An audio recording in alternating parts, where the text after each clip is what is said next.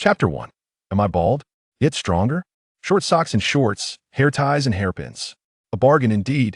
The scoundrel manager has run off with my sister-in-law. Everything must go. Jiangnan donned a white short-sleeved shirt, emblazoned with a whimsical Hello Kitty design. His lower half was clad in shorts and casual flip-flops as he passionately shouted from his makeshift stool, radiating fervor. Hey there, miss. How about purchasing a pair of shorts? A mere $10 for two. The girl passing by hesitated, casting her gaze toward the stall.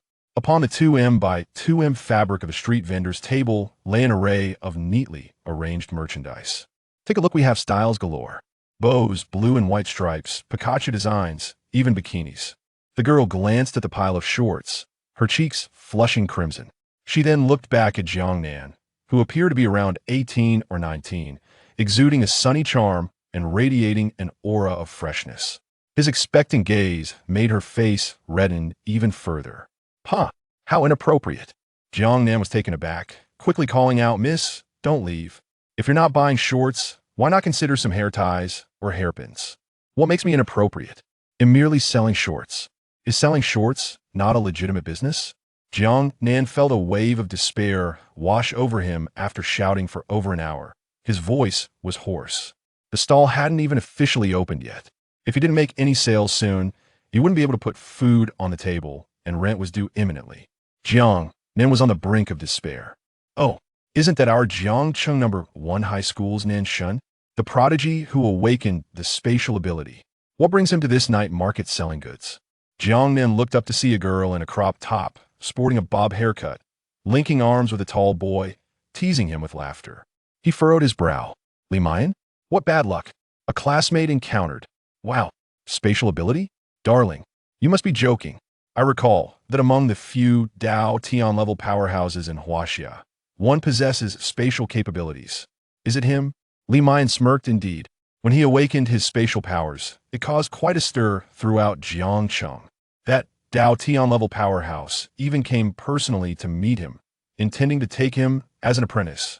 Wang Lin was astonished. And he's still here selling goods? Heh, you're unaware. Although Nanshun awakened the rare spatial ability, his talent test came back as the lowest a level. The Dao Tian level powerhouse was so taken aback that he left in disgust, declaring his talent to be so poor he would never reach the bronze level in this lifetime. Wang Lin's expression was priceless. What an oddity. Jiangnan, exasperated, rolled his eyes and said, Are you two going to buy something or not? If not, please leave. Don't hinder my business. Wang Lin scoffed, kicking a pair of socks on the stall, leaving a clear imprint of his shoe. What's the matter? We never said we wouldn't buy. You're not exactly the model of commerce here. Jiangnan stared at the shoe print on the socks, his brows knitting tighter, and with a radiant smile suggested, Why not get a bikini for your girlfriend? She might find it useful tonight. Li Mayan's face flushed, and he stepped forward, kicking the items on the stall into disarray. Mind your language. Do you know who my brother Wang is? He is an awakened force user from Jiangcheng Lingwu University. Jiangnan scoffed. You nearly gave me a scare. I thought his father was Wang Gang. Wang Lin coldly retorted. What are you so arrogant about? You pathetic street vendor? And what's wrong with being a street vendor? I earn my living through my own skills. Jiangnan replied, unperturbed. Earning a living? Today, I shall ensure you find it impossible to eat. With that, a sinister laugh escaped him. He swung his fist toward Jiangnan's head with such force that it generated a gust of wind. Suddenly, spatial fluctuations swirled around Jiangnan, allowing him to instantaneously shift back half a meter, narrowly evading the blow. However, he felt utterly drained, as if all his strength had been sapped away. This took Wang Lin by surprise. Could it be that he truly awakened a spatial ability? But what of it? Still dare to dodge? He swung his fist again, landing a heavy blow to Jiangnan's chin. The exhausted Jiangnan collapsed to the ground, his head spinning. Bah! He spat a mouthful of blood onto the fabric of his stall. Alert! Blood component detected. The strongest street vendor system begins integration. Integration successful, granting the vendor a piece of stall cloth, a small stool, and a 10-draw lottery ticket. Would you like to draw? What the heck? Jiangnan's head buzzed from the impact. Since when did street vendors have systems? A 10-draw? Could I perhaps summon an SSR, Shikigami sister? Would you like to draw? inquiring again if you wish to draw. Are you going to draw or not, Jiangnan? Why is this system getting impatient? Fine, he'll draw. The lucky wheel, 10 draw lottery begins. Thank you for your patronage. 1 beginner strength potion as a consolation prize. Thank you for your patronage. 1 beginner strength potion as a consolation prize. After 9 consecutive thank you for your patronage, Jiangnan's face darkened. It was clear that 10 draws were a scam. Congratulations. You have won. 1 washing marrow spirit fruit. System item inventory unlocked. Jiangnan saw on the system inventory 9 strength potions and 1 washing marrow spirit fruit. Strength potion. Effect. Increases the user's physical attributes tenfold, lasting for 3 days and nights. Washing marrow spirit fruit. Effect. Purifies the essence and marrow, enhancing the user's innate talent. Jiangnan's eyes sparkled. That consolation prize strength potion sounded quite impressive. He promptly retrieved a bottle from the inventory. Duong.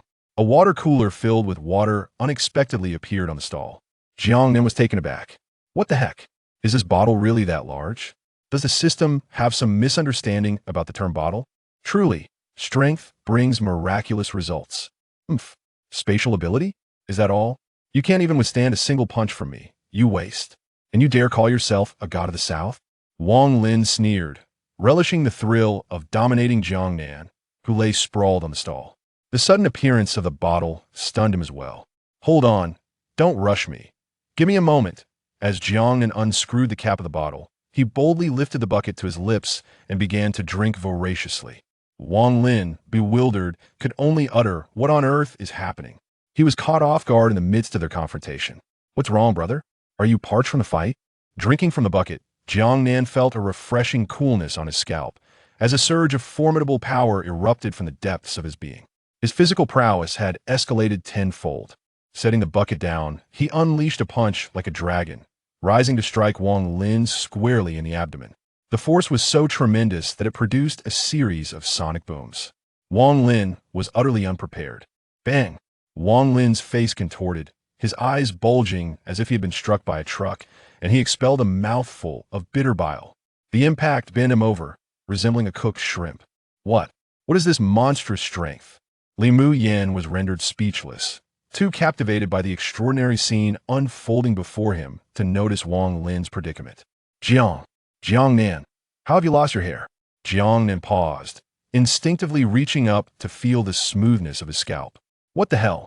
Where's my hair? My glorious mane gone. Completely bald. System, where's my hair? Please, esteemed host, do not concern yourself with such trivialities. Trivialities? How can my once flowing locks be considered mere details? What a deceptive strength potion. Its effects were indeed potent, but at the cost of my hair.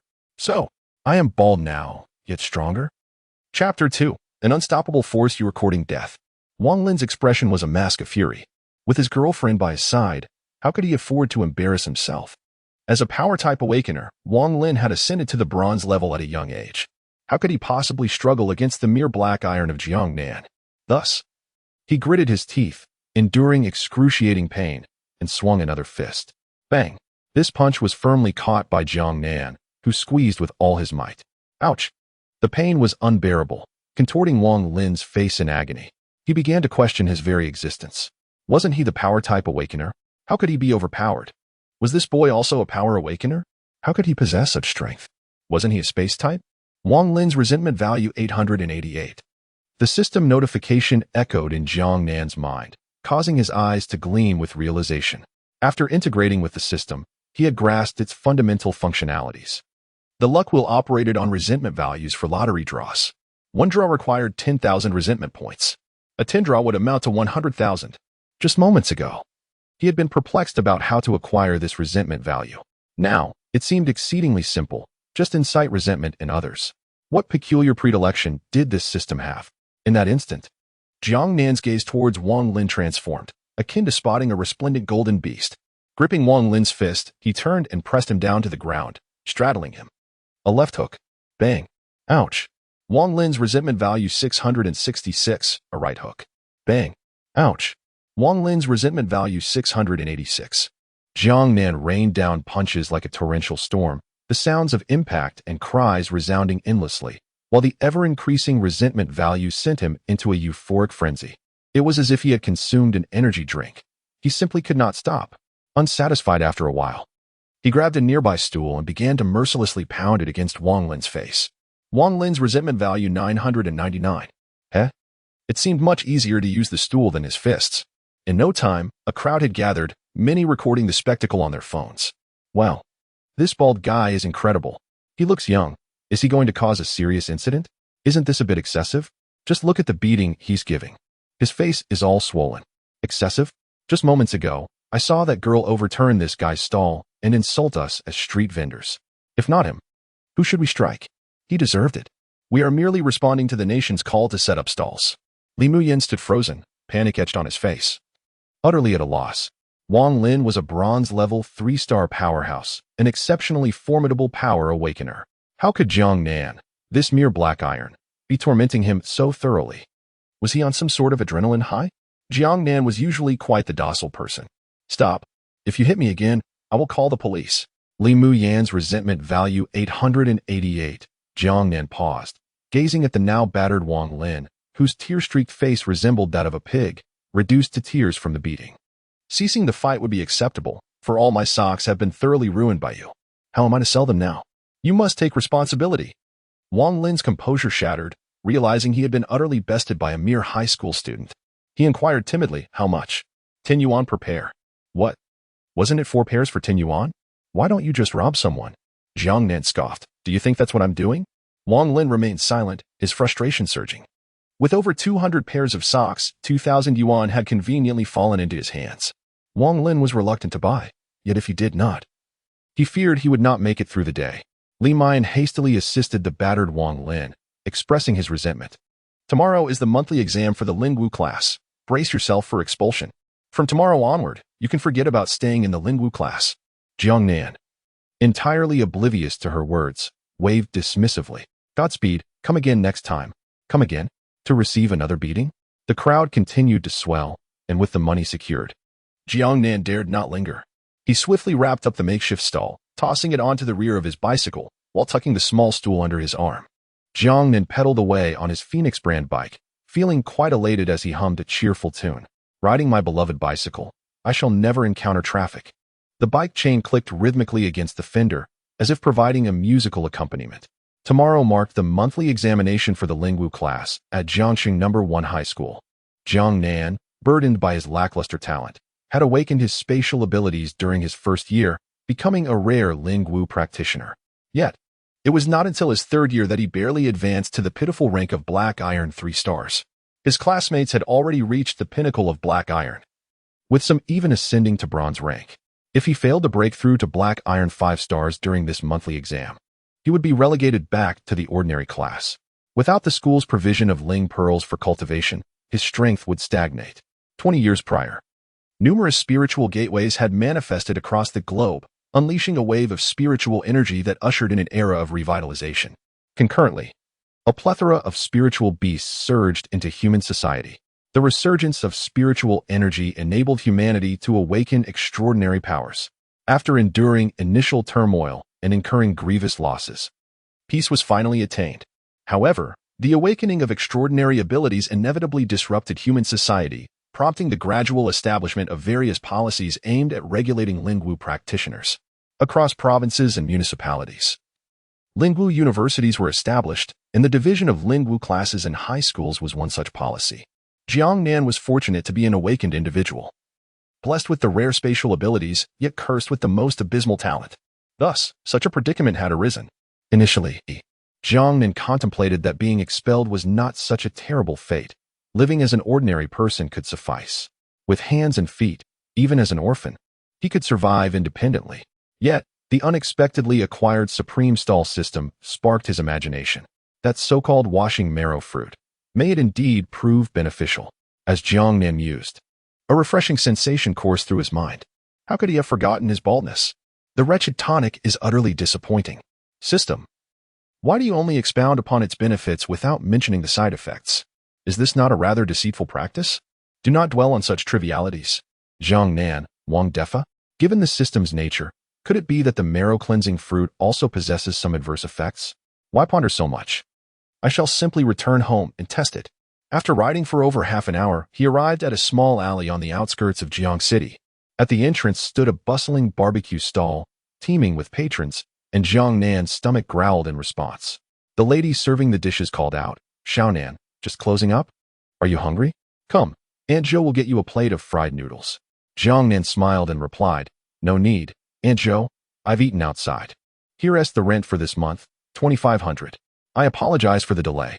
Aunt Zhou accepted the rent, saying, "Oh dear. It's not easy for you to manage everything alone, studying while also working. Why have you shaved your head?" Jiang Nan chuckled. "Well, I thought it would be cooler in the summer. It looks quite spirited, doesn't it?" After exchanging a few more pleasantries, Jiang Nan hurried home, eager to ascertain whether the marrow-cleansing fruit truly had any effect. Chapter 3. Is the hospital Wi-Fi fast? Upon returning to his humble abode, Jiang Nan securely locked his bicycle to the old locust tree at the entrance. The 25-square-meter rented room was modest, yet meticulously organized by Jiang Nan. Beneath his bed lay a considerable stash of goods. Ignoring the growling of his empty stomach, Jiang Nan drew the curtains and, with a mere thought, summoned the washing marrow spirit fruit into his hand. Gazing at the vibrant, plum-like fruit, he swallowed hard. What was there to fear? After all, he had little to lose. Without further ado, he consumed the washing marrow spirit fruit in one swift motion. It melted instantaneously, and then it was gone, vanished. What had happened to the promised cleansing of marrow? Even a plum would possess a hint of sweetness. Yet, after 5 minutes, Jiang Nan suddenly felt a heightened sensitivity to spiritual energy, which began to surge into his body uncontrollably. In an instant, his cultivation level soared to the rank of Black Iron 7 stars. Jiang Nan sensed a genuine enhancement of his innate talent. Although uncertain of the new level he had attained, it was undeniably no longer E-rank. Elation coursed through him, causing his hands to tremble with excitement. However, as reality set in, Jiang Nan hastily checked himself for any missing components. Fortunately, nothing seemed amiss. He recalled the side effects of consuming the powerful potion that had left him bald. Who knew what repercussions the washing marrow spirit fruit might entail? Still feeling apprehensive, he began a meticulous examination. Just as he was concluding his inspection, the door swung open. "Brother Jiang Nan, you've returned so late. You must be starving. I made you a bowl of noodles." A charming girl, adorned in a floral dress and sporting a ponytail, stood at the threshold, a bowl of noodles in hand. Jiang Nan was engrossed in his inspection, oblivious to her presence. The girl's eyes widened in disbelief as she suddenly comprehended the situation, her cheeks flushing a deep crimson. With a resounding thud, she slammed the door shut. "I've left the noodles at the door. Enjoy them once you're finished." "Brother Jiang Nan," Jiang Nan exclaimed. "Wait, what do you mean, once I'm finished? Have you misunderstood something? Do you think I'm engaged in some peculiar activity?" Before he could elaborate, the girl, her face still aflame, hurried away. The noodles were quite delectable, albeit a tad salty. But let us not delve into that. The taste of tears sufficed. He could only hope to clarify things later. After all, she was the landlord's daughter and attended the same school, providing a good opportunity for connection. Once his emotions settled, Jiang Nan turned his attention to the system. He noted the grievance points, which had amassed to over 110,000. After triumphantly defeating Wang Lin, he had reaped substantial rewards, with Li Mayan contributing significantly as well. This bounty was ample enough for another 10 consecutive draws. The prospect of acquiring another washing marrow fruit was tantalizing. Lucky Grand Roulette. 10 consecutive draws commencing. Thank you for your patronage. A consolation prize of a powerful potion. Thank you for your patronage. After 10 attempts, Jiang Nan's expression darkened considerably. He appeared more dismal than a coal miner. Thank you for your patronage, indeed. Why does the phrase "thank you for your patronage" appear on the lucky wheel? Is it because I am balding? My inventory has suddenly increased by 10 bottles of strength potions. Wait, I can set up a stall to sell strength potions. Although drinking them might lead to baldness, who could resist the miraculous effects of strength? Additionally, I could conveniently accumulate resentment points. Splendid. Resolute in my decision, Jiang Nan reclined on his bed and retrieved the domestic marvel he had purchased for $50 at a street stall. He intended to scroll through his phone for a bit before drifting off to sleep. However, he stumbled upon the WeChat group of the Spirit Martial class. The conversation was buzzing with excitement. "Hey, siblings, have you seen the video on Weibo of the bald guy from Jiangxing Night Market thrashing students from Spirit Martial University? It has over 400,000 views. What is going on? Send it over." Soon, someone shared a short video. In the clip, a bald Jiang Nan clad in a Hello Kitty t-shirt, was seated atop Wang Lin, mercilessly pounding him with a small stool. What the heck? This bald fellow is so fierce. The cries are utterly pitiful. I can feel the pain even through the screen. The one being beaten must be a bronze-level strength practitioner, right? This bald guy, though seemingly unimposing, possesses the strength to crush him, yet he chooses to set up a stall? Truly, masters exist among the common folk. Jiang Nan chuckled to himself, amused that someone had captured the moment. The footage was a bit blurry, though. The cameraman seemed to have shaky hands. Hey, why does this bald guy resemble our classmate Jiang Nan? Him? Don't kid around, looking so frail. Could he possibly be a bronze-level awakened strength practitioner? Indeed. It took him 3 years just to reach Black Iron 3 stars. What a waste of the spirit orbs he receives monthly. And he has of the space element. Pfft. After tomorrow's monthly exam, we want to even be classmates anymore. Best of luck. Best of luck. Observing the lively banter in the group, Jiang Nan remained silent, merely smirking. Tomorrow? Jiang Nan had no plans to leave. They should prepare to be astonished. Wait a moment. Isn't that our classmate Li Mayan supporting the brother who got beaten as he leaves in the video? No way. It really is her. I've heard she is dating a guy from Spirit Marshall University. Li Mayan, what is going on, sister? Li Mayan, how did the fight break out? Care to share? Li Mayan, is your boyfriend all right? From Li Mayan's resentment points, 555. The system was rapidly refreshing Li Mayan's resentment points. Jiang Nan was overjoyed. He found his classmates utterly delightful. Clearly, she was also keeping an eye on the group. How could she not be vexed? She was currently accompanying Wang Lin at the hospital for stitches. Thus, Jiang Nan sent a message. Nanshan, Li Mayan, doesn't the hospital Wi-Fi work pretty fast? I envy you folks who can leech off the internet. My data is almost depleted. From Li Mayan's resentment points 999. Is that why I went to leech off the internet? Can you be any more insufferable? Doesn't anyone have a conscience about who is responsible? Throughout, she had remained silent, yet the system's resentment points continued to refresh incessantly, until Jiang Nan fell asleep. He was still scrolling. When a woman remembers a grudge. TSK, TSK, TSK. The next day, with a buoyant mood, Jiang Nan stepped outside only to encounter the landlord's daughter, who was ready for school with her backpack. Yuqing, little sister, yesterday Zhou Yuqing glanced at Jiang Nan. Her delicate face flushed once more. Bashfully, she remarked, Brother Jiang Nan, you should rest early tonight and take care of your health. With that, she flicked her ponytail and dashed away with remarkable speed. Jiang Nan felt a mix of despair and frustration. Am I truly unable to articulate my intentions? Sister, please listen to me. I am not that kind of person. I merely went for a health check. I assure you, there was nothing untoward involved. Wearing a cap to shield his bald head, Jiang Nan rode his bicycle, accompanied by the rhythmic clatter of the pedals, making his way to school. The monthly exam was just around the corner. Chapter 4. Is that you, Teacher Saitama? As Jiang Nan entered the classroom. It was initially abuzz with chatter due to the impending monthly examination, but the atmosphere grew noticeably quieter. His handsome and refreshing visage drew the attention of many female classmates. However, the thought that after the monthly exam, Jiang Nan would no longer be their classmate cast a slight shadow of melancholy over him. He ambled to his seat by the window, and the buzz of conversation resumed among his peers. Why is our god Nan still wearing a hat? Trying to be a garlic bulb? Huh.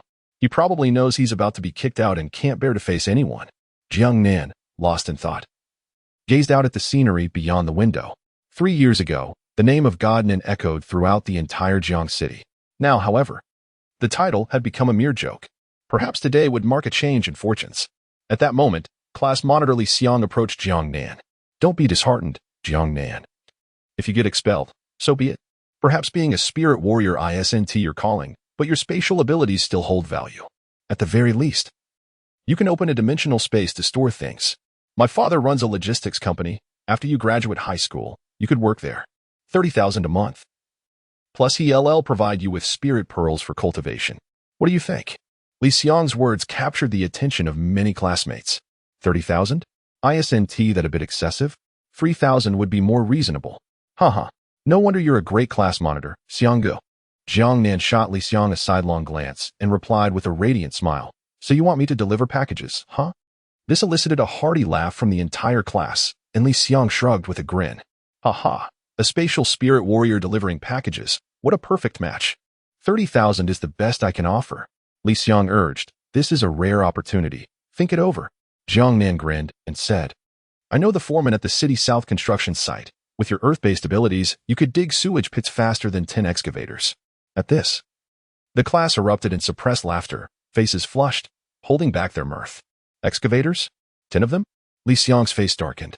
Li Xiang's resentment level 999. Don't push your luck.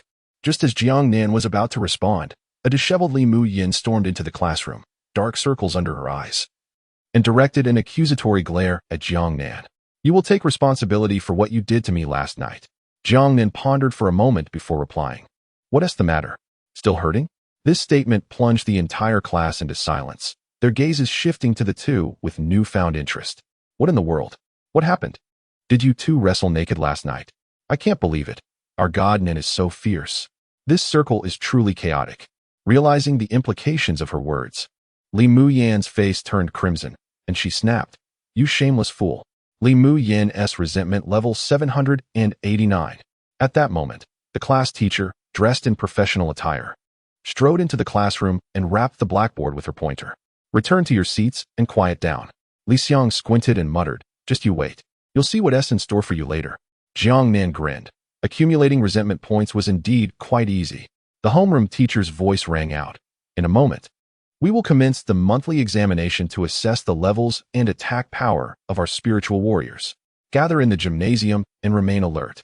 Class 1 of the spiritual warriors is an elite class. Do not let us down. The teacher's gaze settled on Jiang Nan, prompting a wave of derisive laughter from several classmates. Jiang Nan remained unfazed. The gymnasium of Jiangxing No. 1 High School resembled a glass structure, having been transformed into a venue suitable for spiritual warriors. On the third floor, nearly 500 students from 10 classes of the senior spiritual warrior cohort assembled in formation. After the principal delivered a rather soporific speech, the monthly examination commenced. Before the floor-to-ceiling windows stood a testing machine, reminiscent of a punch-power testing device. Its target crafted from titanium-magnesium alloy, complete with a display screen to exhibit the results.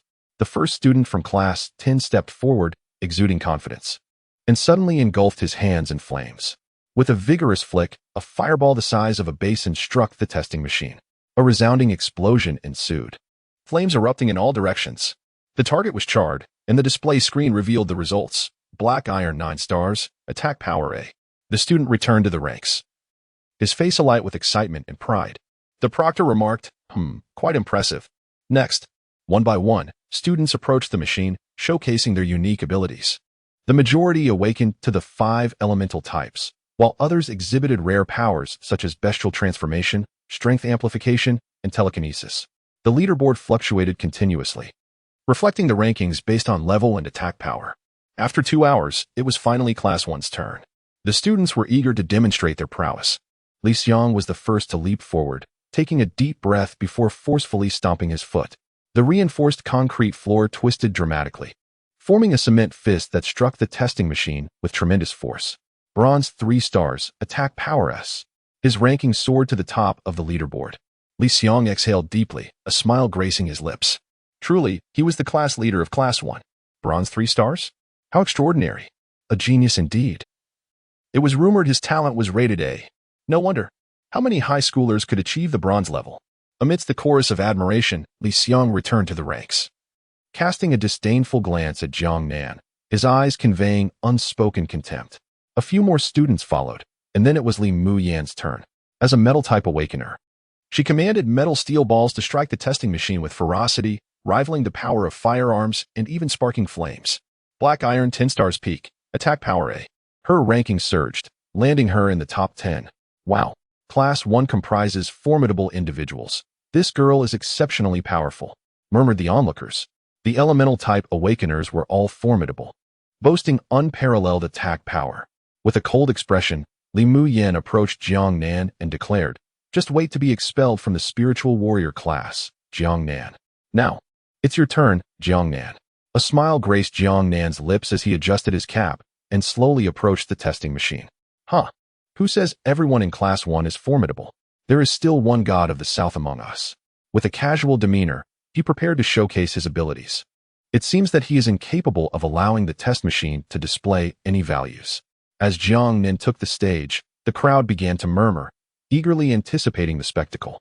Jiang Nan, undeterred by the harsh whispers, took a deep breath, his muscles coiling like tightly wound steel.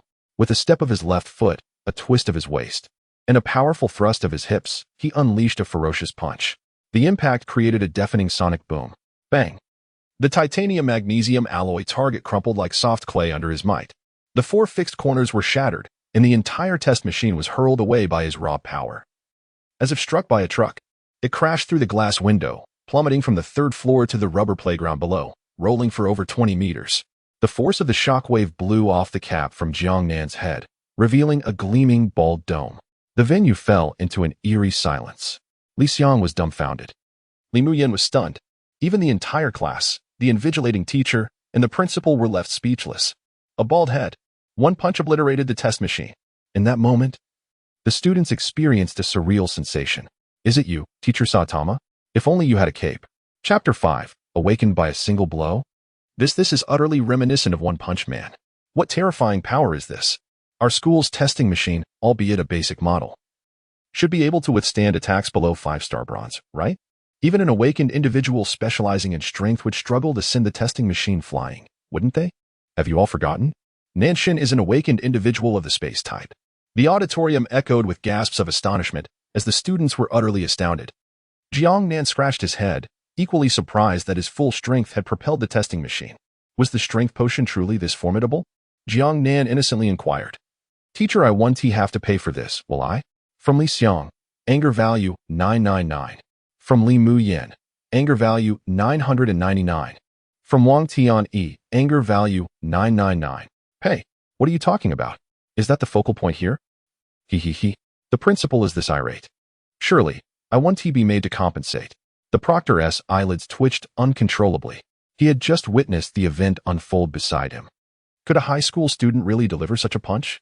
Coughing lightly to mask his embarrassment, he instructed, some students, please retrieve the testing machine. Rest assured, you will not be held liable. It is our school's oversight. Besides, it is about time we replaced that old testing machine. Principal Wang's expression darkened considerably. From Wang Tianyi, anger value 999. Jiang Nan couldn't help but chuckle. Teacher, please stop. If you continue, the principal might just seek revenge. Shortly thereafter, several students returned with the testing machine from the playground. They were questioning their own lives, grappling with the weight of such a heavy object, which must have weighed at least 700 or 800 pounds. How on earth did it get launched so far? The students playing basketball on the court were utterly dumbfounded. Which senior had the prowess to send the testing machine flying from the 3rd floor gymnasium? This is terrifying beyond belief. All the faculty and students stood in collective silence, staring at the testing machine, which resembled something blasted by armor-piercing rounds, as Jiang Nan delivered a punch that felt thoroughly refreshing. Although the display flickered somewhat, it remained operational. Black iron 7 stars. Attack power, infinite. Jiang Nan's name soared to the top of the leaderboard. Hiss, am I seeing this correctly? Nanshun possesses such a terrifying attack power and is only at black iron 7 stars. Attack power, infinite. Max. Incredible. Wang Tianyi gazed at the battered testing machine, feigning calmness. Well, it seems the damage isn't too severe. With repairs, it can still be used. However, the machine then erupted with a final spark, completely shutting down and becoming irreparable. From Wang Tianyi, anger value 999. What is there to repair? Principal, is your frugality truly commendable? The proctor remarked. I recall your awakening was of the space type. How is it that your strength? Jiang Nan casually replied.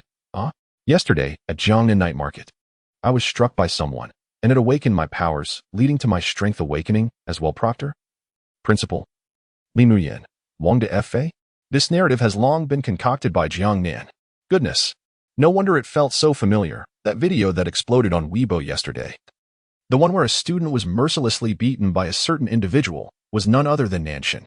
Indeed, is this a dual system awakening? One punch from someone and an awakening occurs? Is it really that casual? The gaze of everyone in class 1 converged on Li Muyan, their expressions revealing understanding. So this was the case. Yesterday, Jiang Nan had assaulted Li Muyan's boyfriend. This explained the conversation from the morning. The supervising teacher chuckled. Well, this is your opportunity. I shall report this to the school. A dual system awakening is exceedingly rare. You will receive an additional spirit pearl each month. Jiang Nan's eyes sparkled. Thank you, teacher. After stepping down, Jiang Nin approached Li Mu Yin with a bashful expression. Make sure to thank my brother Wang when you visit the hospital. If not for him, I truly wouldn't have achieved this dual system awakening. Li Mu Yin seethed with resentment, her teeth grinding in irritation. Li Mu Yan's resentment value 999. The mischievousness of the moment brought joy. The surrounding classmates regarded Jiang Nan with a mix of envy. To achieve a dual system awakening with just a punch? Is there such a fortuitous occurrence in the world? This idea is simply too splendid. Should I also reach out to Li Mu Yan's partner? Perhaps a punch in my direction could yield similar results? The supervising teacher announced, all right, next up, Lu Wu Quan from Class 1. For those who were unable to be tested, the monthly assessment is postponed until the new testing machine is in place. He then realized that the testing machine had already been obliterated by Jiang Nan's punch. What is there to test? Supervising teacher's resentment value 200. Lu Wu Quan's resentment value 666. The system's resentment value list refreshed wildly, as those who did not pass the test contributed their waves of resentment to Jiang Nan. Jiang Nan felt that his classmates were simply adorable. If there is a next time, I shall certainly reform. Yes, I shall strive to obliterate the testing machine at the earliest opportunity. How delightfully mischievous. Thus, the monthly assessment concluded prematurely due to Jiang Nan's punch. As they dispersed, Li Xiang approached coldly. Don't celebrate too soon. With your pathetic talent, what does a dual system awakening matter? It's merely a momentary glory. Soon enough, we will leave you behind. Jiang Nan raised his fist. What's up, human excavator? Is your skull harder than the titanium-magnesium alloy testing machine? Li Xiang. Li Xiang's resentment value 888. We'll see about that. Watching Li Xiang's retreating figure, Jiang Nan felt an overwhelming sense of joy. Following Wang Lin, this fellow had become his second major source of resentment, contributing nearly 30,000 resentment points. This must be nurtured well. After school in the evening, Jiang Nan rode his bicycle straight to the Jiang City night market. On the way, he began to devise his money-making schemes. At Jiang City night market, street vendors were selling with fervor. Upon arriving, Jiang Nan activated his spatial abilities, and a rift suddenly opened beside him. As a spatial practitioner, there may be many things beyond my capability. However, one undeniable advantage is the ability to create an alternate space for storage. With Jiang Nan's current strength, he can manifest a 3 cubic meter space effortlessly, maintaining it with ease. Much of his merchandise is conveniently stored within this alternate dimension. A square mat is laid out on the ground, displaying socks, undergarments, hair ties, and hairpins in an orderly fashion. The singular distinction today is the presence of 10 bottles of mineral water. The caps are evidently unscrewed, and the labels have been torn off. Scrawled haphazardly on the bottles with a marker are the words, Farmer's 3 punches. This is Jiang Nan's pre-prepared elixir of strength. Step right up, come and take a look. Socks, undergarments, hair ties, and hairpins at bargain prices. Plus, the ancestral Farmer's 3 punches. And it's even slightly sweet. Chapter 6. A remarkable skill. Shattering stones with my forehead as the evening deepened, the Jiangnan night market became increasingly bustling with activity. Amidst a fervent and impassioned roar from Jiangnan, he indeed attracted a considerable crowd. 2 young ladies passing by whispered to each other, Hey, isn't that the bald fellow from yesterday at the Majahu? Is he back to set up his stall again? Oh my, it truly is him. Quite dashing. Isn't he? What? Are you smitten? Not at all. Baldness is not my type. If he had hair, I would definitely ask for his WeChat. Jiangnan. System. Do you have to be so detailed? Ladies, I assure you, my baldness is not by choice. A tall, handsome man accompanying the 2 young ladies rolled his eyes and remarked, Let's enjoy the night, shall we? Tomorrow our team will venture into the spirit ruins. One of the young ladies pouted. Stop being a buzzkill. Come on, let us see what he has got. The tall man scoffed. What is so appealing about a bald man? He is not even as handsome as I am. Thus, the trio approached the stall to browse the goods, many of which made the young ladies blush. Jiangnan, sharp-eyed, noticed a small red elastic band peeking from the back of Zheng Wei's waist as he bent down. He chuckled. What is up, brother? Is this your zodiac year? Sporting red shorts too. My red shorts absolutely 1T fade. Wear them with confidence. 2 pairs for 10 yuan. Zheng Wei's face darkened. Where are you looking, you idiot? Zheng Wei's resentment level 666. The 2 young ladies followed Jiangnan's gaze and immediately noticed the flash of red at Zheng Wei's waist, bursting into laughter. Ha ha ha, Zheng Wei. It truly is your zodiac year. So vibrant. Quite flashy. Let us get 2 pairs then. They 1T fade. Good luck wearing red in your zodiac year. Jiangnan interjected, The fairy sisters are right. Let's get 2 pairs. Zheng Wei's resentment level 666. What a brat. Not as handsome as me? I was quite the looker when I had hair, you know? After scanning the payment, 10 yuan was credited. Zheng Wei, filled with unexpressed ire, fixated on a bottle of mineral water at the stall. Upon closer inspection, he chuckled. Farmer's 3 punches? What's this? Jiangnan perked up. Brother, you don't know? It's an ancestral recipe. It tastes a bit sweet. 1 bottle, and your strength multiplies tenfold. Just 3 punches to take down an enemy. Zheng Wei's eyelids twitched. What the hell? Farmer's 3 punches is a bit sweet? This bottle is clearly already opened. And ancestral? Can mineral water even be ancestral? Waiter, bring me a bottle of 82 mineral water. Just this flavor, it's superb. Zheng Wei scoffed. Boss, are you pulling my leg? This is just water, isn't it? The 2 young ladies looked bewildered. Ancestral mineral water? Impressive. Jiangnan widened his eyes. Oh, do you not believe me? Saying this, he picked up a red brick from the roadside and smashed it against his forehead with considerable force. The young ladies gasped in shock. He had yet to finish his words when a red brick came crashing down on Jiangnan's forehead. Zheng Wei, young lady, are street vendors this dedicated nowadays? Do you believe it? As Jiangnan broke another piece of red brick, the sound echoed, causing onlookers to shiver. Let me tell you, before I drank Farmer's 3 punch, getting out of bed was a struggle. Afterward, I could split red bricks with my head and tear off manhole covers with my hands. Do you believe it? With that, he struck another brick against his forehead. Zheng Wei quickly intervened. Brother, don't do that, brother. I'll buy it. How much? Jiangnan wiped the brick dust from his forehead and smiled. Not expensive. 11,000 a bottle. Zheng Wei nearly choked on his own saliva in astonishment. 11,000? Is your ancestral mineral water that precious? Jiangnan shrugged. The effect is remarkable. The 2 young ladies became intrigued and encouraged. Zheng Wei, why not give it a try? You're not short of that 11,000, are you? Look at them. They're splitting bricks with such effort. Under the expectant gaze of the 2 young ladies, Zheng Wei had no choice but to concede. Alas, let us consider it as paying to witness a marvel. He transferred 11,000 through WeChat. Jiangnan quickly called out, Wait, brother, I still need 1 more. Zheng Wei was bewildered. ISNT at 11,000? Why do you still need 1 more? Jiangnan replied matter-of-factly. ISNT the brick worth money? 1 piece is 50 cents. Zheng Wei's resentment value 666. Are you kidding me? You want me to pay for breaking bricks? This business is a total scam. Just wait and see if it doesn't work. Without hesitation, under the eager gazes of the 2 young ladies, Zheng Wei unscrewed the cap of Farmer's 3 punch and drank it all down. Boom, boom, boom. In an instant, a wild surge of energy erupted from within him, causing Zheng Wei's face to turn crimson. Well, it's really happening. Excitement filled Zheng Wei's eyes. He was already a bronze 2-star power type awakened. With a tenfold enhancement, his strength reached a terrifying level.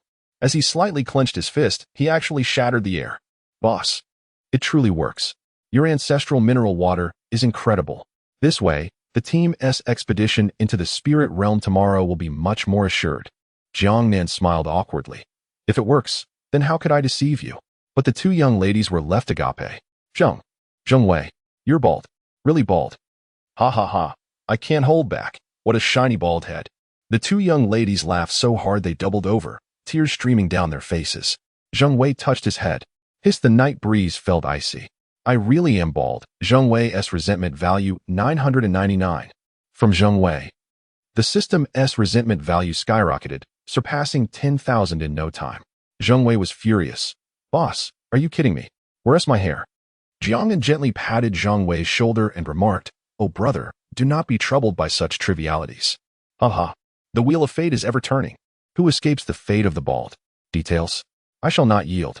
Zheng Wei felt a surge of emotion, yet was promptly restrained by 2 young ladies nearby. Oh, the bald head is quite charming. One of them exclaimed.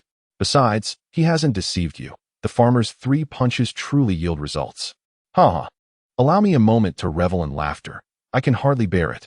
Jiangnan winked at the 2 young ladies with a grin, saying, at this moment, it seems I am the more handsome one, wouldn't you agree? The young ladies giggled.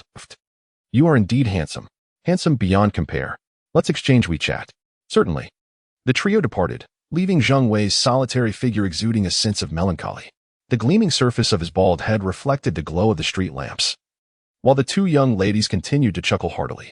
At that moment, A Mercedes-Benz G-Class sped into view, halting at the entrance of the night market. From the driver's seat emerged a stunning woman clad in a jacket and hot pants. She was breathtaking, akin to a snow lotus blooming under the night sky. Her silver hair cascaded to her shoulders, and her blue eyes were as profound as the ocean. Clutching her phone, she revealed a playful smile, showcasing her adorable tiger teeth. It must be him. This time, I am certain. From the passenger seat alighted a girl dressed in a white orchid-patterned shirt and fitted jeans, adorned with a sun hat. She chuckled. Xiaoyao, you have been searching for nearly half a year. You always say that. Xiaoyao, her expression rife with indignation, retorted, Humph. Do you think that just because he shaved his head, I would fail to recognize him? That unscrupulous merchant. Oh, the mere thought ignites my fury. With that, she grabbed Zhong Yingshue's arm and hurried towards the Jiangxing night market, the sound of her grinding teeth audible. Zhong Yingxue stifled giggles, covering her mouth. Those shorts have really faded quite severely. Xiaoyao shot her an admonishing glare. Shoo. Do not speak of it. How embarrassing. Chapter 7. A Dual Assault. Having just sold a bottle of Farmer's 3 punches, Jiang Nan relished the sweet taste of success. How could he easily let this opportunity slip away? Not only did he earn a handsome profit, but he also amassed a considerable amount of resentment points. The path to wealth and a moderate lifestyle beckoned. He promptly retrieved a stack of red bricks from the alternate dimension. Come. The ancestral Farmer's 3 punches. 1 sip for a head smash on the brick. 2 sips to kick a durian. 3 sips, and I soar to the heavens. Life is blissful as a deity. Without exaggeration, he began to break bricks right on the spot. As he spoke, he grabbed a red brick and slammed it against his forehead. With a resounding crack, it shattered. The onlookers were momentarily stunned, and soon a crowd gathered. By heavens, he really did it. Nowadays, one must possess extraordinary skills even to set up a stall. The boss is quite audacious. Is he risking his life for money? Then someone remarked, Boss, is that brick genuine? Jiang Nan, feeling incensed, stood up with the brick in hand. Fake? Come, let me give you a try. Resentment points from Song Xian 666. Boss, even if it is fake, I wouldn't dare to challenge it. Haha, the boss is tough, truly a real brick. Red-skinned, black-hearted kiln brick. It's solid. This gentleman knows his stuff. At that moment, many began recording short videos, and the crowd continued to swell. However, after Jiang Nan had smashed over 20 bricks and his voice had grown hoarse, the spectators remained unwilling to part with their money. Jiang Nan's heart ached. Red bricks are not free. In this day and age, even a 2-person performance charges admission. Could they not purchase Farmer's 3 punches or at least a hair tie or shorts? Was everyone simply seeking to enjoy for free? Just then, a wave of gasps rippled through the crowd. Most had been drawn away to another spectacle. Jiang Nan was still engrossed in his brick-smashing endeavor. The crowd stirred with excitement. What an exquisite beauty. I've never seen someone so stunning in my life. She rivals the stars. Is this what it feels like to fall in love at first sight? There stood Xiaoyao, her gaze scanning the surroundings, her entire being radiating wildness, akin to a white wolf foraging in the snow. Her blue eyes and silvery short hair cascaded to her shoulders, clad in hot pants and a black tank top, complemented by a denim jacket. Her delicate navel peeked out. Her tall figure reaching around 180 centimeters, her legs straight as if drawn from a comic. Beside her, the slightly shorter Zhong Yingxue wore fitted jeans paired with a white shirt, a sunnet purse atop her head, her black hair trimmed to ear length, revealing her fair neck.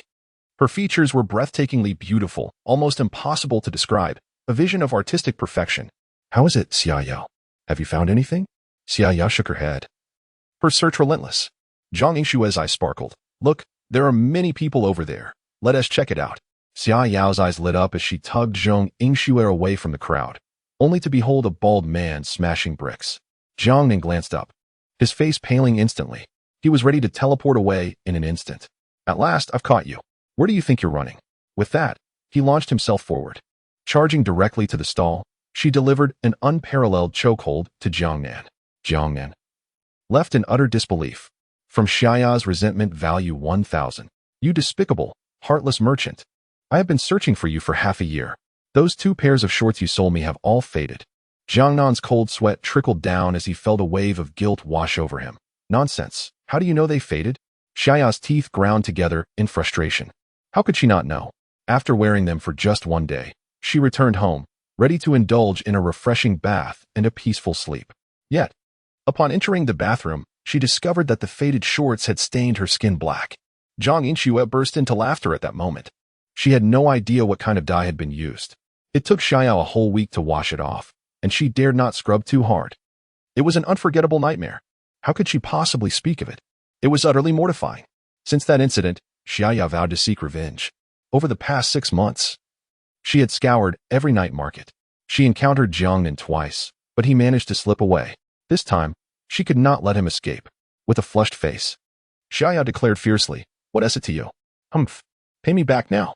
The crowd erupted in astonishment. Goodness, what is happening? Is the bald owner really this tough? Are these two stunning beauties here for him?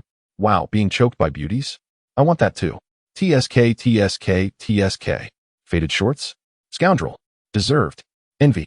I wish I could be a scoundrel too. Initially, Jiang Nan contemplated teleporting away. But now, the two were tightly pressed against him, making it nearly impossible to breathe. Where could he run? Meanwhile, Zhang Yingxue stood beside them, covering her mouth in shock, her face a mask of disbelief as she gazed at Jiang Nan. Tears had already moistened her eyes. Jiang Nan? Is that you? Hearing the familiar voice, Jiang Nan froze momentarily. He had been so focused on Xiao that he had completely overlooked Zhang Yingxue's presence. He raised his gaze to the girl before him. Xia, Zhao Yingxu? His heart was suddenly overwhelmed with immense joy. Before he could utter a word, Zhang Yingxue disregarded everything else and rushed into his embrace. In an instant, Jiang Nan was enveloped in her fragrance. It felt like a warm embrace. The crowd's demeanor shifted dramatically. What the heck? Am I witnessing a pincer attack? Is it really this intense? Is there no sense of justice left? At that moment, Jiang Nan found himself struggling under the dual pressure. Zhao Yingxu. I can't breathe. Jiang Nan gasped, feeling suffocated, genuinely panicking. Yet, it felt remarkably delightful. Realizing her mistake, Zhang Yingxue quickly released him, her cheeks flushed. She brushed the dust off his head. Xiao was momentarily taken aback. Why did Zhao Yingxu rush in too? Was she trying to help me seek revenge? Xiao quickly let go of Jiang Nan. Xiao, instantly shaking her head vigorously. I finally caught him. What if he escapes if I let him go? Zhang Yingxu, with eyes full of helplessness, gave a wry smile and said, "This is Jiang Nan, my friend from the orphanage." Xiao, taken aback, exclaimed, "No way. What a coincidence. You two actually know each other? And from the orphanage? Childhood sweethearts?" With a pout, Xiao playfully warned, "If I loosen my grip, you better not run away." At this moment, Jiang Nan was also in a daze, gazing at Zhang Yingxu, faint traces of their childhood likeness emerging, wiping away tears from the corners of her eyes. Zhang Yingxu remarked, "Why on earth do you still have a shaved head? And here you are, peddling on the streets." Jiang Nan scratched his head and chuckled. "It's summer, so I thought I might as well shave it all off. No need for frequent haircuts, saves money. As for selling bricks, I figured this business might do better." Zhang Yingxu's eyes glistened with tears again. The years since leaving the orphanage must have been tough for her. Jiang Nan, unfazed, replied, "What's there to worry about? During our time in the orphanage, we've endured all sorts of hardships together. As long as we have hands and feet, we won't starve." Both were orphans, raised in the Jiacheng orphanage, relying on each other for support. In their childhood, Jiang Nan saved up his pocket money for months just to buy her a bag of white rabbit candies. Whenever she was bullied, Jiang Nan would always stand in front of her. When he fell ill, it was always Zhang Yingxu who kept vigil at his bedside. To Zhang Yingxu, Jiang Nan was not just a friend. He was her shelter from the storms of life. This bond could not be exchanged for any amount of money. Two parentless orphans had depended on each other to endure the most challenging times, believing it would always be this way. However, when Zhang Yingxu awakened her fire-based powers at the age of 13, her talent reached a terrifying S-grade level. Ultimately, she was adopted and cultivated by the prominent Zhang family, despite her desperate pleas to stay with Jiang Nan. After that, they never saw each other again. Jiang Nan moved out of the orphanage at 16, striving for independence until today. Who would have thought they would meet again here? Xiao, crossing her arms, teased, "Hey, little bald head. Don't think you can escape my wrath. You owe me compensation." Jiang Nan, feeling guilty, tentatively suggested, "How about I compensate you with 2 pairs of shorts instead? You can choose your favorite color this time." Xiao glared at him, tightening her grip. Uffed, as if, what would I do with that? Just wear them and dye them myself, right? Jiang Nan rolled his eyes in exasperation. This girl, Xiao, had quite the strength. All right, enough of the antics. After all these years, you're still as mischievous as ever. Let us grab a meal together later and talk about it. Xiao, however, had no intention of letting Jiang Nan off the hook, determined to show him her might. Wait until I finish my purchases. With that, Xia Yao pinned Jiang Nan down on a small stool, maintaining her hold around his neck, her weight pressing down on his back. No escape. I'll help you sell. Jiang Nan rolled his eyes again. You can sell all you want. Just stop choking me. I can't breathe. Chapter 8. I must have been blinded by money. The throng gathered around appeared utterly astonished, their eyes wide with disbelief. One could see the flush of excitement upon their faces. Why not? Let us set up a stall tomorrow as well. There stood Zhong Yingshui quietly beside Jiang Nan, while Xia Yao, positioned behind him, kept a firm grip on his collar, fearful of letting him slip away. Yet, she genuinely felt a sense of joy for Zhong Yingshui, for she alone understood the profound significance Jiang Nan held in Zhong Yingshui's heart.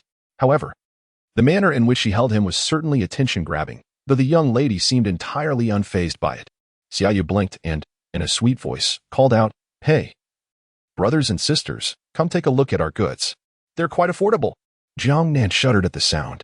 Such a tall, wild goddess speaking in such a dulcet tone.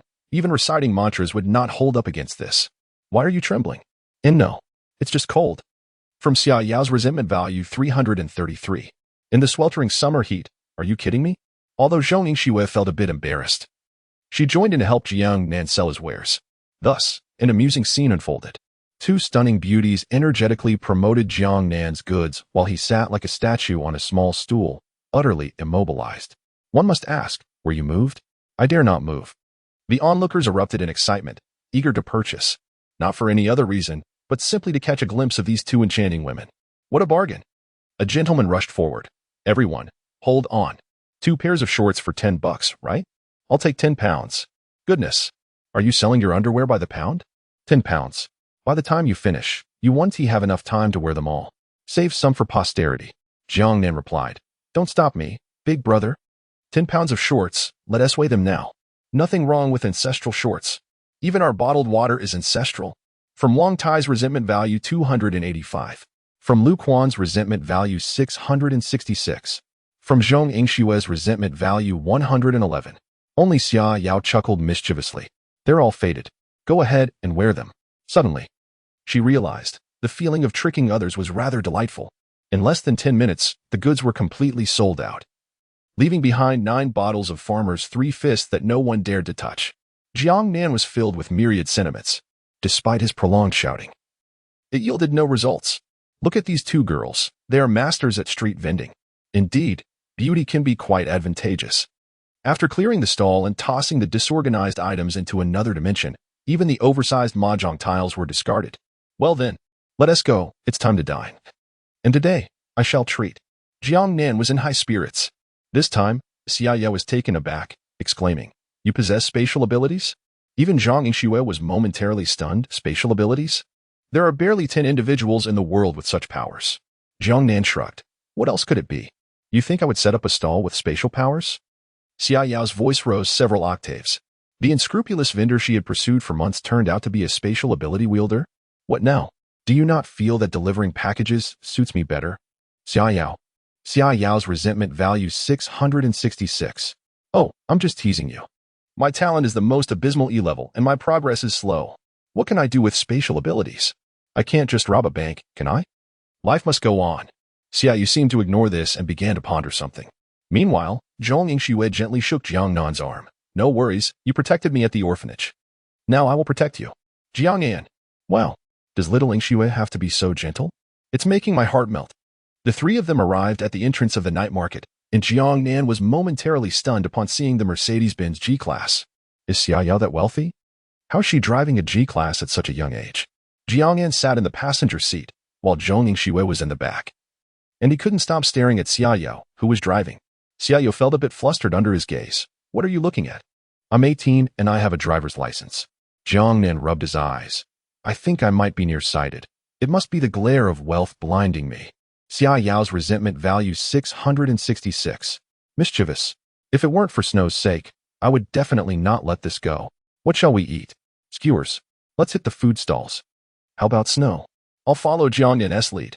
The mighty V8 engine roared, and a crowd of onlookers at the night market envied their presence, wondering what kind of background they had to be flaunting like this. Little did Jiang Nan know, The video of him smashing bricks had been shared enthusiastically by netizens on Weibo. Its popularity soared, surpassing the previous video. At a food stall in Xiamen, they ordered grilled kidneys, soy sauce skewers, and 3 bottles of freshly squeezed juice. No spice, Snow doesn't tea like spicy food. Zhong Yingxue laughed. You still remember? Jiangnan replied, I have a good memory. Watching Jiangnan and Zhong Yingxue being so affectionate. Xia Yao pouted. Xia Yao's resentment value 333. Indeed, this little girl Xia Yao must have some issues. I must stay alert. Jiangnan, Snow. Where are you studying now? At Songjiang Lingwu High School. Xia Yao is in the same class as me. We are both in our final year. Jiangnan was taken aback. Songjiang Lingwu? The competition there must be quite fierce, right? Songjiang Lingwu is the only high school in Jiachen composed entirely of spiritual warriors. Boasting complete facilities and a strong teaching staff, they consistently rank among the top 3 in the provincial high school league every year. Xia Yao chuckled. Competition? Not a chance. Snow is a bronze level 9-star fire ability user with exceptional output. Plus, I have a bronze level 7-star beast transformation ability. We are quite formidable. If it weren't for that bastard with the surname Luo, Xiao Yao enough. Zhong Yingxue frowned. Xia Yao reluctantly fell silent, but couldn't help but say, can't we let Jiangnan step up in the team? Although he is a bit ruthless, at least he is trustworthy. Besides, he has spatial abilities. He would undoubtedly be an invincible presence in controlling the situation. Zhong Yingxue shook her head. I will handle my own matters. Xia Yao, how will you handle them? What an extreme situation you've been pushed into. If it weren't for my presence, what would you do? Xiao Yao. Summer Yao gritted her teeth in frustration, but ultimately resigned herself to silence, devouring skewers instead. Jiangnan, however, remained unperturbed and remarked, Xue is just a bit stubborn. Come, let us enjoy some skewers.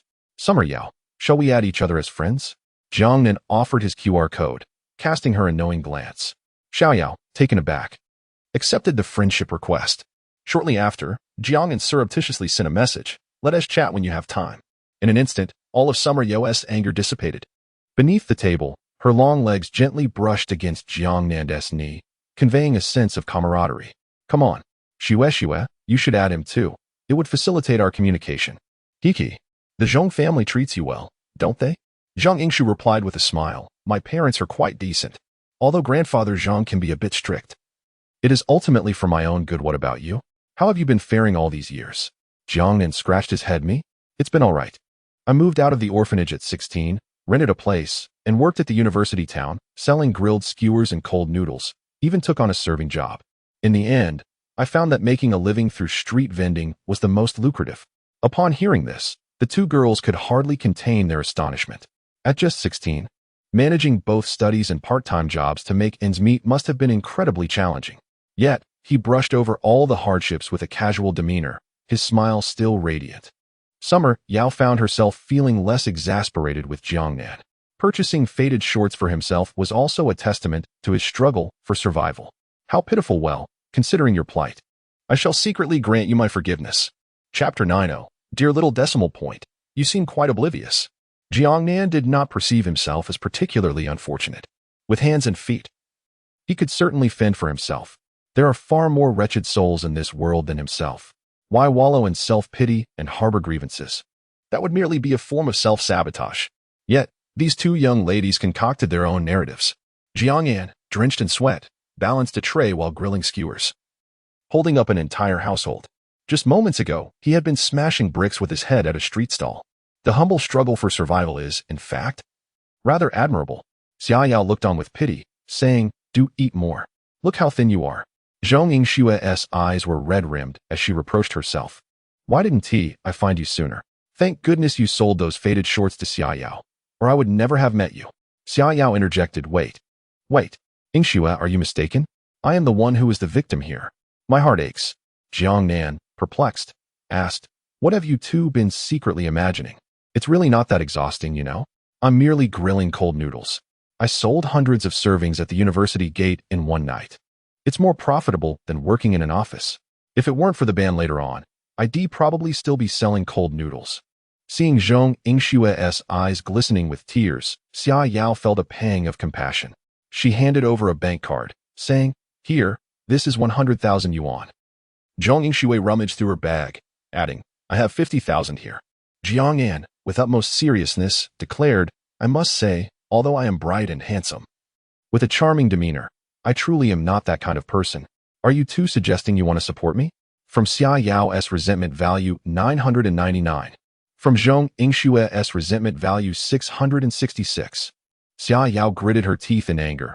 I would support a big-headed ghost. I wouldn't even glance at you. You bald scoundrel. Zhong Yingxue chided, Xiaonan. You're being mischievous again. Jiangnan retracted his neck, chuckling awkwardly. The meal was enjoyable. As it drew to a close, Xia Yao reached out towards Jiangnan. What is it? Give me your phone.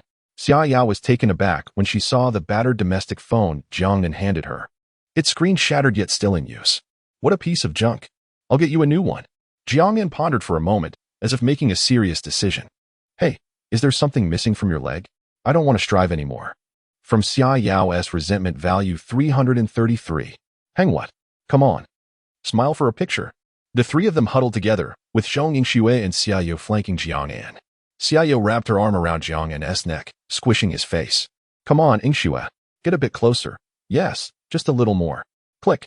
In the photograph, Xia Yao held a skewer in her mouth, embracing Jiangnan, whose face was comically distorted yet beaming with joy.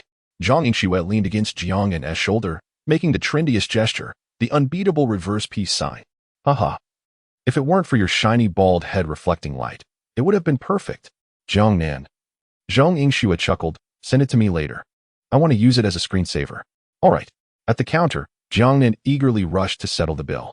I insist on treating you both. You helped me sell the goods. It wouldn't be fair otherwise, would it? Xia Yao and Zhong Yingxue simply couldn't compete. Boss, how much is it? 341. Just let it be an even 300. Got it.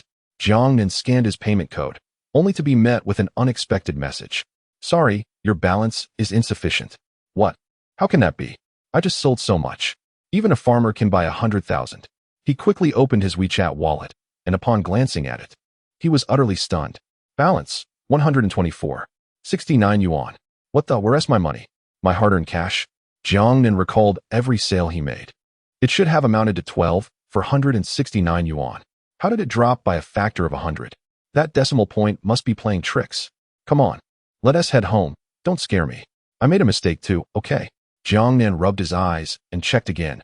Indeed, there was barely over 100 left. The boss looked at him with suspicion. You're treating two beautiful ladies, but have no money? You can't be serious. Jiangnan exclaimed, wait for me. System, where's my money? My hard-earned cash that I worked so hard to earn? Congratulations, vendor. You've successfully paid the stall fee. The vendor is now in invincible mode within the market's coverage area. The paid stall fee is automatically converted into skill points at a ratio of 100:1. Congratulations, host. You've unlocked the skill learning section. Congratulations? I'd rather not hear it. What good are those skill points to me? Can they help me charm a lady or buy a handheld pancake? What is the point of this stall fee? All transactions completed within the market require a stall fee, distributed at a ratio of 9.99:0.01. The stall fee will automatically convert to skill points for the vendor's skill acquisition. Jiangnan was left speechless. He had heard of a 50-50 split and a 90-10 split, but 9.99:0.01. Was this for real? And with decimals to boot. He risked his life to sell goods. Was it that easy to earn a living? Every penny was hard-earned. His socks and underwear were bought with his own blood and sweat. And the system takes 9.99, leaving him with a mere 0.01. Jiangnan was furious. Was this amount even money to him? No way. It was a matter of survival. Detected insult to the system. Deducting funds. Jiangnan watched helplessly as his balance plummeted from 124.69 to 24.69. This foolish, invincible and handsome system is trying to take my life. Trapped and feeling desperate, Jiangnan stood frozen, casting a pitiful glance towards Zhong Yingxue, who stood at the door. The boss rolled his eyes and exclaimed, come on, young man, this is quite excessive. Rushing to settle the bill only to discover insufficient funds? His gaze pierced through the air like an arrow cutting through clouds. How disheartening. Just then, Zhong Yingxue approached with a smile, settled the bill, and gently patted Jiangnan on the shoulder. Today, Jiangnan experienced the taste of embarrassment. Don't ask. The answer is simply that he forgot his payment password. His fingerprint is no longer recognized. WeChat is not linked to a card. His phone is out of battery. Xia Yao inquired, what is going on? Why the delay? Zhang Yingxue replied with a chuckle. Oh, it's nothing. Jiangnan's phone card. Wow. Yingxue is simply wonderful. She even knows how to save face for him. Jiangnan stood there in a daze, unaware of how he ended up at the entrance of the alley. As he watched the Mercedes G-Class speed away, Zhang Yingxue waved goodbye. Just like that, she left? Must she be so straightforward? What about the 50,000? Or the 100,000? Not even a farewell? Hey, I still have things to say. Yingxue, Xiaoyao, I'm not being coy. If it's about being supported, then so be it. That's just who I am. Please come back. Don't let my tears fall. With only 24.69 left in his pocket, Jiangnan felt as though the entire world had turned bleak. As he walked past the landlord's barbecue stall, the raucous sounds and shouts prompted him to frown. A fierce light flickered in his eyes at the sight. Chapter 10. Show him a lesson. At the barbecue stall at the corner, a group of people sat around a table. The leader, bare-chested with a large gold chain around his neck and a dragon tattoo over his shoulder, was shouting boisterously. Surrounding him were 6 or 7 young men, clad in tight white vests and fitted trousers, embodying the essence of spirited youth. Most notably, they were all bald, creating a raucous atmosphere. Nearby, several older patrons frowned, their expressions reflecting discontent. The tattooed leader raised his voice. Why is the service so slow? Can we get our drinks? If they don't arrive soon, we'll finish off all the skewers. And Zhou forced a smile and replied, it will be here shortly, big brother. Zhou Yuqing, who had come to help after school, wore her hair in a ponytail and an apron, hurriedly delivering 6 or 7 large mugs of beer. Instantly, the bald leader and his entourage shifted their focus from the drinks to her. Zhou Yuqing, petite and charming, resembled the quintessential girl next door. As the group stared at her, she felt a wave of anxiety and timidly said, Big brother, I've placed the drinks here for you. Consider this extra cup a gift. The leader's demeanor brightened immediately. He grinned, revealing a set of yellowed teeth, and seized Zhou Yuqing's wrist. Don't go just yet. Little sister, why not share a drink with me? I'll even give you an extra 1,000 yuan. Fear filled Zhou Yuqing's eyes as she instinctively tried to pull away, but his grip was too strong, leaving her wrist reddened. Aunt Zhou rushed over, grasping her daughter's arm and smiling nervously. Big brother, perhaps we should let this go. My daughter is still quite young. How about we forget this table's bill? The gang of young men rose up, shouting, What is this? Do you look down on our big brother? Does he care about a few coins? The tattooed leader tightened his grip, coldly retorting, What is the matter? Do you think I can't have her? She is coming with me today. Zhou Yuqing had never encountered such a situation before. Her eyes were red, and she kept trying to pull away. At that moment, one of the older patrons could no longer bear it and stood up, shouting, Have you lost your mind? Drinking too much and forgetting your manners? The girl is still in high school. Have some decency. Fueled by indignation, the older man's companion struggled to restrain him. The tattooed leader, feeling emboldened, raised a bottle to strike him. Just then, a steady hand caught the bottle, revealing Jiangnan with a smile on his face. What is going on? The leader exclaimed, puzzled. Who is this little bald guy? Zhou Yuqing, with her tear-streaked eyes, gazed at Jiangnan, surprisingly feeling less fearful. Where did you come from, kid? Are you here to meddle? The leader scoffed. Jiangnan chuckled. Big brother, it's quite clear. Isn't it? He pointed at his own bald head. The leader, now bewildered, asked, Bald? What is that supposed to mean? Are you trying to join our bald gang? With a shy grin, Jiangnan replied, Hee hee. I've always admired your reputation, but never had the chance to introduce myself. By the way, what is your name? The leader was left speechless. You want to join the gang? You've long admired my name. Do you still not know the name of the elder brother? From Wang Chang's resentment value 666. Brother Chang. Ah, Brother Chang. How could I forget? Just look at my memory. Wang Chang sneered. Aren't you looking to join a gang? Go. Show that little brat some color. I'll let you join. Though he was unaware of where this foolish boy had sprung from, he had the audacity to bump into him. Humph. Jiangnan chuckled. This is simple. With that, he picked up a bottle and approached, casually putting his arm around the enthusiastic elder brother's shoulder and firmly seating him down. The elder brother cursed. You're just a little rascal. Corrupting yourself at such a young age. Jiangnan remained unfazed, pointing at the bottle in his hand. The enthusiastic elder brother was momentarily taken aback. What does this mean? Jiangnan replied. Do you see this? It's green. Ah, right. He then pointed at the plate. And this is white. The beer in the glass is yellow, which in English is called yellow. The nearby diners were bewildered. What kind of bizarre operation is this? Wang Chang exclaimed. What the hell? I wanted you to show them some color. And you really did give them a taste of it? And yellow? What the hell? Yellow indeed. From Wang Chang's resentment value 999. From the enthusiastic elder brother's resentment value 666. From Zhou Yuqing's resentment value 521. Are you messing with the elder brother? It seems you're courting death. Wang Chang was immediately furious. Just as he was about to stand up, Jiang Nan swung the bottle and smashed it against the bald head. Crash. Glass shards flew everywhere. Blood splattered across the face. This sudden turn of events startled everyone nearby. This kid was ruthless enough to crack open Bald Chang's head? What the hell? Jiang Nan pointed at the bloodied bald Wang Chang. Do you see this? What color is it? The enthusiastic elder brother replied. Red? Red? Jiang Nan smiled with satisfaction. That's the right color. Now take him down. Bald Chang, clutching his head, shouted. A few of his lackeys, enraged, smashed their bottles and lunged at Jiang Nan. Quick as a flash, Jiang Nan seized one of their wrists and twisted it brutally. He then kicked out, sending the thug flying 7 or 8 meters, crashing into the wall of the alley. Skill triggered, unarmed combat. Current level, unarmed combat, LV1. Would you like to add skill points? Current skill points, 123 points. Jiang Nan was taken aback. Was this the skill board that had depleted his funds? The skill points were converted from the stall fees he had paid. Add. Fill it up for me. Added 100 skill points, remaining skill points, 23. Unarmed combat, LV 100. Automatic upgrade. Unarmed combat, mastered LV1. In an instant, a wealth of information flooded into Jiang Nan's mind. His eyes lit up. So this is how one can truly fight? Facing the incoming bottle, Jiang Nan swiftly evaded the attack, pressing down on his opponent's head before delivering a sharp knee strike. The bridge of his nose shattered, blood splattering across his face. In an instant, 7 or 8 spirited young men lay groaning on the ground. The bald man was momentarily stunned.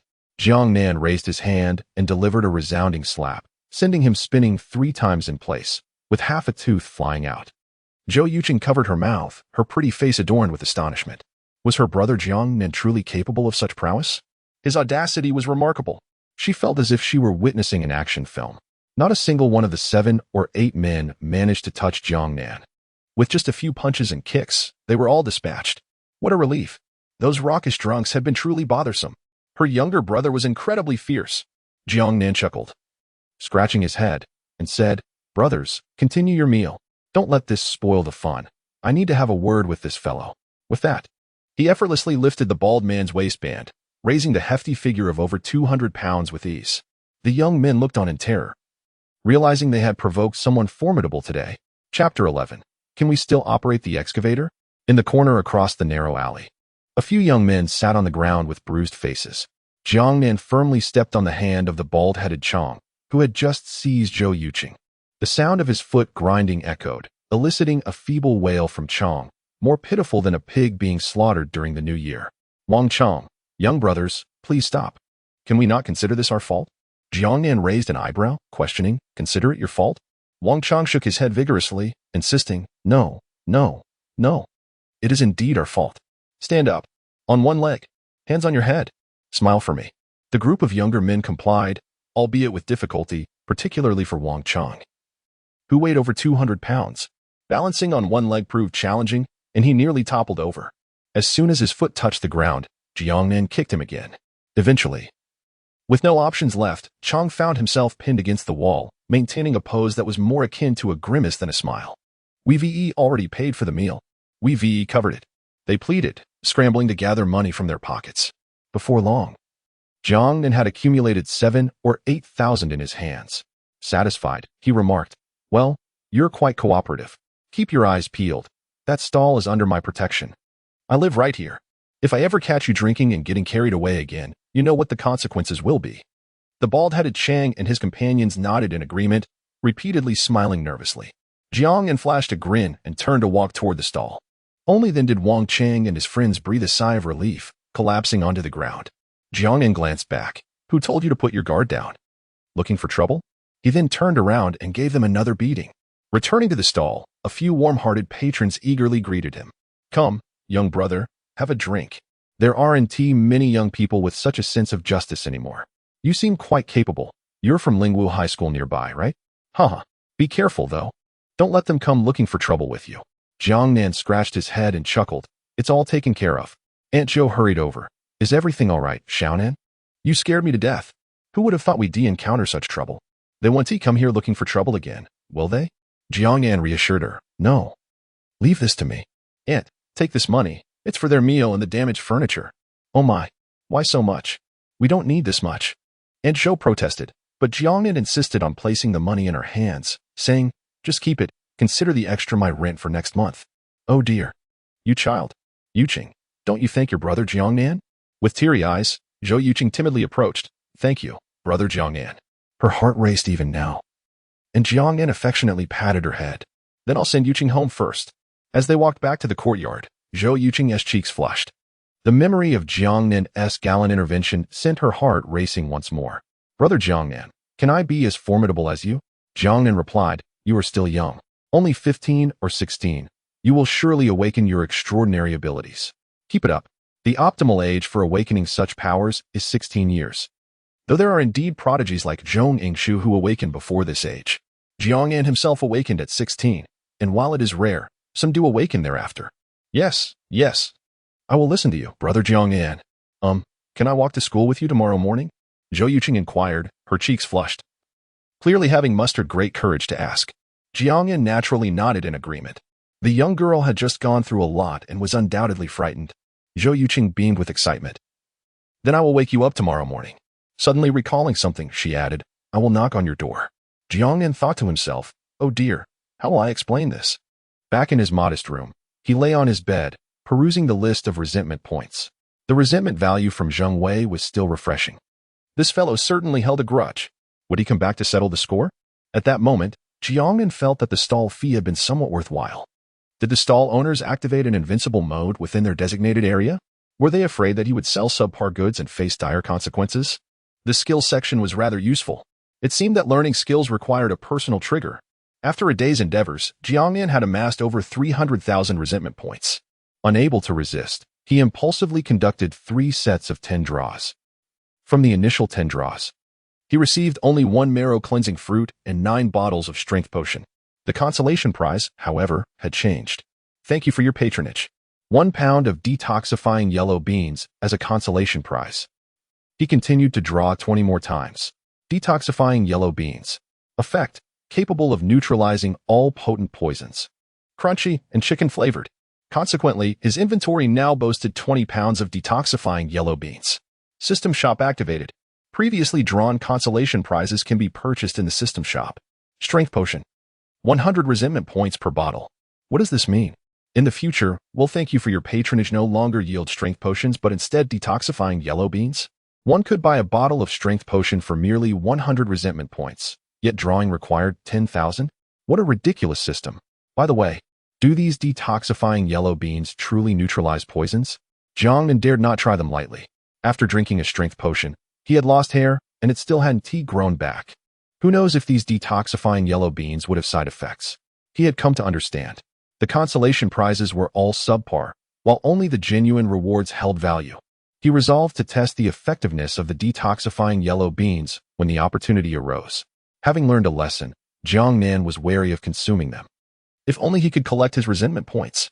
Perhaps they would have already reached their limit? With a heavy heart, he consumed the marrow-cleansing fruit, enhancing his aptitude and elevating his cultivation to black iron 8 stars. He wondered if there was a limit to the enhancement of aptitude. Surely, his talent must have reached an A rank by now? Jiangnan didn't wish to dwell on it too much. He would simply continue to push forward. Previously, due to a lack of talent and slow progress, my spatial abilities seemed utterly useless. However, I now find myself with an opportunity. It would be remiss not to seize the moment. With this thought, I retrieved my trusty domestic device and began to peruse. Suddenly, I noticed a familiar figure in the Lingwu class group. To my astonishment, the southern deity had become a sensation once again. The view count on Weibo had exceeded 1 million. In the Jiangnan night market, he was breaking bricks. Someone had uploaded a video of him doing just that. In the footage, Jiangnan was enthusiastically promoting while breaking bricks with fervor. Could it be real? An indomitable iron-headed child? By day, he annihilates test machines with a single punch. And by night, he is breaking red bricks? Is our southern deity truly this occupied? Can your head withstand such blows?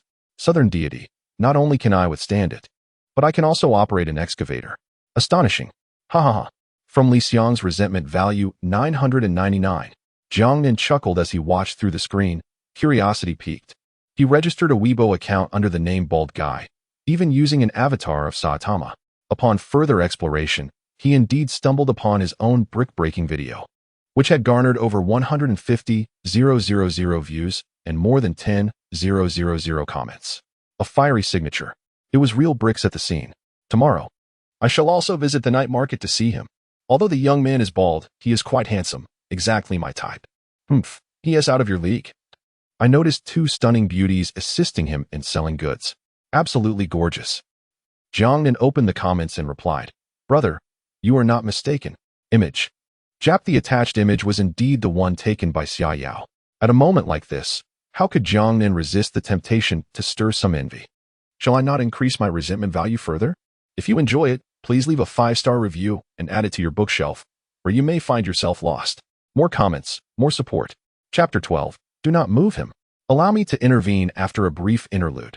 Jiang Nan returned to WeChat and located Zhong Yingshua's account, whose username was Listening to Snow and whose profile picture featured an adorable cartoon snowman. He promptly sent her a photo, and to his delight, she responded almost instantly. Why are you still scrolling through your phone at this hour? You should get to bed early. Good night. Jiang Nan felt his heart nearly melt. How charming was that emoji? A glance at the clock revealed that it was already past 1 in the morning. He then shared the photo with Xia Yao, whose username was Wolf Extinction, with an avatar depicting a white wolf howling at the moon under the night sky. Wait, Xia Yao, are you serious? Wolf Extinction? That's several notches above fierce. He had not even noticed while dining earlier that he had messaged her. After sending the image, he received no reply. Likely because she had already retired for the night. Jiang Nan, too, turned in for the evening. However, upon rising early the next day, he was met with an explosion of activity in both the class group chat and on Weibo. Class group chat. Nanshin, what on earth? Who are those two stunning beauties? How did you manage to win them over? Even the night market can yield such treasures? The silver-haired lady is incredibly striking. Even I, a woman, find myself smitten. Your Weibo has gone viral. You don't recognize them? They're the school bells of Songjiang Lingwu High, Zhong Yingxua, and that S the renowned fighter, Xia Yao, famed throughout the city. The question arose, how did Jiang Nin come to know them? Nanshun, they came with the phone bill promotion. The vibrant atmosphere suddenly fell flat. From Zhou Bing, grievance points 134. From Han Yuan, grievance points 422. From, haha, this is too delightful. Jiang Nin was thoroughly enamored with his charming classmates. He opened Weibo, only to find a barrage of notifications, 99 messages. Upon closer inspection, his followers had inexplicably surged past 10,000. Various private messages flooded in. Hey there, Jiang Nan. Care to join me at the night market tonight? I'd love to see you in action. Bald dude. Wow, that is quite fitting. I run a hair salon. How about I gift you a year's worth of perm vouchers? Step aside from those two beauties. Let me have a go. Those legs. So long. That complexion. So fair. Through wind and rain, I await you at the Jiangqing night market. ISNT that Zhong Yingxue and Xia Yao from our school? Jiang Nan cast a hurried glance and found himself astounded by the antics of these absurd netizens. To the brother offering me a perm membership, don't leave. Let us meet tonight. Yet, there were also some rather unsavory characters. One called Luo dared to threaten, touch my woman. You're finished. Jiang Nan, unfazed, replied. If touching her means death, then I must have died 1,000 times already. He chuckled mischievously. From Luo Tianxiang, grievance points 999. From Luo Tianxiang, grievance points 1,000. The grievance points list refreshed wildly. This was the first time he had seen 1,000. Surely, this fellow wouldn't he be driven to madness? In a luxurious villa, Luo Tianxiang, clad in pajamas, crushed his phone with a snap. His face was a mask of frost. Find out who this person is, and ensure that Xiaoya remains unaware. Yes, young master. As Jiang Nan set out for school, he was in high spirits, though he found the temperament of someone named Luo Tianxiang rather excessive. In a short while, it felt as though he could indulge in 10 consecutive dross. Beside him, Zhou Yuqing walked quietly, stealing glances at him occasionally, her cheeks slightly flushed. Upon reaching the alley, a group of elderly men stood together, curiously observing the commotion, unaware of the cause. Jiang Nan leaned in to take a look. To his astonishment, Bald Chong and his companions were still standing there, hands on their heads in a pose reminiscent of the golden rooster, their eyes ringed with dark circles. visibly trembling from a sleepless night. It wasn't that they didn't want to leave. They were genuinely terrified of Jiang Nan. Upon seeing him, they chorused, "Hello, Brother Nan." A collective gaze fell upon Jiang Nan. Was this bald man truly the leader? Zhou Yuqing looked at Jiang Nan, her eyes sparkling with admiration. Get lost. What a disgrace to act like this so early in the morning. Jiang Nan retorted with irritation. Brother Nan? Do I have no dignity? The group felt as if they had been granted a reprieve and hastily departed. Changgu, is that how it ends? Impossible, given this kid's skills. He must be a spiritual warrior. I'll definitely find someone to deal with him. It still had to be me, Changgu. As they made their way to the classroom, no one dared to speak ill of Jiang Nan after he topped the leaderboard yesterday. However, no one placed their faith in him either. So what if he awakened a power attribute? His talent was deemed mediocre. He would inevitably fall behind. No one had seen an E-grade talent ascend to silver or gold ranks. Even Li Xiang and Li Mayan wore dark circles under their eyes, clearly having not slept well these past few days. During morning classes, he was indifferent to the lectures. His grades were stellar, consistently ranking first in the class. He had worked hard to earn his tuition, so there was no reason not to listen, right? Even spiritual warriors needed to study. Yet, few shared Jiang Nan's perspective. At lunchtime, the cafeteria served stewed potatoes with green beans, which Jiang Nan devoured 2 large bowls of.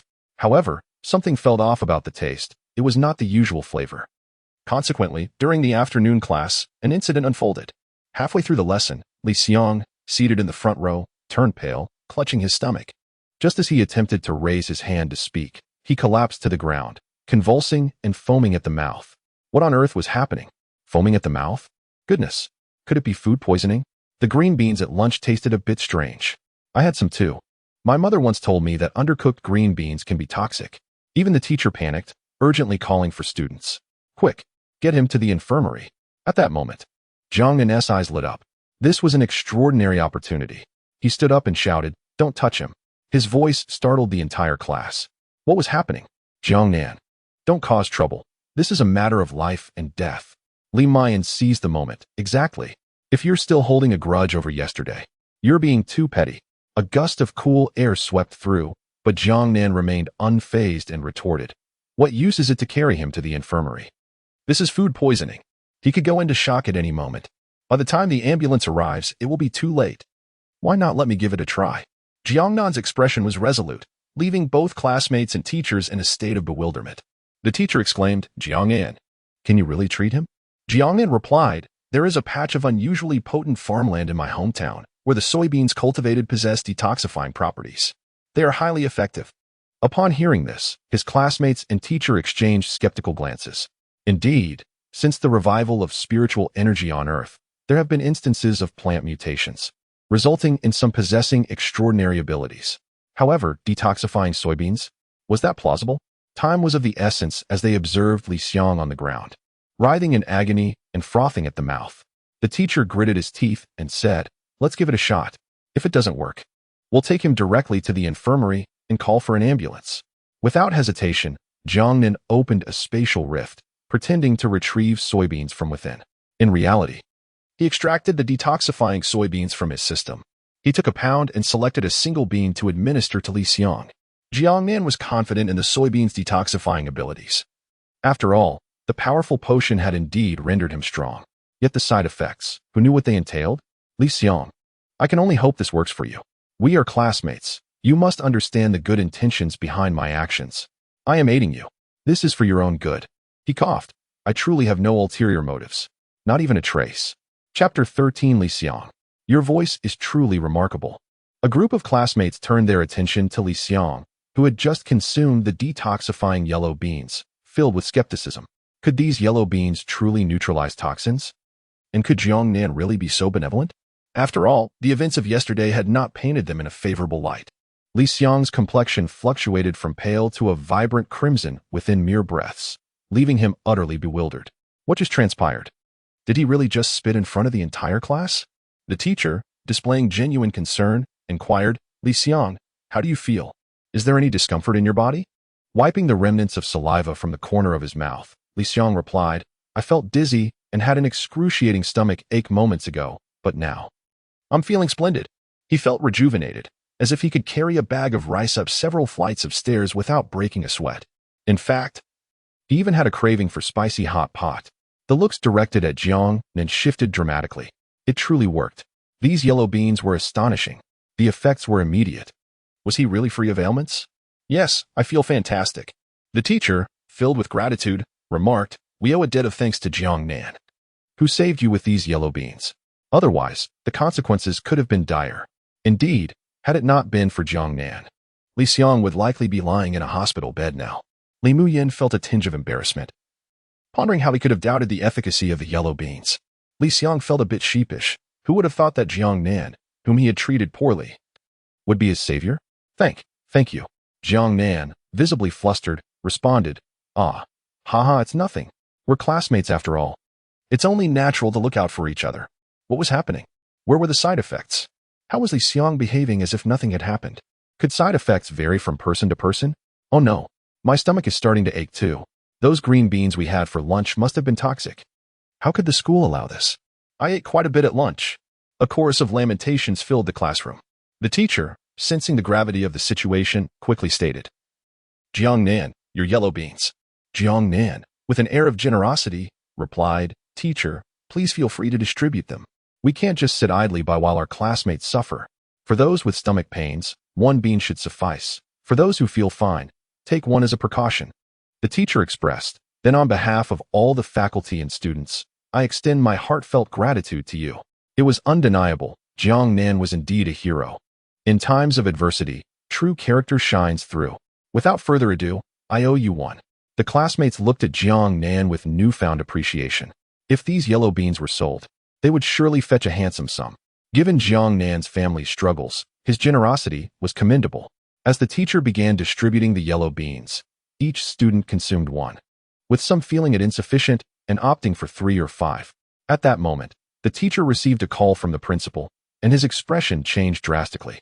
It was not just their class. Food poisoning was reported throughout the entire school. It was confirmed that the cause was the green beans. In the Jiangnan region, one could observe the fervor of Jiang Nan as he declared with righteous indignation, "Distributed. Handed out to everyone. They are my classmates. How could I stand by and watch them suffer?" The teacher, visibly moved by his words, promptly responded, "I shall go at once. Students like you, with such noble character, are a rarity these days. Let all of you take Jiang Nan as your role model." Under the admiring gazes of his peers, the teacher hurried out with a pound of yellow beans in hand. The principal, in a state of alarm, was aware that the school had encountered a case of food poisoning, a matter of grave concern. An unfortunate incident could thrust him into the headlines, jeopardizing his position. However, upon hearing from the teacher that the yellow beans contributed by Jiang Nan could counteract the poison with remarkable efficacy, hope was rekindled. Students who had consumed the beans reported their swift recovery, expressing their heartfelt gratitude. What a commendable student. We must duly reward Jiang Nan. Let us bestow upon him a spirit pearl this month. As the yellow beans were distributed, each student and teacher consumed 1, and indeed, all discomfort dissipated, leaving a refreshing sense of relief. The principal, drenched in perspiration, sat in his office, exhaling a long sigh of relief. Phew, it has finally been resolved. I must extend my gratitude to that young lad, Jiang Nan. Meanwhile, in the classroom, the mathematics lesson continued, yet Jiang Nan furrowed his brow in concern. The yellow beans, intended as a consolation prize, proved to be remarkably effective against the poison. However, he pondered the potential side effects.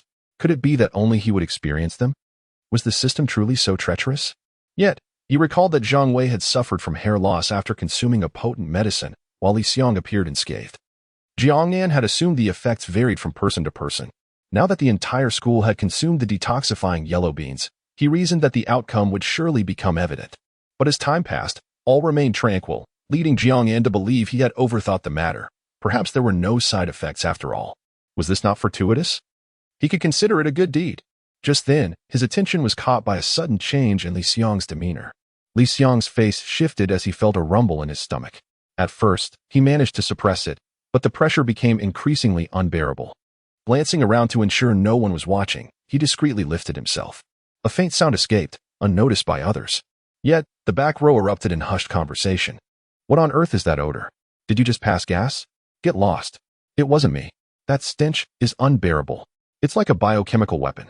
Li Xiang attempted to maintain a serious facade, determined not to let anyone discover the truth.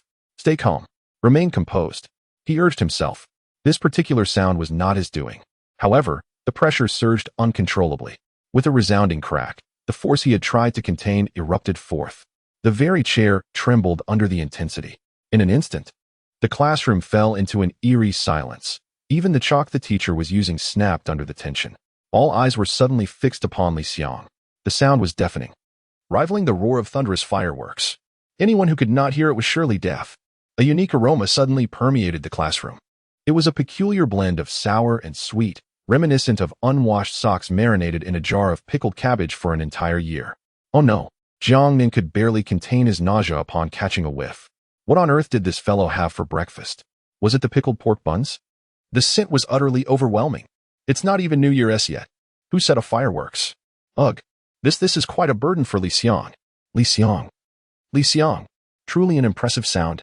It must be at least 3 megapascals. Are you all right, stool? You're really suffering. There sat Li Xiang, sitting upright with both hands firmly pressed against his thighs, trembling uncontrollably, his face as flushed as a monkey's posterior. The two girls seated beside him had begun rolling their eyes and gagging. Jiang Nin pinched his nose, feeling a wave of anxiety wash over him. Goodness! Could the side effects of the detoxifying soybeans be? Could it be? This is certainly not something I fed you. This is what the teacher instructed you to consume. I, Jiang Nan, have absolutely no part in this. Chapter 14. The corridor was quite breezy, and even the teacher was momentarily taken aback by the sudden commotion. Yet, true to form, the seasoned veteran calmly tapped the blackboard and declared, "Let us continue with our lesson." This particular aroma lingered in the classroom, a sweet and sour scent that refused to dissipate. However, it was not long before the expressions of everyone began to shift. Li Muyan's delicate face flushed with a hint of crimson, her fingers gripping the ballpoint pen tightly, turning pale from the pressure. Her body subtly swayed on the stool, careful not to exert too much force, lest it produce an audible sound. As a qualified little fairy, she was determined to maintain her composure. Mastering the art of silent release was an essential skill for any fairy. Yet, faced with the overwhelming urgency, she inadvertently miscalibrated her control. A melodious and even somewhat pitch-shifting sound escaped her, resonating throughout the classroom. It was an elongated note, reminiscent of a swan horn played in a frenzy, akin to a trombone sliding from its highest pitch to its lowest. Jiang Nan interjected, "Dear little fairy, please do not strain your sphincter any longer. It is far too challenging for it. Just let it all out. I assure you, this is not good for your health." Many students turned to glance at Li Muyan, some male classmates biting their lips so hard they drew blood, while an awkward atmosphere enveloped the class. Snap! The girl had even crushed her pen in her grip. But this was merely the beginning. A cough echoed through the room, accompanied by a resounding bang. Others flipped through their books or sipped water, producing a symphony of sounds. Suddenly, the classroom erupted into a cacophony of activity, filled with the rustling of pages, the crinkling of water bottles, and the creaking of desks and chairs. Thus commenced an unprecedented ensemble performance. Bang, bang, clap. Bang, bang, bang, bang, pop, puff, phew, puff, puff, puff, puff. Few. Some of the charming female students, feeling the embarrassment, continued to inhale deeply, hoping to remedy the disaster they had inadvertently caused. Were they serious? It was futile. They should just give up. Jiang Nan could no longer contain his laughter, even rhythmically clapping his hands on the desk, providing a beat for the impromptu orchestra. The classmates looked at Jiang Nan, utterly astonished by his drumming. Could he be this impressive? Indeed, it had a certain flair. Yet, there was a major issue. The scent in the classroom had become increasingly overwhelming, even somewhat eye-watering. Finally, one student could no longer hold back, wiping tears from the corners of their eyes and exclaiming, "Classmates, are you not feeling hot? Shall we open the windows? Quickly, let us do so. It is simply too warm in here. Open them wide. What a clever little rascal you are." As the windows were flung open, the air indeed improved significantly. However, outside the classroom, an elderly man sweeping the floor looked up, only to see a visible cloud of white smoke wafting from the classroom. A gust of wind carried it his way. The old man exclaimed, "Oh my goodness! Oh dear! What on earth is that smell? If it were just 1 or 2 people, it would be manageable, but now the entire class is in this predicament." All eyes instantly turned to Jiang Nan. Just moments ago, everyone had consumed the yellow beans, and now, Jiang Nan had been the one who generously provided them. Moreover, The yellow beans indeed served a detoxifying purpose. How could anyone dare to speak ill of him now? Consequently, Jiang Nan's list of grievances skyrocketed. Li Xiang's grievance points 999. Li Mian's grievance points 999. A string of 999s rapidly accumulated, not only from his own class, but from others as well. It must be noted that the entire school had consumed the detoxifying yellow beans. The situation in other classes was not much better. Jiang Nan was utterly delighted. This was not mere schadenfreude. He had aided them in detoxification. After all, what a noble deed. Indeed, a noble deed. Li Xiang, wearing a dark expression, exclaimed, "Teacher, I need to use the restroom." Just moments ago, he had felt grateful towards Jiang Nan. But now, every time he was near him, calamity struck. The teacher cast a forlorn glance at Jiang Nan. "Go ahead. Teacher, I want to go too." "Me as well." "Well, all of you go? I will join you shortly. Class, begin your self-study." The moment the teacher stepped out, the entire class erupted. The students rushed towards the restroom like wolves. In an instant, Jiang Nan was left alone in the classroom. He stroked his chin in contemplation. It seems the detoxifying yellow beans do have side effects. Their purpose is detoxification. But the side effect is diarrhea, perhaps? After detoxification, the toxins must naturally be expelled, right? This reasoning is indeed sound. However, the intensity of it is rather overwhelming. The entire campus has descended into chaos. Jiang Nan swore he had acted with good intentions. He patted his heart in relief. Thankfully, he hadn't consumed any. If he had... Jiang Nan suddenly felt a wave of discomfort in his stomach, feeling weak all over. Then he recalled that he had also eaten 2 large bowls of green beans at noon. Jiang Nan. He took out a detoxifying yellow bean, hesitating for a long time. Ultimately, he chewed it up and swallowed it.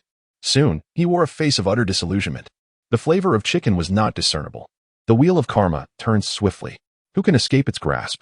The retribution arrived too quickly, like a whirlwind. Jiang Nan rose, darkly determined, and made his way to the restroom. An odd odor pervaded the entire hallway. In the corridor, a young lady in a miniskirt with long hair cascading down her back walked gracefully. Suddenly, her body stiffened. The miniskirt fluttered slightly, and her long hair swayed along with it. Jiang Nan swallowed hard. The wind in this corridor is quite strong. The young lady shot him an indignant glare before hastily retreating. Where did her elegance go? Indeed, even goddesses can have their moments of vulnerability. When my hair flows to my waist, will it dance in the wind as I let out a fart? Jiang Nan never anticipated that he would find himself composing poetry. Upon entering the restroom, the throngs of people and the cacophony of ecstatic yet agonizing cries left him utterly astounded. The restroom was overcrowded. After considerable effort, he finally squeezed inside, only to be confronted by a scene that profoundly challenged his worldview. Every stall was occupied, but could this possibly deter such a group of prodigies? Absolutely not. Before him stood a row of urinals, each occupied by individuals squatting in a most undignified manner. This posture was nothing short of anti-human. Their expressions were utterly rapturous. Could this be permissible? Jiang Nan was bewildered. How could it not be? Could a living soul truly suffocate from holding in their excrement? No worries. It was liquid. It could easily be flushed away. Was this truly a matter of whether it could be flushed? Hurry up. For heaven's sake, expedite the process. Some, in their urgency, stamped their feet and banged on the doors. Inside. Brother, what are you panicking about? The deed is not yet done. A calm individual in line remarked with a smile. No need to fret. A classmate, his face flushed from holding it in, inquired curiously, what is the matter? Aren't you anxious? The composed fellow replied, just a moment ago, I thought it was merely gas. But alas, it was not. At these words, the surrounding individuals instinctively recoiled, maintaining a respectful distance of at least a meter. I have finished. What about you all? Jiang Nan covered his face. Indeed. One must never trust a seemingly benign gas during a moment of gastrointestinal distress, for it is very likely to deceive you. Chapter 15. Seizing every opportunity after waiting outside for quite some time, even Jiang Nan's expression shifted as he urged, What on earth are you doing in there, brother? Are you embroidering flowers? Unable to contain his impatience, Jiang Nan instantly teleported inside. This was followed by a piercing scream that nearly sent the startled individual tumbling into the abyss. Just as he was blissfully relieving his stress, an unexpected living presence materialized. What on earth? A teleportation incident? Jiang Nan was indeed unmatched. Who knew such abilities could be applied in this manner? You see, All spatial ability users worldwide are required to register, as their powers make bank heists exceedingly simple. No vault door, no matter how fortified, could withstand them. Yet here was our Jiang Nen employing his powers for mere restroom visits. "Are you done yet?" Jiang Nen inquired. The brother replied, Not yet? I mean, Jiang Nen, please don't stare at me like that. It makes me uncomfortable." Jiang Nen raised an eyebrow. "Uncomfortable? Would you like my assistance?" From Ma Long's resentment value 999. In a state of utter perspiration, Jiang Nen exerted great effort to conclude his own battle. With a swift teleportation, he escaped the scene and returned to the classroom. He had completely forgotten that no one was left inside, and the restroom door remained locked. The queue outside was nearly in tatters, voices hoarse from shouting, yet Jiang Nen still did not emerge. Unexpectedly, he amassed a considerable amount of resentment value. Initially, Jiang Nan had presumed that after the ordeal, classes would resume as usual. However, the reality was quite different. The school was on break. The reason? The school restroom was limited. Half of the students had returned home to shower and change their clothes, while the remaining students were self-studying in the classroom. Jiang Nan sat innocently amidst his classmates, fervently completing exercises, as he could hardly bear the resentful glares directed at him. When the bell rang, he was the first to flee, fearing that remaining any longer might result in a grievous fate. In retrospect, the stall fee was not paid in vain. At least within the confines of his stall, he was invulnerable, thus avoiding the unfortunate consequences of being attacked. This big fool, this handsome system truly had his interests well considered. Once more mounting his trusty bicycle, Jiang Nen ventured to the Jiangxing night market. However, he was taken aback by the throngs of people. What was happening? Why was it so bustling? As he struggled to squeeze his way through, he suddenly exclaimed, "Oh no! The bald guy has arrived. It was worth the wait. I thought he wouldn't show up today." Just then, someone shouted, and the crowd turned in unison, their gazes falling upon Jiang Nan. They parted to create a path leading directly to his stall. It dawned on him that his Weibo had exploded yesterday. His brick-breaking video had gone viral. Evening diners, looking for entertainment, had come to witness the spectacle. Jiang Nan's eyes sparkled with opportunity. A blatant opportunity. He swiftly laid out his stall cloth, arranged 10 bottles of Nongfu Spring, and settled onto his small stool. Behind him, a row of red bricks stood stacked. He grabbed one and smashed it upon his forehead. With an audible crack, it shattered. Whoa, he really does it. Starting off with a signature move? The boss is amazing. This is far more exhilarating than watching a video. In this day and age, street vendors are truly skilled.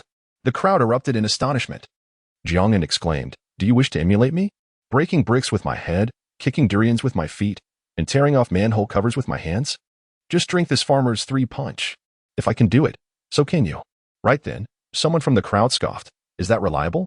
What is it? Divine water? Spare me. Even the old yellow ox at the village head is about to be made pregnant by your boasts."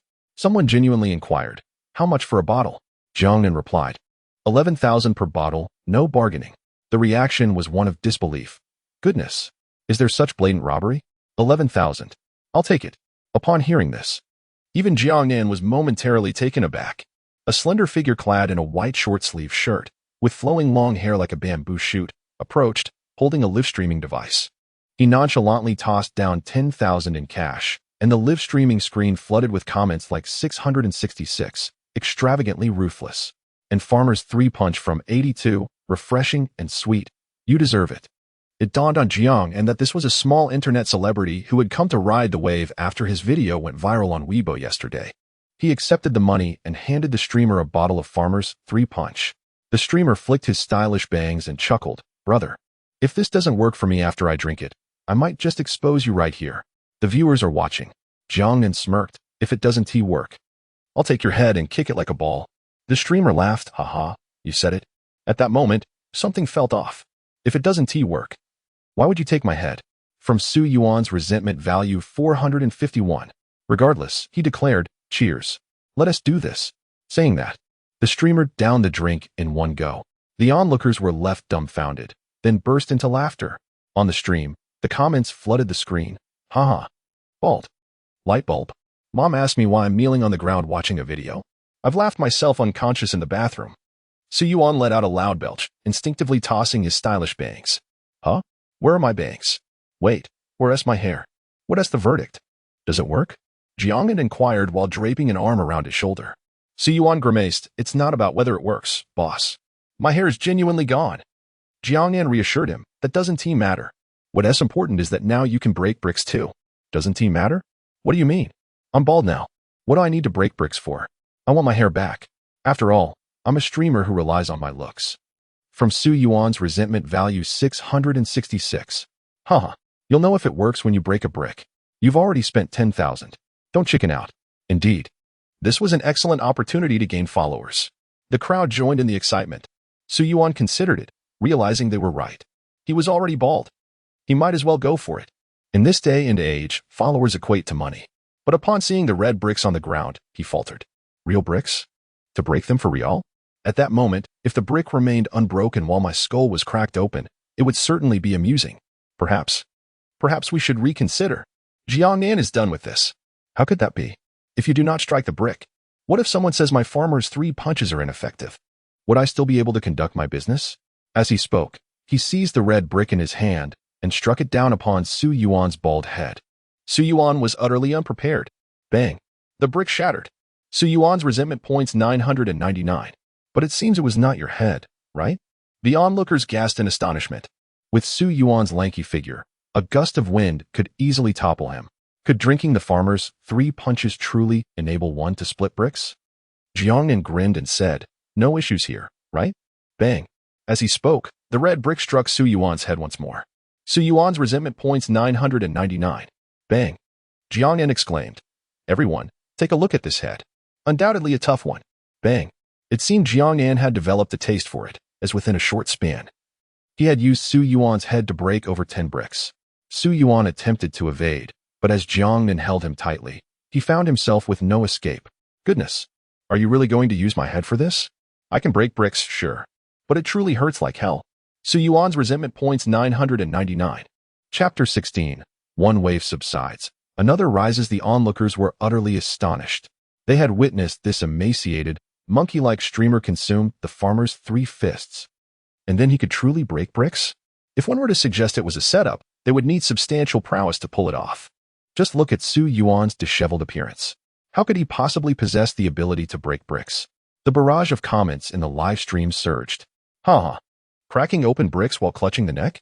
He had shattered more than 10 bricks already. Surely the boss doesn't harbor a grudge against him. Just look at his pitiful expression. It's hilarious. A grand rocket flies in. Does the farmer's 3 fists really work? Goodness. I want a bottle. Su Yuan, initially brimming with unexpressed anger, found himself unable to vent. But upon witnessing his soaring fan count, fine, I shall endure. The spectators could no longer restrain themselves. It's merely 10,000, right? Bring me a bottle. And me too. I'm already bald. What have I to fear? Jiangnan chuckled, stating, only cash accepted. Just wait. I shall fetch the money. As for why cash, Jiangnan wished to see the fruits of his labor clasped in his hands. Let me see how the system takes its cut. And what a ridiculous 9.99.0.01 ratio. Dream on. Business was booming. Su Yuan had hoped to be left in peace. Little did he know that while Jiangnan collected money, he continued to use his head to break bricks. Su Yuan's resentment had not ceased for a moment. In the blink of an eye, the bruised and battered bald Chang arrived. This time, he not only brought along 7 or 8 of his underlings, but also a scar-faced man preceding him, flanked by 20 to 30 others, brandishing clubs brazenly. Bald Chang wore a forced smile. Hee, Scar brother. This time we are counting on you. Last night, he wreaked havoc on us brothers. Scar brother scoffed. What a useless brat. What more can he do? Today, I shall teach him a lesson. Bald Chang warned. Scar brother, to be cautious. This lad is quite devious. Likely a spirit warrior. Scar brother dismissed. What if I am not? I won't let him off so easily. Bald Chang did not seek help haphazardly. Scar brother awakened his beastly powers during a brawl in his 30s. Over the years, he had earned some reputation on the streets. And he was formidable indeed. Where is he? Where is he? Bald Chang pointed towards Jiang and in the crowd. That one. A throng of people pushed and shoved their way in. However, they were met with bewilderment. They beheld Jiangnan embracing a slender, monkey-like man, relentlessly striking his head with a red brick. Without hesitation, brick debris flew wildly. A crowd of onlookers cheered. Goodness, such ferocity? Have we fallen behind the times? The sound of the impacts made their faces ache. Bald Chang turned pale. Scar brother was momentarily daunted. The gang of underlings, armed with clubs, trembled at the knees. If a brick were to strike their heads, they would undoubtedly find themselves in the hospital. Strongzy, after indulging too much at dinner, Scarface found himself uncomfortable, lamenting that his prowess might not be fully realized. Shall we postpone until tomorrow? He suggested. The bewildered Bald Chong retorted. Didn't you just say you wanted to conclude swiftly and rush home for dinner? Scarface's expression stiffened. I meant I overate at lunch. One of the younger subordinates innocently interjected, but you didn't eat at lunch either. Scarface swiftly slapped the young man across the face, exclaiming, TSK. Who do you think knows more? Do you understand why you're being punished? The young man, looking quite pitiful, tentatively asked, Is it because I know too much? Scarface swiftly retrieved his phone from his pocket. Hey, honey. Yes, I'm at the night market. I'll be home for dinner soon. What? You want a jambingwazi? All right. He hurriedly exited, moving with remarkable speed. Bald Chong's face darkened. Scarface, could you not answer the phone in such a backward manner? The screen is facing outward, for heaven's sake. It's lit up, and the lock screen. You're acting too convincingly. I almost believed it. Jiang Nan let out a cold chuckle and beckoned. What is up? Want to join in? Bald Chong shivered and quickly smiled. No, I'm just here to support my brothers. How could he not feel intimidated? Scarface had deflated. Revenge was no longer an option. The onlookers scoffed at the audacity of these few to confront Jiang Nan. They were hardly enough to warrant a brick thrown their way. Jiang Nan was too occupied to pay them mind, diligently collecting money. In the blink of an eye, 10 bottles of the farmer's punch had sold out. Boss, where did you acquire this farmer's punch? Indeed, it's astonishing. Jiang Nan replied with a grin. My backyard has an abundance of spiritual energy. The well water has mutated. Seriously? Selling well water? That's outrageous profit. 10,000 a bottle? That's extortionate. Jiang Nan shrugged. I don't produce water. I'm merely a transporter of nature's bounty. What a ridiculous transporter. Do you have that well for sale? I want it. Well? What well? There's nothing of the sort. Go look for it. I don't even have a backyard. Jiang Nan was contemplating whether to continue selling when suddenly, a commotion arose. A long Lincoln and 3 Range Rovers screeched to a halt at the night market entrance. A young man dressed in designer labels emerged from the Lincoln, sporting a flashy hairstyle reminiscent of tinfoil. His pale skin and sharply defined features exuded the aura of a wealthy heir, radiating an unmistakable scent of affluence. As the 3 Range Rovers opened their doors, 10 burly men donned in sunglasses descended, each emanating an intimidating presence. They were all spiritual warriors, undoubtedly of a high rank. The ranks of spiritual warriors include black iron, bronze, silver, gold, platinum, diamond, starry, and the most formidable, Dao Tian. Each rank consists of 10 stars. These men were all at least bronze-level spiritual warriors. Make way. Clear the path for young Master Luo. The once lively night market fell quiet in the wake of their arrival. The individuals who were pushed aside, despite harboring grievances, dared not utter a word. The atmosphere suggested that they were not to be trifled with. Luo Tianxiang, his countenance dark and foreboding, strode directly to Jiang Nan's stall, pointing an accusatory finger at him.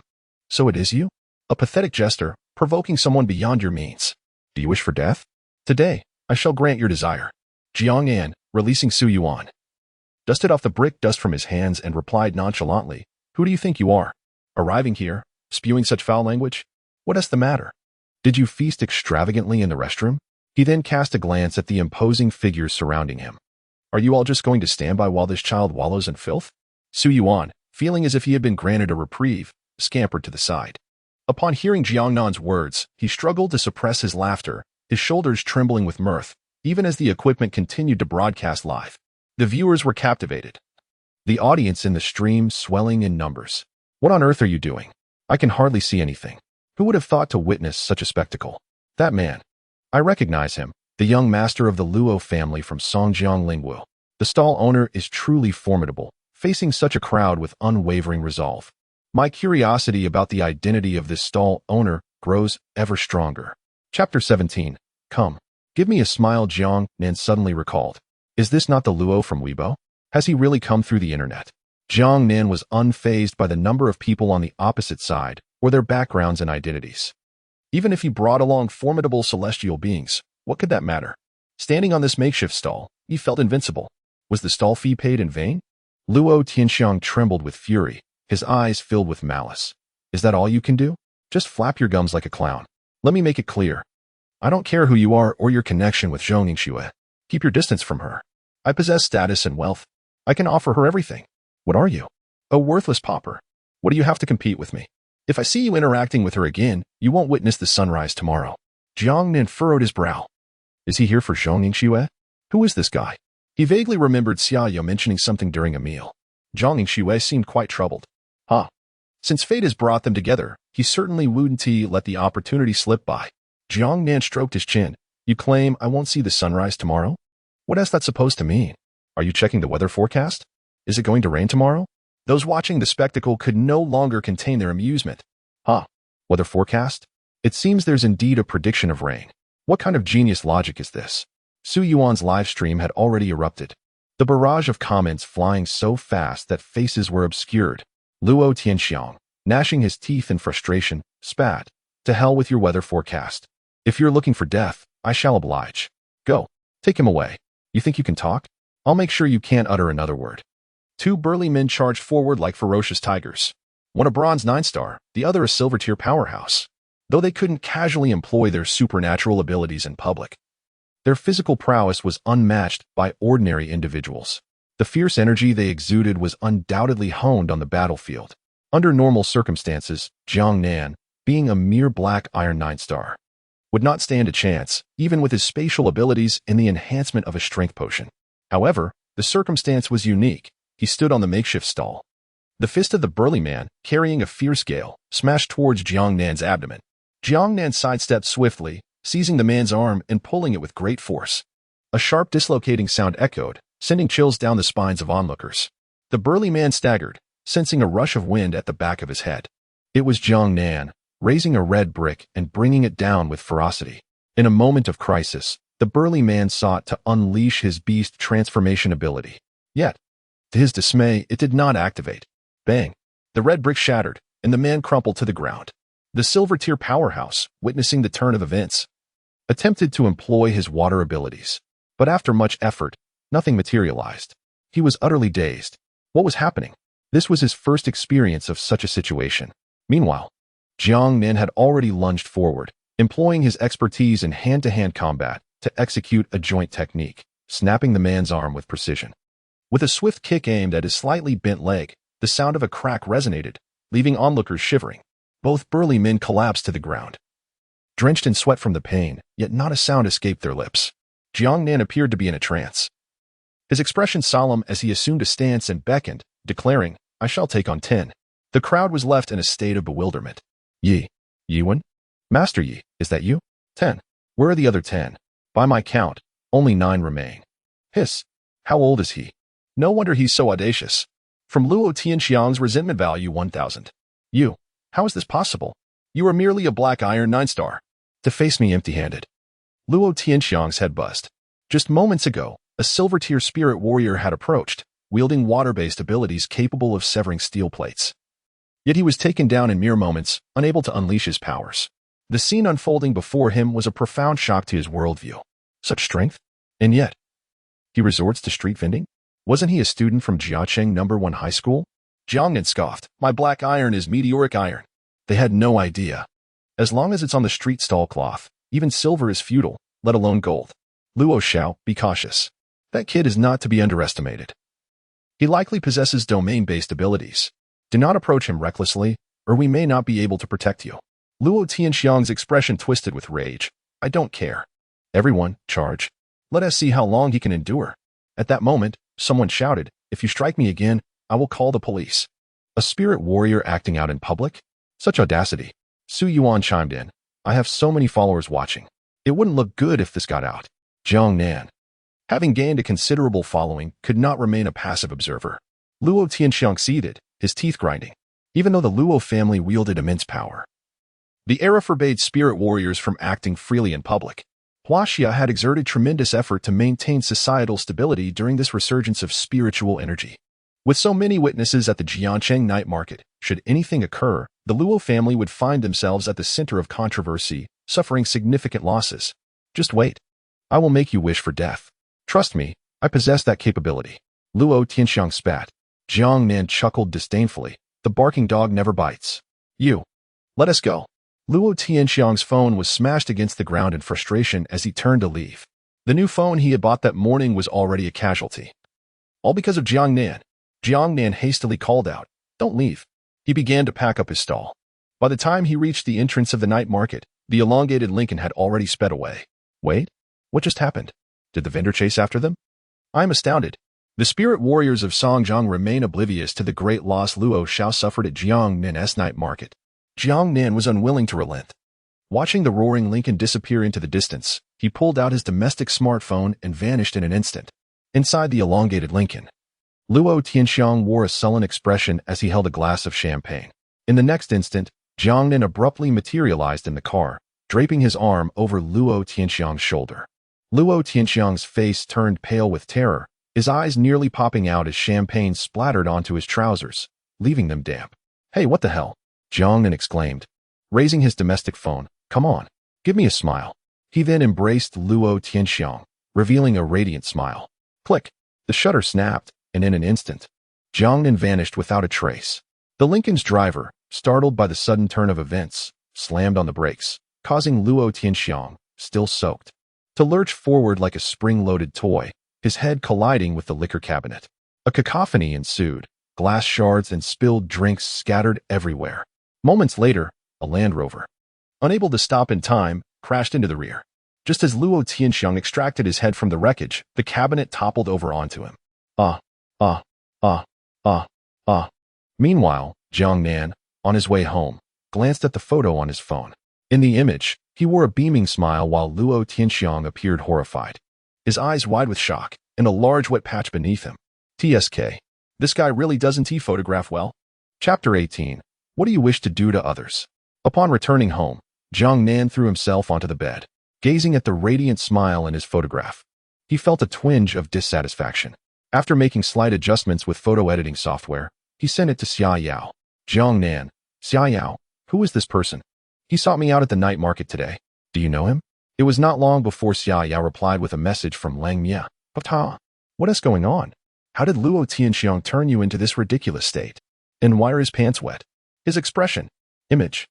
GIF. It was a meme of a little bunny clutching its belly, rolling on the ground with laughter. Xiaonan, I'm absolutely in love with you. Jiang Nan looked at Xia Yao's username and avatar, feeling a moment of detachment. He responded, "He brought people to the night market to warn me to stay away from Shui, but I sent him packing." Xia Yao, are you all right? Luo Tianxiang is a terrible person, though he possesses considerable strength. He is a Bronze 8 star with beast transformation abilities. I'm worried. Nenshin, what do you think? Look at my brilliant smile. Xia Yao, ha ha ha. I'm so curious how you manage that. But don't let your guard down. He is quite despicable and enjoys scheming behind people's backs. Both Shui and I have suffered because of him. Jiang Nan furrowed his brow. What exactly happened? What were you going to say that day during dinner? Xia Yao, you know that we spiritual warriors usually enter the spirit ruins in teams. I have beast transformation abilities. Shui specializes in fire output. Luo Tianxiang controls lightning, and there is also Han Qing, who serves as the tank. Luo Tianxiang is fond of Shui. The Luo family is influential in the north, and Old Master Zhong has intentions of pairing them up. Initially, the team was harmonious. But ever since Luo Tianxiang gained the support of his elders, he has become increasingly aggressive. He constantly seeks opportunities to get close to Shui in the spirit ruins and forbids her from interacting with other men. Naturally, Shui would never be with someone like him. She is quite troubled. However, since the Zhong family has been kind to her, she finds herself in a difficult position due to the old man's wishes. On one occasion during a gathering, he even went so far as to spike Shui's drink. If I hadn't noticed in time, it would have been disastrous. After that incident, the team grew more discordant, and I feel nauseated every time I see that guy. As Jiang Nan read through the barrage of messages from Xia Yao, his expression turned icy. He had never been a benevolent person. Zhang Yingshui was the only person of significance in his life. Their upbringing in the orphanage was fraught with hardship, and they relied on each other. Jiang Nan cherished every ounce of kindness Zhang Yingshui had bestowed upon him. This bond was utterly irreplaceable, now that they had finally reunited. If anyone dared to threaten someone he cared for, regardless of the Luo family's status, Luo Tianxiang would not have an easy time. He quickly replied, "Tomorrow is Saturday, and school is out. Miss, would you care to join me for a date?" Image. GIF. Anticipating. Xia Yao, what do you intend to do? Jiang Nan, lying on the bed, shuddered, a chill running down his spine. The thought of Xia Yao, with her striking silver hair and voluptuous figure, made him swallow hard. Could it be that this stunning beauty was so compliant? Was she no longer upset about the shorts incident? How could I dare? I'm terrified of your formidable chokehold. From Xia Yao's resentment value 333. Humph. I usually don't lock ordinary people. Quickly tell me, what are you calling me out for tomorrow? Jiang Nan, naturally. We are going out to stir up some trouble. An eye for an eye? Since it has come to this, what purpose is there in holding back? Strike first. Xia Yao, are we going to deal with Luo Tianxiang? Do you have a plan? Take me with you. Unbeknownst to Jiang Nan, at that moment, Xia Yao, who was lying on her bed playing with her phone, had already jumped up in excitement. Jiang Nan, ahem, covert operation, do not inform Xue Xue. Xia Yao, oh no.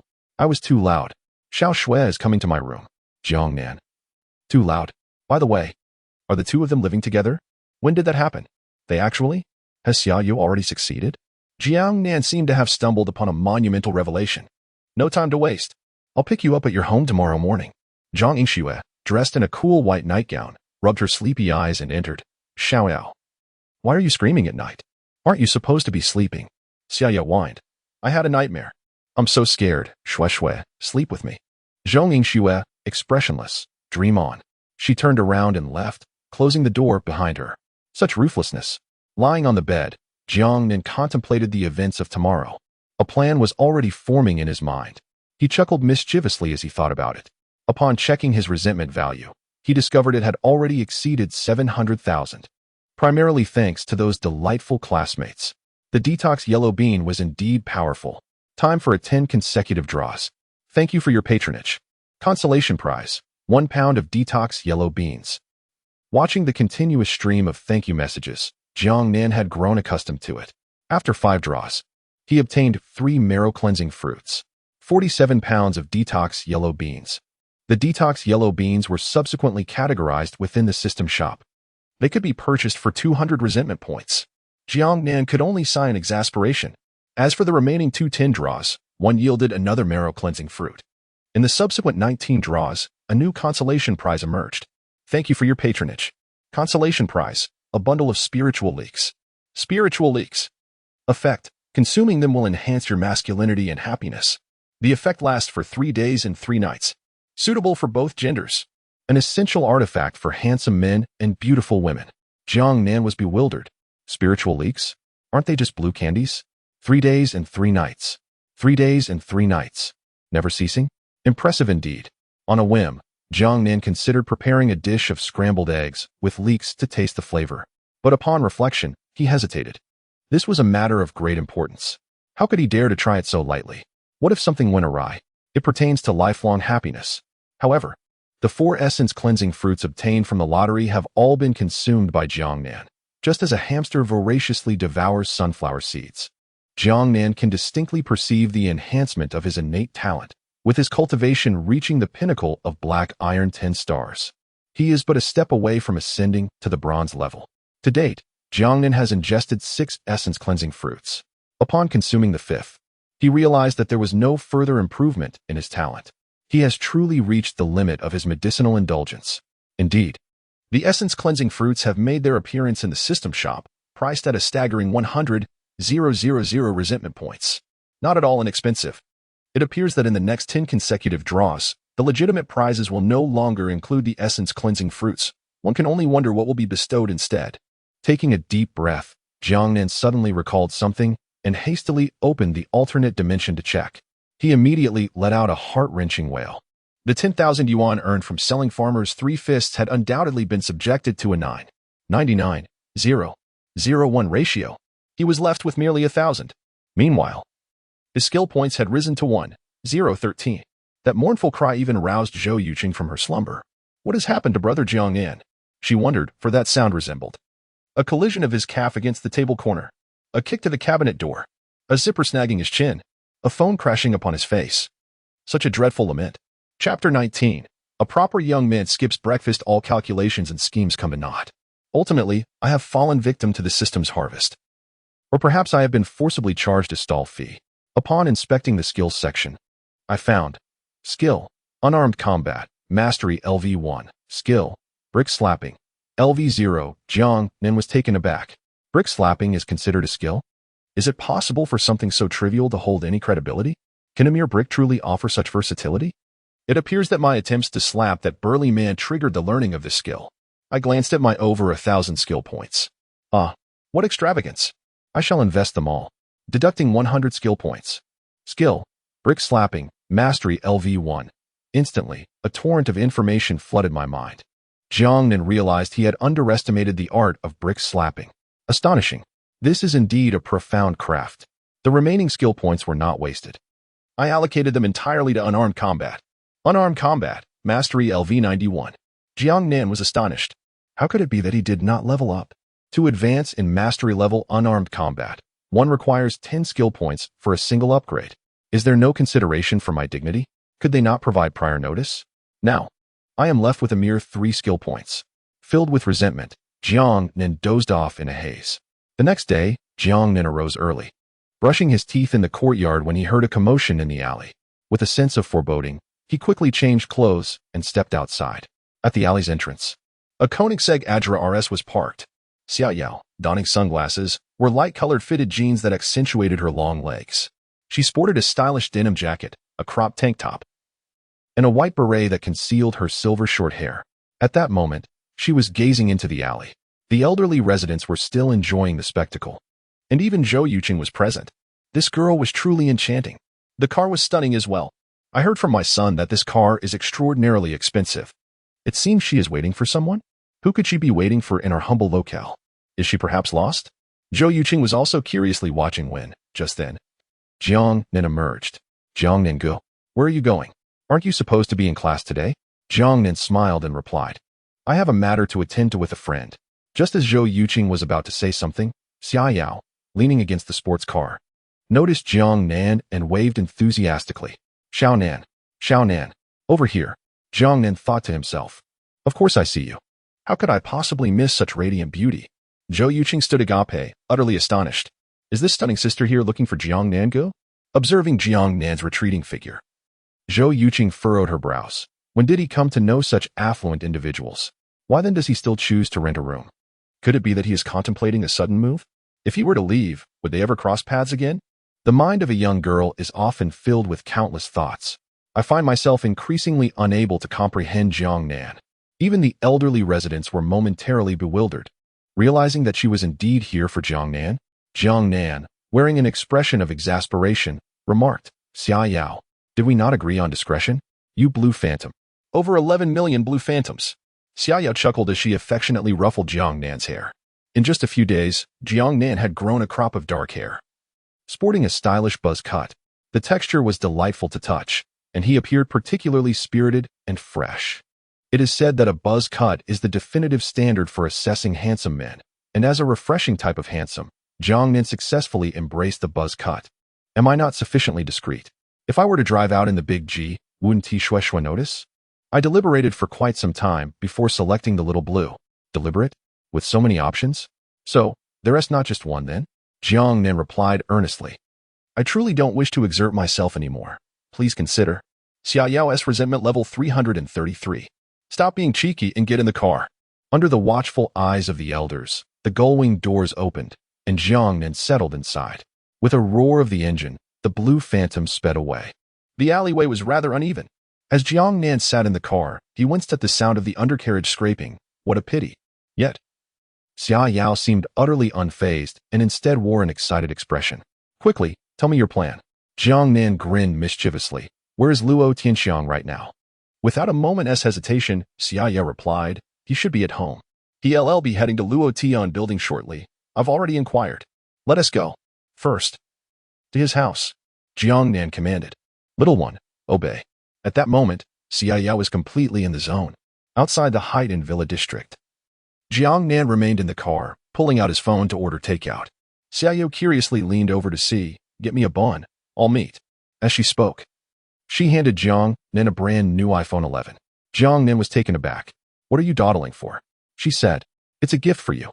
I mentioned I'd get you a new one last time. Jiang Nan sighed with emotion. The feeling of not having to strive is truly wonderful. Xia Yao's resentment level 666. Xia Yao's cheeks flushed. Not to be outdone, She leaned close to Jiang Nan's ear and softly blew a breath. Sister has soft rice. Would you like to partake? Jiang Nan replied earnestly. What a coincidence. My teeth are not in good condition. I cannot eat hard food. Xia Yao rolled her eyes, thoroughly exasperated with Jiang Nan. You're quite the rascal. Xue Xue said you used to rummage in rat holes when you were little. I didn't believe it. Now I do. Jiang Nan was left speechless, for he had indeed done such things. Before long, a starving delivery boy arrived, looking bewildered while standing in the villa district. Jiang Nan quickly exited the car and called out, I placed the order. The delivery boy appeared momentarily confused, wondering what was happening. Did those driving a Koenigsegg act this recklessly?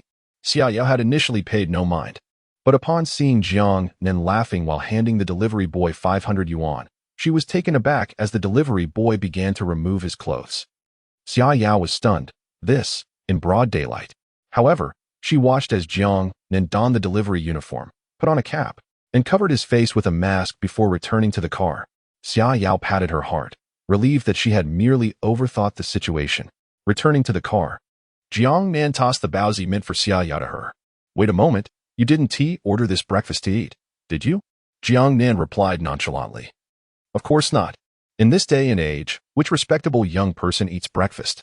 Xia Yao gazed at the baozi nestled in her arms, feeling a surge of frustration. Xia Yao's resentment level 888. You better not show your face later.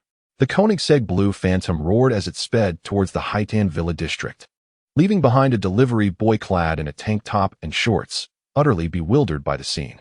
Is this how the wealthy conduct themselves nowadays? Naturally, those living in villa districts are affluent, and upon seeing this car, the security guard didn't even attempt to stop it.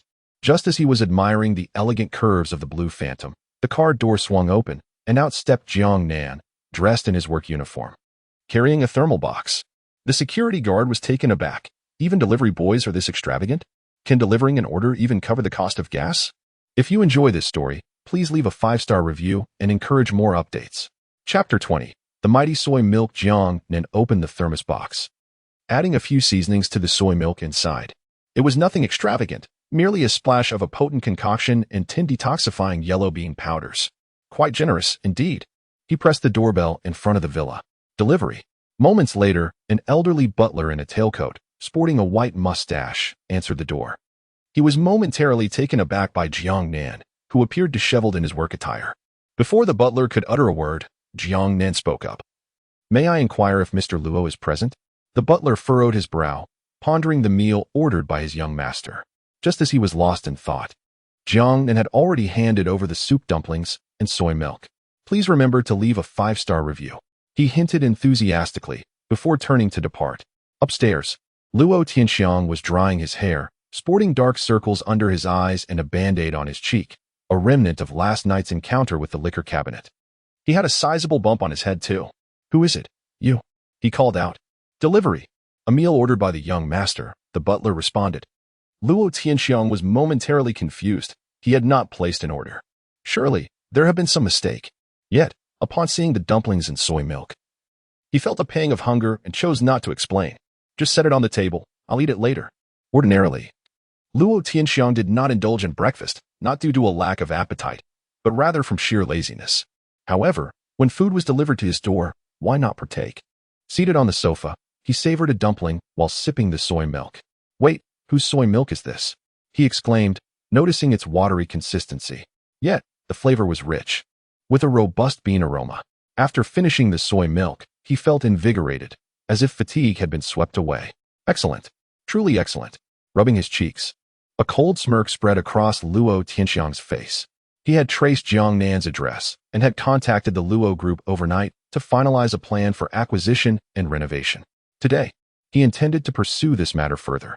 If this was a challenge thrown at him, he would ensure that Jiang Nan would be left homeless. This was merely the first step. Rising to leave, he felt a refreshing breeze cool his head. It seems a bit cooler today. The butler, you, caught a glimpse of Luo Tianxiang's departing figure and was momentarily startled by his bald head, thinking he might be mistaken, just as he was about to call out. Luo Tianxiang had already exited. Age is playing tricks on my eyesight.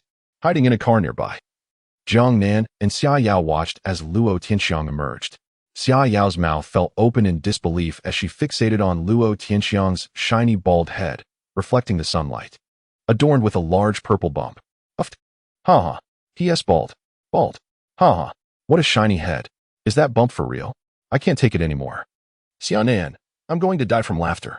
Xia Yu threw her arms around Jiang Nan, laughing uncontrollably, tears streaming from her eyes. What did you put in that soy milk? Ha. You're so bad. I absolutely love it. Jiang Nan struggled to contain himself, his face contorting from Xia Yao's exuberance. Shoo, keep it down. It seems he hasn't noticed. Luo Tianxiang remained blissfully unaware. He revved the engine of his war god GTR, the roar echoing as he sped towards the Luo Tian group. Quickly, let us keep up. Xia Yao stifled her laughter, flooring the accelerator to follow suit. Inside the car, Luo Tianxiang wore an odd expression. His stomach growled uncontrollably, an overwhelming urge pressing upon him. Damn it, why is my stomach hurting? He resolved to hold on until he reached the office. But the more he restrained himself, the more unbearable it became, compelling him to press the gas pedal with fervor. Xia Yao wondered aloud, why is he accelerating even more? Jiang Nan chuckled to himself. Is he not supposed to? He has an immense capacity, 10 servings, to be precise. Do you believe you will need to roll down the window soon? Xia Yu was taken aback. Could one predict such things? At that moment, Luo Tianxiang's complexion had turned an alarming shade of green. Suddenly, a loud pop resounded, and his face paled further. The odor wafting through the vehicle was intolerable, nearly causing him to regurgitate the buns he had eaten that morning. He hastily rolled down the window, gasping for air, which only made him accelerate further. Even he was astonished at the foulness he had unleashed. Xia Yao, eyes wide in disbelief, exclaimed, "Oh, he really rolled down the window. How did you know? Are you some kind of wizard?" Jiang Nan remained silent. At that moment, Luo Tianxiang gripped the steering wheel with white-knuckled intensity. Veins bulging from his arms, drenched in sweat, desperately holding the rear doors shut, unwilling to relent. He regretted his earlier decision, having caught the morning rush hour. Traffic was at a standstill. Leaning out of the window, he bellowed, "Hurry up. I'm moving faster than all of you." After half an hour of honking in frustration, Luo Tianxiang dared not yell anymore, fearing that a loud shout would mean the rear door's defeat. Jiang Nan, shedding his work attire, waved at Xia Yao, who excitedly leaned closer. Gurgle, gurgle, gurgle, gurgle. Do you understand? Xia Yao giggled at the tickling sensation in her ears, her cheeks flushed. Yet her eyes sparkled with excitement. Really? This is thrilling. I love it. Jiang Nan high-fived her. Once I finish this, wait for me in the car. All right, Officer Jiang. Luo Tianxiang finally persevered to the company, rushing towards the building. His gait was decidedly awkward, too apprehensive to stride confidently. Along the way, every employee who encountered Luo Tianxiang looked utterly astonished, their faces flushing red as they bit their lips, murmuring, "Good morning, young Master Luo." Even after he passed, they continued to gaze after him. Luo Tianxiang felt surprisingly pleased. It had been ages since he had experienced such attention. Yet, he had no time to engage with them, heading straight for the elevator. Meanwhile, Jiang Nan concealed himself in a shadowy corner, activating an alternate dimension. He retrieved a ladder, hoisting it onto his shoulder, and proceeded towards the Luo Tian building. A security guard halted him. "What is your business?" Jiang Nan replied, "I'm here to inspect the electrical circuits." The guard then allowed him entry. Indeed, Douyin does not deceive.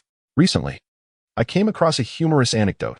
No matter where you are, as long as you carry a ladder, you can enter without hindrance. There is no fault in this logic. Standing in the elevator, Luo Tianxiang dared not move, anxiously pressing the button for the 33rd floor, just as the doors were about to close. Suddenly, a hand reached in. Jiang Nan, with a ladder in tow, entered the elevator. Luo Tianxiang was on the verge of losing his mind. "Could you please just wait for the next one? I am in a hurry." And in the depths of Luo Tianxiang's despair, Jiang Nan pressed every button from the 2nd to the 33rd floor. Luo Tianxiang's resentment level 1000. Luo Tianxiang's resentment level 1000. Jiang Nan muttered, "My apologies. I need to inspect the circuit. I must check each floor." Luo Tianxiang wanted to exit the elevator, but as he took a step forward, he hesitated. Inside the elevator stood a young lady in professional attire, holding a folder, who smiled and nodded, yet said nothing. And then, the elevator began to move. Ahem. For those who enjoy this story, please show your support to encourage Qingfeng. Chapter 21. Facing Death? The elevator ascends. Due to inertia, individuals often experience a sensation of plummeting downward. Ordinarily, this would be inconsequential. However, The predicament lay in the fact that Luo Tianxiang was not just an ordinary person. He had goods stored within. As the elevator commenced its ascent, Luo Tianxiang clamped his legs tightly together, awkwardly gripping the handrail. Luo Tianxiang's resentment value 1,000.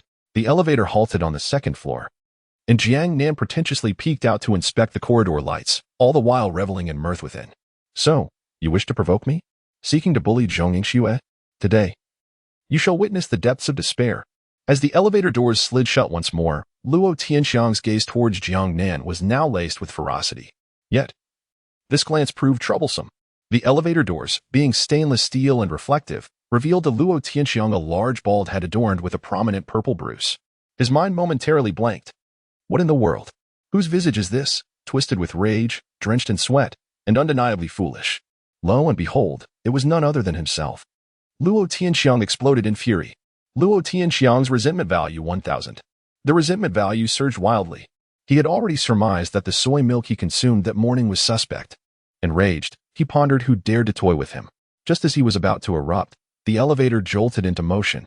Oh, my dear Mother Maria. The handrail was nearly distorted by Luo Tianxiang's grip. Jiang Nan could even hear the grinding of Luo Tianxiang's teeth. 10? Is that perhaps too excessive? The elevator ascended, stopping at each floor. Luo Tianxiang suppressed the urge to unleash his pent-up frustration, watching intently as the elevator climbed to the 32nd floor. All the while, his resentment value continued to escalate. Victory was within sight. At that moment, Jiang Nan calmly retrieved his phone and made a call. Simultaneously, a loud click echoed, and the entire Luo Tian building plunged into darkness. The elevator became ensnared between the 32nd and 33rd floors. Luo Tianxiang widened his eyes. What the hell? The young lady initially appeared flustered but quickly regained her composure, dialing the emergency number within the elevator. All right, half an hour for repairs. Very well. Upon hearing this, Luo Tianxiang was taken aback. What? Half an hour? I am on the brink of death here. He immediately yanked down the elevator handrail, shouting at the two individuals, "Turn away." The young lady wore a puzzled expression. What has gotten into Luo's shut-a-day? Jiang Nan suddenly felt an ominous premonition. His face etched with terror. Oh no, could it be that this fellow intends to? Luo Tianxiang could no longer afford to contemplate the ramifications. He could not withstand half an hour.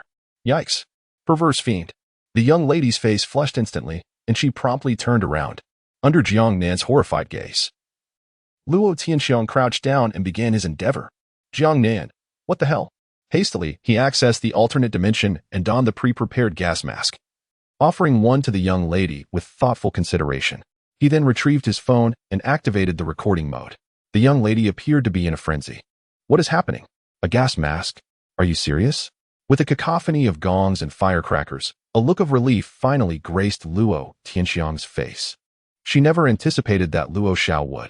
Amidst the young lady's screams, Luo Tianxiang finally noticed Jiang Nan capturing the scene. What was going on? There were fewer than 10 individuals in the world possessing spatial abilities. Jiang Nan, you've gone too far. I will ensure your demise. Luo Tianxiang was truly on the brink of madness, ready to retaliate, yet in his current predicament, he could hardly move. Jiang Nan sneered. You should focus on your own well-being for now. Meanwhile, the security personnel monitoring the cameras were rendered speechless, urgently beckoning their colleagues to witness the unfolding drama. The entire Luo Tian building echoed with an announcement to the individuals in the elevator, please maintain decorum. What is happening? What is wrong with the elevator? You wouldn't believe it. There is a formidable presence in there. Really? Incredible. A true talent. With the power outage, the employees had nothing to occupy themselves with, and countless curious onlookers flocked to witness the spectacle. Luo Tianxiang clenched his teeth, using his short-sleeved shirt to cover his face. At this juncture, there was no choice but to conceal his identity. Jiang Nan, you will pay dearly for this. Jiang Nan narrowed his eyes. I told you. A dog that bites doesn't bark. Leave Zhong Yingxue alone and cease your petty schemes behind her back. Otherwise, this video will surface on major news platforms. The sensational scoop on the heir of the Luo family will surely attract attention. Though Luo Tianxiang seethed with rage, he found himself powerless against Jiang Nan. You have your connections, and I have my narratives. They may not be formidable, but you better not provoke them. With that, Jiang Nan swiftly vanished from the elevator, leaving only the gas mask-clad young lady questioning her existence. Once liberated, Luo Tianxiang's mind was preoccupied with three thoughts. Should he inform his father? Should he relocate abroad? Should he bid farewell to this world? Upon returning to the office, Luo Tianxiang locked himself in the restroom, emerging only after 3 hours, rejuvenated. Even with his deep-seated animosity toward Jiang Nan, he had no choice but to contact his associates and halt the acquisition of the residential development project. There was no alternative. Jiang Nan held the upper hand now. If provoked, he could truly unleash his wrath. Jiang Nan, do not let me catch you. Luo Tianxiang simmered with frustration. This was the second time he had fallen victim to Jiang Nan's schemes. The cleaning lady, who had just finished tidying up the elevator, now entered the office restroom to continue her work. The moment she pushed the door open, she was taken aback. The toilet was shattered. Shattered porcelain lay scattered across the ground, resembling the aftermath of a grenade explosion. Could it be that Luo Xiao possesses such formidable prowess? Is it conceivable that even a toilet could be reduced to fragments at his hands? The martial artists are indeed extraordinarily powerful. Little did they know. A potent combination of strength and detoxifying yellow beans yields remarkable results. Luo Tianxiang became the fortunate first to experience this effect in the world. As Jiang Nan ambled along the path, he was filled with reflections. It turns out that when death looms, one truly becomes desperate. Upon returning to the vehicle, Xia Yao awaited his return with palpable excitement. How was it? Did I time the power cutoff well? Jiang Nan replied with a grin. It was splendid. At least Luo Tianxiang will remain subdued for quite a while. Curiosity piqued. Xia Yao leaned in and asked, what did you do inside? What was the purpose of the power cutoff? Jiang Nan smirked. Do you truly want to see? Xia Yao nodded eagerly, like a chick pecking at grains. I want to see. Then, Jiang Nan proceeded to play the video he had just recorded. Xia Yao burst into laughter. Ha! Xiaonan, you are too ruthless. She was nearly in hysterics. Now, she even felt a twinge of pity for that fellow. Nevertheless, it was quite satisfying to see him bully Xiaoxue. Jiang Nan chuckled. What can I say? I am, after all, the legendary bad man. Chapter 22. The Happy Life of Wang Kai. Hurry, hurry, hurry. Send it over to me. Xia Yao urged impatiently. Unable to refuse her, Jiang Nan complied. On the way home, Xia Yao turned to him with a serious expression. Honestly, Jiang Nan, consider joining our team. In the exploration of the spirit ruins, safety is only guaranteed in a squad-based format. We should kick out that Luo Tianxiang and his accomplice. Han Qing, your spatial abilities will reach astonishing heights. You will be invincible in controlling the battlefield. Xiaoxue will also be thrilled if you come. Jiang Nan scratched his head. I would like to, but I'm in my 3rd year of high school. I can't just transfer schools, can I? Why not? Xia Yu replied matter-of-factly. I can arrange it for you. Jiang Nan understood that Xia Yao is ready to use her financial influence to help him. However, transferring suddenly could tarnish his reputation. The competition at Songjiang Spirit Martial School was fierce, with a strong emphasis on strength. If you really wish to join, you have to earn it. Jiang Nan was taken aback. Earn it? How? Every semester, Jiangxing No. 1 High School has 3 exchange student slots. The top 3 students of the semester will be sent to our school for focused training.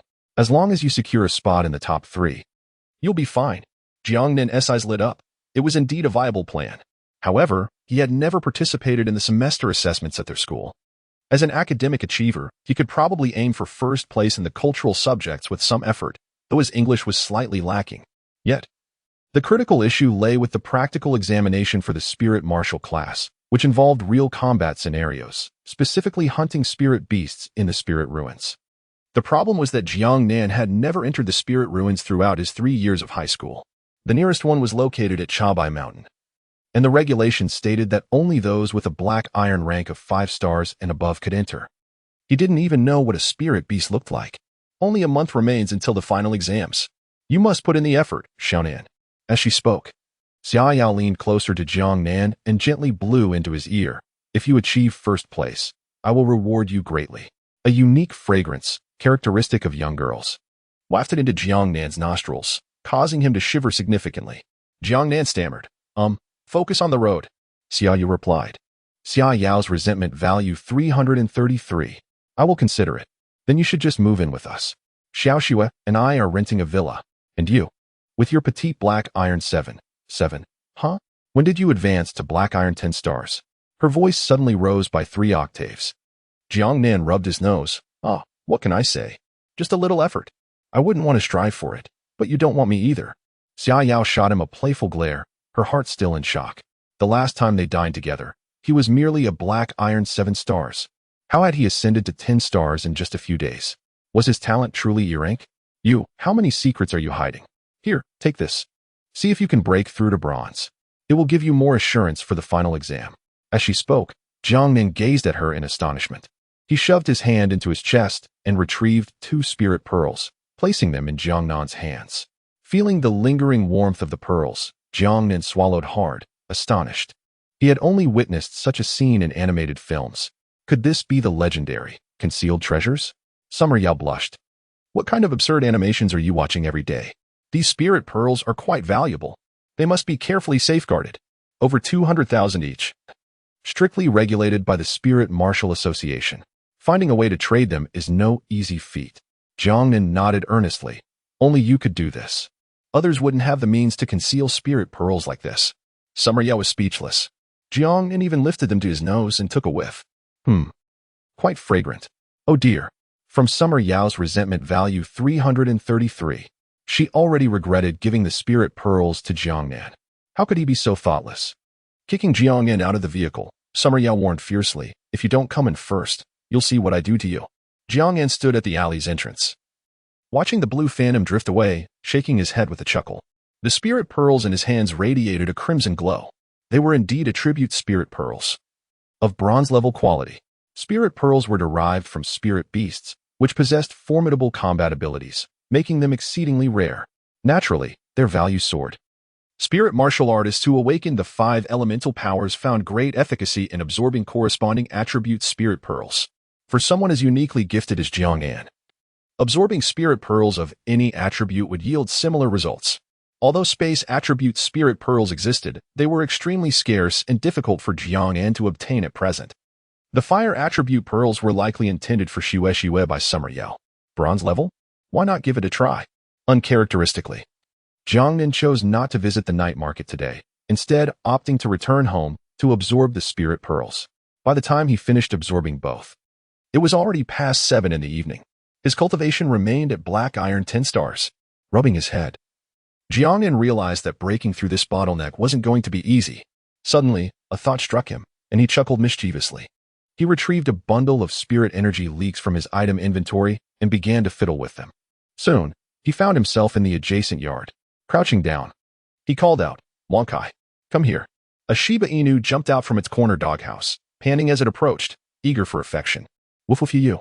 Jiang Nan pulled out a sausage from his pocket and offered it to the dog, patting its head with a sigh. Look at you, living such a pitiful life.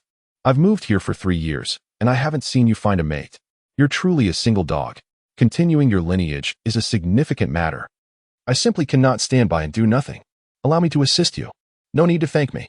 Wonkai devoured the sausage with delight, its little tail wagging furiously, completely unaware that a leak was hidden within the sausage. Neighboring Mr. Wong called out, Jiang Nan, haven't you eaten? Come over to my house for a bite.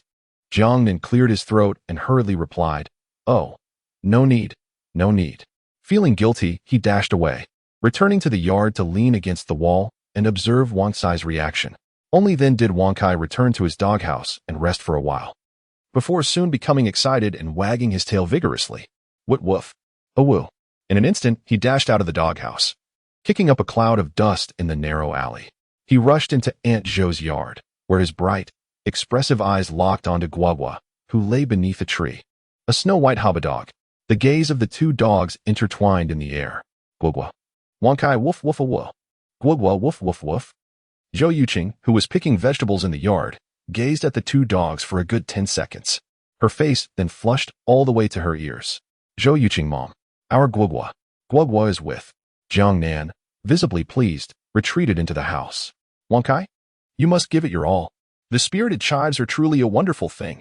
Chapter 23. A little respect for our profession, please. Lying in bed, Jiang Nan scrolled through Weibo for a while and discovered that his followers had inexplicably surged to over 30,000. Moreover, 3 of them expressed particular concern for him. One, undoubtedly named Listening to Snow, was none other than Zhongying Xue. Then there was another named Moonlit Lone Wolf. Sister Xiaoyao, please. Could you refrain from being so juvenile? The last was a broadcaster named Su Yuan, who sent him a private message. Brother, why didn't you set up your stall today? Has the well in your backyard run dry? Jiang Nan. He casually replied, I'll go tomorrow. Remember to come. I'll teach you how to kick a durian. From Su Yuan. Anger value 888.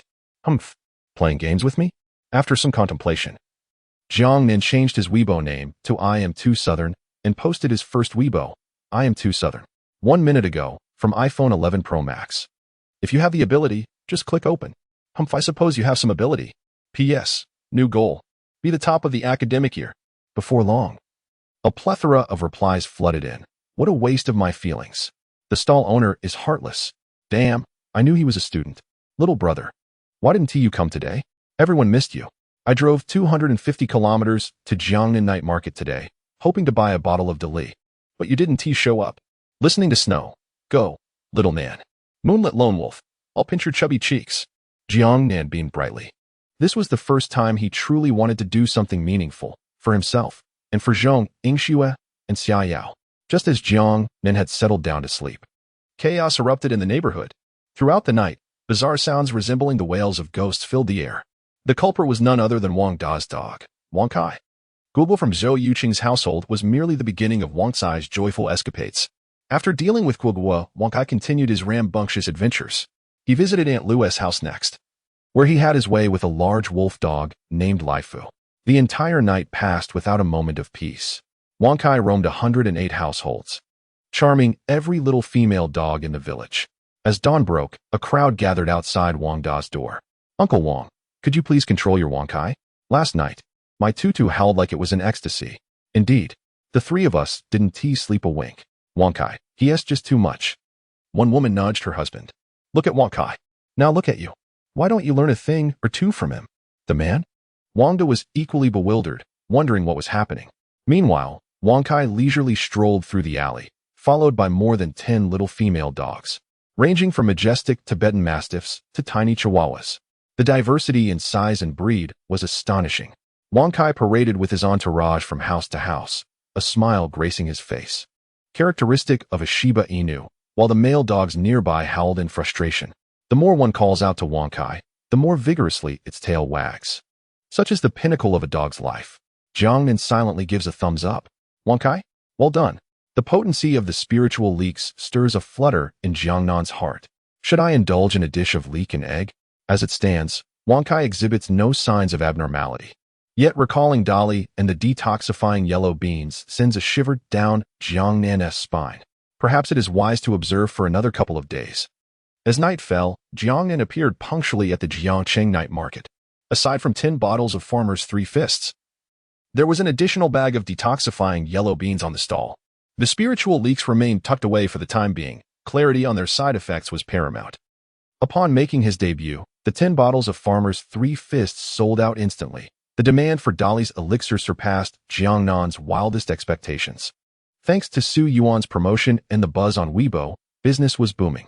Unexpectedly, Bald Chong and Scarface were not yet disheartened. They had summoned reinforcements. This time, however, they brought fewer people. The duo followed closely behind a hulking figure, wearing a black short-sleeved shirt and tight jeans, towering nearly 2 meters tall. His muscles were chiseled as if crafted from stone. His bronze skin and crew cut exuded an overwhelming aura of intimidation. He looked quite youthful. Didn't the guy show up yesterday? Scarface reassured. Rest assured, Wu Xiao. We've done our homework. Bald Chong chuckled. Wu Xiao, we're counting on you this time. Wu Liang cracked his knuckles, grinning. If we don't teach him a lesson, he might think our group is a pushover. Upon reaching the stall, they were taken aback. What the hell? South God? Wu Liang froze. He was also from Jiangcheng No. 1 High School. How could he not know Jiang Nan? He never anticipated that the person his subordinates were referring to as Jiang Nan. A sinister grin spread across his face. Damn it. Last time, Jiang Nan had sabotaged the exam machine, resulting in Wu Liang not testing at all. Otherwise, how could the students of spiritual martial class have the audacity to act so arrogantly? This was the perfect opportunity to assert his dominance and remind Jiang Nan, who truly held sway at Jiangcheng No. 1 High School.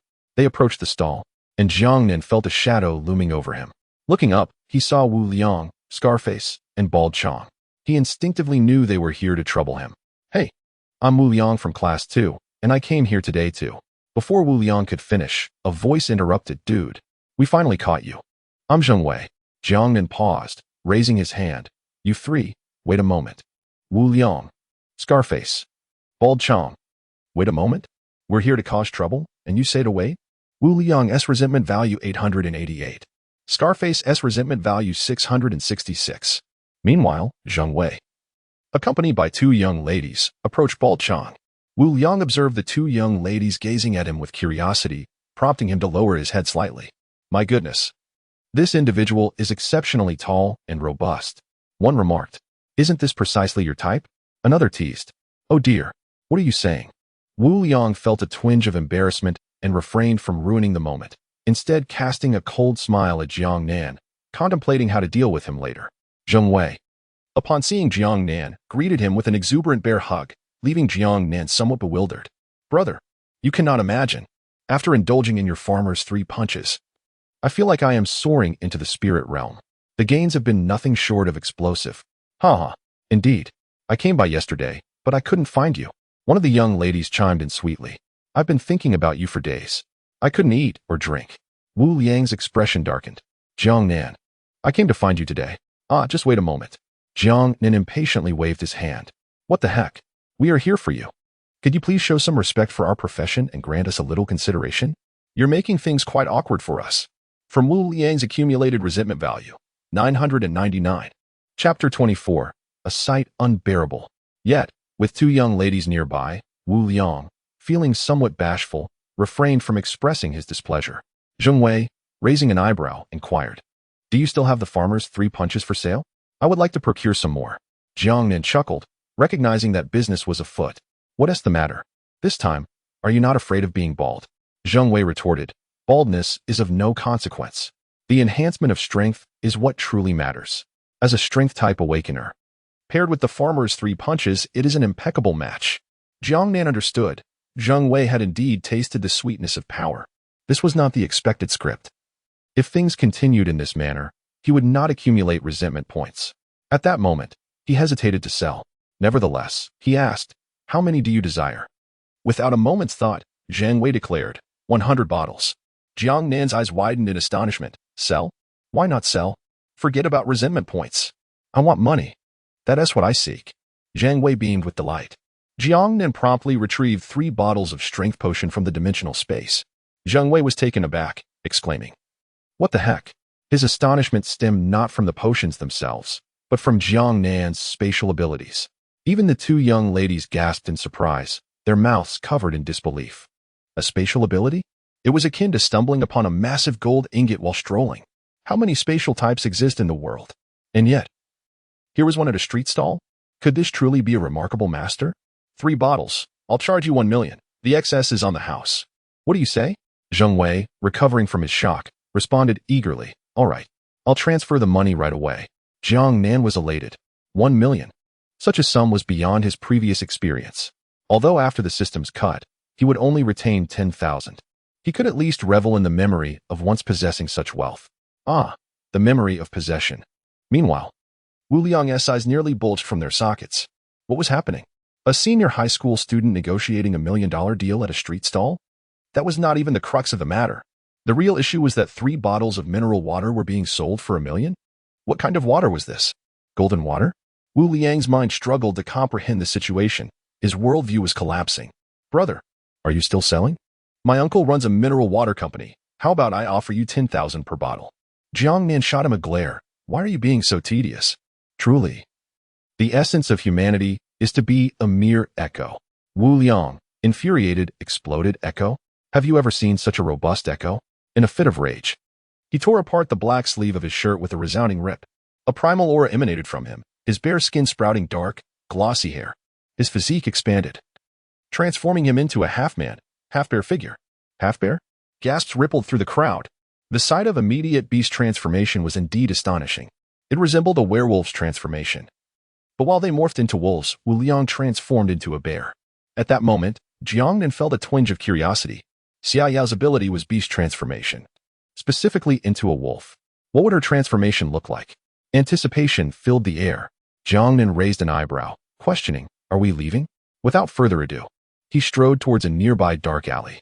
Wu Liang revealed his sharp fangs, flexing his bear-like claws. Humph, at least you know your place. Zheng Wei and the two young ladies exchanged worried glances. Bro, should I? Jiangnan waved his hand dismissively without turning back. Keep an eye on the stall for me. The girl with the bun exclaimed, Oh no, I think I've been enchanted by his charm. What do I do if I fall for a buzzcut? Waiting online. Urgent. Zheng Wei expressed his concern. The spatial abilities are quite fragile at the beginning. That black bear is formidable. The young lady retorted, Humph. What do you know? With looks. Victory is assured. Zheng Wei remained speechless. Jiangnan's decision to abandon the advantage of standing on the stall cloth was not an act of recklessness, but rather a desire to test the extent of his current abilities in preparation for the impending final exams. Wu Liang's bronze-level 3-star strength was sufficient for a worthy opponent. In the alley, Wu Liang grinned wickedly. I've longed to test you. He assured, Don't worry. I won't let you die too painfully. Suddenly, a flying red brick greeted him. With a resounding thud, the brick shattered against his bear-like face. Oh! Wu Liang howled, swiftly closing the distance to Jiangnan. His bear claw transformed into a fist, crashing down with tremendous force, accompanied by a deafening whoosh. The wall behind him cracked like a spider's web, and the sheer power shook the streetlights. Wu Liang paused, bewildered to find Jiangnan's figure had vanished from his sight. In a mere instant, Jiangnan had teleported silently behind him, bringing the brick down hard onto the back of Wu Liang's head. Was the mastery of the sudden brick merely a result of practice? The brick shattered, leaving Wu Liang dazed. As he turned to retaliate with a punch, a fierce wind rushed toward him. To his astonishment, Jiangnan caught the blow with both hands and, using that force, executed a flawless overhead throw.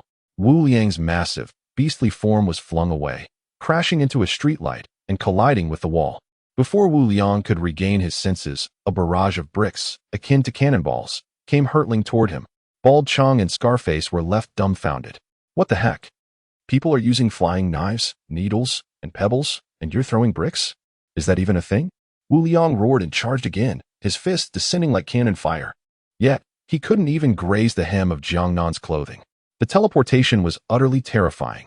Wu Liang began to grasp the extent of Jiangnan's prowess. His strength was immense, his combat awareness exceptional, and his movements were fluid and precise. How could someone who had spent 3 years trailing behind in high school be so powerful? Wu Liang realized that if he didn't unleash his true strength, he would struggle to prevail. With a fierce roar, he transformed once more, tearing through his clothes to become a nearly 4-meter-tall black bear. His eyes glinted menacingly, radiating an aura of terror. Yet, as he swiped at Jiangnan, the latter stood frozen in disbelief, for no other reason than the fact that Wu Liang's transformation came with a wardrobe malfunction. Aren't you ashamed, brother? Have some dignity. How could one possibly don such short trousers?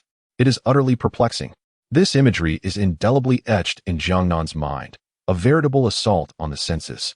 Jiangnan remains oblivious, while Wu Liang has no desire to engage in battle unadorned, for there exists no shorts of sufficient size to accommodate him. A typical 2-meter giant, transformed into a 4-meter behemoth? No shorts could withstand such a metamorphosis. In the realm of academia, he would scarcely dare to unleash his full beastly form. Today, however, there are no alternatives. With a single strike, Wu Liang creates a gaping hole in the courtyard wall. Jiangnan instantaneously teleports to the fallen street lamp, grasping its pole and brandishing it before him. Skill activated. Lance LV 0. Skill points added. 100. Skill Lance, proficiency LV 0. Countless images flooded Jiangnan's mind, as if he had been immersed in them for decades. In that moment, he executed a stunning flourish, launching a fierce strike toward Wu Liang with the elegance of a bridge spanning the river. The sound of the air being sliced was deafening.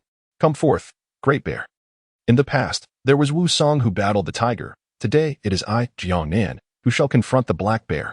Chapter 25. What kind of competitor is this? The streetlight spear sliced through the air with a deafening whoosh, striking Wu Liang with tremendous force. Bang! Wu Liang felt as if he had been hit by a truck. His nearly 800-pound beastly form was sent flying. Gasping for breath, he winced in pain, just as he was about to rise for another round. He witnessed Jiangnan's breathtaking maneuvers. In Jiangnan's hands, the streetlight spear seemed to come alive, with slashes, smashes, stabs, and thrusts. He unleashed a flurry of dazzling moves that left Wu Liang howling in agony. He was utterly defenseless. Bald Chang and Scarface were left dumbfounded. Jiangnan's movements were a feast for the eyes, exuding a primal sense of power, comparable to a master marksman. The two couldn't help but feel compelled to applaud Jiangnan. Smack! The streetlight spear struck Wu Liang squarely in the face. His massive body stumbled and fell to the ground. Jiang Nen gazed at the bent streetlight in his grasp, marveling at Wu Liang's terrifying resilience after beastification. Even in such a state, he was still struggling to rise. Jiang Nen offered no quarter. In the blink of an eye, he teleported onto Wu Liang's back, mercilessly bringing down his brick. As for why he didn't use his fists, Jiang Nen found them too painful. After smashing approximately 20 red bricks, Wu Liang finally succumbed to unconsciousness. Jiang Nen panted slightly, cursing under his breath, "Damn bear." He then beamed at Bald Chong and Scarface. The two shivered in fear. Their faces pale. "No, Brother Nan, I can handle this myself." With that, Scarface charged at a nearby streetlight with all his might. A resounding crash echoed as the streetlight swayed, and Scarface promptly collapsed. Bald Chong's eyes twitched. Scarface was indeed Scarface, a seasoned veteran. With a fierce expression, he dashed towards a nearby concrete wall, colliding with it violently. "Damn it!" Bloodied and in pain, Bald Chong cursed, yet he remained conscious.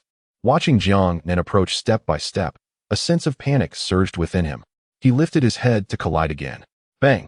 Bloodied. Bald Chong still did not lose consciousness. Once more. Bang! Still awake? Was he not exerting enough force? Nearby, Scarface, lying on the ground, secretly opened his eyes. Bemused by Bald Chong's frantic attempts to knock himself out against the wall. Was this fellow perhaps a fool? This underling was not worth keeping. When Jiang Nen finally reached him, Bald Chong still hadn't knocked himself out. With a pitiful gaze, he looked up at Jiang Nan. Brother Nan, could you lend me a hand?" Jiang Nan, with a dark expression, delivered a resounding slap. Bald Chong fell to the ground in response. Well, this time, he should be unconscious. Turning his gaze to the motionless Wu Liang, he instinctively glanced at his waist and abdomen. Beastification. Truly formidable. Sigh. Pity the poor soul. What can I say? I have a kind heart. With that, he opened a spatial rift and tossed a pair of shorts through. Upon returning to the stall, Zhang Wei was utterly astonished. He had just witnessed the entire showdown in the alley, and Jiang Nan's marksmanship had truly left him in awe. Brother Nan, are you taking in disciples? The kind with plenty of riches. Jiang Nan. At this moment, the two young ladies' eyes sparkled with excitement. The recent battle was truly ethereal. The fluidity of the marksmanship, combined with the elusive teleportation, was utterly breathtaking. Young man, is there a disciple who is as light and easy to topple as that? Whether a lowly or a mature lady, I desire to learn. I wish to master that flying brick technique. So impressive. Jiang Yan sighed in exasperation. After all, I am merely a high school senior.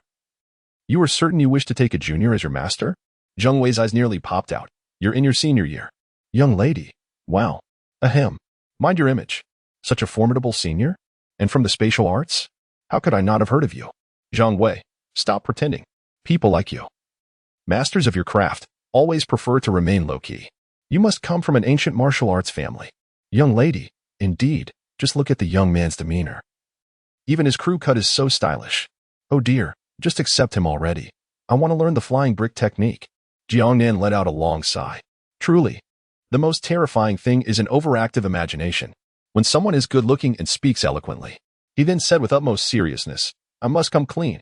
In truth, I traversed here from the Centaur constellation. 20 years ago, I awakened the spiritual energy and took upon myself the heavy responsibility of saving the Earth.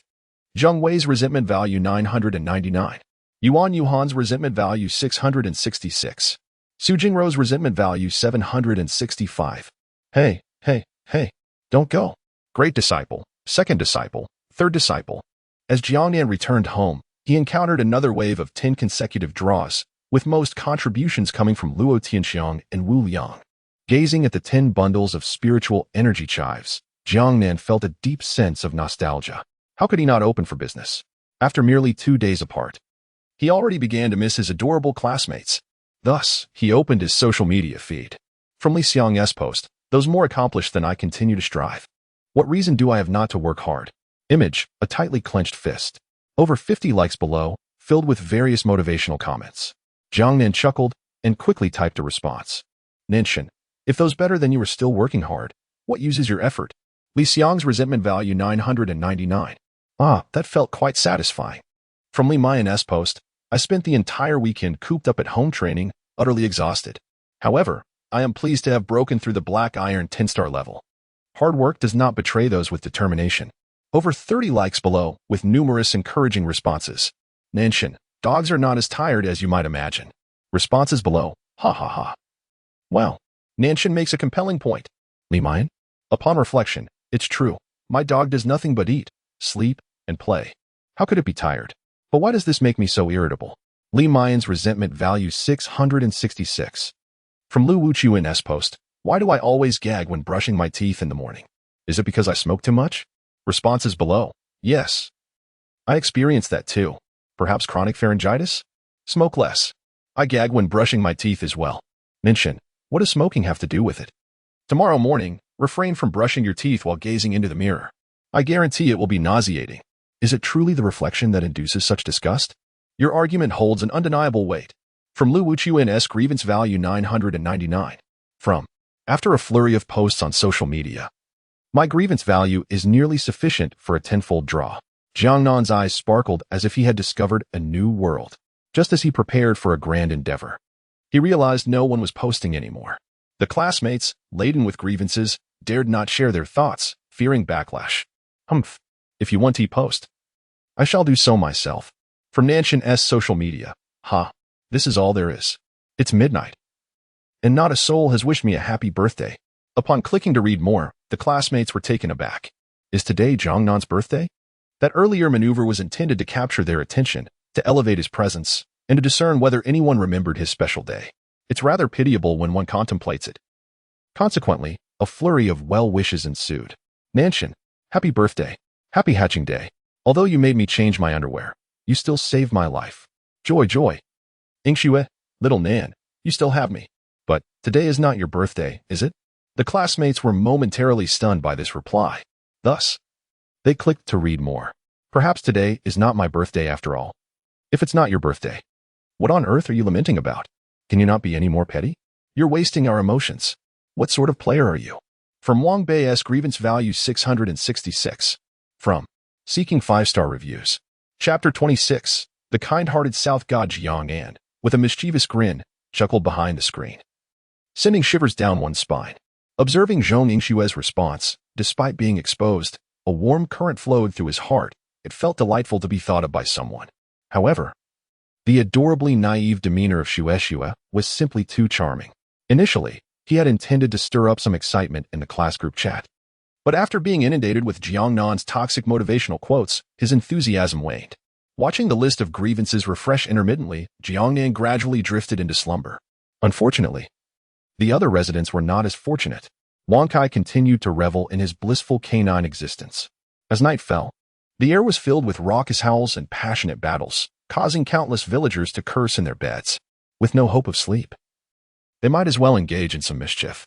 Awoken by the gentle rays of the sun, Wu Liang stirred, suddenly realizing he had returned to human form. Albeit with a bruised visage, stripped of all belongings, he felt utterly bare, as if he were a solitary wanderer with nothing but the breeze to accompany him. Upon opening his eyes, he was momentarily blinded by a flash of light. A crowd had gathered at the alley's entrance. My, the audacity of the youth today. This young man certainly had potential. An elderly lady remarked, slurp hee. Could it be that he has been caught in a compromising situation? TSK. The elderly women's gazes were predatory, while a shy young girl covered her eyes, yet couldn't resist peeking through her fingers. Wu Liang's mind buzzed as memories of the previous day began to resurface. He quickly searched around, only to discover that Bald Chong and Scar Face had long since vanished. What a predicament! He was left without a single garment, overwhelmed by the scrutinizing stares of the elderly and young alike. He wished he could disappear into a crack in the ground. At that moment, he noticed something resting on his chest, a pair of shorts. Were they left for him by the South God? An act of kindness in return for malice. Wu Liang felt a surge of gratitude. Bald Chang and Scarface had fled, leaving him utterly bare, yet the South God had benevolently left him a pair of shorts. Although they were adorned with a triangular Pikachu design, at least they provided him some semblance of modesty. Filled with appreciation, he slipped into the shorts. Surprisingly, they were rather comfortable, offering a sensation he had never experienced before. On that very day, Wu Liang transitioned from the square to the triangular camp. The onlookers' gazes shifted from curiosity to alarm, quickly parting to grant him passage. The flashes of mobile phone cameras erupted in a frenzy, transforming the narrow alley into a dazzling boulevard of stars. Wu Liang confidently strode out of the alley, his mind replaying the events of the previous day with a serious demeanor. He could hardly fathom that Jiang Nan, whom many deemed a waste, possessed such remarkable strength. The marksmanship, the hand-to-hand combat skills, and even the flying bricks. Just recalling it ignited a fervor within him. Truly, subtlety is the most powerful form of flaunting. Now, his greatest desire was to seek out Jiang Nan. In the morning, Jiang Nan arrived at the classroom. As usual, there was a moment of profound silence, a lingering aftertaste from last night's toxic remarks.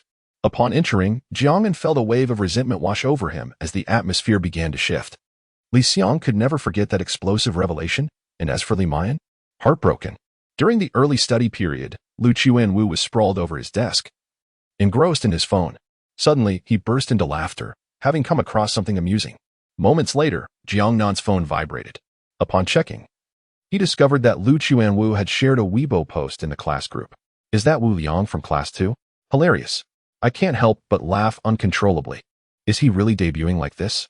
Dressed as Pikachu, how adorably charming. Wu Liang's physique is simply astounding. My goodness, are those muscles for real? I'm smitten. You adore him? But he doesn't reciprocate your feelings. Curiously, Jiang Nan clicked on the post, only to be met with an eye-watering scene. The headline read, "Shocking. A muscular man spotted at the morning market on the pedestrian street. Is this a distortion of humanity or a decline in morals?" With accompanying images, the post featured Wu Liang, clad only in a pair of shorts, confidently striding down the street with an expression of deep contemplation. The comments section erupted with excitement. I admire this brother's courage. Thumbs up for Pikachu. This morning, I spotted him at the roadside stall while having breakfast. I'm sorry. My tofu pudding just spewed everywhere. Please reimburse me for my breakfast. The fencing team. Brother, our family welcomes your arrival. Nanshan, Jiangnan's night market shorts are on sale. 2 for 10 yuan, same style available. Jiang Nan, trembling, exited Weibo, covering his face with his hands. Last night, he had carelessly tossed a pair of shorts at him. Who would have thought it would create such a sensation? Wu Liang actually wore them. So he casually decided to capitalize on this, thinking it might not be a loss. During class, the teacher rapped the blackboard, announcing, with the final exams approaching, as part of the spiritual martial arts class. Our practical test will take place at the Tianqi Spiritual Ruins on Chabai Mountain. I hope everyone organizes themselves into teams and prepares adequately. The spiritual pearls obtained within the ruins will belong to you. It would be even better to acquire pearls containing spiritual techniques. The top 10 in the grade will receive star pearls imbued with spiritual techniques and to prepare for the college entrance examination. The duration of our visit to the ruins will extend from the previous 7 days to half a month. Students, be mentally prepared. Team formations are not limited to members of our class. Ideally, we should have 1 tank, 1 magic user, 1 melee fighter, and 1 crowd control specialist. Instantly, the classroom buzzed with chatter. The Tianqi Spiritual Ruins on Chabai Mountain, a place of both love and hate. Our school is falling behind. Students at Songjiang's Linwu High School have been operating in teams since their first year, while we are merely left to fend for ourselves. Enough of that. Let us focus on team formations. Hee, I'll stick with last year's veterans. We have established rapport. Jiang Nan quietly listened, contemplating the matter of spiritual techniques. Within the low-tier spiritual beasts of the ruins, it is rare to encounter those possessing spiritual techniques. Even if there are any, finding one that aligns with one's own attributes is exceedingly challenging. Spirit warriors can only absorb spiritual techniques corresponding to their respective abilities. With each level gained, they are able to assimilate one spiritual technique. For instance, Jiang Nan, at the Black Iron level, is permitted to absorb only one spiritual technique, which must be of the space attribute. Although Huaxia is vast and rich in resources, with countless spiritual ruins, space-type spiritual beasts are exceedingly rare, and the associations exert strict control over them. Even with Jiang Nan's efforts, he is unable to procure one. The only ability he possesses, teleportation, is innate. There are indeed prodigies who have comprehended unique techniques, but Jiang Nan finds himself at a disadvantage. Nevertheless, he does not despair, as few of his peers have absorbed any spiritual techniques.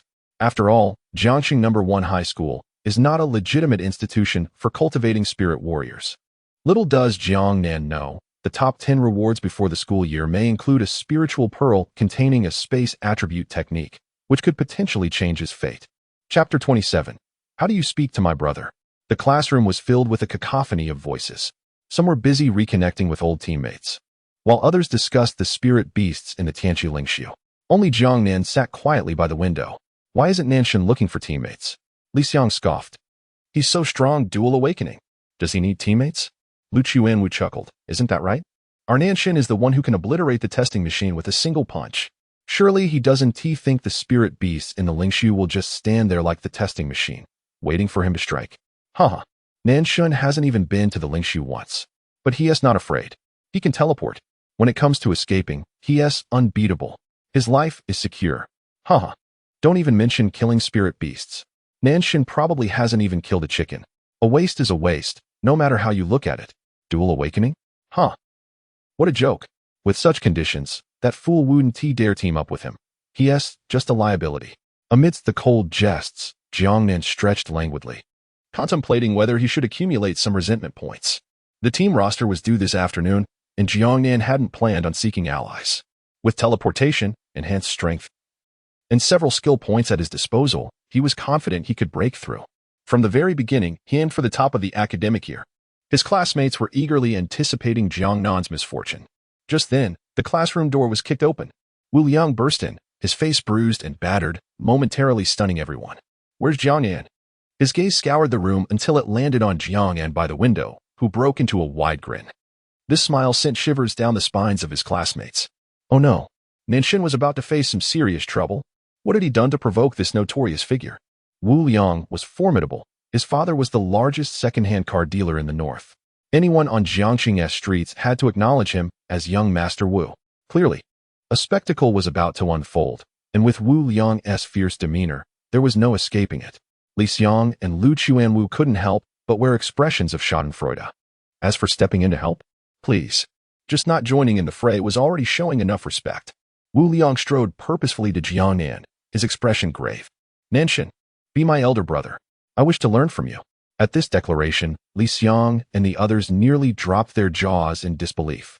Learn from him. Acknowledge him as an elder brother? Wasn't he here to confront Jiang Nan? Had he taken a blow to the head? What skills could Jiang Nan possibly possess? Jiang Nan smirked. You're hardly in a position to talk. Li Mayan was taken aback, as if he had never known Jiang Nan. Speaking so defiantly to someone as notorious as Wu Liang? Was he courting disaster? Wu Liang shook his head. I've clarified the situation regarding the barbecue stall. The blame lies with the bald ones. I've already had them dealt with. Such incidents will not occur again. Last night, I was in the wrong. My elder brother was right.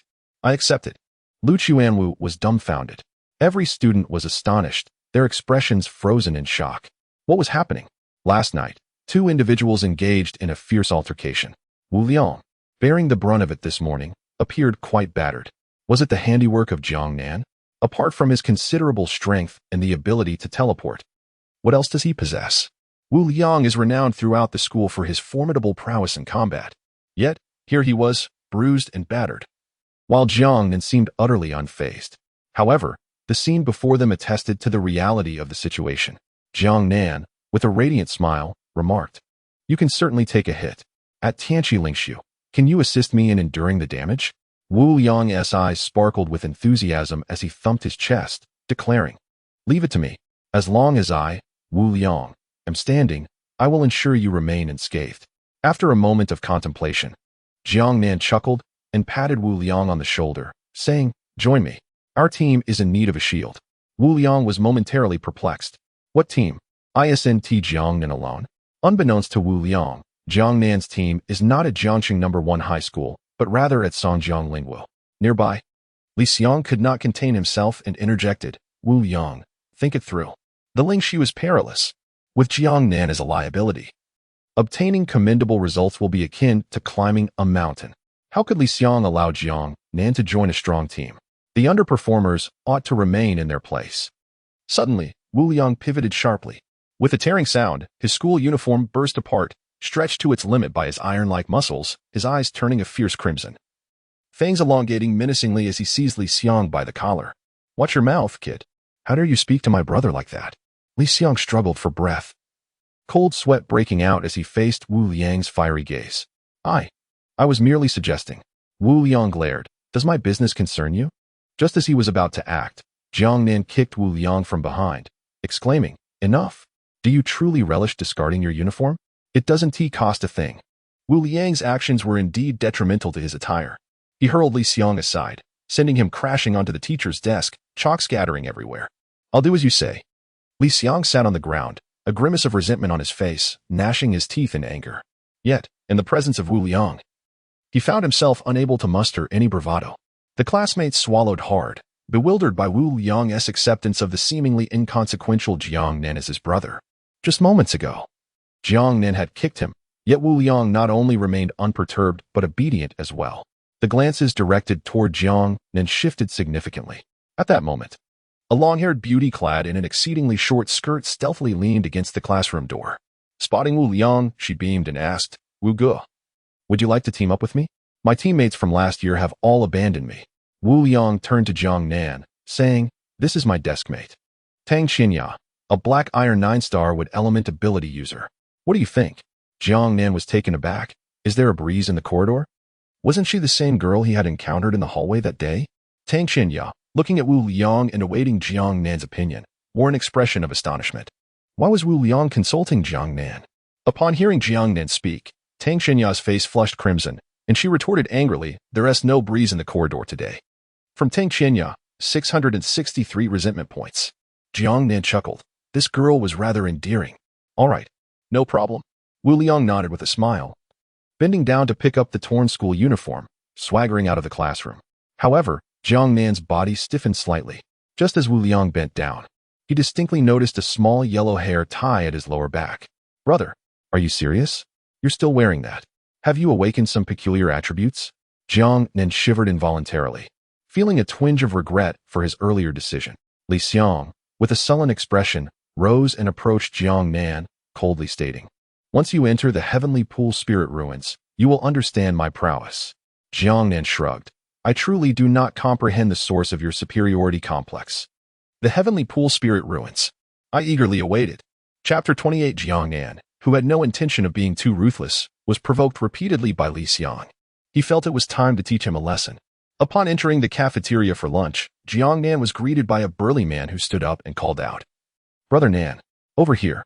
His booming voice instantly drew the attention of everyone present. Wait, did I hear that correctly? The tough guy Wu Liang just called Jiang Nan Brother Nan? You have no idea. He acknowledged Jiang Nan as his elder brother after visiting class 1 this morning. Is that so? Have you seen Weibo? This morning, Wu Liang was wearing the Pikachu outfit, and now he sat so close to Jiang Nan. Though Jiang Nan had his flaws, he was undeniably handsome. The others exchanged glances, their expressions filled with curiosity. Nearby, a group of girls whispered excitedly, "Wow, Jiang Nan is so desperate for good grades in the final exams that he is willing to sell his soul." As he walked through, Jiang Nan overheard their hushed conversations, and his expression darkened. What are they even thinking? Selling my soul? If that were possible, I would have done it long ago. He approached Wu Liang, who had thoughtfully prepared his meal. What's the matter, Brother Nan? Is someone bothering you? If you can't handle it yourself, just tell me. I'll help you teach them a lesson. Jiang Nan wore a troubled expression. Big guy, how are your studies? Wu Liang paused, his face brimming with confidence. Every exam, I demonstrate my abilities to everyone. Do you know how many of us there are in our grade? Upon hearing this, Jiang Nan nearly dropped his bowl. So, he was always at the bottom? With a frown, Jiang Nan replied, for this final exam, I need you to score 3rd in the cultural subjects. Understand? Wu Liang patted his chest. 3rd from the bottom? No problem. Jiang Nan corrected him. No, I mean 3rd from the top. Wu Liang's eyes widened in disbelief. Brother Nan, are you out of your mind? Even if I cram all the books in my head, I can't score 3rd. Jiang Nan rolled his eyes. Are you all muscle? Is your brain just muscle too? You must be in the top 3. Otherwise, don't follow me. Wu Liang looked aggrieved. Why not? Jiang Nan pressed on. Have you considered your future? If you keep coasting like this, you'll end up inheriting the family business, becoming a local tyrant? Is that all you aspire to? The world is so vast and wonderful. I want to reach great heights. The higher, the better. The question is, can you keep up? Wu Liang fell silent, realizing that Jiang Nan genuinely cared for him. In a low voice, Jiang Nan added, if you rank in the top 3, I'll take you to Songjiang Lingwu. Wu Liang was taken aback, finally understanding the depth of Jiang Nan's words and the profound significance of his offer to follow him. With a thud, Wu Liang slammed his hand on the table, his face flushed. No more talking. Let us do it. The sudden noise silenced the entire cafeteria. Jiang Nan glanced at his bowl. Now spilled. Brother, I cannot believe the fervor. I haven't even taken a bite yet. Beside me, the startled Tang Qianya timidly offered. I can assist Wu Ge with his studies. Wu Liang, visibly moved, replied, This time, I rely entirely on you. If that fails, I shall seek out each individual. Whoever dares to outscore me, I shall confront. Jiang Nan interjected, My friend, with your current ranking, do you truly believe you can challenge the entire grade? The task seems rather daunting. After the meal, Wu Liang entered a fervent study mode. He glared at his books as if he could will them to submission. Jiang Nan, filled with satisfaction, had his reasons for approaching Wu Liang. Firstly, this fellow possesses remarkable resilience and innate talent. Moreover, he is genuine, kind-hearted, and lacks ulterior motives. Through their encounters, Wu Liang's indomitable spirit shone through. Regardless of how many times he was knocked down, he consistently endeavored to rise again, a quality truly commendable. His declaration, As long as I, Wu Liang, stand, I shall not allow you to be harmed, was precisely why Jiang Nan chose him.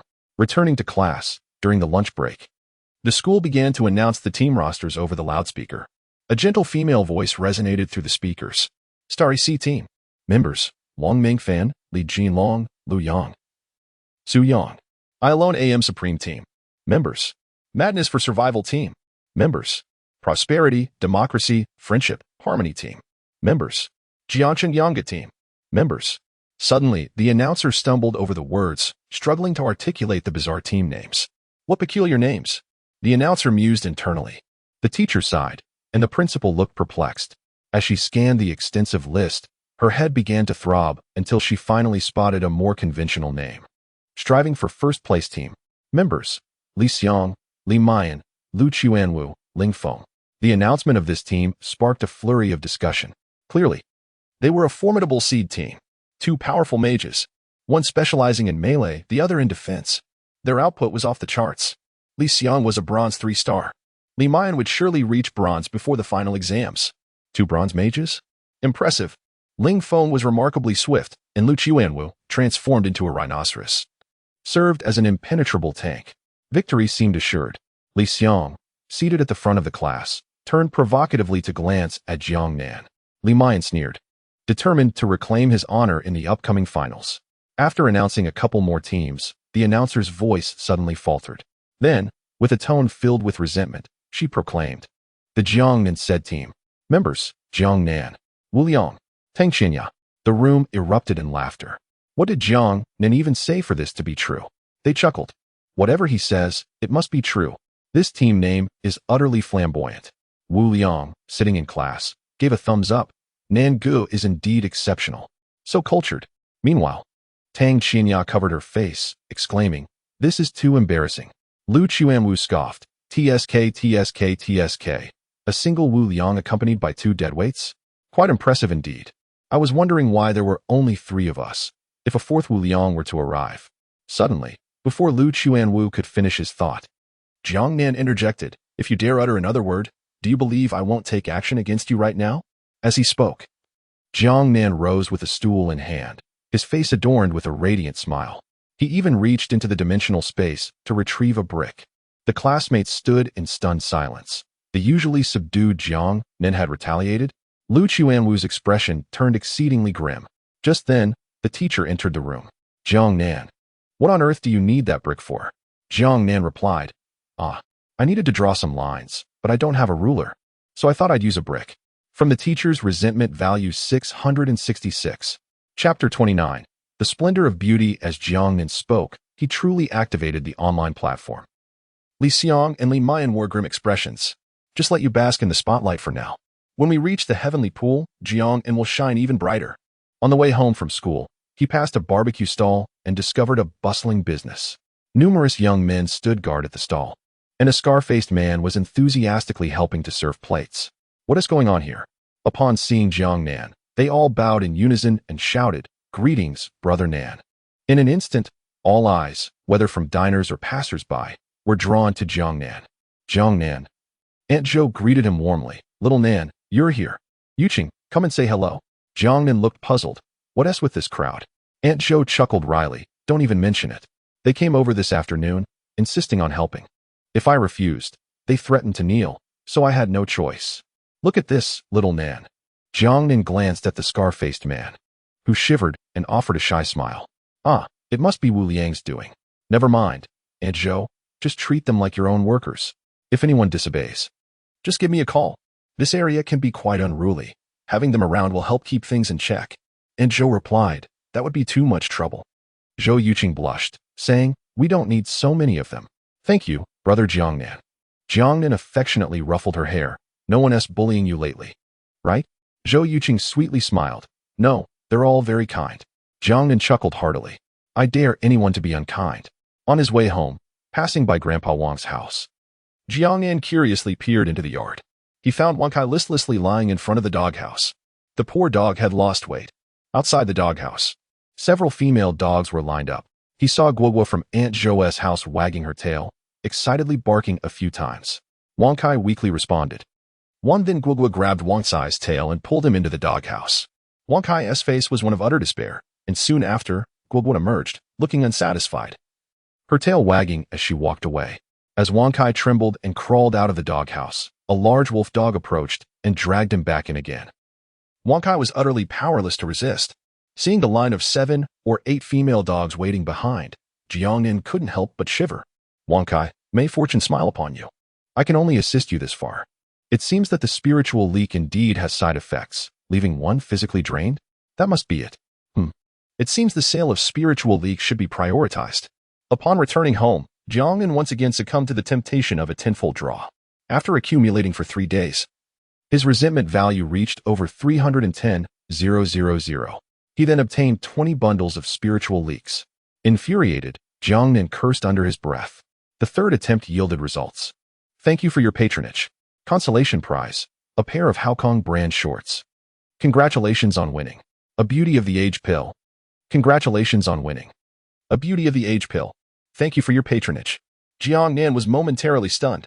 Not only has a new consolation prize been introduced, but even legitimate rewards have emerged, 2 of them, no less. Contemplating the formidable effects of the essence of rebirth fruit, Jiangnan felt a surge of excitement. He promptly examined its effects. Elixir of celestial beauty. Effect. Upon consumption, it enhances one's appearance, granting you a visage of unparalleled beauty, flawless and exquisite. Jiangnan was taken aback. He had anticipated a spiritual pearl or perhaps an upgrade potion to enhance his prowess. Yet, what was this elixir of celestial beauty? A cosmetic potion? What does this have to do with increasing strength? Wait, perhaps attractiveness is a form of strength. The adage beauty triumphs holds merit, does it not? Relying on one's looks is indeed a skill. Jiangnan's eyes sparkled with renewed hope as he anxiously settled before the mirror, gently caressing his face. He was already quite handsome, with no apparent flaws. Nevertheless, he still took out a single elixir of celestial beauty and swallowed it. It was sweet, reminiscent of the famous white rabbit candy. Then, Jiangnan felt an itch on his face. A wave of apprehension washed over him. Would he end up disfigured? Would he explode on the spot? The devious system had him in a state of anxiety. Half an hour later, Jiangnan gazed incredulously at his reflection in the mirror. His starry brows and sharp eyes, a high and noble nose, and an upturned smile, with a pair of deep black eyes that seemed to harbor the cosmos, capable of captivating any maiden's heart. His skin was smooth and fair, almost beyond belief. There was an air of unrestrained elegance about him, coupled with an assertive buzz cut. A mere smile transformed him into Cupid's arrow. No, it was more like Cupid's Gatling gun, capable of area damage. His appearance remained fundamentally the same. Yet subtle adjustments had yielded such a remarkable transformation. Jiangnan rubbed his face. Handsome. Incredibly handsome. He had never known one could be so striking. A heartthrob? A wealthy lady's darling? With such an arresting visage, he could outshine any A-list male star in the entertainment industry. He was smitten. Jiangnan slowly clenched his fist. Determination etched on his face. It was time to procure a copy of How to Win a Wealthy Woman's Heart. Subsequently, he turned his attention to the new consolation prize. Hulk brand shorts. Effect, bug-level shorts. They can adapt to the wearer's physique. Jiangnan nearly choked. In movies, the Hulk may burst out of his clothes, but his shorts remain intact, no matter the chaos of battle. Did Hulk brand shorts possess the same quality? Remarkable indeed. It was a boon for beastly metamorphs and spiritual warriors. As for side effects, he wasn't the one wearing them, so Jiangnan dismissed those concerns. He'd let Wu Liang try them first. After all, That image was still vividly etched in his mind. A cursory glance revealed a comprehensive range of styles for both genders. There was something for everyone. At that moment, the aura-infused leeks also entered the system store. Available in bundles for 300 resentment points. Jiang Nan. Just then, his phone rang unexpectedly. It was a video call from Lang Mie. Jiang Nan pressed the answer button. In the video, Xia Yao was happily linked arm in arm with Zhong Yingxue. The atmosphere around the two was quite boisterous, reminiscent of the bustling streets. Xiao Nan, come out for dinner. Shui Shui exclaimed joyfully. Today, I'm treating. Zhong Yingxue added with a gentle smile. What would you like to eat today, Xiao Nan? Upon seeing the two stunning beauties, Jiang Nan felt his spirits lift instantly. Where are you two? I'm on my way. Yet, Xia Yao scoffed. Xiao Nan, you big man, are you really using beauty filters on your video? This must be cranked up to level 10, right? Turn it off. Turn it off. You're about to blind me with your handsomeness. Jiang Nan retorted. I didn't turn it on. Still making excuses? Shua, are the beauty filters on phones really that terrifying these days? Zhong Yingxue rolled her eyes, ignoring Xia Yao. We're waiting for you at Century Square. Jiang Nan replied, all right. I'm on my way. With the video turned off, Jiang Nan wore an expression of helplessness. Isn't this a bit unjust? As for beauty filters, my good looks are naturally apparent. Thank you very much. Chapter 30. The Sudden Explosion in Jiang'an. Preparations were underway for a dinner outing with Xia Yao and Zhong Yingxue. Meanwhile, Wu Liang was at home, engrossed in his studies, neglecting even his evening meal. Wu's father, bare-chested and clad in slippers, entered Wu Liang's room. Son, come eat. Your mother just cooked. Before he could finish, he noticed Wu Liang hunched over his desk, his eyes nearly bulging out in disbelief. What are you doing? Surely, you must be doodling in your books. Every student enjoys that. Upon closer inspection, he was astounded. Wait, you're genuinely studying? Son, have you lost your mind? You're actually learning? Wu Liang, with a sullen expression, replied, Dad, please go eat. Don't disturb my studies. I aim to rank among the top 3 in the class this semester. Wu's father was taken aback, anxiety evident on his face. Top 3? But you promised me you'd drop out of high school. Drop out of high school? Engage in mischief. Take my place in the underworld. That would ease your father's worries. Wu Liang looked at him with disdain. I have no desire to lead such a monotonous life. Concerned, Wu's father asked, have you been hurt by something? Tell me who it was. I will take care of it. Wu Liang stood and pushed him out. Dad, I need to study. Please don't disturb me. Standing outside the door, Wu's father questioned his own existence. Dear, do you think our son has contracted some strange illness? What is wrong with him? Wu's mother inquired. He is actually studying. He wants to be in the top 3. Wu's mother scolded. I suspect it's you who is unwell. Hurry and come eat. On the street, Jiang Nan donned a pair of shorts and flip-flops, complemented by a Sailor Moon t-shirt, creating a flamboyant appearance.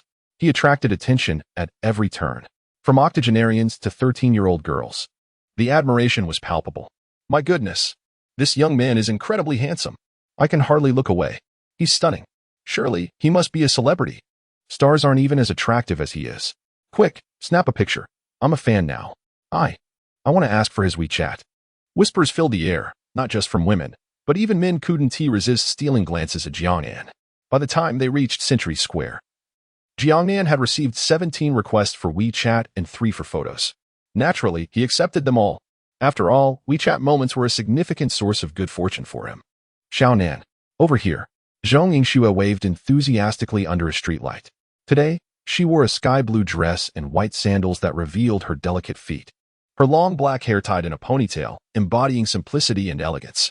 In contrast, Xia Yu was more exuberant, sporting a black strapless top, a white sun-protective jacket, and denim shorts that showcased her long legs, drawing plenty of attention. As the trio gathered, they instantly captivated the eyes of many onlookers, who turned to stare. Xia Yao, astonished, gazed at Jiangnan and rubbed her eyes. Oh my, I thought you had used a beauty filter. It's only been a few days since we last met. How have you become this handsome? Have you been eating papaya? Jiangnan. With a glance at Xia Yao's chest, Jiangnan smirked. Is your papaya for beauty? Have you consumed too much of it? Xia Yao bared her teeth, extending her claw-like hand to vigorously rub Jiangnan's face. From Xia Yao's resentment value 333. Wow, your skin is so smooth and fair. Xia Yao couldn't help but feel a twinge of envy. Quickly tell me, how did you achieve this? Did you undergo surgery? Jiangnan replied with utmost seriousness. No, I merely washed my face. Xia Yao, with a look of disdain, withdrew her hands. How long has it been since you last washed your face? Such a drastic change after washing? Who were you trying to fool? Zhang Yingxue chuckled. Little Nan has a good foundation. It's only right that he is so handsome. Come, let us go of hot pot. Jiang Nan grinned. Snow is the best. But why does that sound a bit strange? Handsome is deserved? Why does it suddenly feel like it's time to eat? ISNT today, just Monday? Jiang Nan casually inquired. Zhang Yingxue laughed. Is it wrong to miss you? Xia Yu giggled. That surname Luo has taken 2 weeks off, finally. We won't be bothered at school. Little Snow is happy, right? Jiang Nan and Xia Yao exchanged mischievous glances, giving each other a high five. Zhang Yingxue looked suspicious. Why do I feel like you two are hiding something from me? No, I swear on my conscience. Xia Yao placed her hand on her chest, while Jiang Nan rolled his eyes. Give it up, Sister Xia Yao. You can't even reach your conscience. It's too far away. Saying this, he pulled a large white rabbit milk candy from his pocket and handed it to Zhang Yingxue. Here, have some candy. Eat it at home. Zhang Yingxue stared at the candy in her hand, memories flooding back like a tidal wave. All right, I'll eat it at home. But Xia Yao's little hand reached out as well. What about me? I want candy too. Jiang Nan grimaced. Disobedient children don't get candy. Xia Yao, infuriated, pounced on him, delivering a powerful chokehold that made Jiang Nan roll his eyes in exasperation. Will you give it to me or not? Jiang Nan replied. It's truly gone. Just one. I'll bring you some next time. Next time. Whispering to Xia Yao, he said, I've found a shield warrior. Once I secure first place, I'll bring it over for both of you to see. Xia Yu was taken aback, then giggled. First place? So confident? Haven't you never entered the spirit ruins? Jiang Nan scoffed. With my looks, would the spirit beast dare to harm me? Shameless. Just focus on yourself. Zhang Yingxue turned back, curious. What are you two whispering about? Xia Yao and Jiang Nan shook their heads vigorously, resembling bobblehead dolls. Zhang Yingxue, puzzled, was about to ask something when suddenly, a deafening explosion echoed. A brilliant fireball illuminated the night sky, momentarily bright as day. The tremendous noise shattered the glass of nearby residential buildings. A massive explosion erupted at the Walmart 2 blocks away. The crowd panicked, scrambling to avoid falling shards of glass. Gazing toward the mall, flames surged, swiftly consuming 2 floors. Thick black smoke billowed ominously, filling the air with a burnt odor. The 3 exchanged glances, their eyes filled with sheer terror. How could such a powerful explosion occur in a shopping mall? It is not a chemical plant. Moreover, the presence of many civilians during the peak hours of the night amplifies the potential consequences of such an incident. Jiang Nan's expression was grave. Let us go. We must see what has happened. Zhang Yingxue and Xia Yao shared a similarly solemn demeanor.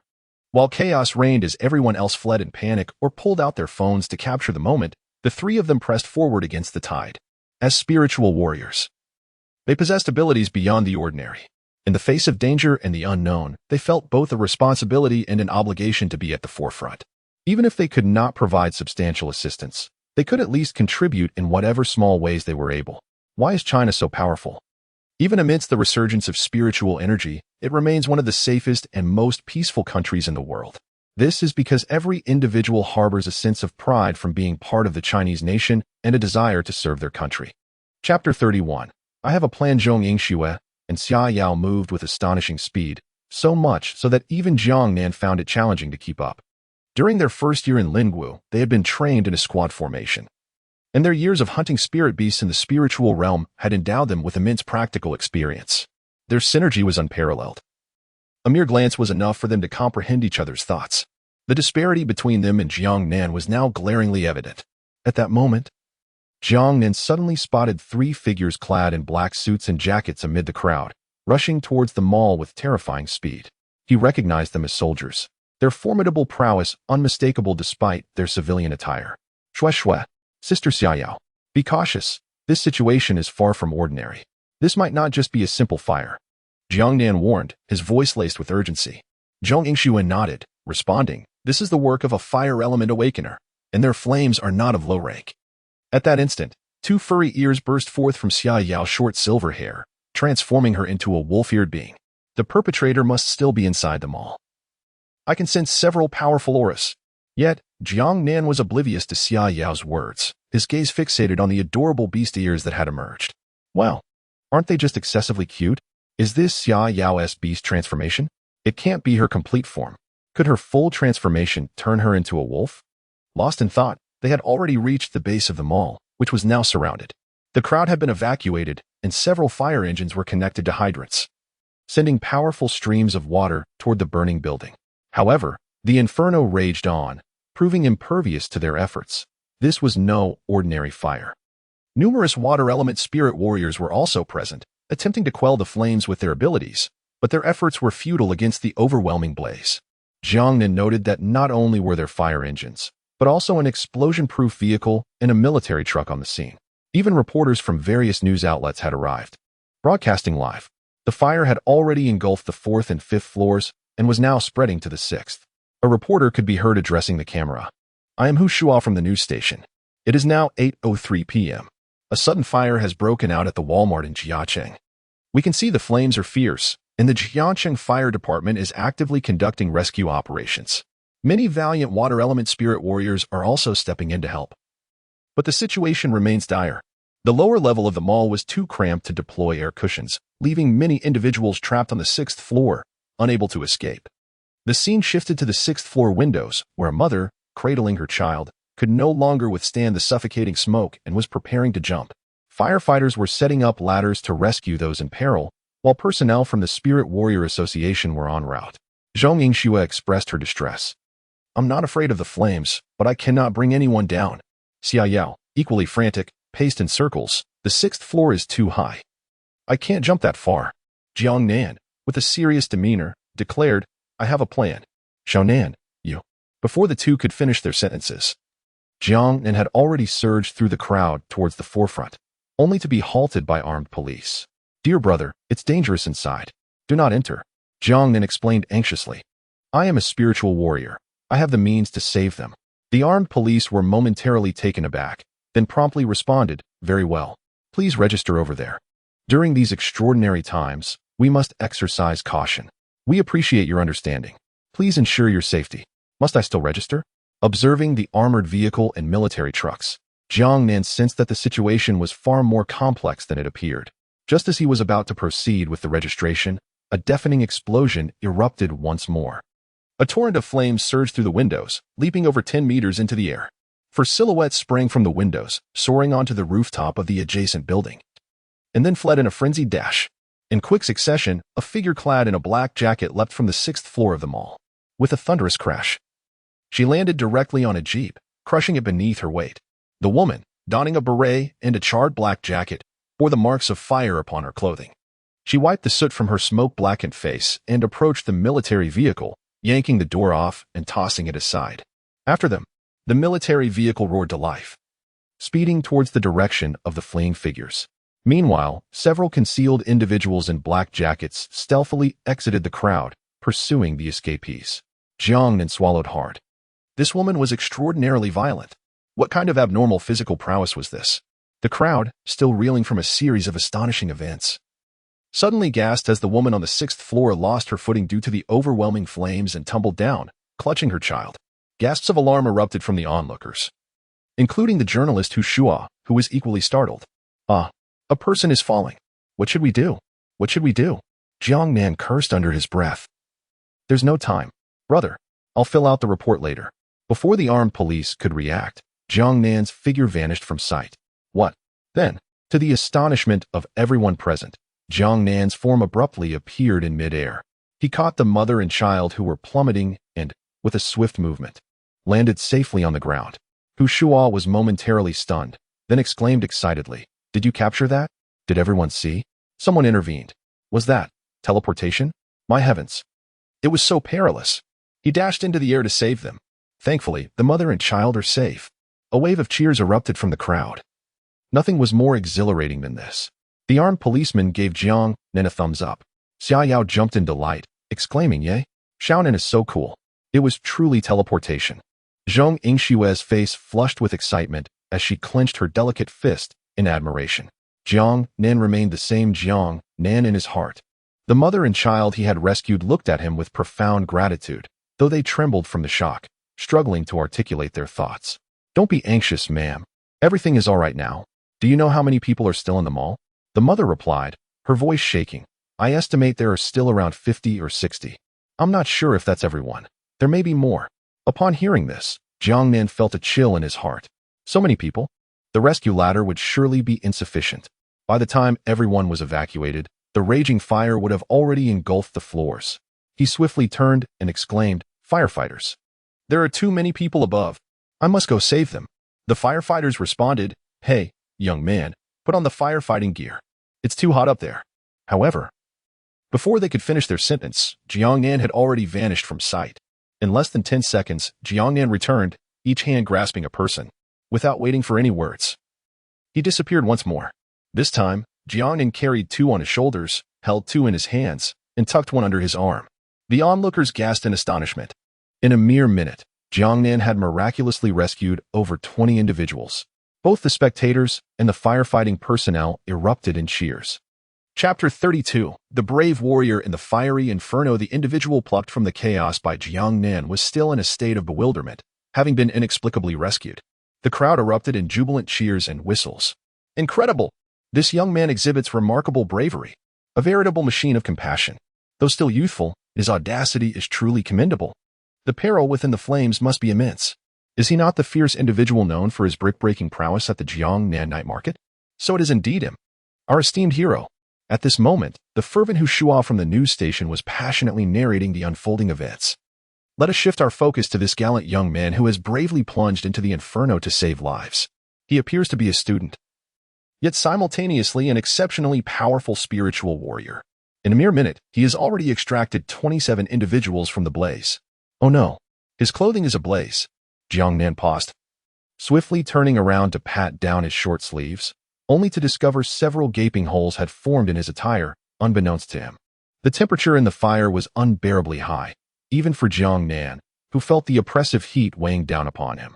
Without a moment to spare, he hastily retrieved a barrel of potent elixir from his spatial realm and doused himself in it. There was no choice. The exorbitantly priced elixir served for bathing was indeed extravagant. The icy water sent a shiver coursing through Jiang Nan's body, and he felt a surge of strength emanating from within. He paused in astonishment. Could it be that the elixir is effective when applied externally? Alarmed, he felt his head, thankfully. He was not balding. Jiang Nan's eyes sparkled, as if he had stumbled upon a new realm of discovery. Yet there was no time for contemplation. He dashed back into the flames to rescue more lives. Before long, he emerged again, this time with 2 more individuals. The elixir on his skin vaporized under the intense heat, dispersing into the night sky. With a face brimming with emotion, Hu Shua proclaimed, "Did you all witness that? This young warrior's shirt, a mere short sleeve, is riddled with holes from the flames. This speaks volumes of the danger present in the inferno. Yet, disregarding his own safety, he continues to rescue others. Such selfless valor evokes profound admiration. However, amidst the crowd, many could not contain their laughter. Why not just say it's a short sleeve?" Someone chuckled. What a dramatic warrior indeed. The initially solemn atmosphere of the firefighting scene was disrupted by the unexpected humor. Hu Shua managed an awkward smile, realizing his slip of the tongue, and playfully stuck out his tongue in response. Within the smoke-filled restroom, a petite girl with 2 adorable buns perched atop her head was crouched at the sink, holding her phone aloft, live-streaming the chaos. Her face, darkened by soot, bore the marks of tears as she pitifully questioned, Will I die here?" The screen was flooded with supportive messages. "Don't be afraid, little fish. Stay put and don't go outside. Avoid inhaling the smoke. Help is on the way. The fire brigade has arrived. Turn on the faucets, all of them." Following the guidance of her online friends, Yu Qingqing bravely held on until now. "I'm watching the news live. A hero has rushed in to save you," she exclaimed. "I'm watching it too." In a mere moment, over 20 had been rescued. The Sailor Moon. Oh my. Yu Qingqing's eyes sparkled with delight as she wiped away her tear stains. Is someone here to save me? Is it the Sailor Moon? Just then, she heard a voice from outside calling out, "Is anyone there? Make a sound. If you don't respond, I might leave." Yu Qingqing quickly shouted, "Here, here, here." The barrage of comments exploded. Well deserved for being trapped. This foolish girl. What are you doing? Report your location. Everyone might not be convinced, but they certainly believed in her. Wiping her tears, Yu Qingqing reported her location, here, in the bathroom. Within moments, a loud bang echoed as the bathroom door was kicked open. Amidst the thick smoke, Yu Qingqing saw a tall figure stride into the room. Excitedly, she exclaimed, "Sailor Moon, is that you?" Jiang Nan rolled his eyes, I'd rather be a magical fairy. It was then that Yu Qingqing realized the Sailor Moon was merely a print on Jiang Nan's short-sleeve shirt. The live stream's comments erupted. This guy is quite the character. Haha. Bibbidi-bobbidi-boo. Transformation. God of Darkness. Ganala. There's hope. Finally, there's hope. Are you the Sailor Moon? No. I'm a magical fairy. Haha. Yu Qingqing felt her cheeks flush as she gazed at Jiang Nan. This is somewhat handsome. Even the soot and grime could not overshadow Jiang Nan's striking features. Instead, it added a touch of masculinity to his appearance. Without further ado, Jiang Nan scooped Yu Qingqing into his arms and teleported out. Before she could even comprehend what had happened, she found herself safely outside. Stunned and wanting to express her gratitude to Jiang Nan, she noticed he had dashed back into the flames once more. Overwhelmed, she spotted Zhong Yingxue and Xia Yao in the crowd and rushed over, crying uncontrollably, Xiao Xue, Yao Yao. You scared me to death. Woo woo. It was then that the two recognized this little dark-skinned girl was Yu Qingqing, their classmate. Zhong Yingxue comforted her while patting her back. It's all right. Everything is over now. You're safe. Xia Yao looked worried. I wonder how Jiang Nan is doing.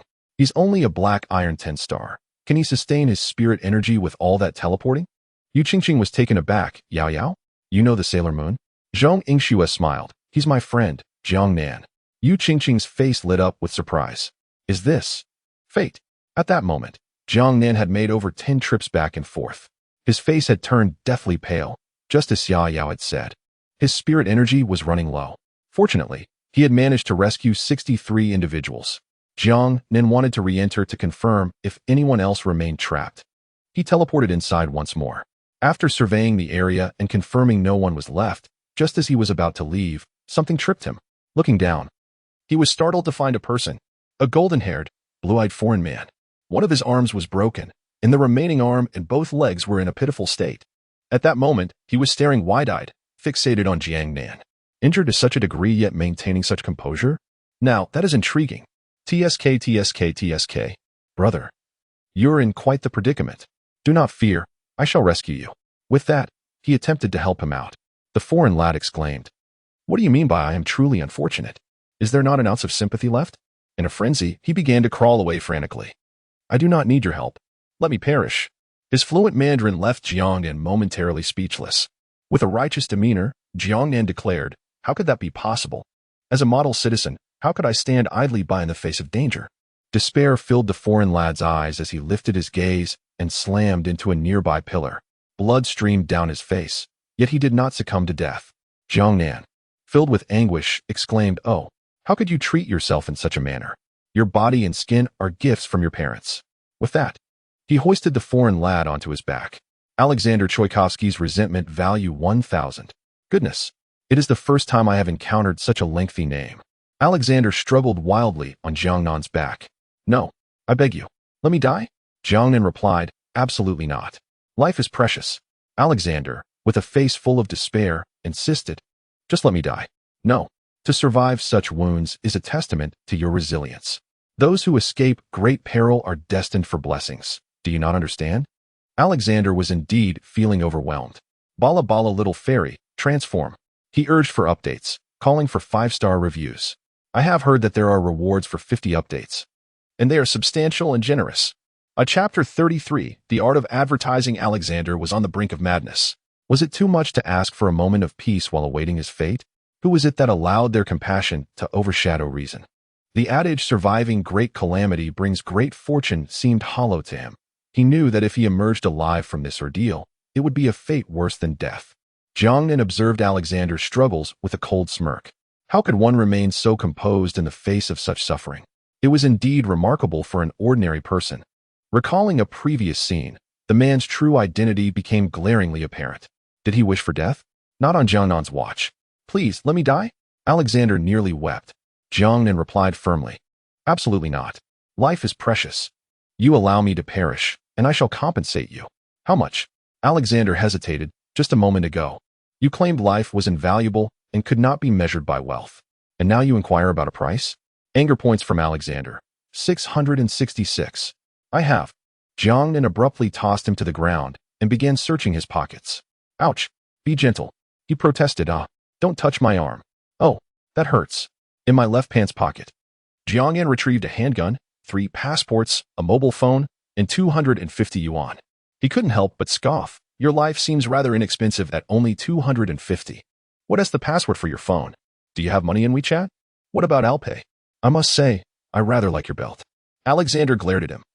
You've got to be kidding. Without hesitation, Jiang Nan delivered a swift slap, knocking out half of his teeth. I was trying to help you. And you dare insult me? Anger points from Alexander. 1,000. Jiang Nan grinned, seized his belt, and in an instant, he transported Alexander outside and tossed him onto the ground. As everyone watched Jiang Nan drag the bloodied foreigner, they stood in stunned silence. Jiang Nan addressed a nearby armed officer. This man is Alexander. You're looking for him, aren't you? The officer's eyes widened. Wasn't this the very person on their wanted list? A swarm of officers surged forward, their weapons aimed directly at Alexander's head. Fire! Shoot, you fools! Alexander screamed like a mad dog. Jiang Nan crouched down and delivered another slap, causing Alexander to roll his eyes back in unconsciousness. The sudden crack of the slap startled many onlookers. Goodness, how fierce! They gawked at Jiang Nan in disbelief. Jiang Nan grinned and remarked, This fellow is so intent on ending his life. We mustn't let him die. He likely possesses some crucial intelligence. The armed officer chuckled wryly. That slap nearly sent him to his demise. A Russian elite spirit warrior. This guy has committed numerous offenses, and we owe it all to you. Well done. Jiang Nan sprang to his feet, a look of guilt washing over him. What have I done? An elite? Thank goodness he is incapacitated, or else. Reflecting on it, he swallowed hard. Had an elite been reduced to such a state? How fierce must the woman who jumped from the 6th floor be? The armed police have apprehended Alexander. Jiang Nan rose to his feet, and the individuals he had rescued approached him in gratitude, among them a young girl presenting him with flowers. Jiang Nan, feeling somewhat bashful, scratched his head in embarrassment. In the distance, the firefighters gave Jiang Nan a thumbs up, and the onlookers erupted into enthusiastic applause. Just as he turned around, Hu Shua, armed with a camera, rushed over with a flurry of equipment. Overwhelmed with excitement, he nearly shoved the microphone into Jiang Nan's mouth. Jiang Nan, Hu Shua, looking apologetic, exclaimed, I'm so sorry. You just rushed in without hesitation to save lives. May I ask what was going through your mind? Did you feel any fear? Jiang Nan, taken aback, inquired, Is this live? Hu Shua replied with a grin, Yes, it's live. Everyone can see it. Oh. Jiang Nan wiped his face, cleared his throat, and earnestly declared, In Jiang Nan night market, socks and shorts are on sale. 2 pairs for just 10 yuan. And there's the farmer Sanquan Hu Shua was momentarily bewildered. What was happening? This was supposed to be an interview. Why was he suddenly advertising? How dedicated could one be? This was too down to earth. Quick, cut back to the studio. Hu Shua's frustration level 888. Xia Yao's frustration level 666. Zhang Yingshue's frustration level 333. At that moment, the frustration list surged wildly. Jiang Nan was overjoyed. He had managed to promote something while accumulating frustration points. A win-win situation. Laughter erupted from the crowd. Meanwhile, in the living room, Tang Xinyao was intently watching Jiang Nan's interview, inadvertently spraying her soda all over her brother. Hu Shua, with a wry smile, asked, Surely you can at least tell me your name? Jiang Nan replied, I am Jiang Haoran. Hu Shua. Was that really necessary? Just as he was about to ask again, Jiang Nan had vanished in an instant. Among the crowd, Xia Yao leaped forward to embrace Jiang Nan, her face beaming with joy. You looked so cool just now. You saved the little fish. Amazing. I'll give you a big reward later. Jiang Nan, with a serious expression, replied, I just want to be an ornament. Xia Yao playfully pinched Jiang Nan's cheeks. You're just too adorable. Zhang Yingxue also joined in, poking and prodding Jiang Nan, making him squirm with ticklishness. Let me see. Are you hurt? I was so worried just now. Seeing Zhang Yingshue's concerned expression warmed Jiang Nan's heart. He smiled and said, Hey, I'm perfectly fine. Observing Jiang Nan's lively demeanor, especially after his advertising stunt, Zhang Yingxue finally felt relieved. Nearby, a girl with a dark complexion and a bun, Yu Qingqing, approached excitedly. Thank you so much for saving me just now. Jiang Nan replied, this little dark sister speaks Chinese quite well. Yu Qingqing? She regretted not having washed her face earlier. Yu Qingqing's frustration level 333. Xia Yao laughed to the point of tears, wiping her face with her hand. She is a little fish. A classmate of ours. Jiang Nan's expression became serious. Miss, shall we add each other on WeChat? Yu Qingqing's face flushed. Such an aggressive approach. All right, okay, just joking. Such a wonderful opportunity to expand one's circle of friends. How could Jiang Nan possibly let it slip away? Absolutely impossible. By the way, Shui, do you know who those people in black jackets were just now? Zhong Yingxue replied. They are likely from the Spirit Martial Combat Troops of Huaxia, the Night Army. Jiang Nan was taken aback. The Night Army? This is the first time I've heard of it. Xia Yao spoke knowledgeably. Our Huaxia not only has the Night Army, but also the Longyuan Army. Each has its own responsibilities, yet collaborates with one another. Moreover, they are all composed of spirit warriors. The Night Army protects our homeland, while the Longyuan troops uphold our nation's prestige. They are all secret units. So remember to keep it confidential, okay? Jiang Nan scoffed. If it's a secret, how do you know about it? Zhang Yingxue chuckled. Don't listen to Xiao Yao's nonsense. Although they are officially secret units, they are practically common knowledge. Please encourage me to update, and a 5-star review would be appreciated. Thank you, my friends. Let's interact more. I have been feeling quite lonely. Chapter 34. The Blonde Sister in light of recent events, who could possibly have the appetite for hot pot? Zhong Yingxue and Xia Yao have already escorted Xiao Yu home, while Jiang Nan is also eager to return. By a stroke of fortune, he has just applied the powerful potion to himself. It similarly enhances physical prowess without the dire consequence of baldness. Internal application for baldness? Surely, external use should suffice. Remarkable indeed. On the way home, he conveniently purchased a bathtub. In a wooded area on the outskirts of Jiangxing, chaos reigns within a 300-meter radius. Littered with overturned sod and deep craters, a military vehicle lies wrecked nearby. Standing beside the vehicle is a woman, adorned with a beret. Her long hair fashioned into a small bun. Clad in a black leather jacket, her expression is dark and foreboding. In her mid-20s, with a prominent nose and narrow, piercing eyes, she exudes an air of fierce determination. Her delicate features seem almost too exquisite, yet they radiate an unsettling chill. At this moment, she wears a frostbitten demeanor, exuding an icy intensity. She wipes the blood from her face, leaving stark traces upon her fair complexion, wild and violent. At this juncture, several subordinates are rummaging through the bodies beneath her feet. Report to the captain, the items are not on these individuals. The woman squints slightly. During the mission, addressed by codename. Yes, Captain Lynx. Captain Lynx narrows her eyes. If they are not here, then they must be with that viper. Conduct a citywide search. The items must not escape our grasp. She is injured and cannot breach the perimeter. Find her for me. The officer replies, understood. We are already deploying personnel to tighten the encirclement and conduct a thorough search. At that moment, Captain Lynx hesitates. What is the situation at the mall?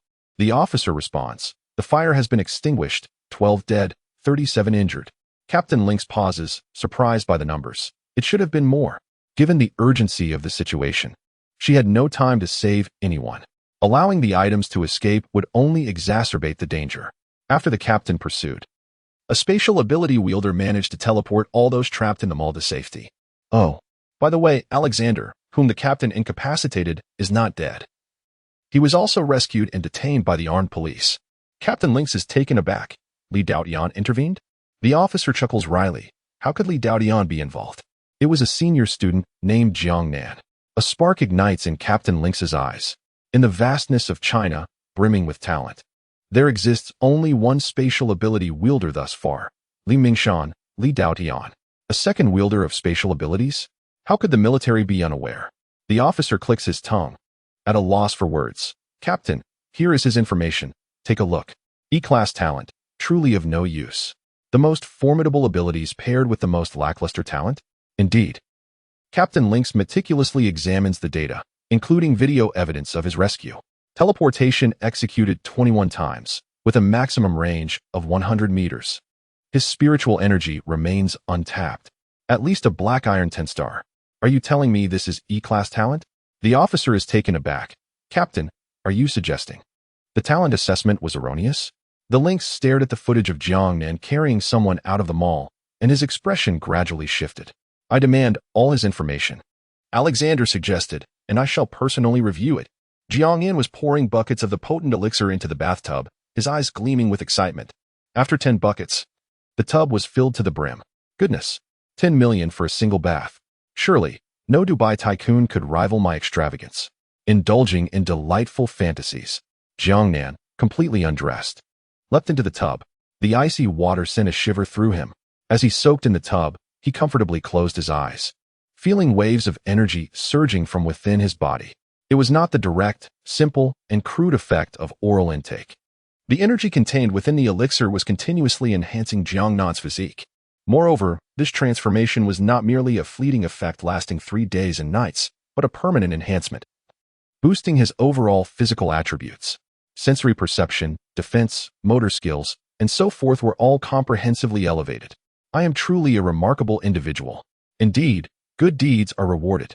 Had it not been for my rush into the fire to save lives, I would not have discovered the elixir's remarkable properties. After luxuriating for half an hour, Jiang Nan sensed that his body had reached saturation with the elixir's power.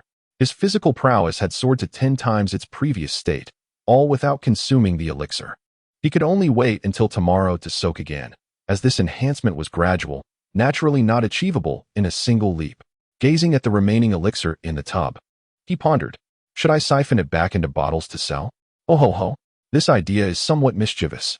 Frugality and recycling are essential, after all.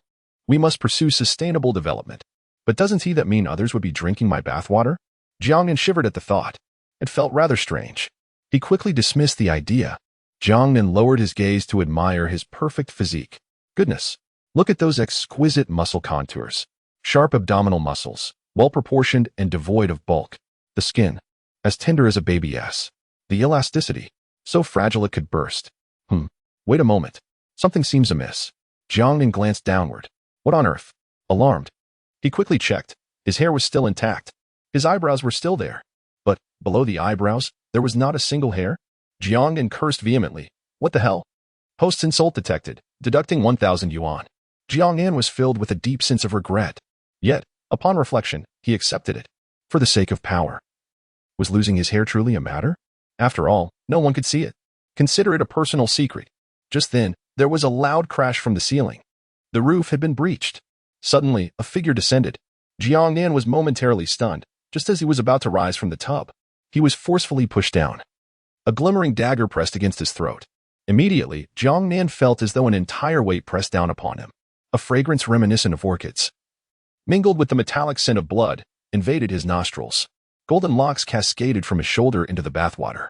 An overwhelming sense of peril surged within him, akin to being pricked by 1,000 needles. Just as he was about to turn around, a knife pressed ever so slightly against his skin, breaking its surface. The woman behind him leaned closer to his ear and whispered, "Young man, do not move. A single motion more, and it will be your end." Her breath sent shivers down Jiang Nan's spine, leaving him frozen in place, too frightened to turn back. Yet he mustered the courage to respond, "Dear sister, I am not a young man." The golden-haired girl glanced down at the bathtub and giggled. "Oh, you may not be young, but it's quite pristine. And you claim you are not a young man?" Jiang Nan was left speechless, thinking, wow, your argument is indeed compelling. I find myself unable to refute it. Chapter 35. Why do you not believe me? Jiang Nan's mind raced with thoughts. This woman was undoubtedly no ordinary spiritual martial artist. The surging spiritual energy surrounding her left Jiang Nan feeling breathless. What was happening? He had merely been enjoying a bath at home. Just moments ago, he had lost a forest. He had said that no one could see, and then, out of nowhere, someone fell from the sky. Not only did he witness it all clearly, but she also managed to break through his rooftop. Was he really this unlucky? Could she possibly be one of those who escaped from the mall? Even the incapacitated Alexander was of the golden rank. What level was this woman? Where was the Night Legion?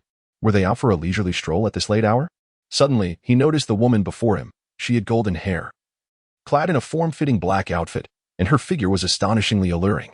With a high-bridge nose, delicate collarbones, and ocean blue eyes that seemed unfathomably deep, she was the quintessential beauty from the land of geese. Yet, as she slowly approached Jiang Nan, one hand pressed a dagger against his neck while the other roamed over his body, pinching him in various places, causing him intense pain. The force she applied felt as if she intended to crush his bones. Jiang Nan was on the verge of exploding. "Hey, don't touch me. What are you planning to do?" he exclaimed. "Big sister, I have been weak and feeble since childhood. I cannot withstand such torment. If you truly desire something, I can introduce you. Please, just let me go. I am still just a young man." The golden-haired girl seemed incensed by Jiang Nan's words. With a fierce grip, her nails dug deep into his shoulder. Jiang Nan felt a piercing pain, as if all his strength had been drained away, rendering him immobile. From Katerina's resentment value 666. What was she thinking? You, my dear brother, possess good physical quality. You should be able to endure this. Saying so, she produced a vial emitting a red glow from her back and plunged it forcefully into Jiang Nan's heart. A wave of excruciating pain struck him. Yet, he could only watch helplessly as the golden-haired girl injected the entire contents into his heart. Jiang Nan. What the hell are you injecting me with? Tetanus. It must be tetanus, right? Or perhaps a rabies vaccine. No. It's surely ISNT, some genetic reagent or a deadly virus. Is this poison? Don't run away. I will come back for you. Regardless of life or death, you belong to me now. Jiang Nan's head buzzed. Wait, is it really poison? Could you not leave me a little room for imagination? Jiang Nan was furious. If this continued, he might end up dead at the hands of this stunning beauty. Summoning all his strength, he teleported instantly. In an instant, he vanished from the bathtub, leaving Katerina momentarily stunned. Spatial abilities. Teleportation?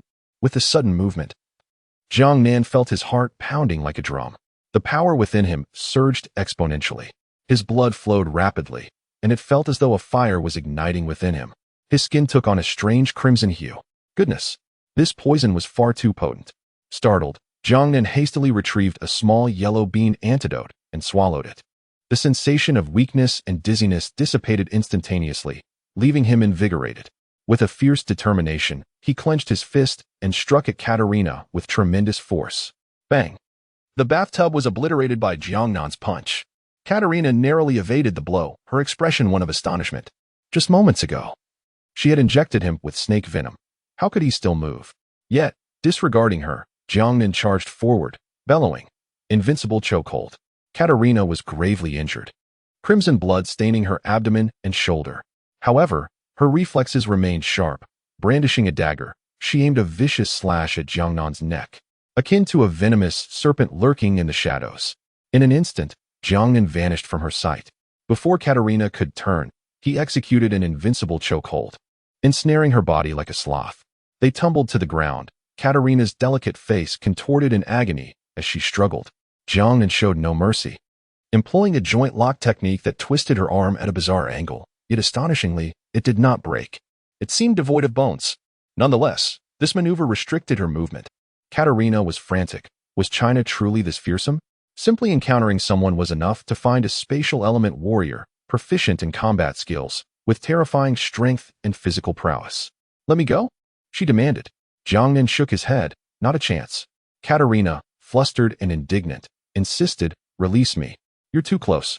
Jiang Nan retorted, but you're fully dressed. What is there to fear? From Katerina's resentment value 999. This isn't about clothing. The issue is that you're not wearing any. At that moment, their position was exceedingly precarious. Jiang Nan lay atop her back, firmly securing her throat, his legs executing a deadly scissor hold while one hand restrained her arm. Just then, footsteps echoed from the roof. Hurry. She's in here. For members of the Night Legion, clad in black leather jackets, 3 men and 1 woman, peered through the hole in the roof. They were momentarily stunned. What on earth? What's happening? The scene was so intense. Jiang Nan had effectively subdued the blonde woman, and victory seemed imminent. Katerina, in a panic, unleashed a surge of spiritual energy. Spitting blood, she sent Jiang Nan flying.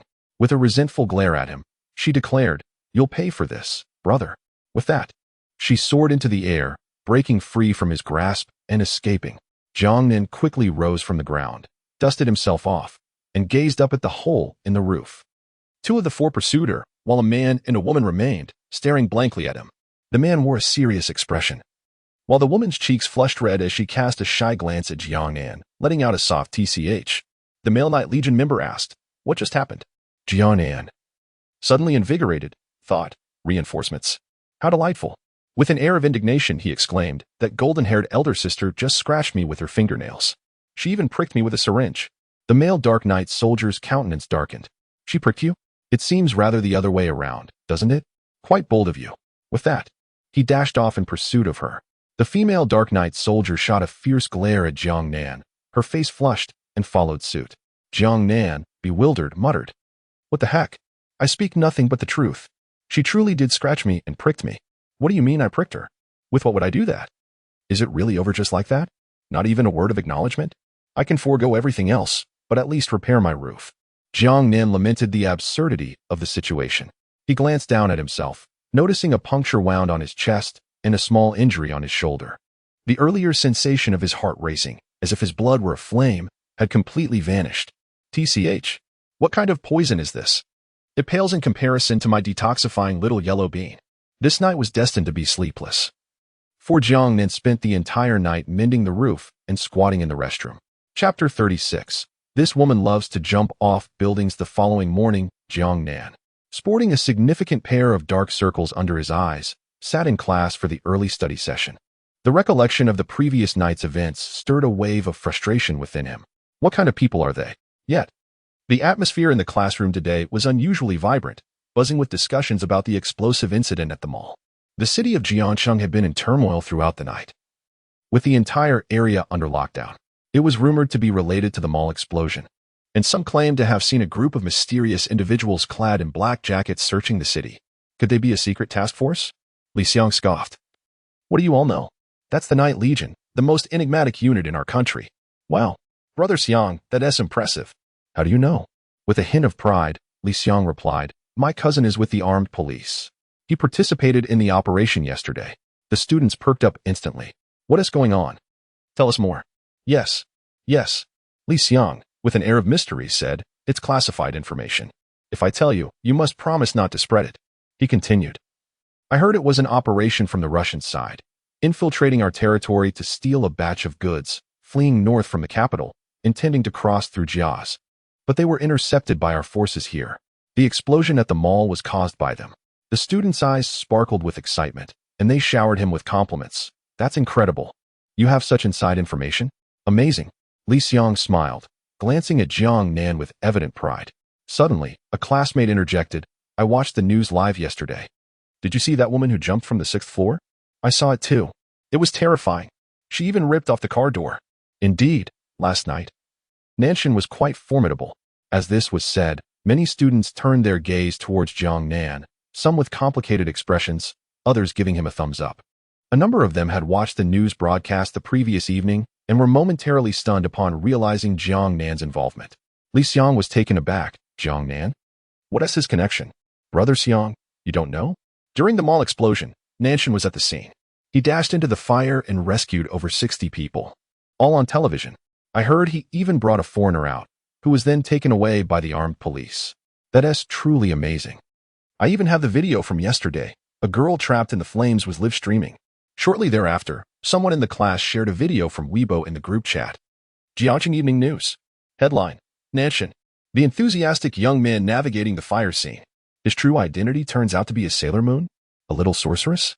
A high school student? No. His actual form is that of a night market vendor. The video featured clips of Jiang Nan rescuing people and included his amusing exchange with Yu Qingqing, along with the segment where he promoted his business.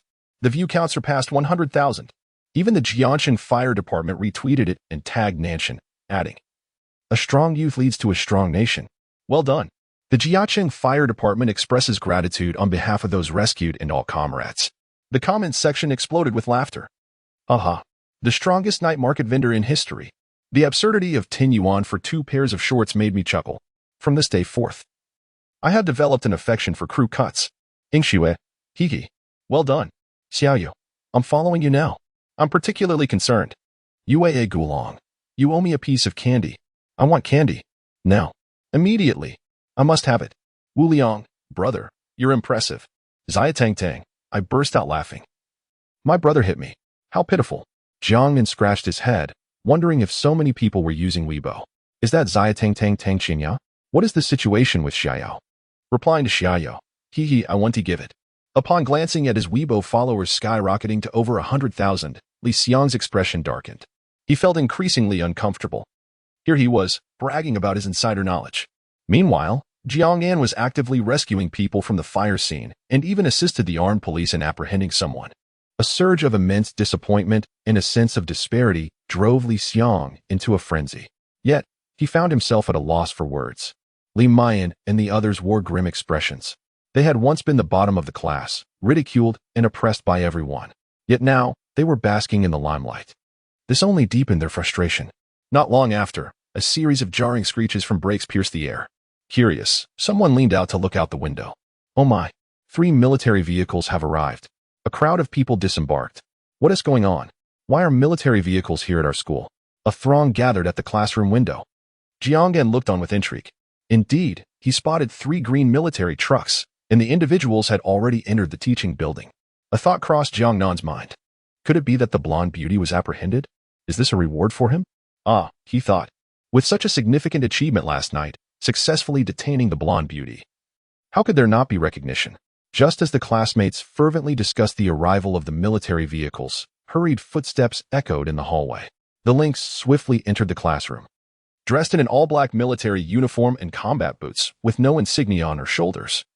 She was followed by a man and a woman from the Night Legion, the very duo from the rooftop last night.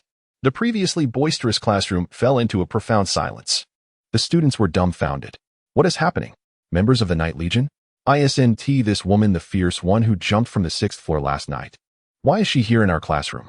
The lynx's narrow, piercing gaze scanned the class. Anyone caught in her line of sight felt a chill run down their spine, as if a knife were poised at their heart. Terrified, they sat up straight, scarcely daring to breathe. The lynx's gaze landed on Jiangnan, and she glanced back at the 2 behind her. Team leader. Indeed, it's him. The lynx nodded, and under the astonished eyes of the classmates, she strode directly to Jiangnan's desk. Her striking, phoenix-like eyes fixed upon him in silence, enveloping the classroom in an eerie stillness. Jiangnan, feeling somewhat embarrassed, scratched his head and said, There's no need for such a grand display. It makes me feel quite shy. In truth, he was already mentally prepared to receive praise. Come on, let the accolades rain down upon me. Suddenly, the sound of clanging echoed as a pair of black handcuffs were tossed onto the table by the lynx. Shall you wear them yourself, or would you prefer my assistance? Jiangnan's expression transformed in disbelief. What? This isn't right. Where is the commendation? Where is the medal? Why does this medal resemble handcuffs so closely? How utterly fashionable. He timidly suggested. Perhaps you should check your pockets again? Maybe you've made a mistake? The lynx stared at Jiangnan with an impassive expression, then retrieved a black hood from his pocket. Jiangnan's heart sank. Oh no, it's a 2-piece set. Should I run? Certainly, I should run. This hood seems to possess a sinister aura. You must be the Faux Knight Army, right? Yet, recalling the dismal fate of Alexander, Jiangnan shivered with trepidation. To flee under the gaze of this woman capable of tearing car doors apart? Perhaps that would be unwise. With swift determination, Jiangnan donned the handcuffs and slipped on the hood. After a moment's hesitation, he inquired, will we be provided lunch? The lynx's eyes twitched slightly as he seized Jiangnan by the nape of his neck and flung open the window, leaping into the air. A dull thud resonated upon landing. Jiangnan felt the wind rushing past his ears, prompting a scream of despair. Are we jumping off a building again? What kind of obsession is this? Can't we simply take the stairs? The 2 accompanying members of the Night Army exchanged incredulous glances and hastily pursued them, followed closely by a principal who was drenched in sweat and trembling. Meanwhile, the students in the classroom were utterly bewildered. What is happening? Jiangnan has been taken by the Night Army? Thanks to the efforts of his friends the previous day, the updates had reached 30. With further determination, they could reach 50. Let us charge forward, hurrah! And don't forget to leave a 5-star rating. It truly holds great significance. Chapter 37, The Bowtie. As Jiangnan was taken away, the classroom erupted in chaos. Could it be that 3 military vehicles had arrived solely to apprehend the southern deity? That was the Dark Knight Army. Their presence was utterly intimidating, unmistakably seasoned in battle. Why were they detaining the southern deity? They had even prepared black hoods and handcuffs. How impressive to be associated with the Dark Knight Army. Hadn't the southern deity apprehended a Russian individual just yesterday? Surely they weren't there to assist in an investigation. Were they? The classmates fervently debated among themselves. Being young and curious, they were naturally fascinated by the nation's enigmatic forces. Even students from other classes craned their necks to peer out the windows. They watched as Jiangnan was shoved into the military vehicle, which sped away with a sudden acceleration. Li Xiang scoffed, "Settle down. Jiangnan is finished. Those black handcuffs are specifically designed to restrain the abilities of spiritual practitioners. Rescuing people in a shopping mall. Huh. I hope it's not related to those Russians." Lu Chuanwu chimed in. Isn't that so? Otherwise, why would they apprehend him? What if he's going in there to provide cover for them? That would be. Yet some were unwilling to concede. Don't be bitter just because you can't have what you want, regardless of why they took the southern deity. He truly risked his life last night, bringing out over 60 individuals from the fire. Those were living lives. No matter what Jiangnan has done to me, he is still this. He raised his thumb in admiration. The classroom fell silent. Even Li Xiong and Lu Chuanwu had nothing more to say. Seated in the military vehicle, Jiangnan was surprisingly docile. He could sense that the woman referred to as Wildcat sat quietly beside him. She slightly moved her wrist. Handcuffs capable of restraining abilities? Goodness. This was akin to the sea stone handcuffs in One Piece. It was over. It was over. He couldn't even use teleportation. They wouldn't be dragging him off for some bizarre human experimentation, would they? He was still just a child of 216 months and 21 days. How could they be so cruel? Sister Wildcat, I need to use the restroom. Jiangnan pressed his legs together, shifting uncomfortably. No one spoke. Sister Wildcat, I want to. Holding it in. Wildcat didn't even glance at Jiangnan, her lips uttering two words. Jiangnan. Half an hour passed. Sister Wildcat, I really need to go. The corner of Wildcat's eye twitched, yet she remained silent. Sister Wildcat, I. She did not respond, but instead shoved something into Jiangnan's hand. Upon touching it, Jiangnan exclaimed, What the? A bottle? A sports drink bottle? Are you serious? Hey, I'm talking about a number 2. How on earth am I supposed to use this? Are you guys really not planning to stop for me to take care of business in here? Ruthless. Wildcat raised an eyebrow. What? Do you need me to help you? Help me? How would that work? Jiangnan's mind suddenly conjured up bizarre images, making him shiver involuntarily. No. Never mind.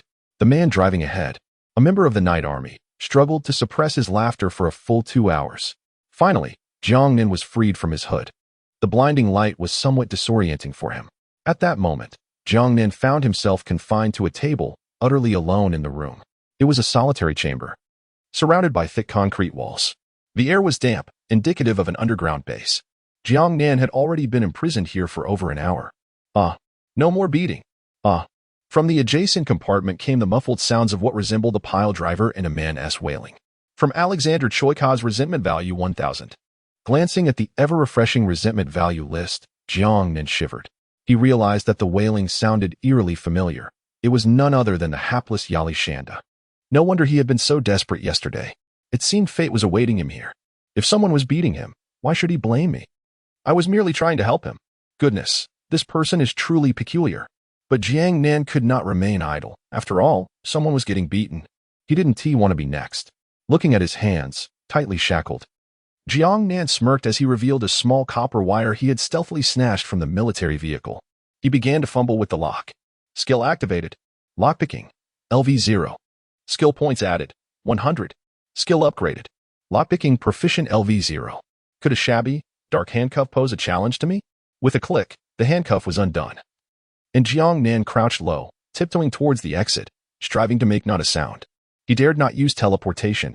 Who knew what awaited in the underground base? He stealthily approached the door, ready to bolt. But it seemed he collided with something. Wait. Let me savor this moment. As he looked up, he discovered the mountain cat gazing down at him with a frosty expression, blocking the doorway like an immovable mountain. Had he just bumped into her? How embarrassing. The mountain cat had just been about to grasp the doorknob when it moved of its own accord. Jiangnan, sneaking out, inadvertently crashed into her embrace. He glanced at the now open handcuff on the table, and the mountain cat's eyes sparkled with intrigue. Jiangnan timidly remarked, I was just thinking of checking what's for lunch in the cafeteria. From Luo Tianhong's resentment value 614. Luo Tianhong. How delightful that sounds. Then, observing the mountain cat's stern demeanor, Jiangnan obediently stepped into the room. The mountain cat sat on a chair, her feet resting on the tabletop. With a man and a woman from the Night Army standing behind her, she cast a glance at them, and with a resounding thud, the door closed. Come here. Jiangnan jumped at her command, pointing to himself in surprise. The mountain cat remained silent, placing her hand on the table. Noticing the blood on her knuckles, Jiangnan's expression turned serious, and he swiftly approached her, beaming brightly. How may I assist you? Speak plainly, she urged, but before the words could escape her lips, the lynx's hand struck with the swiftness of lightning, landing a blow upon Jiangnan's nape that rendered him unconscious. As darkness enveloped him, a fleeting thought crossed his mind. Was it true, as depicted in the dramas, that a blow to the neck could truly knock one out? 10 minutes later, The lynx observed the puncture marks on Jiang Nan's chest and the wounds on his shoulder, a contemplative expression gracing her features. Indeed, let us dress him anew. A nearby young lady, her cheeks flushed, proceeded to don Jiang and with the garment she had just removed. Suddenly, Jiang Nan jolted awake, his head throbbing painfully as he surveyed his surroundings with bewilderment. There sat the lynx directly across from him. Why had she rendered him unconscious? Surely, she had not engaged in any nefarious acts. His gaze fell upon his belt, and his eyes widened in shock. What was once a simple knot was now tied in a bow. Indeed, had his secret been unveiled? A wave of indignation washed over Jiang Nan. The lynx, with an air of nonchalance, inquired, "How old are you?" Through clenched teeth, he replied, "You already know. Why ask?" 20. The lynx paused, taken aback. "The records indicated you were 18. Is that false?" Jiang Nan, bewildered, stammered, "Wait, were you referring to my age?" The lynx's face flushed crimson as she retorted, "What else could it be? Must you be so coy?" What a bizarre thought process she possessed. Indeed, young men must take heed of their own safety when venturing out into the world. In just 2 days, the golden-haired beauty, the lynx, and even a female member of the Night Army had all uncovered his secret. Alas, being excessively handsome surely invites retribution. Chapter 38. Xiaonan. I want candy. The lynx rose and slowly approached Jiang Nan. A wave of anxiety washed over her. Would she come to vent her anger and strike me? However, the lynx merely cast a casual glance at Jiang Nan and instructed the female member of the Dark Knight Army, take him for a blood draw, then send him back. Jiang Nan was taken aback. Is this for real? You went through all this trouble to bring me here just to knock me out and take advantage of me? What about the promised lunch? What about the little medal? You've uncovered my little secret. You must be responsible. No free rides. With a face full of grievance, Jiang Nan finished the blood draw and was once again shoved into a vehicle. This time, the lynx did not personally escort him. It was the female member of the Dark Knight Army who did. Jiang Nan sat in the car, feeling utterly wronged, primarily because he had missed out on a meal. "Miss, what is your name? Is it tiring to work for the Dark Knight Army? Do you have 5 insurances and 1 fund?" From Anning's resentment value 666. 5 insurances and 1 fund? Are you serious? Anning looked at Jiang Nan helplessly. In all these years, he was the first to be so unreserved. Yet, recalling the earlier scene, her cheeks flushed slightly. "Shall we add each other on WeChat?" Jiang Nan's eyes lit up. "Is there a chance?" "Of course, let us add. I adore ladies with such grace. I feel particularly safe by your side." At the military base, the lynx held Jiang Nan's blood test report, a rare smile gracing his face. A male member of the Dark Knight Army questioned, "Are we just letting him go back?" The blood-burning reagent has clearly been injected into him and successfully integrated. That serpent will undoubtedly return for Jiang Nan. Ignoring this could lead to danger. The lynx replied, "Danger? He is clever. Trying to take him away right under our noses is akin to chasing shadows. To remove him, only a large-scale operation will suffice." The male member's eyes brightened. "Captain, are you planning to play the long game to catch a big fish?" The lynx narrowed his eyes. "Catching fish is secondary. What I truly seek is the bait. Encrypt Jiang Nan's data. No one below school level is permitted to access it." He tossed a tablet into the male member's hands. Scanning it, the latter gasped in astonishment. Name, Jiang Nan. Age, 18. Ability, spatial system. Strength system, indeterminate. Physical condition, extremely strong. Talent, SSS, never before seen in history. Cannot be definitively classified. Level, black iron 10 stars. Successfully fused with the blood-burning reagent. Reason unknown. At last, he comprehended why the lynx valued Jiang Nan so highly. This talent was simply monstrous. Meanwhile, at school, the afternoon calisthenics were underway. Jiang Nan disembarked from the military vehicle, while Anning waved goodbye with a smile. All the students took note of this scene, utterly astonished. Is this real? Did I just imagine it? The Dark Knight Army personally returned the God of the South? And their attitude is so amiable? He was taken away in handcuffs and a black hood, yet he returned unscathed? Could it be that they truly went to assist in the investigation? Incredible! That is the Dark Knight Army. While we are here doing our calisthenics, they are off mingling with the Dark Knight Army. The disparity is infuriating. Upon returning to class, the expressions on Li Xiang and Lu Chuanwu's faces were nothing short of grim. Just this morning, they were dismissing them as useless, yet in the afternoon, Jiang Nan not only returned, but did so personally escorted by them. What a slap in the face. Jiang Nan, on the other hand, wore a look of melancholy. Just moments ago in the car, Despite his sweet talk and persuasive efforts, he could extract not a shred of useful information from a Ning, truly deserving of professional training. Yet, he managed to acquire the contact number for the Dark Knight Army. At this moment, a throng of classmates surrounded Jiang Nan's desk, eagerly inquiring, "South God, what did they summon you for? Was it to assist in solving a case? Where is their base located? Is it near Zhuke Mountain?" Jiang Nan replied earnestly. "They summoned me to sample the cafeteria food's texture." The classmates responded with confusion. "Seriously? Is that all?" From Wang Yiping's resentment value 666. From Zhou Hongfeng's resentment value 888. From South God, do not be so secretive. Just share a little. We won't tell anyone else. Do not pressure him. He may have signed a confidentiality agreement. Jiang Nan shrugged. They called me, knocked me out, took advantage of me, and then returned me. Classmate, South God, come on. You're as thin as a monkey. Your ribs could be used as a washboard. What advantage could you possibly have? A female classmate blushed and said, I'm quite curious to see. Jiang Nan rolled his eyes. Look, I'm speaking the truth. Why does no one believe me? The problem is, even Jiang Nan himself found it hard to believe. What on earth is the Dark Knight Army up to? Did they come to capture him simply to peek at his little secrets? Li Xiang remarked sarcastically, Perhaps it's best if you all refrain from asking. Who knows what transpired? Jiang Nan chuckled. Some matters indeed cannot be disclosed. However, they received word that there has been a leak from the armed police, jeopardizing the mission's execution, and a thorough investigation is underway. Upon hearing this, Li Xiang's complexion turned ashen, even if he harbored doubts about Jiang Nan's words. What if it were true? Panic gripped him immediately. Shortly thereafter, he stepped outside to make a phone call. Naturally, the classmates dared not inquire further.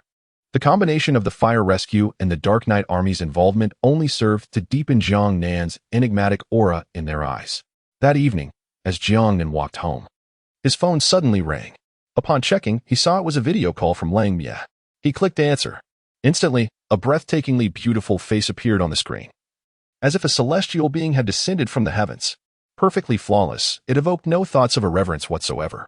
Who else could it be but Zhong Yingxue? Xiaonan? Xiao Yao has been pestering me all day. She too desires some sweets. Suddenly, Xia Yao rushed over, her small hands gently caressing Zhong Yingxue's face. Look at her. She's become so beautiful. Xiaonan, I want candy, she exclaimed emphatically. Let me tell you, Xiao Shui is in my grasp. If you refuse, I shall tear up the ticket. Curious, Zhong Yingxue inquired, Xiaonan, where did you get that white rabbit candy?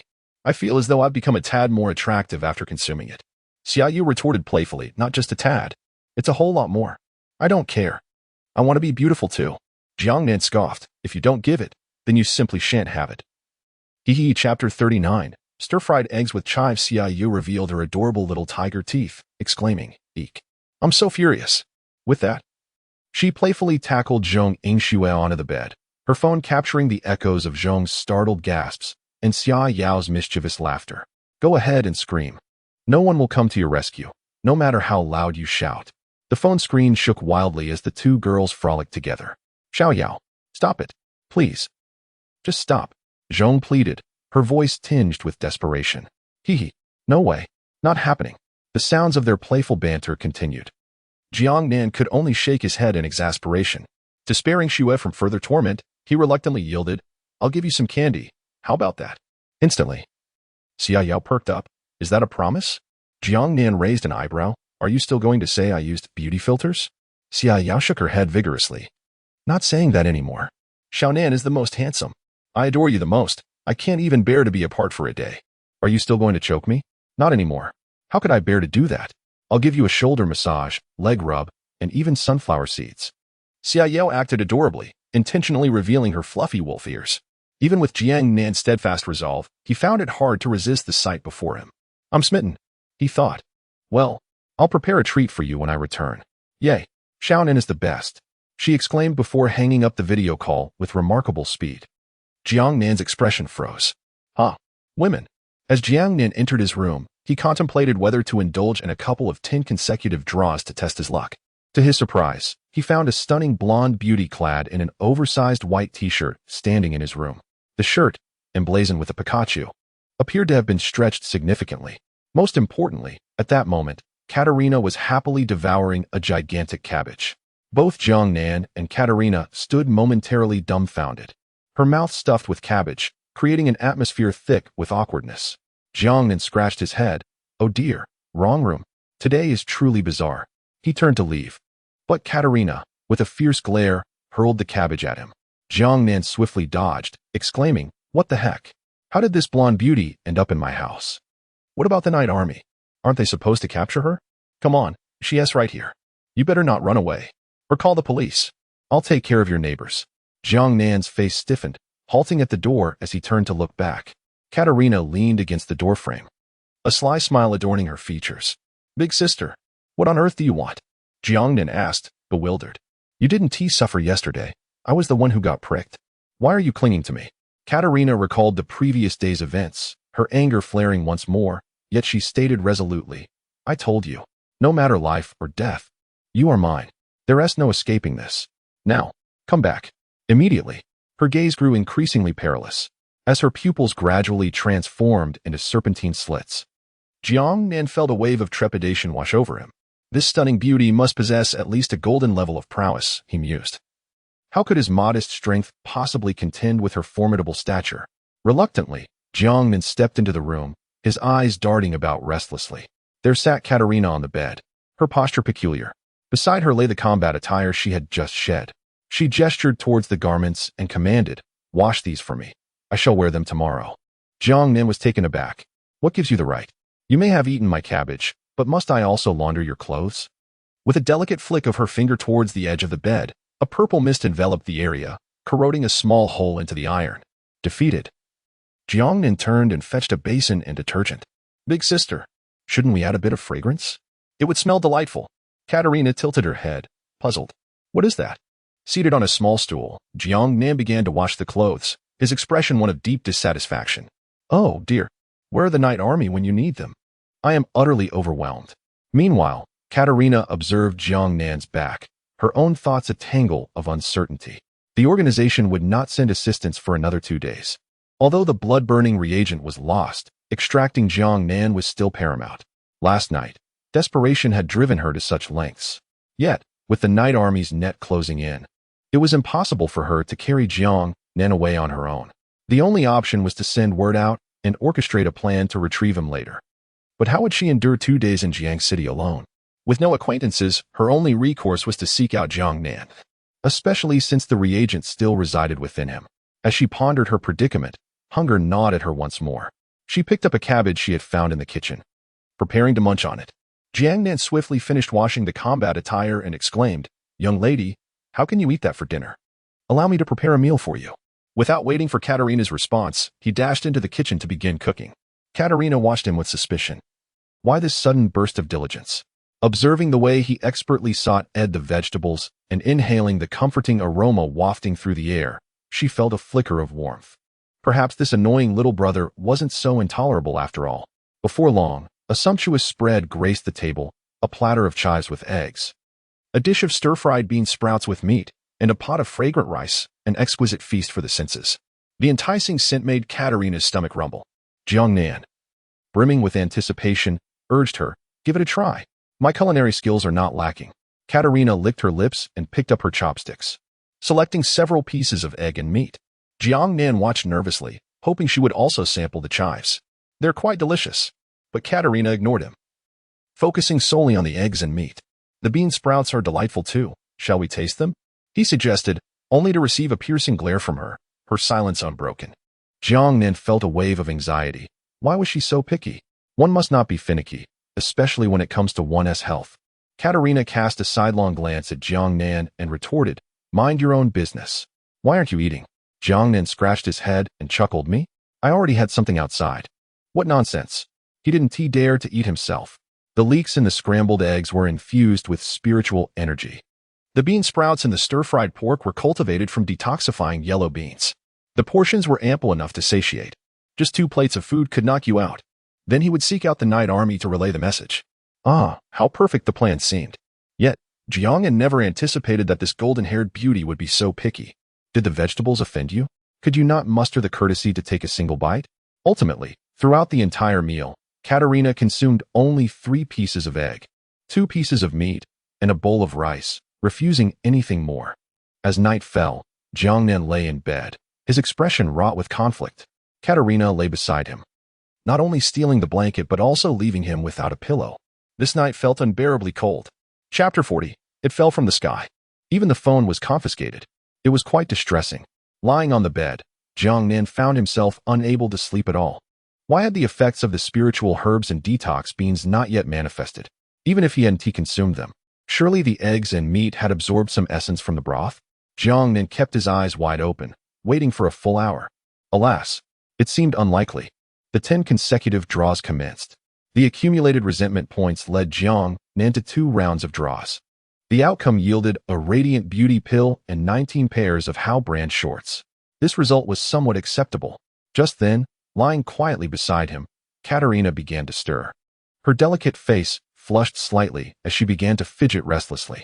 Stealing a glance at the sleeping Jiangnan and finding him asleep, she stealthily reached out her small hand and grasped Jiangnan's hand. Jiangnan. Big sister? What are you doing? Is this so subtle? According to her original plan, combining the beans with the herbs should yield a potent effect. She should be too preoccupied to notice. But now? No way.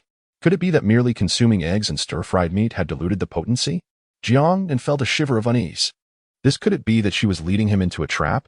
At that moment, Katerina's expression turned agonized, her body dripping with sweat, as though she had just emerged from water. Jiangnan's eyes sparkled with excitement. Had the effects finally taken hold? Why did she appear feverish? No. He must feign sleep. He absolutely could not allow her to discover that he had tainted the food. As long as he remained calm, nothing would go awry. Yet, the next moment, Katerina, in a fit of pain, tightly wrapped her arms around Jiangnan's neck. It was as if she sought comfort like a child embracing a doll when ill. However, her strength was overwhelming, causing Jiangnan to roll his eyes in distress. He quickly tried to push her away with both hands, but Katerina held him fast.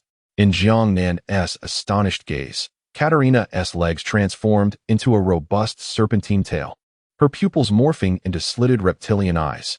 In a spiraling motion, she ensnared Jiangnan completely. Jiangnan's body was engulfed in a cold sweat. What the hell? She truly transformed into a snake? If this continued, wouldn't he become Suxian? That simply wouldn't he do. He intended to teleport away immediately. Yet, despite his grand intentions, Jiangnan, now wrapped like a dumpling, discovered he was utterly unable to teleport. It was as if some skill had countered him. Moreover, with every movement he made, Katerina's serpentine tail tightened even further. Panic surged within Jiangnan. Just then, Katerina's pupils suddenly lost their brilliance, and she fainted, collapsing onto Jiangnan. Ugh. Jiangnan was bound tightly. He could hardly catch his breath. Any slight movement only caused the tail to constrict further. He never imagined he would find himself in such a predicament. His plans lay in ruins. What use was it to send out signals? He could only strive to endure the pressures of life. Jiangnan was utterly unaware that the spiritual essence of the chives had awakened Katerina's primal instincts. Transformed into a beast, she resembled a venomous serpent, which triggered the medicinal properties of a detoxifying yellow bean, leading her to faint instantly. Alas, per Jiangnan, this night would be one of sleepless torment. At dawn the following day, Katerina awoke languidly, only to find Jiangnan beneath her, sporting dark circles under his eyes and gazing at her with a mix of bewilderment and resignation. What transpired? I transformed? Why am I entangled with him? Jiangnan interjected. Could we possibly converse once we're up? Katerina hastily rose, returning to her human form, rubbing her head in confusion. Jiangnan, with a tone of indignation, remarked, My dear, you are quite restless in your slumber, and you even sleepwalk. Tomorrow, you shall sleep in your own bed while I take the floor. Katerina protested. Sleepwalk? I recall. What do you remember? Katerina covered her face, her only recollection being the discomfort she felt, yearning for solace, and then attempting to shyly hold his hand. But it was nothing. Jiangnan breathed a sigh of relief, having narrowly escaped a severe reprimand. As he donned his clothes, he prepared to leave. Where are you going? You cannot depart. Jiangnan shrugged. I am still a student. I must attend school. Absolutely not. Who knows if you might report me? If I don't go, it will arouse even more suspicion, all right? Katerina hesitated momentarily before declaring. Then I shall keep watch over you. No funny business. For the next couple of days, she absolutely could not be exposed. With no other choice, Jiangnan acquiesced to her presence as they made their way to school. Katerina, with her golden hair, donned a cap and wore Jiangnan's short-sleeved shirt and jeans, trailing closely behind him. Despite this disguise, they attracted countless glances. Jiangnan, already strikingly handsome, became even more conspicuous alongside the stunning blonde beauty. Zhou Yuqing trailed from a distance, rubbing her eyes in disbelief. Could it be? Had this sister just emerged from Jiangnan's home? Were they, together, at the school gate? Many classmates experienced a momentary lapse in comprehension. After all, it was rare to encounter such a breathtaking foreign girl. What on earth? What is going on with Jiangnan? Where did he meet this gorgeous lady? Golden hair and blue eyes. She is simply too beautiful. Is he hiding a beauty? Jiangnan truly lives up to his reputation. Why can't I encounter such fortune? I am utterly envious. Katerina felt somewhat uncomfortable under the gaze of those around her and threatened Jiangnan. I can see all your moves from outside. Don't be reckless. Yet to others, this action appeared as a tender whisper shared between them. Jiangnan shuddered. Envy. They could try to test it. He realized he had become a hostage to her whims. Just wait. I shall let you bask in your glory for another day.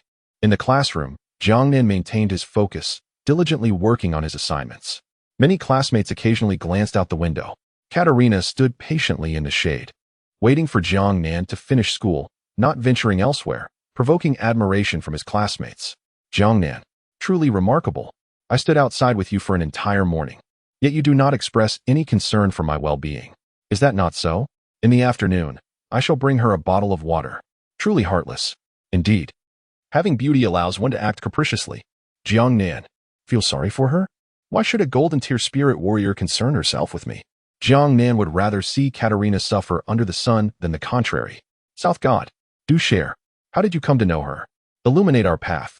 Jiangnan set down his pen, a look of earnestness upon his face. She fell from the heavens.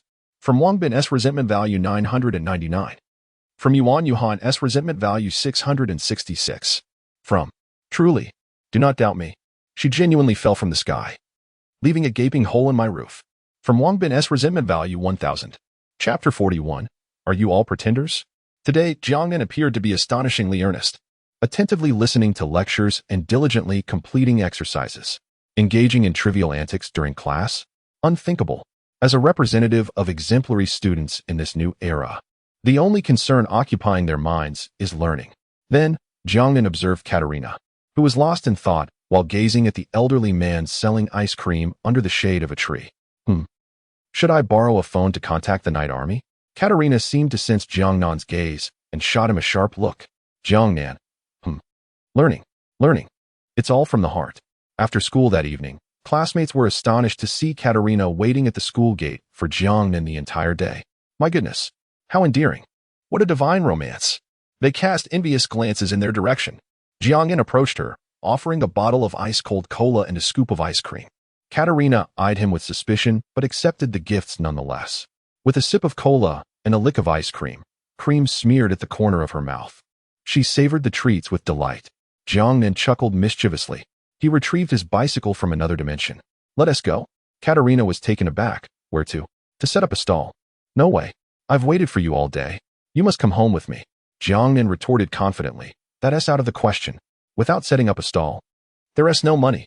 And without money, how can I buy you delicious food?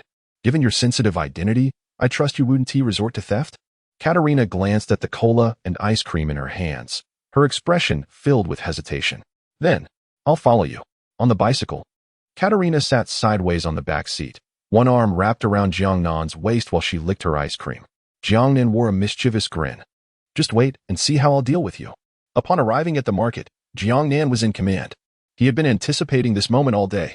At the Jiangsheng night market, setting up his stall, he placed a small stool and laid out his goods.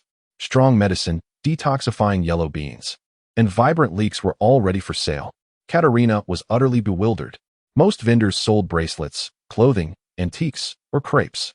Just look at what you're selling: bottled water, leeks, yellow beans. Can those even sell? Yet, the unfolding scene shattered her worldview. Bottled water at 10,000 per bottle? Astoundingly exorbitant. Yet it sold like hotcakes. Customers rushed forward with fervent eyes, nearly resorting to theft. Haha, Jiangnan. We've finally been waiting for you. I watched the live broadcast of you saving someone at the mall the other day. Incredible. Truly remarkable. Haha. Jiangnan, my dear. Let us connect on WeChat. Do you have more of that strong medicine? I'll take 5 bottles. And where did you find such a beautiful girl? Blonde and blue-eyed. I just love doing business with you. So easy on the eyes. Haha. As Jiangnan set up his stall, he became the most sought-after figure in the entire Jiangqing night market. Katerina was left speechless. In such a short span, nearly 1 million had already been sold. When did earning money become so effortless? Engaging in perilous undertakings daily yields less profit than street vending. Is Jiangnan truly just an ordinary high school student? Goodness. What purpose do these leeks in soybeans serve? Are they new merchandise? The crowd took notice of the leeks in soybeans. Their curiosity piqued. Farmer San's prowess is formidable. So what about these leeks in soybeans? Jiangnan cleared his throat and proclaimed, authentic spiritual leeks. Eating them is unbearable for her. Consuming them is intolerable for him. Together, they are overwhelming. Iron Kidney Warrior. Prepare to restore your vigor. 1,000 for each stock. A bundle for 100,000. Upon hearing this, the onlookers wore expressions of skepticism. Is this credible? More potent than the blue pills? Products from Nanshan are guaranteed to be exceptional. Do you wish to enhance your familial prowess? Do you seek to avoid the awkwardness of failing to submit assignments to your wife? You deserve to possess spiritual leeks. Jiangnan's tongue flowed with eloquence, his advertising akin to a bombardier, relentlessly persuasive. They were all captivated. Let's go? I want a bundle. Whether you can take flight tonight depends on your choice. Can it rejuvenate the kidneys? I'll take one. Once the potential for kidney rejuvenation was mentioned, sales surged. Bolstered by a robust reputation, Jiangnan's hands were weary from counting money. And now behold this. Detoxifying soybeans. You deserve to possess them. They can neutralize potent toxins, cleanse and beautify, energizing you throughout the day. Just 100 each. You cannot suffer loss, nor can you be deceived. The crowd responded. Goodness, that's not expensive at all. Should we buy a few to try? Jiangnan was selling frantically, his smile broadening. Yet suddenly, he felt a chill run down his spine. As if a venomous serpent was fixated on him, jolting him awake. Turning around, he encountered Katerina, her gaze sharp as a dagger. It dawned on him. Were not these spiritual leeks and detoxifying soybeans the very vegetables from yesterday's meal? No wonder Jiangnan refrained from eating. He insisted she consume the vegetables. Recalling her uncontrollable urge to draw circles last night, Jiangnan had the audacity to claim he was sleepwalking. Katerina's desire to confront him intensified. Yet Jiangnan merely raised an eyebrow and glared back defiantly. He was unafraid. After all, who threatened him first? Even if she discovered his little antics, what of it? They were out in the open. No choice. Such is his audacious nature. Cowardice? Not in his repertoire. Just wait and see how I will deal with you. With so many witnesses present, Katerina restrained her impulse to teach Jiangnan a lesson until the night market dispersed. Katerina was incensed. Regarding yesterday's incident, do you not intend to provide an explanation? Jiangnan, brimming with righteousness, made a face at her. What of it? I did it. If you are dissatisfied, come at me. Enraged, Katerina's delicate, boneless arm shot towards Jiangnan's neck with astonishing speed. But Jiangnan instantaneously shifted behind her. Once again, the familiar formula. The invincible chokehold. How could she not be on guard? At that moment, she was ready to unleash her beastly powers. Yet, she wore an expression of utter astonishment. How could it be that she was unable to do so? Before she could even process her shock, she found herself completely immobilized by Jiangnan. Observing the shock and indignation on Katerina's delicate face, Jiangnan felt a surge of pride. Is this the thrill of conquest? He casually delivered a sharp blow to her head. Letting you make me wash my battle attire. Humph. Allowing you to suppress my breath with your conscience. Humph. Katerina struggled in defiance. How could her powers possibly fail? Jiangnan, with his black iron, seemed to have transformed into an entirely different person, terrifyingly strong. Jiangnan retrieved his phone from her possession and dialed the Dark Knight Army. Hello? Is this Sister Mountain Cat? I've subdued that stunning blonde beauty, right here in the Jiang City night market. Please send someone to take her back. In the military base. Mountain Cat lounged in her office, her legs propped up on the desk, holding a tablet displaying satellite feeds. The screen showed Jiangnan gripping Katerina's throat while making the call. Since Jiangnan's release, the Dark Knight Army had been monitoring his every move. And Ning stood behind Mountain Cat, astonished by the sight of Jiangnan. The venomous serpent, who had eluded capture by so many, was subdued by him. What was happening? She was a golden-level operative. Mountain Cat spoke in a measured tone. I understand. Release her. Jiangnan replied. Wang Di fake? No. She's right here with me. You just need to come and take her back. Nan Cat responded, Understood. Let her go? Jiangnan retorted. Are you even the real Dark Knight Army? Chapter 42. The deceptive nature of a woman's words. Here I am, exerting every effort, enduring humiliation and hardship, employing trickery and deceit, all to finally bring Katerina to the makeshift stall. After much toil and struggle, she was subdued. I had hoped to liberate myself from this torment, yet the Knight Army declared, no need for apprehension. Let her go. Let her go? Surely, this must be a jest. Is it so simple to release her? How can one simply set her free? Jiangnan cast a glance at Katerina, her delicate features marred by an icy demeanor. If she were to be released, what hope would I have for my own future?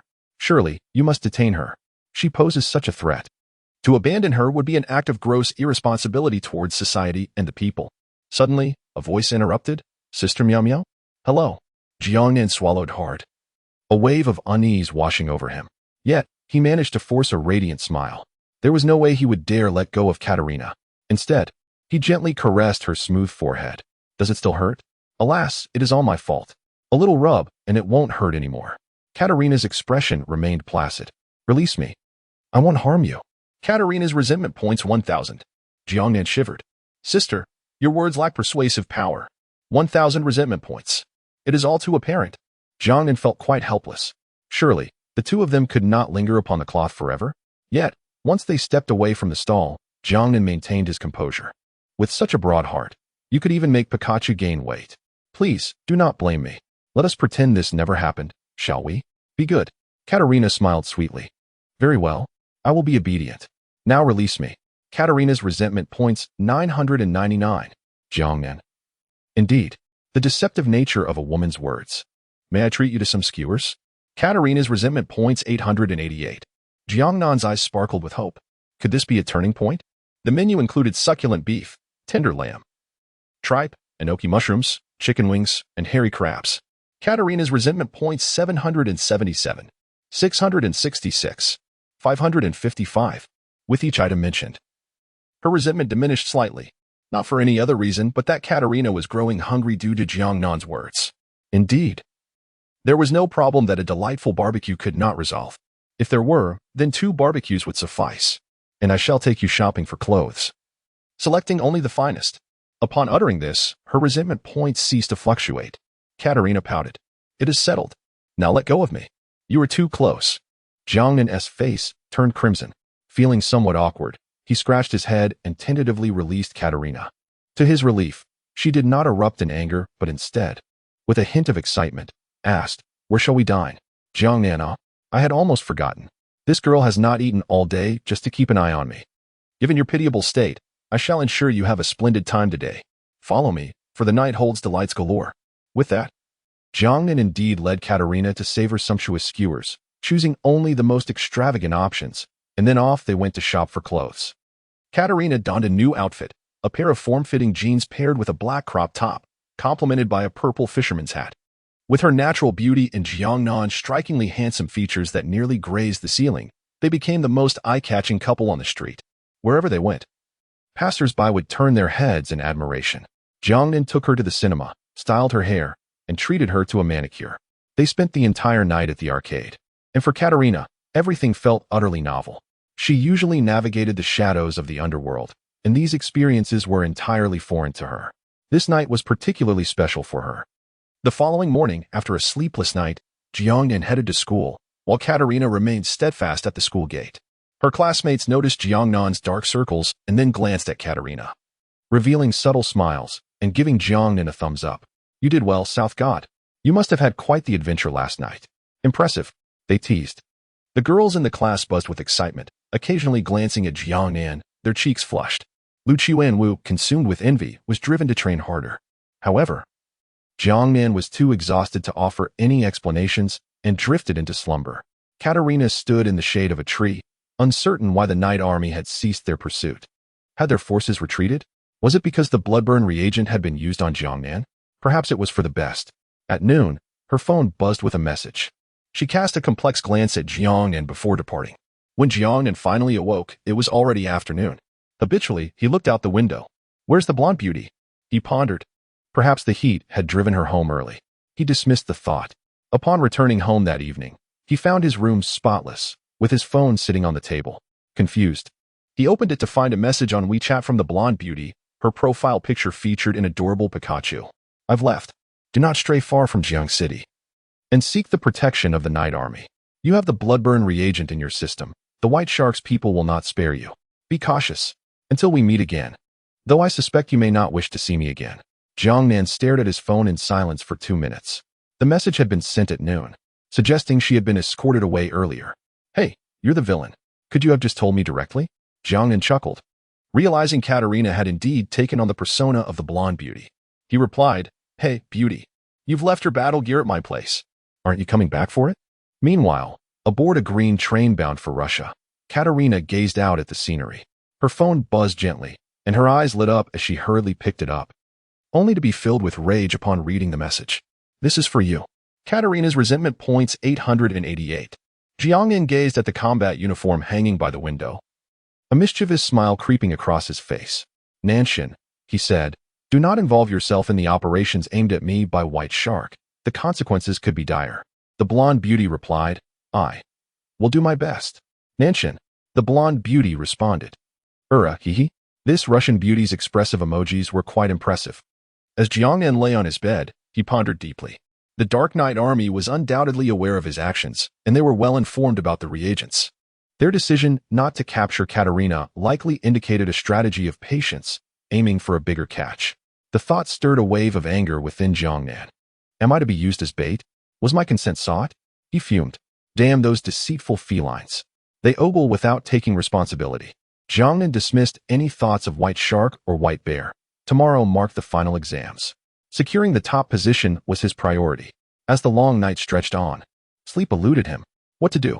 Jiang Nan promptly retrieved the English book from his bedside cabinet. Unable to sleep? It was undoubtedly time to study. Chapter 43. The first question stumped me, yet I diligently studied English late into the night in Jiangnan. Upon rising the next day, I felt utterly rejuvenated.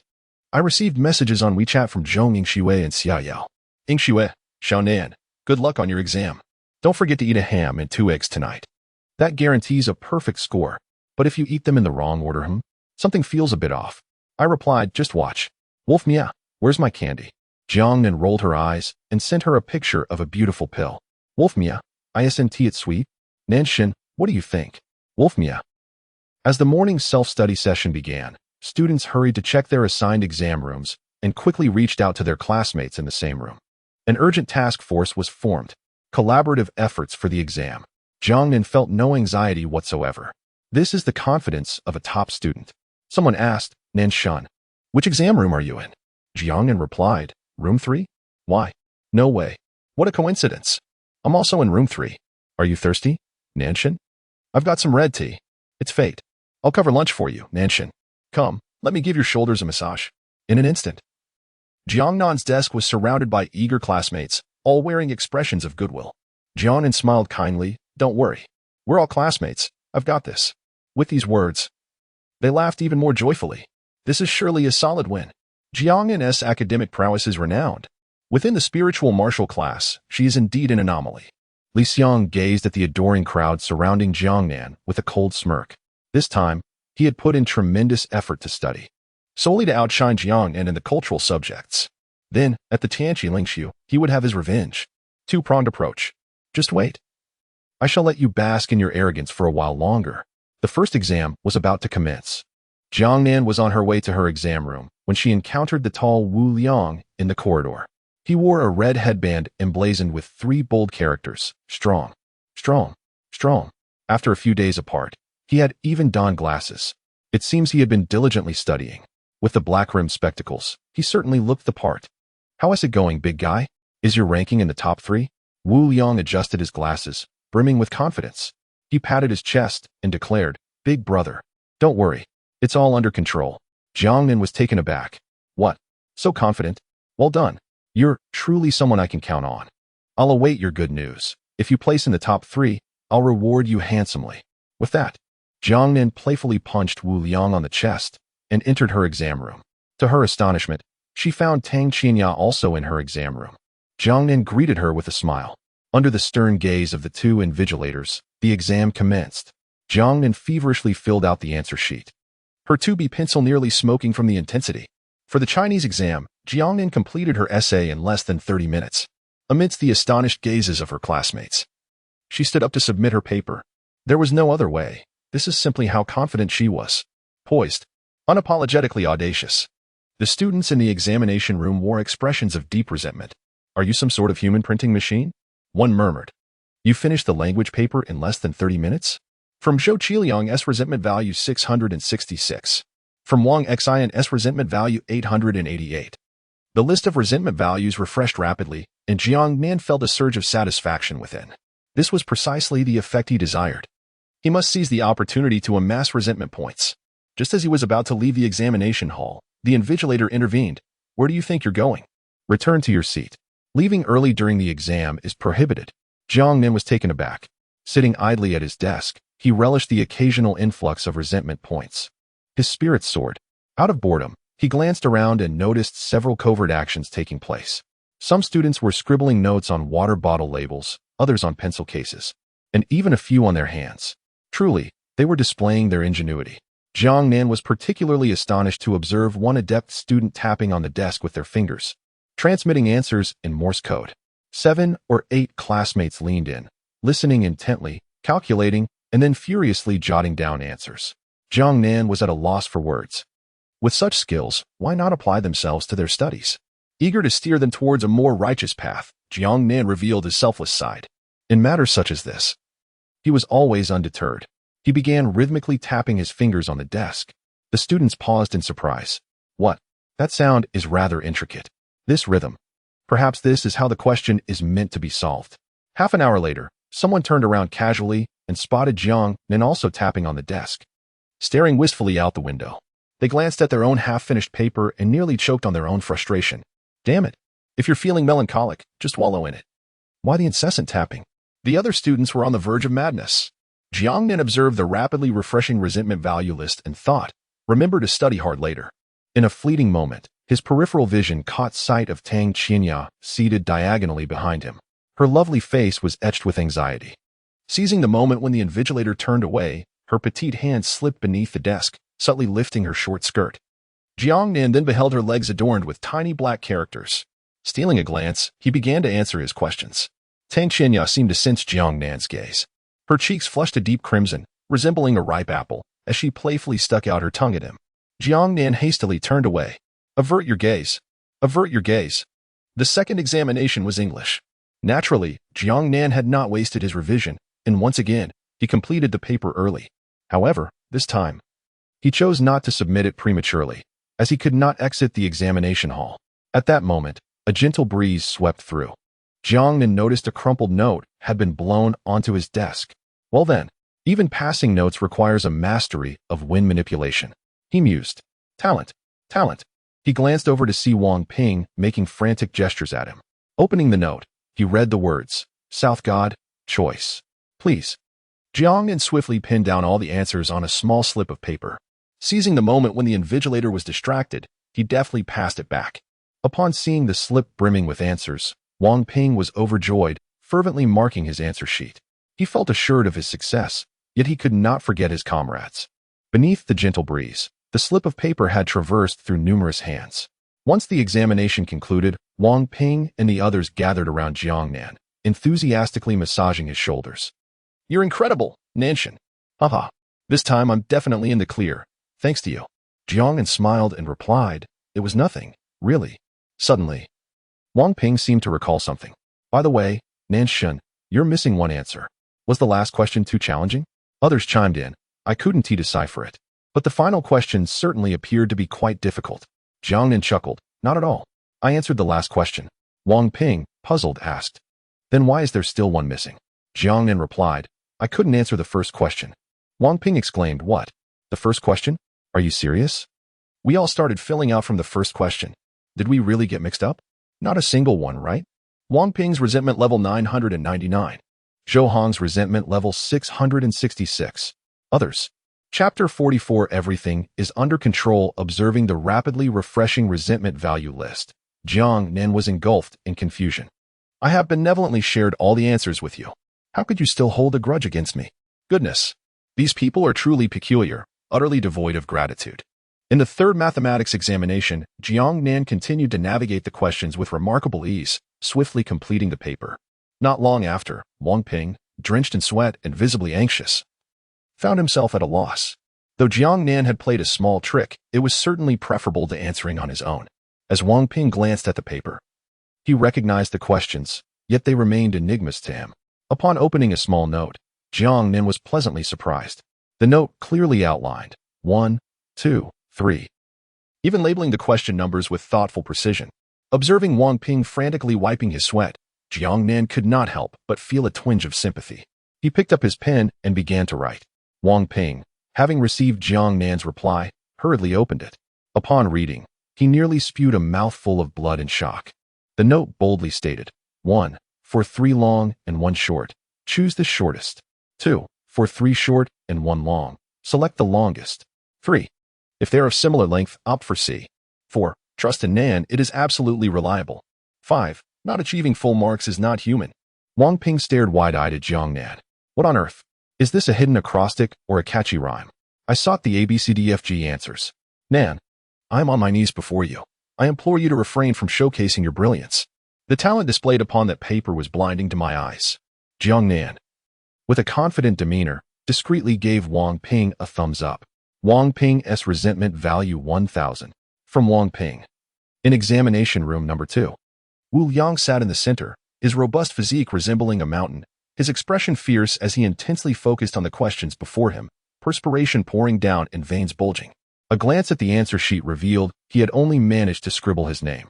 Meanwhile, outside, a Wuling Hongwang was parked, bustling with activity. 7 or 8 burly men, bare-chested and adorned with muscles, their shoulders marked with dragon tattoos and their chests with tiger motifs, were all fixated on a laptop. The screen displayed Wu Liang's exam paper. The images transmitted in real time through the glasses he wore, with the red cloth on his forehead acting as a high-frequency antenna, rendering the school's signal jammers ineffective. The men were visibly anxious, frantically calculating on their scratch paper. A bald man exclaimed, "Old Wang, hurry up with the calculations. Wu Gu is waiting." A man with a tiger tattoo, in frustration, retorted, "What are you in such a rush for? This question is exceedingly difficult. Didn't you graduate from university? Can't you handle a high school problem? Enough. It has been years since I graduated. What on earth is Tan and Cos? My head is about to explode. Is this truly a high school question? Are you up to the task? It's been an hour. We need to submit soon. Stop holding back. Let's call for outside help. My son is a postdoc. I will give him a call. Old Lu, isn't your daughter a high school math teacher? Rally the troops." As passers-by glanced through the car windows, they were met with the sight of 7 or 8 burly men crammed inside, their expressions shifting to one of alarm as they hastily departed. They sighed in disbelief, lamenting the state of the world. Meanwhile, seated in the classroom, Wu Liang was on the verge of shattering his steel teeth, with barely 3 minutes left to submit his paper. The cacophony of curses streaming through his headphones was driving him to the brink of madness.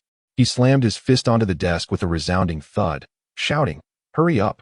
The sudden eruption echoed throughout the once quiet examination hall, startling nearby classmates and nearly causing the invigilating teacher to leap from her seat, spilling her tea all over a fellow student.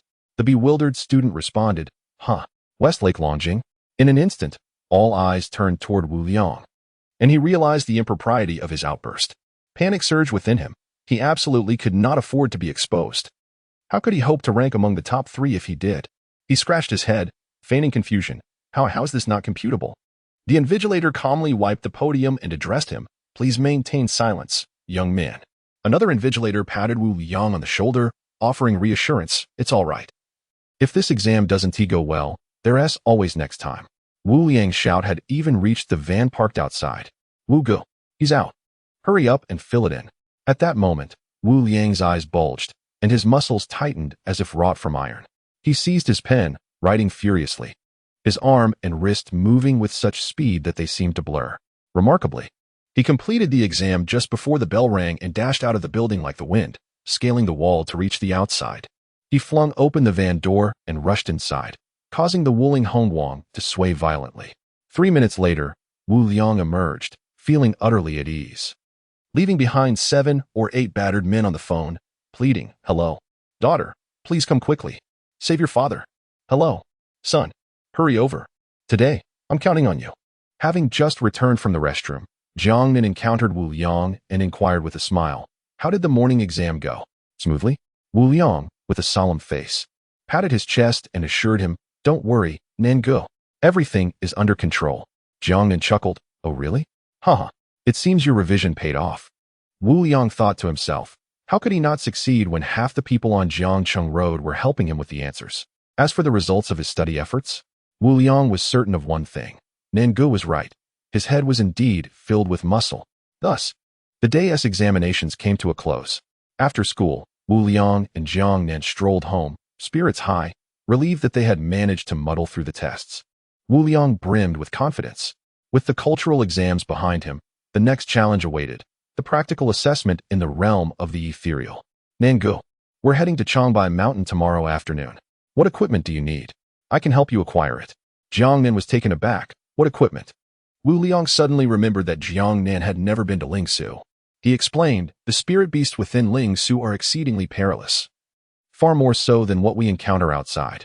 Most spiritual warriors choose to arm themselves with cold weapons for self-defense. It makes both slaying spirit beasts and protecting oneself considerably easier. This expedition will last for 15 days, and I anticipate it will be quite arduous. We must prepare plenty of provisions and clothing. Additionally, we need to pack some survival gear. Are you ready, Nangu? Feel free to bring whatever you need. I'll help carry your backpack. I'm strong." Jiang Nan rolled his eyes. "Carry a backpack? I'm merely a walking luggage bag. Have you forgotten what I do?"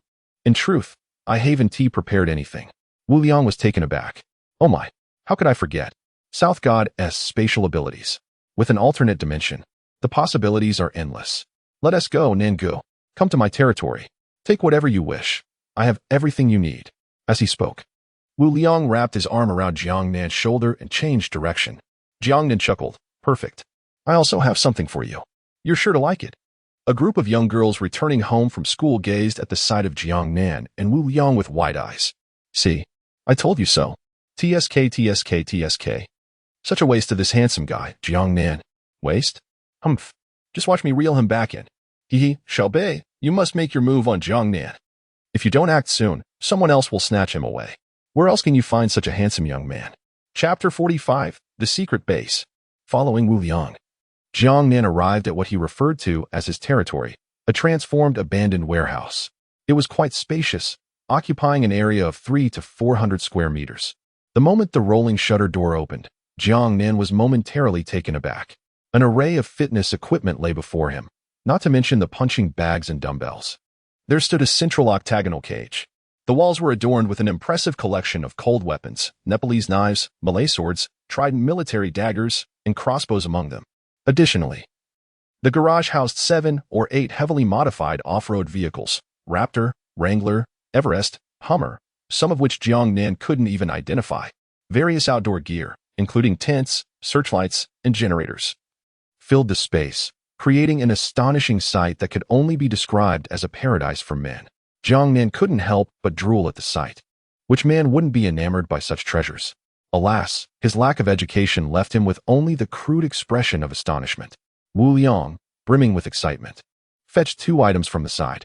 One was a hefty titanium-magnesium alloy shield, intricately embossed with the visage of a roaring bear, standing a full 2 meters tall and weighing no less than 300 pounds. In his other hand, he wielded a 2-meter-long saber, a truly intimidating sight. With palpable enthusiasm, he exclaimed, "Brother Nan, what do you think? Am I impressive, or what?" Jiang Nan hastily shook his head. No, I don't want to look." Wu Liang's resentment value 666. "With all that gear, you must weigh at least 500 pounds. How can you move easily?" Wu Liang brandished the iron shield. Creating a gust of wind, he swung the saber, producing a profound and heavy sound as it sliced through the air with seemingly effortless grace. "I practice every day? No problem. If I transform, it will be even easier."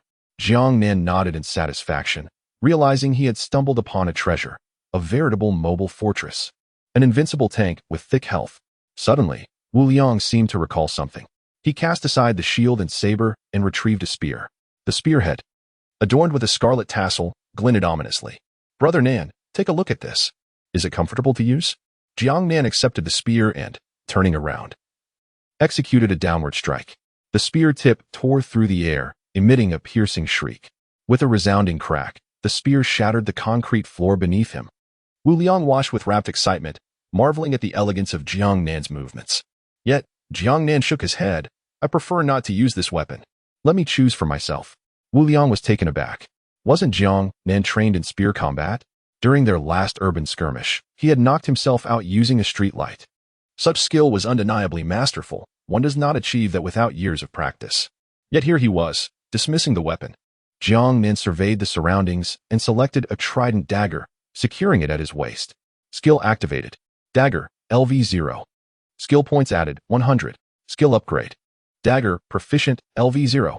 In an instant, Jiang Nan drew the trident dagger from its sheath, twirled it in his hand, and executed a reverse thrust, swiftly transitioning into a powerful slash. The cold light danced upon Jiang Nan's hands, akin to a spirited sprite. Each movement was devoid of superfluity, pure and incisive. Wu Liang gazed in astonishment as Jiang Nan wielded the triangular military dagger with such finesse that his eyes nearly bulged out. An expert with a dagger? How astonishing. Did you practice from the moment you were born? The triangular military dagger was sheathed with satisfaction by Jiang Nan. His gaze then fell upon a Tang saber resting on a wooden rack. The blade measured an impressive 1 meter in length, exuding a profound sense of history without appearing worn. In the instant of drawing the blade, a sharp gleam of cold light emerged. The blade was perfectly straight, adorned with intricate patterns, and the hilt bore an ancient character for cool. The chilling radiance was striking, capable of severing hair with ease. Skill triggered. Swordsmanship, LV0. Skill points added, 100. Skill upgraded. Swordsmanship, proficient, LV0. Clang. The cold saber was drawn. The blade sliced through the air, blossoming into a magnificent display of swordplay. Jiang Nan regarded the straight blade with evident satisfaction. Wu Liang stood agape, disbelief etched across his face. A spear can be wielded. A dagger can be wielded. And a Tang saber as well. Moreover, he excelled in all. What made you so extraordinary among mere mortals? Jiang Nan chuckled, patting Wu Liang on the shoulder. When summer vacation arrives and you have time, I will teach you how to wield the saber. Wu Liang. What can I possibly say? It seems the southern god truly deserves his title. As for this Tang saber, it was a relic my father retrieved from the countryside. Passed down through generations, a genuine weapon of remarkable craftsmanship, now a lost art. If you fancy it, consider it a gift. Jiang Nan, of course, accepted without hesitation. He possessed a clear understanding of his future trajectory. With spatial abilities that offer great mobility and control over the battlefield, wielding such long weapons would only be cumbersome. The Tang saber would serve as his primary weapon, while the triangular military dagger would be his sidearm, ensuring he was never at a disadvantage in close combat. I have a treasure for you as well, he said mysteriously, beckoning Wu Liang closer. Wu Liang approached with eager anticipation. Jiang Nan then produced a pair of shorts from an alternate dimension, boxer shorts emblazoned with a bear's head. Wu Liang, is this what Jiang Nan considers a treasure? When did shorts become a prized possession? Does he have an affinity for gifting shorts? Last time it was a Pikachu pair, and now. Noticing Wu Liang's bewilderment, Jiang Nan raised an eyebrow. What's wrong? Don't you like them? Wu Liang scratched his head. It's not a matter of liking or disliking. Jiang Nan retorted. Let me tell you. Do not underestimate them. They are no ordinary shorts. If shorts had a hierarchy, these would be the kings among them. Wu Liang. Are you familiar with the Hulk? No matter how he transforms, those shorts never tear. Jiang Nan then tugged at the sides of the shorts, stretching them to nearly a meter in length, and upon releasing them, they instantly reverted to their original form. Wu Liang's eyes sparkled with realization. What an extraordinary artifact! Once adorned in the illustrious Halbrand shorts, one need no longer fret about the perils of nudity during the transformation into one's beastly form. This is indeed a revelation for all practitioners of the beastly arts. The title of the ultimate shorts belongs to none other than these. I would dare to proclaim these shorts as the strongest. Wu Liang raised his thumb in approval, exclaiming, impressive, a remarkable item. He then, slightly embarrassed, inquired, Nan. Brother Nan, do you happen to have them in a triangular design? In that instant, the atmosphere fell into a profound silence, as if time itself had ceased to flow. Jiang Nan's expression morphed into one of sheer terror. No, Brother Nan, it's not what you think. The triangular design is quite comfortable. It offers a sensation that the square cannot replicate. You simply must try it at home. Jiang Nan shook his head vigorously, like a rattle drum, and promptly retrieved 10 pairs of triangular shorts from an alternate dimension. The selection was vast and varied. Wu Liang accepted them with heartfelt gratitude, eager to try them on immediately. However, he was firmly restrained by Jiang Nan. Brother, please, for the love of all that is sacred, do not leave a mark of mental pollution in my memories. I truly cannot bear it. Chapter 46. A little love letter. Jiang Nan gazed at the equipment in the warehouse, his eyes sparkling with excitement. He chuckled. There's great potential here. Wu Liang scratched his head, looking puzzled. What do you mean? They busied themselves in the warehouse until the clock struck 2 in the morning before Jiang Nan finally returned home. Lying in bed, he pondered for a moment before dialing the phone number of the Dark Knight Army. Beep, beep. Hello? Who is this? A languid voice, tinged with a hint of annoyance, jolted Jiang Nan awake. Wow, you sound like a little cat just roused from slumber, so adorably dazed. Is this Sister Lynx? It's Jiang Nan. I'll be heading to the Heavenly Pool Spirit Ruins tomorrow for 15 days. You all. Beep, beep, beep. Damn it. She hung up on me. Jiang Nan gritted his teeth in frustration. Is she really that aloof? Lynx, just you wait. I shall turn you into a docile little kitty one day. Resting on his bed, Jiang Nan felt a pang of anxiety. What was he to do? The Dark Knight Army seemed to dismiss him entirely. What if the White Shark seized this opportunity to strike? It was vexing. Yet, he couldn't skip the trip to the Spirit Ruins. To hell with it. If worse comes to worst, I'll just set up a makeshift stall. Whoever dares approach, I'll deal with them. Meanwhile, Lynx, having hung up on Jiang Nan, rubbed her sleepy eyes and dialed another number. How is the arrangement proceeding? Report, Captain. All personnel have been positioned. What about the White Shark side? No signs detected at the border for now. Huh. They can be patient. If there are any movements, inform me immediately. Understood, Captain. Awakened from her slumber, Lynx lost all drowsiness. Clad only in a white shirt, she approached her bedside, gazing at the full moon, murmuring, I hope I haven't misjudged this time. The following morning, Jiang Nan arrived at school, brimming with energy. He noticed many classmates sporting large hiking backpacks, their faces alight with excitement, fully prepared for the journey to the Heavenly Pool Spirit Ruins. When Jiang Nan entered the classroom, his classmates were momentarily taken aback. He was only carrying a small messenger bag containing a data cable and 3 power banks. Oh no, Jiang Nan is doomed. With equipment like that, he might as well be foraging for tree bark and roots in the ruins. Does he really think he is going on a vacation? Li Xiang chuckled. Don't say that. After all, our South God has never been there before. It's understandable. Lu Chuanwu added with a laugh, haha, I almost forgot about that.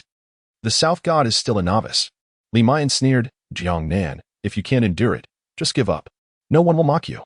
Jiang Nan flashed a brilliant smile. Endure? I am quite resilient. You should know that best. Li Mayan's face flushed, her expressive eyes wide. Unable to utter a word in retort, the classroom fell into a sudden silence. What? Is there really such a relationship? Yinjia, you're impressive. TSK, TSK, TSK. This circle is truly chaotic. From Li Mayan's resentment value 999. Upon returning to his seat, Jiang Nan was momentarily taken aback to find a breakfast awaiting him on his desk. Beneath a bowl of soy milk lay an envelope adorned with a lip print and small pink hearts. Could this be a love letter? A flutter of excitement coursed through him. When had he become so popular? Just as he settled in, a cascade of envelopes tumbled from his desk, various shapes and sizes. Some had been folded into origami cranes, while others featured his own photographs. One girl had even crafted a small frog from green paper. Hey, are you serious? Jiang Nan mused. If you can't fold cranes, just use a regular envelope. Who confesses with frogs? No wonder you're single. Even more amusing was an envelope bearing the sum of 521 yuan. How delightfully straightforward. Jiang Nan adored such candor.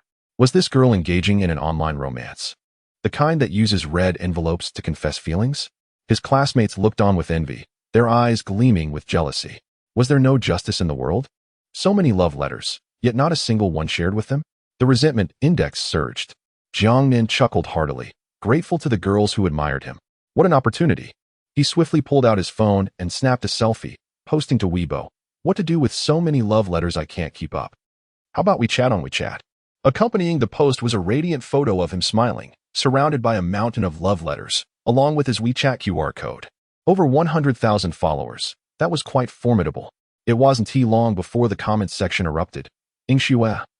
You a lonely wolf, bah. You shameless scoundrel. Did you not say you would be a charm? Little fish added. Little sugar, want some soy milk? If not, I'll take it. Such a handsome young man. Just asking if you need a backup. There were plenty of trolls as well. Have some decency. Save some paper for the country. What is this? No more street stalls. Now a micro business? Leaks are amazing. Here SA secret. Leaks with vigor. Human-powered pile driver. Wow. I've got to try this. Jiang Nan was overjoyed. His single Weibo post had inflicted considerable damage upon the singletons. The resentment index exploded. Indeed, beauty prevailed. His classmates seethed in envy as they viewed Jiang Nan's post, grinding their teeth in frustration. Soon enough, the teacher entered the room, and the atmosphere shifted to one of tension, for the exam results were about to be revealed on the big screen. Li Xiang clenched his fists, confident this time. He aimed to outperform Jiang Nan in cultural subjects and strike a final blow. He wanted Jiang Nan to understand why he was so renowned. Then the results appeared. Year's top student, Jiang Nan. Total score 696. Second, Li Xiang. Total score 695. 5. Third, Wu Liang. Total score 666. Fourth, Zhou Qiliang. Total score 665. Fifth, Li Xiang's eyes widened, and he nearly gasped for breath, fainting from the shock. Damn it, just 0. 5. Just a mere 0. 5. I hired 7 or 8 tutors, studied obsessively, and sacrificed sleep, all to conquer Jiang Nan. And what was the outcome? Just ask why Brother Xiang is so loud. It's infuriating. The slap to the face echoes. Jiang Nan mockingly remarked, this is truly enough, such a meager score. If only I had known to double-check. A merciless taunt from an academic prodigy. Such confidence. Such arrogance. The classmates were utterly enraged. Must you be so shameless? Leave some dignity. Stop flaunting. It's heart-wrenching. Of course, Jiang Nan would not miss such a splendid opportunity to accumulate resentment points. Watching the resentment points list refresh like madness. It was all worth it. Bang. At that moment, a tremendous noise erupted from Class 2 of Lingwu. It was as if the desk had been shattered. Wu Liang bellowed. You've got to be kidding me. Absolutely right. I'm third. Who else is there? Jiang Nan. Teacher. Classmates. Chapter 47. Sweetened pearl milk tea. Jiang Nan felt genuinely pleased for Wu Liang. It seemed that Wu Liang had everything under control. And it was certainly not without merit. Of course, he was oblivious to the specifics of Wu Liang's management. Observing the report card on the screen, Jiang Nan snapped a photo and promptly sent it to Zhong Yingxue and Xia Yao, adding a note. Hurry and praise me. Yingxue replied, Hee, you are amazing. Sending you 99 little hearts. I withheld 1 to avoid inflating your ego. Nan Shun, received. On Xia Yao's end, she surprisingly sent a short video. Jiang Nan opened it to find Xia Yao resting her chin on her desk, giving a mischievous smile toward the screen. Then she pouted and blew a kiss. Moi? Startled, Jiang Nan hurriedly closed the video. Oh no. It was a thrilling sensation. Langmia, first in Tianqi Lingxiu. And there are rewards. Nanshan, I do not desire any other rewards. Once I secure the first place, just change your username. Langmia, I will strangle you. From Xia Yao. Anger value 888. Hee. That was quite amusing. Li Xiang took a deep breath, calming himself. And the Tianqi Lingxiu awaits. Li Mayan had also successfully broken through to bronze 1 star. His team, striving for the first position, was undoubtedly formidable. How could Wu Liang, burdened with Jiang Nan and Tang Qinya, compete? Teacher, the results have been announced. Students, please board the bus in order according to your seating arrangement. The bus is waiting outside. This practical test involves not just our Jiangcheng No. 1 High School, but also Yuan No. 2 High School and Jiangbei High School. As we participate together, I hope everyone remains safe while bravely striving for victory. All right, let us board. Regardless of their academic performance, the students were all visibly excited, eagerly anticipating their opportunity to showcase their skills in the Lingxiu. Students grabbed their backpacks and rushed towards the bus. Jiang Nan, however, took a more leisurely approach. Wearing headphones and carrying a small shoulder bag, it felt like he was off on a vacation. His classmates cast scornful glances at him. Choo-choo is just choo-choo. Wait until she encounters difficulties in Lingxiu. On the bus, Jiang Nan was comfortably seated by the window, listening to music, when a gentle female voice suddenly chimed in. Nan Shun, what a coincidence. Jiang Nan smiled slightly. It was indeed Tang Qinya. Having such a beautiful girl sitting beside him made him quite happy. The bus began to move slowly. This girl started munching on snacks and occasionally offered him a piece. Li Xiang wore a sour expression. Look at her. Sitting next to a girl and getting fed. And then there's me, beside a player who is cursing and swearing at the game. Lu Ban, get in the game. Stop playing with your feet. Bro, is that a tumor on your neck? You could take out a small minion with it. He was being brutally honest. After more than 10 minutes on the road, Tang Xinya finished a bag of chips and suddenly remembered something, her face filled with regret. Oh no, I left my phone on the desk. I forgot to take it. Jiang Nin was taken aback. Is it really that important? Tang Xinya replied. My mother is worried about me and insists that I call home to reassure them. If I don't, she will certainly fret. She added, you can use my phone. With a bittersweet smile, Tang Xinya continued, I can't remember my mom's number, and I can't even recall my own. Jiang Nan thought, what a foolish girl. He raised his hand and said, Master, could you please stop the car? My friend left her phone at school, and she just needs to retrieve it quickly. The driver, indifferent, replied, I can't stop. The teacher frowned, a phone? Is it urgent? Before Tang Xinya could respond, Li Xiang interjected, what have you been thinking? You want us to wait for you alone? We all want to arrive sooner. Others chimed in, exactly. We hope to get there on time. It's quite bothersome. There's no signal in Lingxiu. What do you need a phone for? Taking selfies? Li Xiang observed Jiang Nan's face darkening and couldn't help but smirk. Tang Xinya's eyes reddened, and she bit her lip tightly. She gently tugged at Jiang Nan's sleeve and whispered, Nanshan, thank you. It's fine. It's my fault for being careless. I shouldn't have. Before she finished, Jiang Nan patted her head and said calmly, wait for me. In an instant, he vanished from his seat. What the heck? Where did he go? Not only the classmates, but even the teacher and Tang Xinya were startled.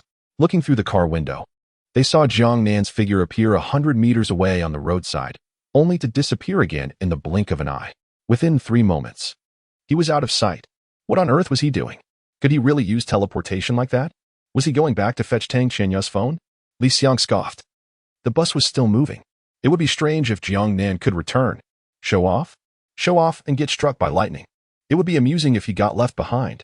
However, 3 minutes later, Jiang Nan abruptly reappeared in his seat as if he had never left. He held 2 cups of milk tea and a phone in his hands. Here, drink up. This one has sugar. I thought you would enjoy something sweet. Tang Xinya was taken aback, gazing at the milk tea and phone on her small table, her eyes brimming with tears. Yes, I adore sweet things. Thank you, Nanshan. The bus fell silent. In such a short time, he had teleported back to school, retrieved her phone, and even found a moment to buy 2 cups of milk tea? And then he caught up with the bus? Impressive. Truly remarkable. Even the teacher was momentarily stunned, then sternly said, do not engage in such dangerous acts in the future. This is a warning. Jiang Nan, lost in his milk tea and music, did not respond. If you want tea stop, I'll just go back myself, he thought. And it didn't inconvenience them at all, did it? Li Xiang gritted his teeth in frustration but said nothing, burying himself in a game. Only Li Mayan furrowed his brow deeply. What level is Jiang Nan at now? Is he still at the Black Iron 7 stars? Yet how many times has this been instantaneously traversed? Can his spiritual power truly withstand it? The only answer is that Jiang Nan's cultivation is far more formidable than they perceive. But how could this be? Has he truly leveled up in just a few days? Moreover, wasn't his talent deemed as the most inferior, rated at a level? Li Mayan found this perplexing. Yet, deep within, an ominous premonition lingered. Opposing Jiang Nan might indeed be a grave error. The bus journey lasted a full 4 hours before arriving at Chabai Mountain. Today, Chabai Mountain remains a tourist destination, particularly bustling during summer. However, the Heavenly Lake is no longer open to the public. Additionally, there are troops stationed at the entrance, strictly prohibiting unauthorized entry. Jiang Nan and his companions were certainly not there for leisure. They took the cable car directly to the summit. At the entrance, they encountered armed soldiers, and fortifications had been constructed to manage access rigorously. Upon reaching the mountain peak, Jiang Nan gazed into the distance. The waters of the Heavenly Lake shimmered like a flawless mirror, undisturbed, shrouded in swirling mist. Above the lake, there existed a door resembling a shattered mirror, exuding a profound spatial fluctuation. This is indeed the true entrance to the Heavenly Lake's spiritual realm. Jiang Nan's eyes brimmed with anticipation. Chapter 48, Night Market at Tanchi, however. Entry into the spirit ruins shall not commence immediately. The day has grown late, and the final assessments will officially begin tomorrow morning. Prior to this, we must check into a hotel located beneath Tanchi. The students from Yuan No. 2 Middle School and Beige-Ong High School's Spirit Martial class have already arrived at noon.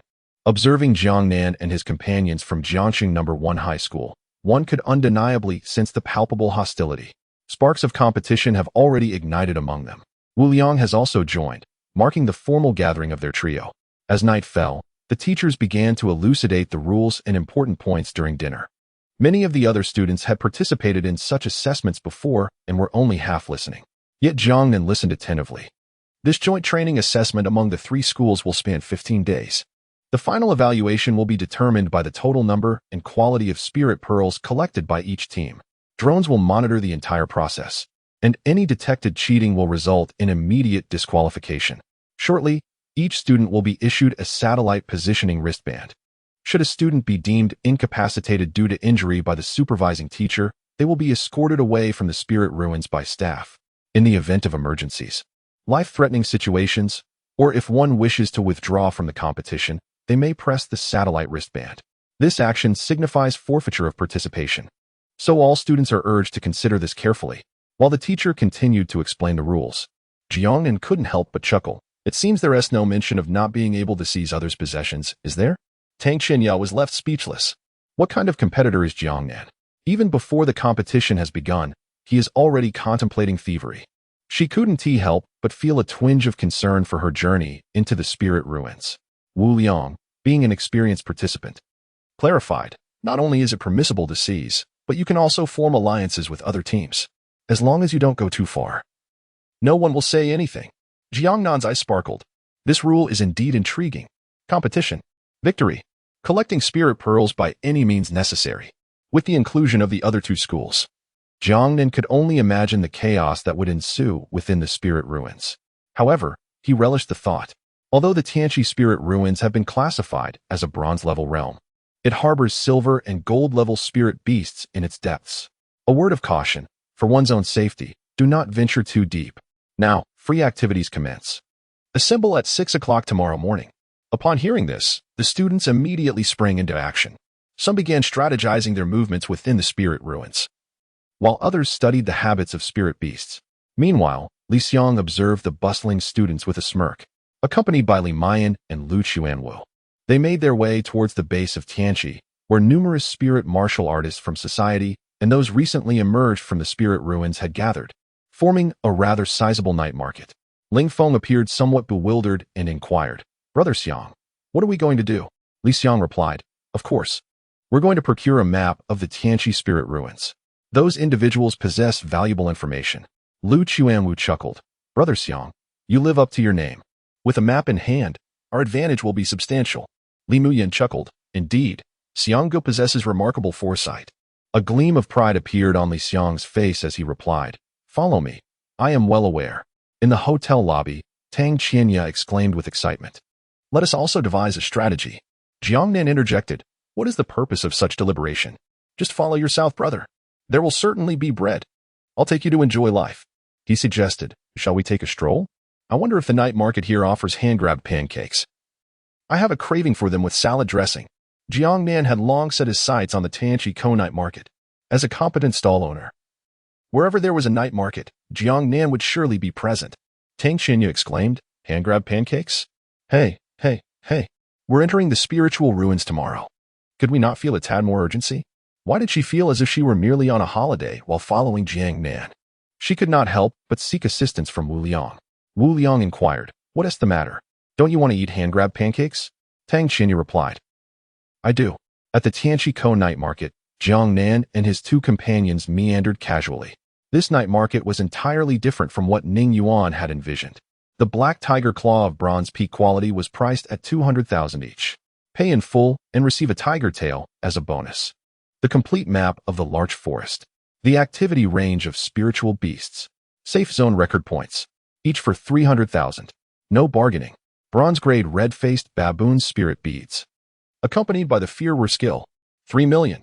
Non-negotiable. Attribute spirit beads for sale. All 5 elemental systems available. Come and indulge. The Tianqi night market was filled with such wares. The prices were astonishingly high. Once one left Tianqi, these items would become burdensome. Thus, the night market model was established. Jiang Nan appeared utterly fascinated, observing without the intent to purchase, not due to a lack of interest, but simply because he was utterly broke. However, the lively atmosphere was indeed invigorating. He felt an urge to set up a stall and sell his own wares. Meanwhile, Li Xiang was fervently haggling with a bald young man, their faces flushed from the heated negotiation. They were currently disputing over a hand-drawn, rudimentary map. "I'll take it for 300,000. The bald young man retorted. "Are you out of your mind? 50,000. Not a penny less." Behind him stood two young ladies, clearly amused. Lu Quanwu and others also began to join in on the bargaining, but the bald young man stood firm. Li Xiang urged, "Let us compromise. We could become friends. There will be opportunities for collaboration in the future." The bald young man replied, "You lack sincerity." Li Xiang hesitated. Although his family was wealthy, spending 50,000 on a map felt excessively extravagant. Just then, the bun-haired young lady behind him brightened, exclaiming, "Jing Jing. Look at that handsome guy with the buzz cut." Su Jingro looked over and gasped, "Oh my, what is he doing here?" Zheng Wei, look, the bald young man, who was bargaining with Li Xiang, instantly brightened at the sight. Li Xiang winced at the thought of losing out. "How about 35,000? But Zheng Wei paid no heed, calling out loudly, "Brother, over here, here." Li Xiang, feeling resolute, declared, 40. "I cannot offer more." Zheng Wei, with an expression of impatience, exclaimed, "Stop dawdling. I have neither the time nor the inclination to entertain you right now." Li Xiang. Jiang Nin was taken aback, then turned to look. That shiny bald head. Zheng Wei. What was this fellow doing here, setting up a stall? He greeted him with a smile. "So what is this? A career change?"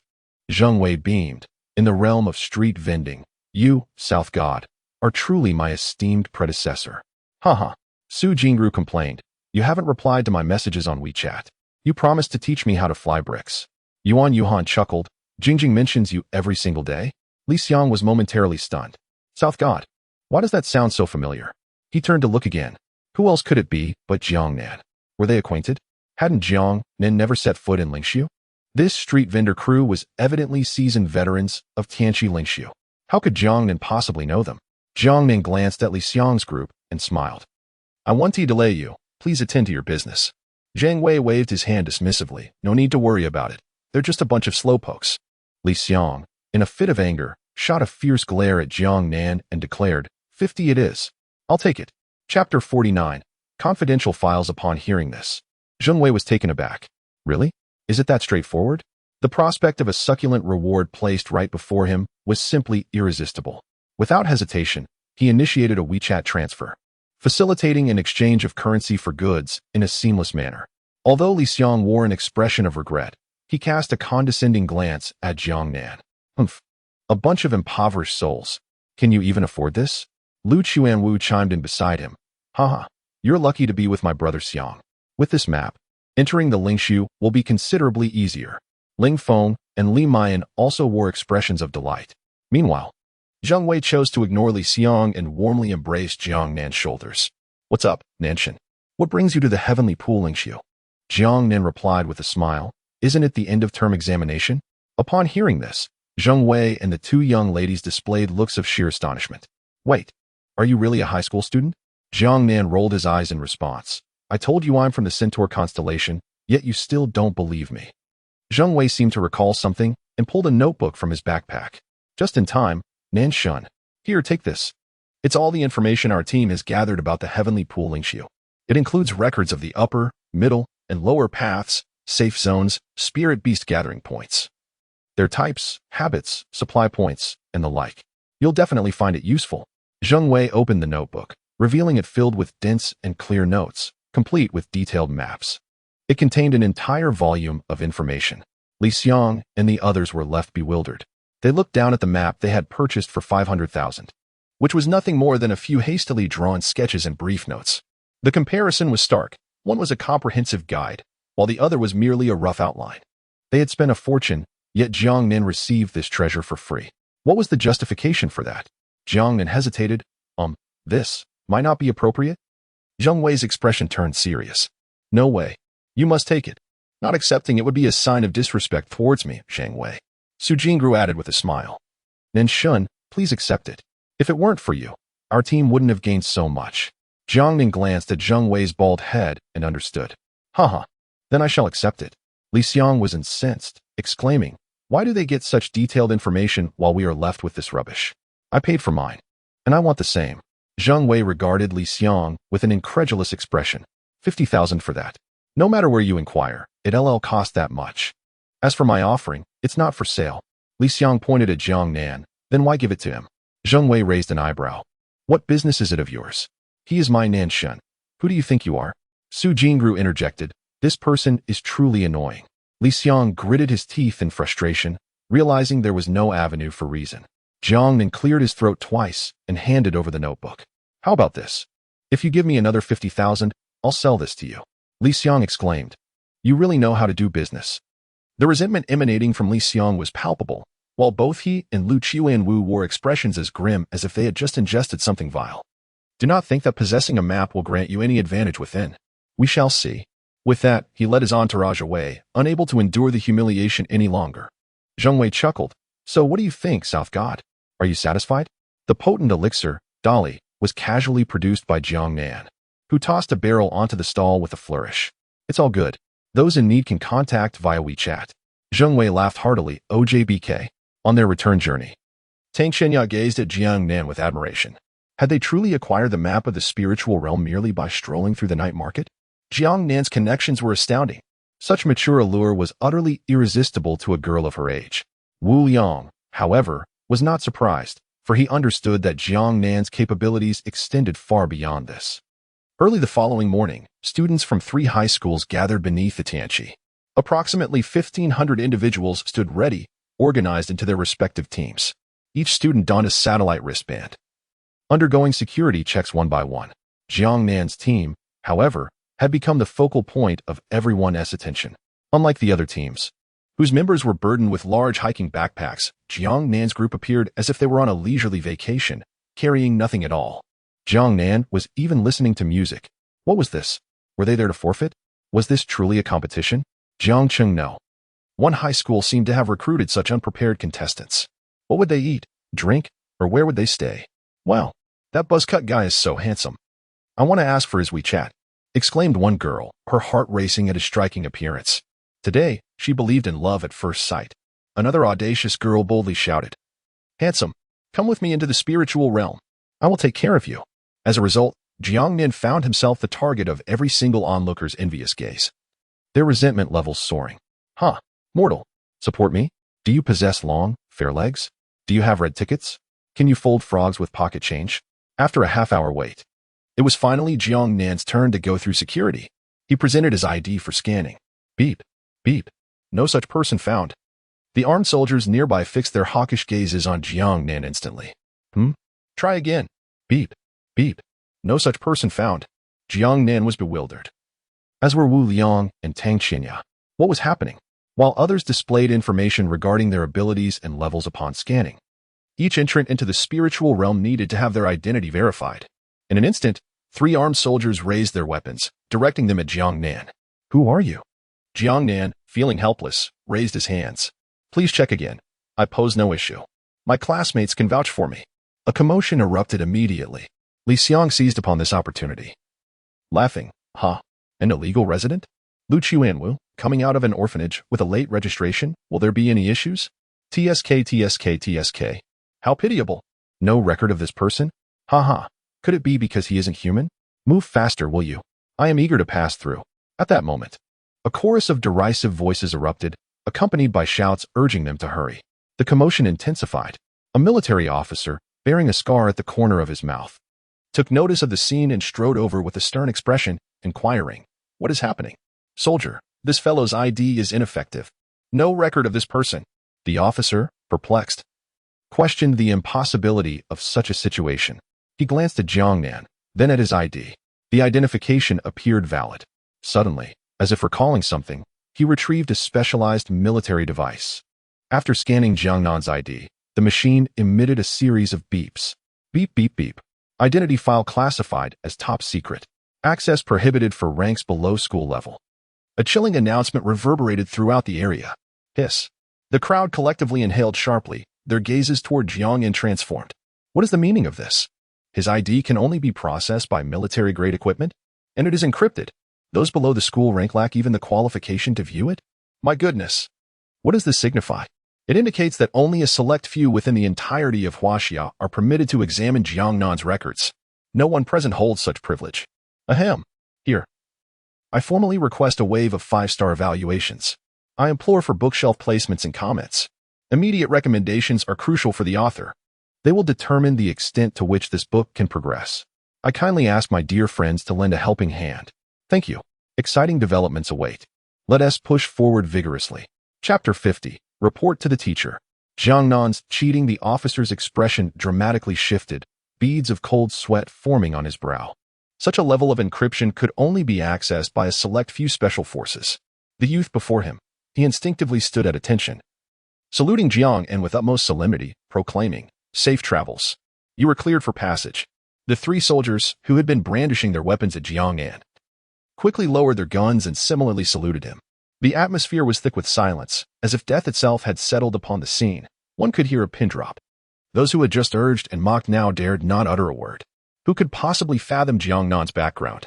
Li Xiang and his companions were left speechless, the sensation of their words hanging in the air, suffocating. Tang Qianya's delicate face was a canvas of astonishment, and Wu Liang was momentarily taken aback. Many classmates recalled the moment Jiang Nan had been taken away by the Dark Knight army. Could it be that he truly had connections with them? Jiang Nan silently retrieved his identification card, inwardly lamenting, "Damn stray cat. How did you turn me into a black household? Almost got me shot." However, the stringent checks at Lingshu offered him some reassurance. The people from the White Shark should not be able to enter, he thought. Thus, the participants from 3 schools, totaling over 500 individuals, successfully passed through the entrance of Lingshu. As Jiang Nan stepped into the threshold, a profound spatial fluctuation enveloped him. This sensation felt familiar, reminiscent of the feeling one experiences during teleportation. Suddenly, a brilliant light greeted his eyes, revealing a lush expanse of forest. The mountains stretched endlessly, many peaks capped with snow. Occasional, deep roars of beasts echoed through the woods, imparting an otherworldly ambience. The military had established a stronghold at the entrance, constructing numerous wooden cabins. Troops were stationed year-round within Lingshu, and safe zones had been designated throughout. Upon entering, the students swiftly divided into small teams, charging in 3 distinct directions. There were 3 paths available: upper, middle, and lower. The upper and lower routes offered lower-level spirit beasts, ensuring a higher safety factor, while the middle path, newly carved out, was teeming with higher-level spirit beasts, significantly increasing danger. Yet, the majority of students rushed toward the central route, eager to seize the first opportunity. Above, several drones broadcasted real-time footage of Lingshu, transmitting the scenes back to enormous screens in the hotel to monitor each team's progress. Shortly after Jiang Nan and his companions entered, 3 military vehicles arrived outside the hotel, disembarking a group clad in Dark Knight uniforms who took full control of the surveillance operations, much to the school's compliance. Simultaneously, the school's official website streamed the competition live, as the institution aimed to profit while also serving an advertising purpose. At that moment, the online viewership of Jiangqing No. 1 high school's live broadcast had soared to over 100,000. The comments section erupted with excitement. Haha, I'm here to watch my god Jiang Nan. What a coincidence. So am I. Where is he? That handsome fellow with the crew cut. Can't find him? Clearly not a true fan. Indeed, he possesses an unparalleled charm, leaving one to envy the girl who has the fortune to team up with him. Observing the rising viewer count in the live stream, the principal couldn't contain his joy. Jiang Nan truly embodies the essence of popularity. Meanwhile, Zhong Yingxue and Xia Yao are cozily nestled at home, engrossed in the broadcast, snacks and beverages at hand. Xia Yao exclaimed, "Oh my! Jiang Nan has so many female fans." The chat is bustling with admirers eager to catch a glimpse of him. Zhong Yingxue chuckled. "Then we are among them as well." Xia Yao grinned mischievously. "And he claims he will take first place? I am curious to see what he is truly capable of." The scene shifts back to the venue, where over 1,000 students have surged forward, while the remaining 500 hesitate, uncertain of their path. Naturally, the more formidable teams have gravitated towards the mid-lane. Tang Qianya, brimming with excitement, asked, "Nan Shun, which lane shall we take?" Jiang Nan shook his head. "Us? We shall not proceed." Tang Qianya responded in disbelief. "What do you mean, not going? Are we to remain here until the end?" Her guess was spot on. Jiang Nan was indeed here for leisure. She then cast a pleading glance towards Wu Liang, who confirmed, "Indeed, we shall not move." Tang Shenya's frustration visibly increased. Jiang Nan flashed a brilliant smile. "Why hurry? It's not worth the rush. With a snap of his fingers, a portal to another realm widened to its fullest. Wu Liang turned and stepped inside, followed by a thunderous roar of an engine.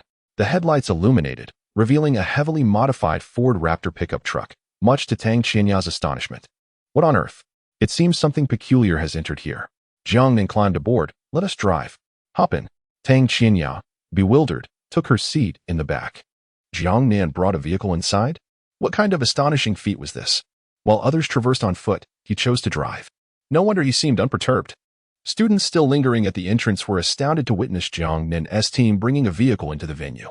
Almost choking on disbelief, they exclaimed, "Are you serious? This is unbelievable."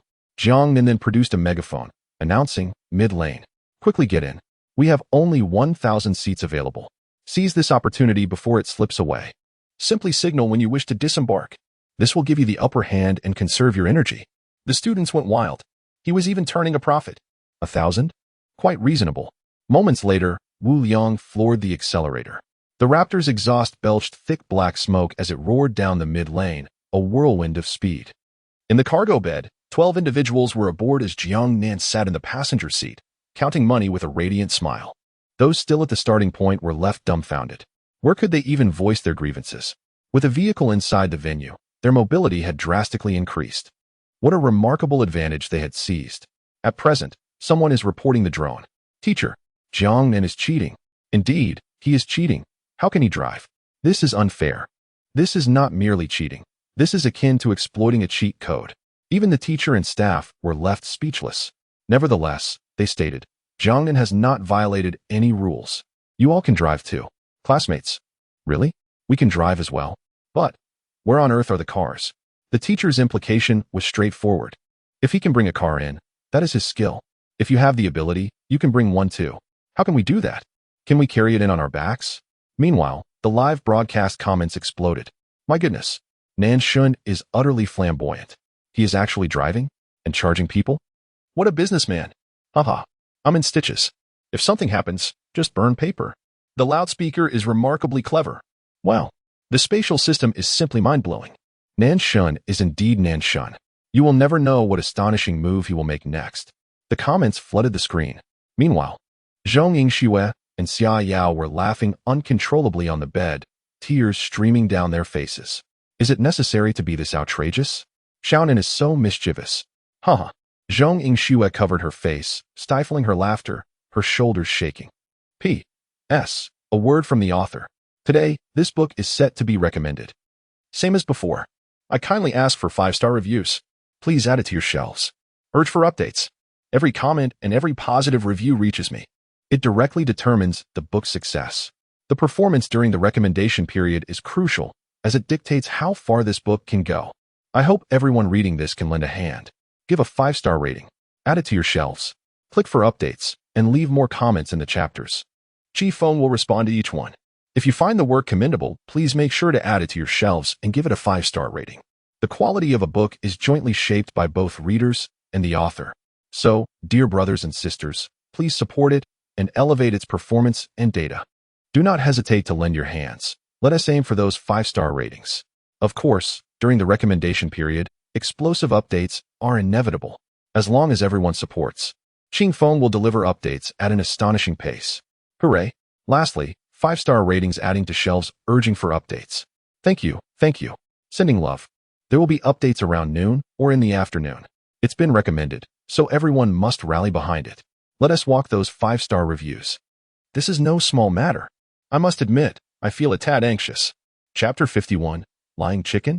50 urgent updates. The formidable Falcon off-road vehicle, having undergone extensive modifications, boasts unparalleled traversability. Even in the dense forest, it maintains remarkable speed. The initial teams are now fervently racing ahead, each one determined to reach the spiritual beast congregation point and secure a prime position. Each team casts wary glances at one another, unwilling to yield.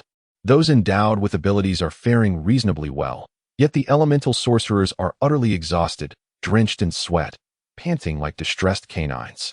Li Xiang and his team, having set off early, find themselves at the forefront of the group. Li Xiang, drenched in perspiration, is quenching his thirst when he faintly perceives the hum of an engine. Many others share his confusion, their expressions a mix of disbelief. This is the Spirit Ruins world. How could there be the sound of a vehicle? Surely, they must have misheard. Perhaps it was merely the roar of a spirit beast? Yet, the engine noise grows increasingly pronounced, prompting the students to glance back in unison. Before long, a black Falcon off-road vehicle appears, racing wildly with about 10 individuals on board. Jiang Nan, wielding a loudspeaker, shouts, "Step aside. Move aside, or you'll regret it." The teams are left bewildered. What is happening? Where did this vehicle come from? Li Xiang and Li Muyan are equally stunned. Is that Jiang Nan? In the midst of their astonishment, the Falcon accelerates, splattering mud all over Li Xiang and his companions, instantly transforming them into muddy figures. The earthy scent overwhelms their senses, leaving only their distinguishing features barely discernible. Damn it, Jiang Nan! Li Xiang erupts in fury, shouting at the top of his lungs. Yet the vehicle has already vanished from sight. Li Xiang's resentment points 1,000. Li Muyan's resentment points 1,000. From the frantically racing teams are left in shock. What kind of celestial squad is this? Where did their vehicle come from? Several individuals promptly report suspected cheating. Yet no response is forthcoming. Who are they? Where did that vehicle originate? This is too incredible. That is Jiang Nan from Jiangxing No. 1 High School. The vehicle must be stored in an alternate dimension. This maneuver is simply astounding. Space manipulation. How enviable. How on earth are they playing this game? What is the name of their team? Jiang Nan is absolutely right. Wait, what is their team called? Jiang Nan is indeed correct. The team of the team. Along the journey, the resentment points list refreshes furiously. Jiang Nan is grinning from ear to ear. If only there were competitions in exams daily. Wouldn't that bring him immense joy? How can he ensure his own enjoyment? If others are displeased, he revels in it. It's not Jiang Nan's fault. It's the system's. The system is at fault. What does that have to do with me, Jiang Nan? The passengers in the vehicle gradually disembark, and Jiang Nan and his crew eventually come to a halt, for they have encountered a group of red-faced baboons. The crimson-faced baboon, a social spirit beast. Most are at the bronze level, highly aggressive, with formidable physical prowess. The baboon lord possesses a spirit technique, the fearsome roar. It can briefly intimidate enemies, rendering them dazed and rigid. The group encountered by Jiang Nan consists of approximately 7 or 8 individuals. Last night, Jiang Nan meticulously studied Zhang Wei's notes. Thus, upon sighting this group of crimson-faced baboons, information instantly flashed in his mind. Jiang Nan couldn't help but feel intrigued. It was his first encounter with a spirit beast. Unlike the baboons of the outside world, the crimson-faced baboons are exceedingly large, standing at a height of 1.5 meters even while crouching. Beneath their golden fur lie well-developed muscles. Their red monkey faces are exceptionally fierce. At this moment, drawn by the sound of the raptor's engine, the baboons had noticed Jiang Nan and his companions, displaying vigilant gazes. What do you say? Shall we engage? Jiang Nan casually suggested. Wu Liang nodded. I'll follow your lead. Jiang Nan smiled. I'll draw their attention. You absorb the damage. Protect little Tang Tang. The rest is up to me. Tang Xinya felt a twinge of anxiety. Then, what should I do? Jiang Nan, stay behind the big guy. If you use your wood-based abilities, the vegetation here is abundant. You can control their movements. Tang Xinya nodded eagerly, like a chick pecking at grains. All right. The trio exited the vehicle. Wu Liang equipped his iron shield and broadsword, instantly transforming into a towering half-bear figure over 2 meters tall. Meanwhile, Tang Xinya's hands glowed with a verdant light, her nerves apparent. Jiang Nan drew his Tang Dao with a smile. Are you ready? Wu Liang thrust his iron shield forward. Let us do this. In an instant, Jiang Nan teleported, appearing amidst the baboon horde 100 meters away. The suddenness of this scene left the baboons momentarily stunned, with the Tang Dao slicing through the air. It traced a stunning arc. The blade fell, blood splattered. The head of a baboon, taller than a man, was severed cleanly. Jiang Nan casually seized it, grinning widely. This sight sent chills down Tang Xianya's spine. A bronze-level crimson-faced baboon could not withstand Jiang Nan's strike? This was astonishingly swift and decisive. The pungent scent of blood instantly enraged the baboon horde, who seized nearby boulders and wooden clubs, hurling them towards Jiang Nan. The baboon lord, towering nearly 2 meters, let out a deafening roar. Its voice resonated like thunder. This was the fearsome roar. Jiang Nan felt as though his heart had been struck with a heavy blow. Momentarily dazed, seizing the opportunity, the crimson-faced baboons swung their fists fiercely.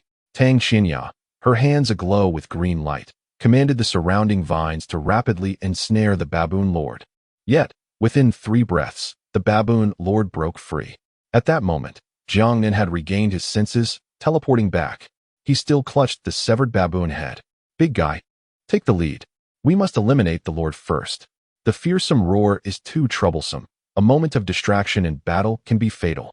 Having learned this lesson the hard way, Jiang Nin resolved to take down the lord first. The enraged baboon horde charged forward, wielding clubs and boulders, striking fiercely at the iron shield. Wu Liang's face flushed crimson as he let out a thunderous roar. With a mighty swing of his broadsword, he sent a baboon flying. Jiang Nin vanished once more in an instant, reappearing midair. His Tang Dao plunged fiercely into the nape of the baboon that had been struck down. By the time the creature hit the ground, it was lifeless. The baboon lord's eyes turned red with fury, unleashing another fearsome roar. The trio experienced a momentary daze. With a powerful slap, it sent Wu Liang stumbling back 3 steps. Yet, what followed was Wu Liang's fierce charge, shield in hand. With a resounding crash, the baboon lord staggered, toppling backward. Seizing the opportunity, Jiang Nin teleported onto the baboon lord's shoulder. He drove his Tang Dao deep into its neck, embedding it to the hilt. However, another baboon swung its fist at Jiang Nin's head. With no time to withdraw his blade, he relinquished it and turned, intercepting the baboon's punch and executing a shoulder throw, hurling it towards Wu Liang. The broadsword cleaved it in two, with the baboon lord dispatched. The remaining 4 small red-faced baboons posed little threat, falling within 30 seconds. The ground lay strewn with 6 baboon corpses. Tang Qianya's heart raced wildly. Is this the legendary laying chicken? Was it really only a minute long? So swift. Is that truly acceptable? A plea for 50 more updates. My dear companions have been incredibly supportive. If you enjoyed it, be sure to add it to your bookshelf and leave a 5-star review. A humble author, seeking alms online. Chapter 52. A 3-room apartment with a shower?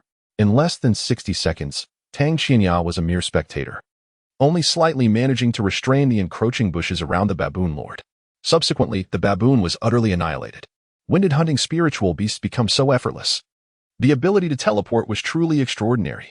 Watching Jiang Nin skillfully extract a spiritual pearl from the baboon lord's head with a triangular bayonet left Tang Qianya in a state of bewilderment. Baboon meat should be rather unpalatable. Perhaps I should leave it behind, Tang Qianya thought. You've already extracted the spiritual pearl, and now you're contemplating taking it with you? This brief skirmish was broadcasted in its entirety by drones, igniting a frenzy in the live stream chat. ISNT South got simply astonishing. The red-faced baboon group from the Heavenly Lake Spirit Ruins is notoriously difficult to handle. Many fully equipped bronze-level teams dare not engage them. Yet, they accomplished this in 57 seconds. The Tang Blade. Absolutely magnificent. Did you all witness that? The shoulder throw was a spectacle. The teleportation was nothing short of miraculous. I could barely keep track of South Goddess movements. That bear was undoubtedly a national treasure of heavy armor and shield combat. The saber was truly formidable. It was mesmerizing. 666. The number of viewers in the live stream surged once again.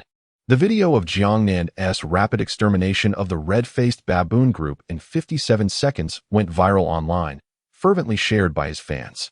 At home, Zhou Ningxue and Xia Yao exchanged astonished glances, as if they had seen a ghost. Little Nan truly has never entered the spirit ruins? How astonishing! Zhou Ningxue's beautiful eyes sparkled with excitement. There was not a hint of hesitation during the battle. The timing was impeccable. If one were unaware of his background, they might mistake Jiang Nan for a seasoned veteran. At this moment, Jiang Nan and his team were back on the road. As he sat in the car, Jiang Nan reflected on the recent battle, feeling quite dissatisfied. He had underestimated the impact of the Fear Roar skill. If given another chance, he would have taken down the baboon lord immediately. He also recognized the shortcomings of his team. Their output was rather weak. Jiang Nan had just played the role of an assassin. If only there were a powerful mage, the task would have been even easier. With this thought in mind, Jiang Nan couldn't help but look forward to the days to come after arriving in Songjiang Spirit Marshal. Having slain 7 baboons, they had only acquired 3 spiritual pearls, one of which was imbued with the Fear Roar skill. What do you think? Does the big guy want the skill?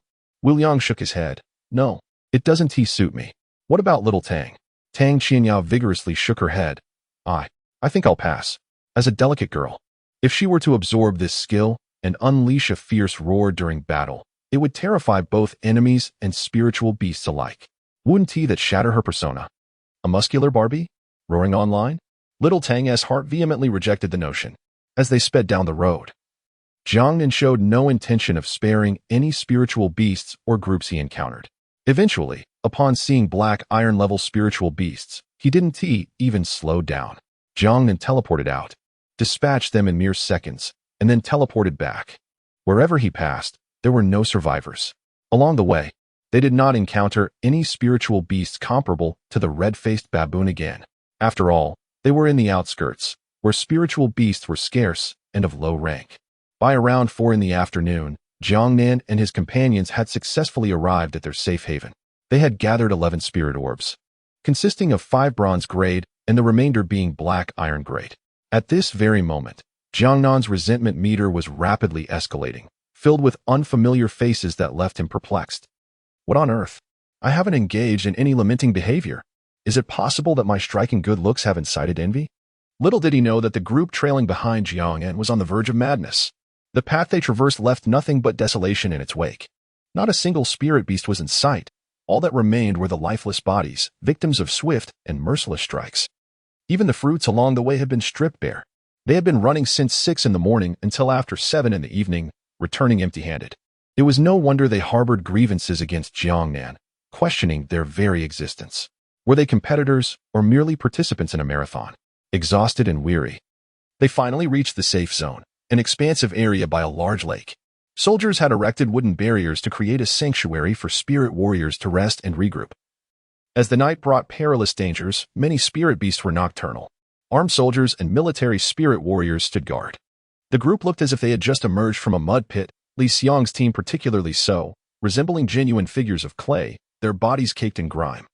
Appearing utterly pitiful, all they desired was to settle into the safe haven and recuperate for the battles ahead. However, upon entering the safety zone, they were met with astonishment. A massive inflatable tent stood by the lakeside, a luxurious 3-bedroom tent adorned with 3 bright 500-watt camping lights. Wu Liang, bare-chested, squatted by a bonfire, where a whole roasted deer was sizzling, exuding an irresistible aroma.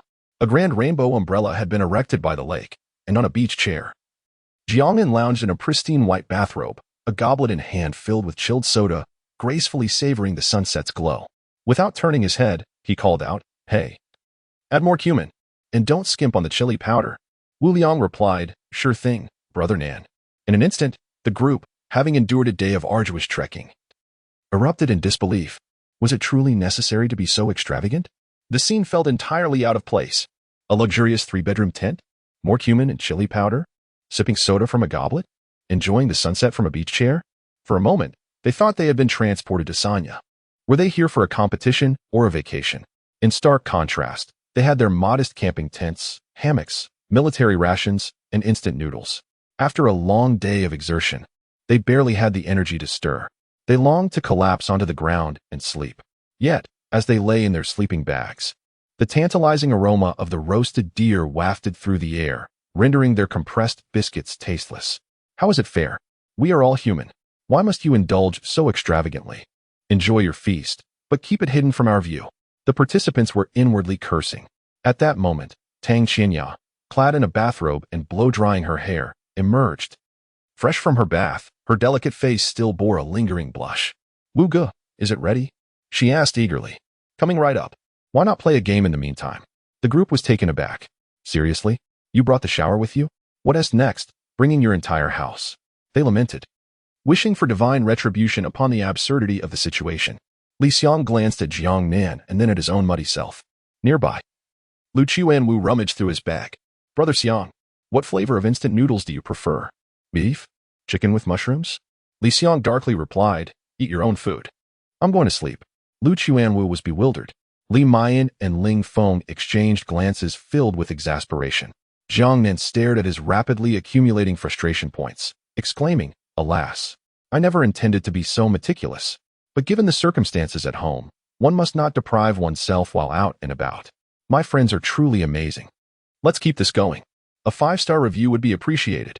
For those who enjoy it, don't forget to add it to your bookshelf, so you won't lose your way. Thank you." Chapter 53, Jiang Nan. Mind your manners by the flickering campfire. Jiang Nan deftly sliced roasted meat with a triangular military dagger, his mouth glistening with grease. Meanwhile, Wu Liang voraciously gnawed on a deer leg, while Tang Qianya savored her meal in blissful contentment. The exquisite flavor of spiritual beast meat was unparalleled.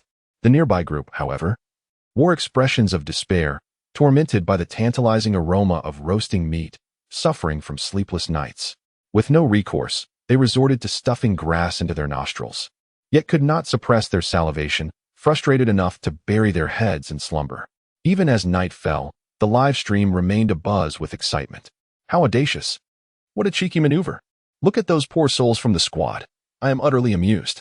A day spent running a marathon was nothing compared to the psychological torment inflicted by the southern deity at night. Indeed, it seemed that the southern deity was merely on vacation. Zhong Yingxue and Xia Yao gazed enviously at Jiang Nan and his companions as they indulged in roasted meat. Could one truly enjoy such leisure in the spiritual realm? Jiang and S audacity had shattered their previous perceptions. After all, each venture into the spiritual realm typically entailed immense hardship. Such conditions were unheard of in the wild. Yet Jiang Nan appeared to be living in sheer luxury. Xia Yao, her eyes sparkling with mischief, resolutely decided she must team up with Jiang Nan, if only to enjoy a bath and a meal of roasted meat in the spiritual realm. Meanwhile, the soldiers in the dark military hotel, observing the drone footage, wore wry smiles. After years of participating in missions, they had never witnessed such a bold display. The following morning, they were jolted awake by the aroma of coffee and the roar of engines. Upon opening their eyes, they saw Jiang Nan and his crew speeding away in a raptor, causing a flurry of panic among them. Their hearts raced, and they scrambled to gather their belongings. Frantic and wild-eyed. Hey, Jiang Nan, don't leave us behind. Damn it, they're on the move again. Get up, stop sleeping, let us chase after them. Ugh, why wake up so early? What is the point of chasing Jiang Nan? He is not a beauty. Have you lost your mind? Let them go ahead. With so many of us, what can we possibly gain? We'd be lucky to catch a whiff of warmth. In the ensuing chaos, some neglected to close doors, while others fastened their harnesses incorrectly. Yet they paid little heed to their disheveled appearances as they hit the road, resembling a pack of famished zombies. What awaited them was always a trail of tire marks and heaps of spiritual beast carcasses. After a day of running, they reached the next safe haven, only to be further outshined by Jiang Nan, enduring yet another assault on their senses. With their bellies full of grievances, they drifted into slumber, only to awaken once more to find Jiang Nan had sped off ahead. This cycle persisted for 3 grueling days. The group had begun to curse their fate. The situation on both flanks had developed splendidly, yet the middle path remained stagnant, trailing behind Jiang Nan, with not a single scrap to show for it.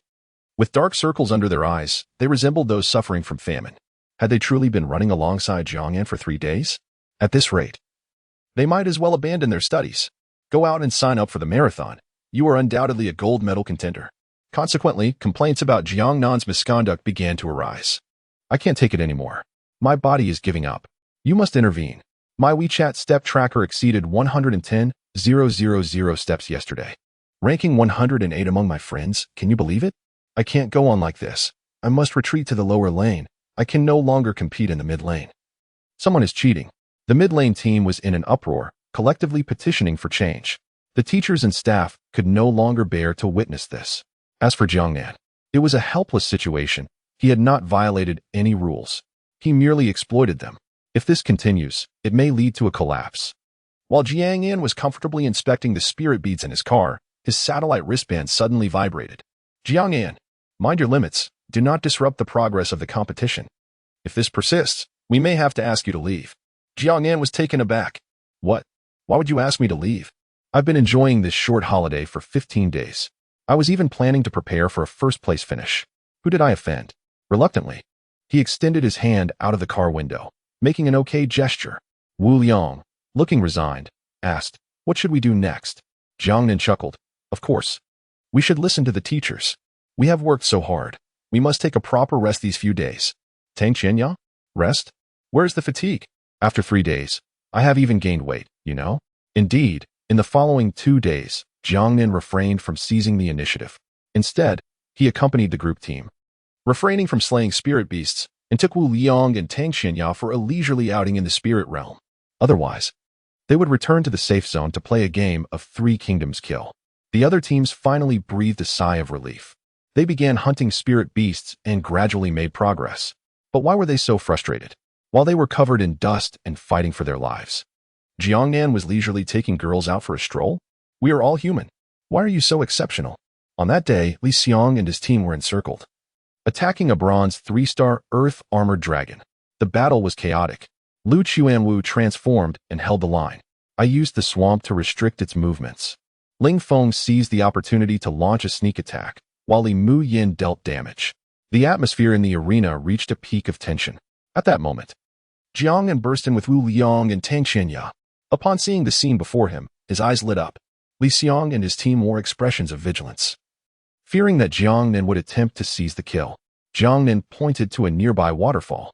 The scenery here is delightful. Let us take some pictures. Immediately, Wu Liang and Tang Qianya scampered over to the waterfall.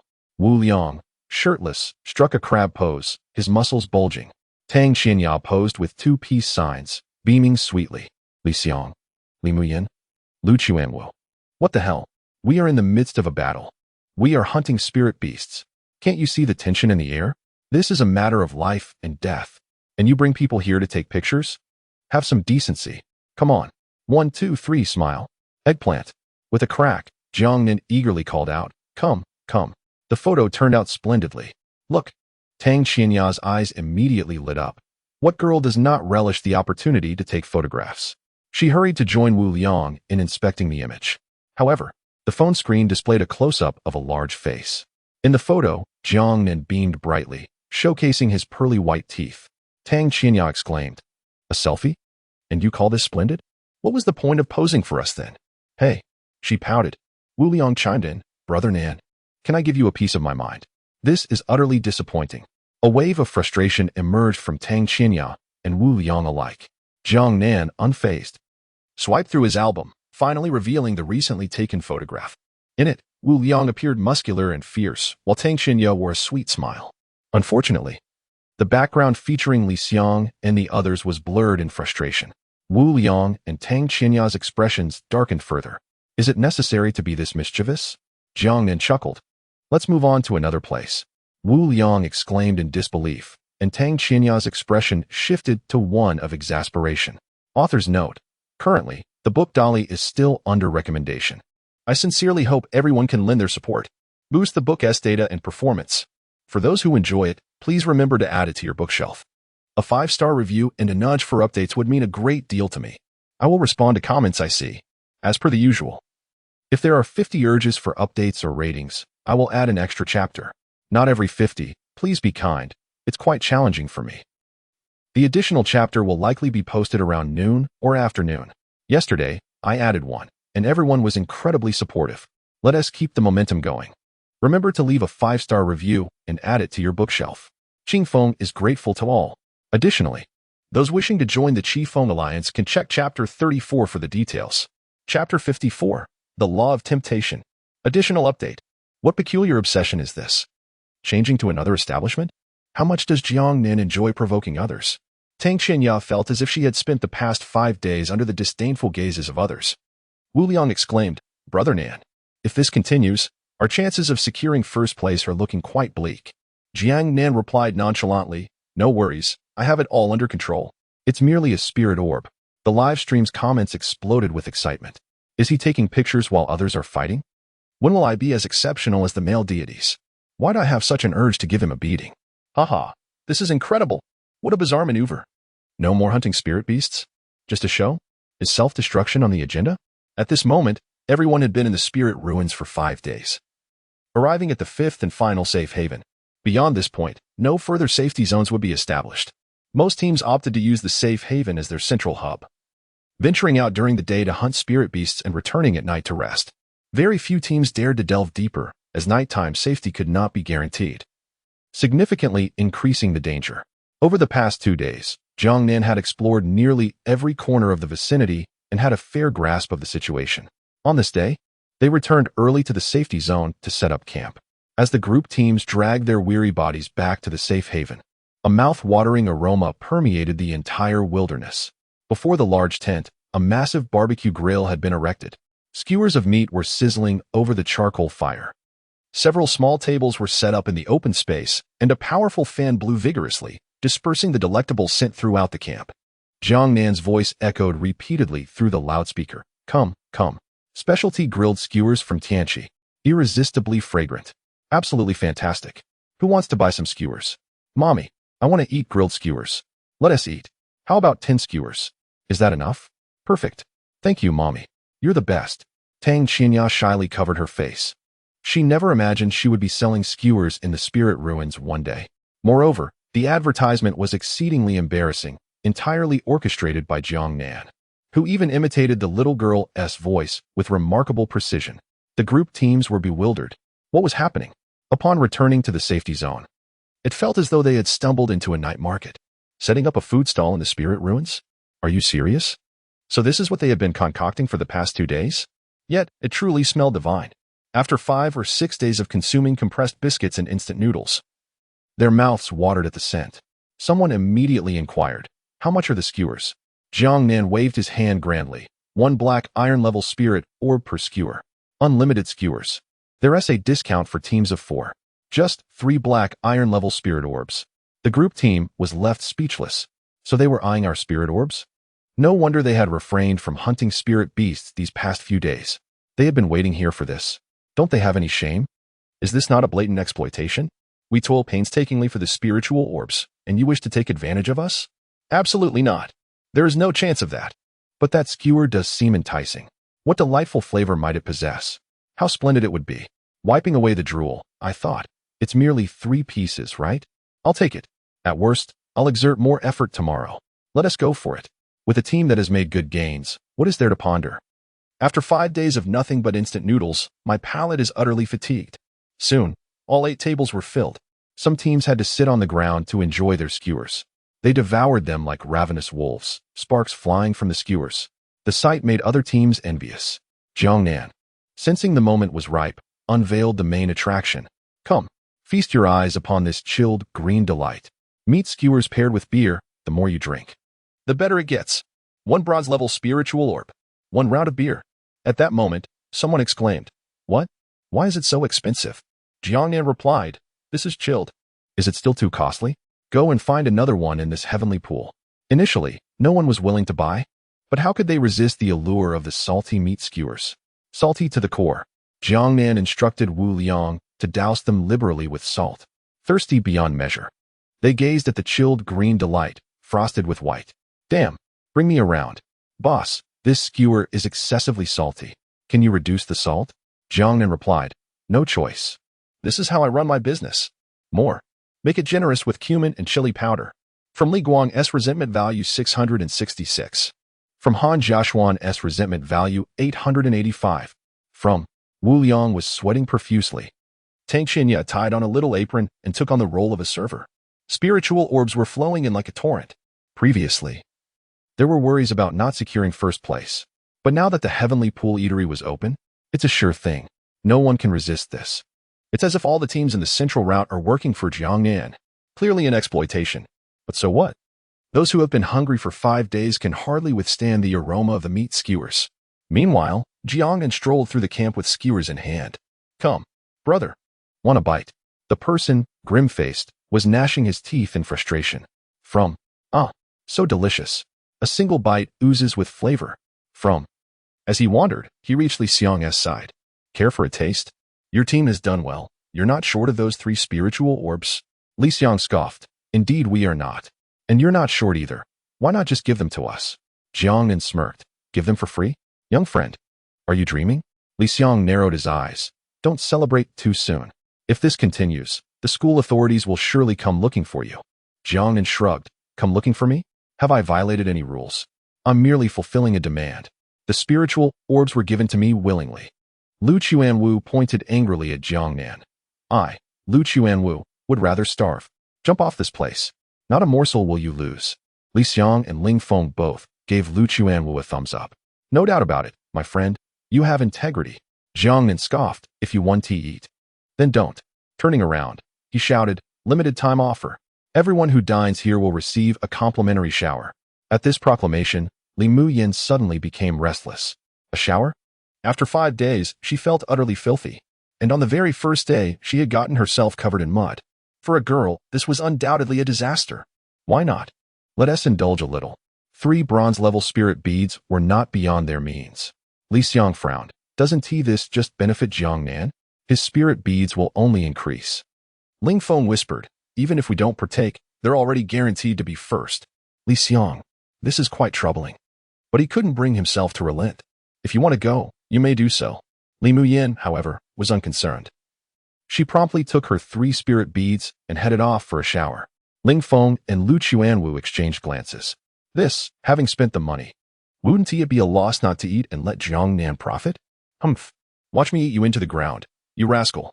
Thus, Lu Chuanwu and Ling Feng squatted down, devouring large meat skewers.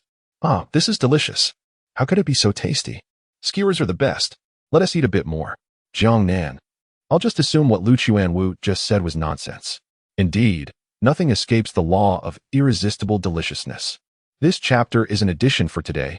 Dear friends, please remember to give a 5-star rating. Add it to your bookshelf so you won't lose your way. How cool you all are. Seeking bookshelves, seeking 5 stars. Chapter 55. Beneath the crooked tree the night wore on as they toiled diligently. Amassing over 70 black iron-grade spirit orbs and 13 bronze-grade spirit orbs. Wu Liang could hardly fathom that Jiang Nan had secured the first place merely by selling skewers. While they were tidying up their stall, Jiang Nan, laden with a plethora of skewers, made his way towards the patrolling soldiers. In recent days, he had accumulated an astonishing amount of resentment points, constantly refreshing. One particular detail captured Jiang Nan's attention, a name that should not have appeared suddenly graced the resentment points list. Resentment points from Ivanov Harivis, 666. This occurrence transpired thrice over the past 2 days, and notably, it manifested only upon reaching the final safe outpost. Jiang Nan sensed the scent of a conspiracy. Was it the White Shark's people? He too was eager to uncover the identity of this individual. Consequently, he had been snapping photos frantically, showcasing various performances, all in a bid to ascertain whether Ivanov was concealed within the squad. Yet, the outcome was not as he had hoped. Hence, only one answer remained. Jiang Nan approached the vigilant soldiers, holding out beer and skewers. Hey, care for a bite? It's delicious. The soldier merely cast a fleeting glance at Jiang Nan, remaining stoic and upright. Resentment points from Wang Jianhua, 333. Not this one. The true name recognition of the strongest street vendor system was nothing short of miraculous. It was perfectly suited for locating individuals. Brother, you've been on duty all day. Let us treat the comrades, shall we? Have a bite. The army has regulations. Really not eating? Jiang Nan waved the skewer tantalizingly before the soldier's nose. Resentment points from Lu Yuchuan, 666. Soldier, my apologies. I am compelled by circumstances.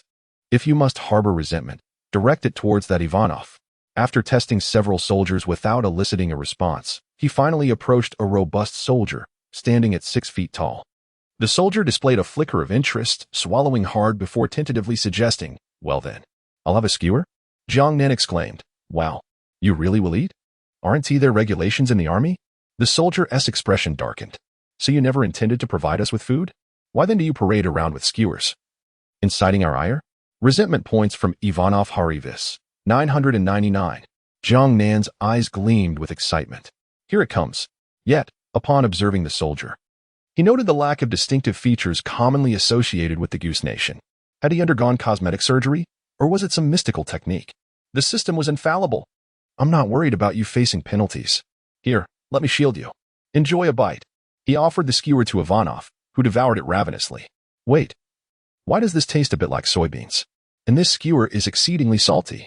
After Ivanov finished, Jiang Nan cheerfully inquired around, but no one else partook. With a sigh, he declared, then I suppose I shall discard them. What a waste. Observing Jiang Nan's swaying figure, Ivanov couldn't help but smirk coldly. Enjoy your fleeting moment of joy while it lasts. Outside the safety zone, Jiang Nan's expression darkened as he approached an inconspicuous tree with a crooked trunk. He discarded the skewer and, with a swift motion, returned to the safety zone. Inside the tent, Jiang Nan beckoned Wu Liang and Tang Qianro over. What's wrong, Brother Nan?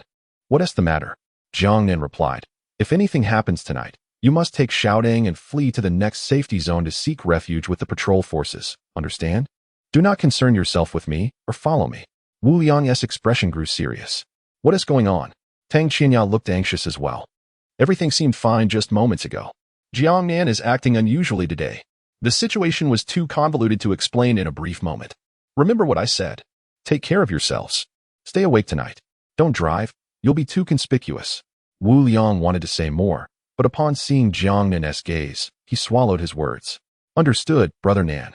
That night, the three remained wide awake, not a single one of them closing their eyes. Jiang Nan pondered the situation. How did the people from the White Shark manage to infiltrate such a tightly guarded entrance to the Lingxiu? Upon further reflection, it was clear that their personnel were within the patrol forces. Wouldn't it be simple for them to smuggle in a few individuals? They even dared to act within the Heavenly Pool Lingxiu? The audacity of the White Shark was remarkable. He wondered if the golden-haired beauty had arrived. Sister Shanyao, at this critical moment, please don't falter. Outside the safety zone, beneath the crooked tree, a bush rustled slightly. It was a camouflage net, covered with leaves. Two figures lay concealed beneath it, a man and a woman, and Ning and Chun Chun from the Night Army. At this moment, their focus was solely on the skewer discarded by Jiang Nan. And Ning whispered, "What is going on? Has Jiang Nan discovered us?" Chun Chun replied, "That shouldn't be the case. But he must have noticed something. Why else would he specifically come here to discard it, so far from the safety zone?" And Ning slowly extended his hand to retrieve the plastic bag containing the skewer, discovering a small note inside, Soldier ID 009527, a member of the White Shark. They exchanged shocked glances, their eyes wide with disbelief. What is happening? How did Jiang Nan realize the Night Army was tailing him? And how did he pinpoint our exact position? How could Jiang Nan be aware of the spy? Did he even know who it was? The reason for employing such a covert method of communication was to avoid detection by the White Shark. And Ning immediately took out a military laptop and began searching. This 009527 indeed poses a significant problem. Damn it, how did he infiltrate? Is he on duty right here in this safety outpost? How do we not notice? Chin Chin suggested, should we eliminate him? We ought to inform Captain Shanyao. No wonder it has been so quiet these past few days. The White Shark must have already mobilized. Just as they completed their notification, Ivanov emerged, clutching his stomach, beads of cold sweat adorning his forehead, cursing as he walked. That damned kid. Was that skewer undercooked? Was it poisoned or something? I just ate one. During duty, various stomach aches assailed him, and he released flatulence in a continuous stream, leading him to suspect he might be leaking air. The soldier beside him shot a disdainful glance, as though he had set off a 2000 firecracker display in his pocket. Was it not a bit excessive, the frequency of such emissions? Ivanov was in the process of selecting a location when an overwhelming wave of pressure surged, causing his sphincter to tighten under the immense strain. His face turned pale, terrified of succumbing to the urge. Scanning his surroundings, he realized there was no time to deliberate further. He settled on a gnarled tree nearby. Hastily, he rushed over to unfasten his belt, bracing himself for a liberating release. However, beneath the camouflage fabric, two pairs of horrified eyes were fixed on his posterior. Anning and Chin Chin were on the verge of madness. Goodness, you truly know how to pick a spot. Initially, he had hoped to spare you. If he didn't act soon, it would be the end of him. Meanwhile, Jiang Nan's resentment meter was surging uncontrollably. Resentment from Ivanov. Halivas, 1000. Oh, is he getting riled up? Jiang Nan chuckled to himself, having sprinkled 10 potent detoxifying beans onto his meat skewers. Resentment from Anning, 1000. Resentment from Anning.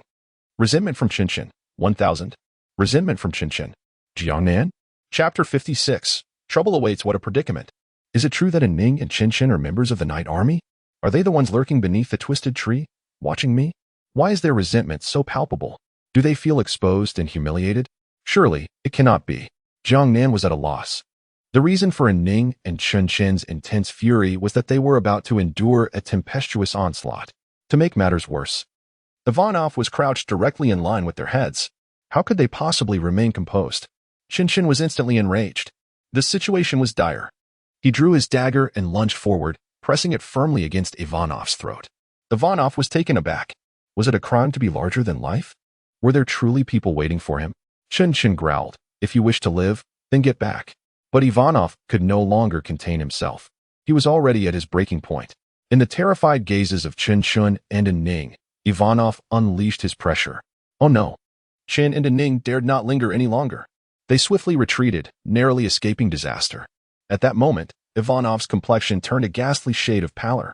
Damn it. The Night Army? I knew it was you. Yet, his words held no weight, for he had no time to adjust his trousers. With a surge of energy, he revealed himself to be a peaked silver-tier spirit warrior. Not one to linger, he plunged into the earth. Using his Earth-based abilities to hasten his escape towards the safety zone, his eyes filled with frenzied desperation. And Ning and Chun Chun, having missed their opportunity, frantically pursued him. But by then, Ivanov had already reached the heart of the safety zone through his Earth escape. Clutching a pink object resembling a grenade, he pulled the pin with a fierce tug. Boom! The explosion jolted many from their slumber. The grenade detonated, splattering a vast expanse of crimson liquid that drenched the entire safety zone. An enigmatic fragrance wafted through the air, carried by the wind. The duty troops aimed their dark firearms at Ivanov, ready to fire. Just then, Ning's figure descended from the sky, with a wave of her hand. The air surrounding Ivanov became utterly immobilized. She possessed the rare ability of air manipulation. At that moment, Chinchin charged forward, with a swift motion. He struck his waist pouch, unleashing hundreds of steel beads that screamed through the air, transforming Ivanov into a sieve. "You are finished," Ivanov gasped as he collapsed to the ground. The sudden turn of events startled everyone awake. Classmates stirred, their eyes filled with terror as they beheld Ivanov lying motionless on the ground. Some even retched at the sight. What the hell? Is he dead? What just happened? This is horrifying. Can someone explain what is going on? The deceased is clad in the uniform of the duty troops. What is this pink goo? How did it get all over him? None of us are prepared for this. Never before had I witnessed a life extinguished before my very eyes. My words trembled with fear. In an instant, the armed forces trained their weapons on the unexpected appearance of Ning and Chinchin. Who goes there? Chinchin brandished his military ID, Dark Knight Army. We require your cooperation. Upon revealing the identification, the armed forces immediately lowered their weapons, their expressions grave. We shall fully assist the Dark Knight Army. Yet, what has transpired? Chinchin replied. Intruders infiltrated and attacked the security outpost. They have been neutralized by us. A wave of panic swept through the students, their faces pale with concern. Jiang Nan, hearing the explosion, emerged from the tent only to find Ivanov lifeless in the center, his trousers unfastened. Goodness, was it such a rush? Wu Liang furrowed his brow, clearly sensing the gravity of the situation. Tang Xinya's complexion turned ashen.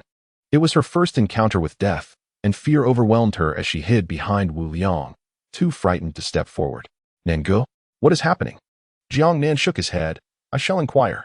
He then exited the tent, smiling as he waved to Ning. Sister Ning? Is that you too beneath the crooked tree? And Ning shot Jiang Nan a fierce glare. Chen Chun was rendered speechless.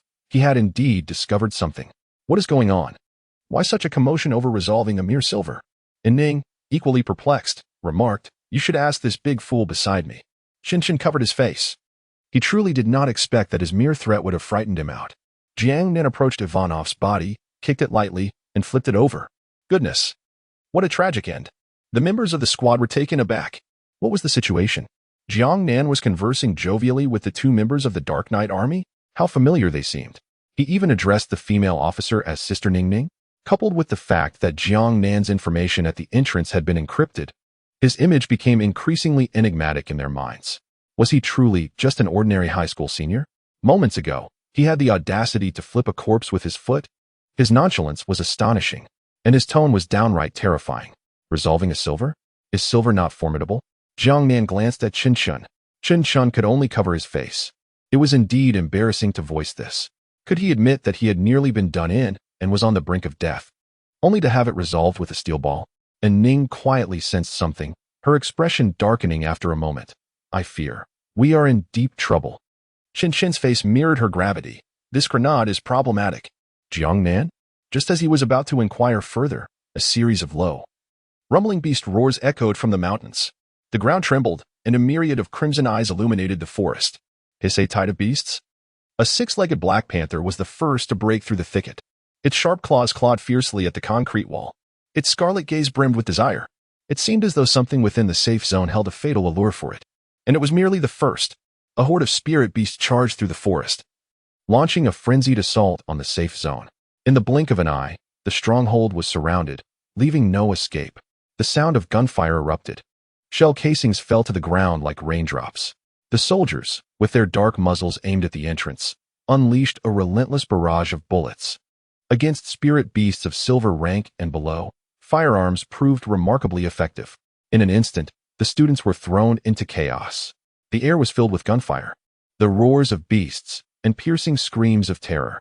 The tranquil night was shattered, as if one had suddenly been transported to a battlefield engulfed in smoke and despair. Big guy, little Tang Tang, don't leave. You can't escape. Jiang Nan's expression darkened, realizing that the white shark had truly spared no expense. Had they orchestrated this trap for all the participating students? With a clang, the Tang Dao was drawn. Jiang Nan's eyes gleamed with determination. Wu Liang wielded a broadsword in one hand and a black iron shield in the other. Brother Nan, just tell me what to do. Jiang Nan replied. Give it your all. Survive. Chapter 57. Surely, they must be moved by my valor? It is not Jiang Nan who instills fear. Rather, he has witnessed a silver-level entity among the spirit beasts assaulting the stronghold. The situation is dire. No one anticipated the beast tide would arrive with such swiftness. Among the 500 students present, the majority are of the black iron tier. Faced with ferocious beasts akin to wolves and tigers, they possess no means of self-preservation. Even the diligent troops, when concentrated, cannot withstand the onslaught of the beast tide. That six-legged black panther, enduring a barrage of bullets, breaches the defenses. It opens its gaping maw, relentlessly tearing at a soldier. In an instant, blood splatters, and the wails resonate like a warning bell within everyone's hearts. The students have never encountered such horror. To them, the hunting of spirit beasts has always felt akin to a game. They never considered that spirit beasts could kill. In the game, one can be resurrected upon death. But reality is not a game. Who among them might be the next to perish at the jaws of a spirit beast? Cries of alarm, shouts of despair. They meld into one. The fear of death has thoroughly consumed the hearts of all the students.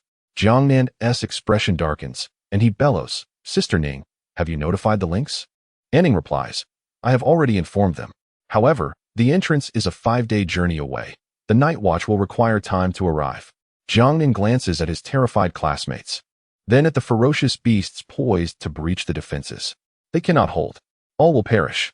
With that, Jiang Ning charges forward with his blade, shouting, Big guy, if you fear not death, follow me. He instantly teleports into the throng of spirit beasts, and with a swift stroke, severs the head of the six-legged black panther. Blood splatters all over him.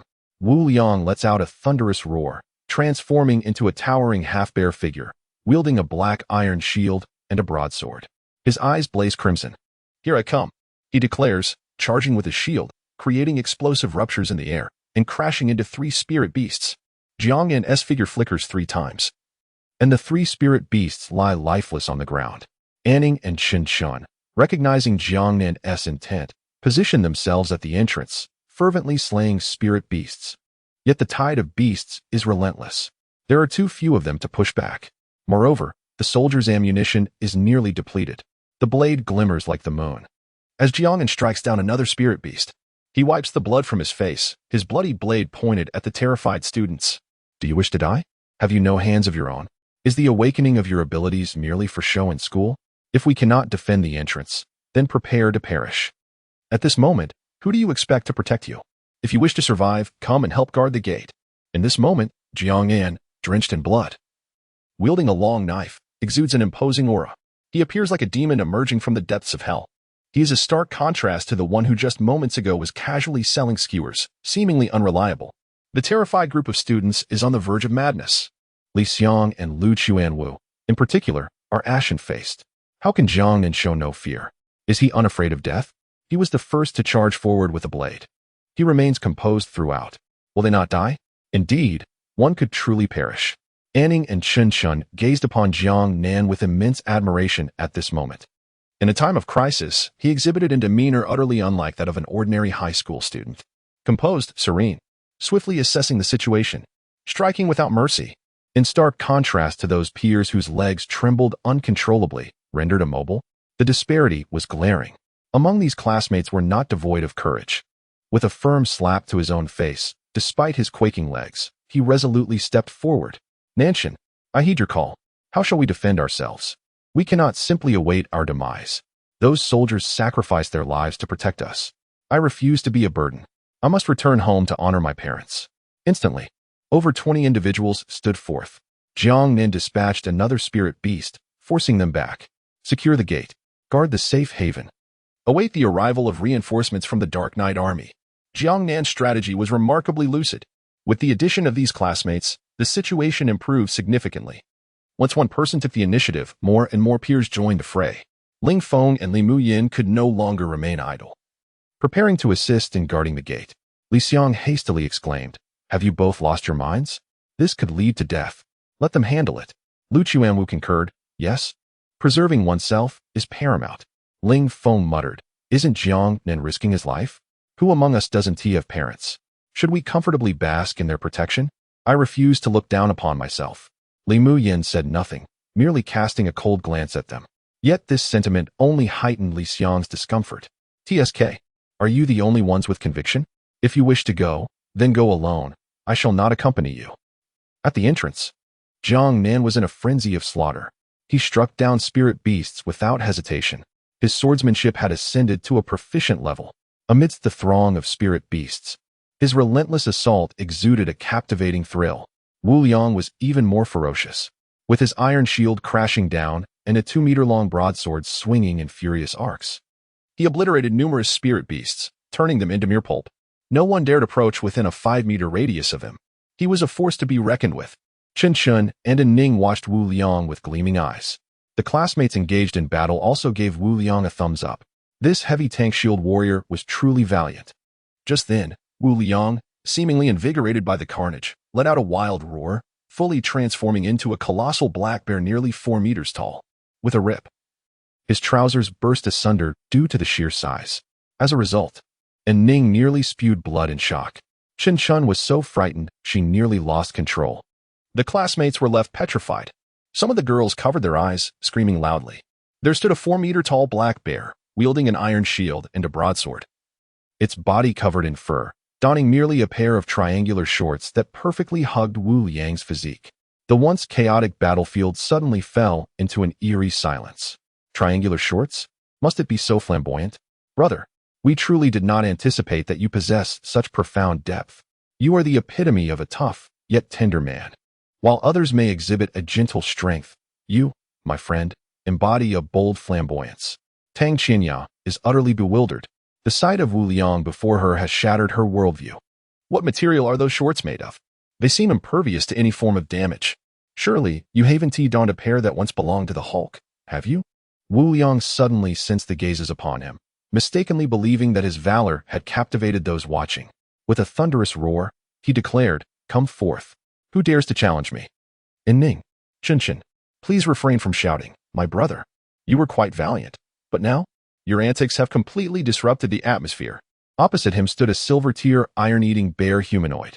Its large, dark eyes scanned Wu Liang, then turned to itself, wearing an expression of confusion. We are both bears. Why do you possess shorts while I do not? What grants you such superiority? Wu Liang wore an expression of smug satisfaction. Jiang Nan shouted amidst the chaos. The one in shorts is one of us. Not a spirit beast. Do not strike the wrong target. An Ning, Tang Qinya, is it necessary to reiterate? Which spirit beast wears shorts? Especially ones that are triangular? Chapter 58. Precision Strike. The battle was intensely fierce. The students were fully committed, showcasing their unique abilities. In the midst of the fray, they dared not let their guard down for even a moment. Yet, the incessantly darting little leopard print was undeniably captivating, drawing their attention against their will. Despite their best efforts to remain focused, it proved impossible to ignore. After a fierce struggle, they finally managed to push the spirit beasts back. Jiang Nan seized the moment, teleporting to the main gate and flipping the switch. With a resounding clank, the heavy iron door descended, effectively sealing the entrance. The spirit beasts that had intruded were swiftly vanquished. The students gazed upon the gruesome scene of fallen spirit beasts and the wounded soldiers who had valiantly defended them, their expressions turning solemn.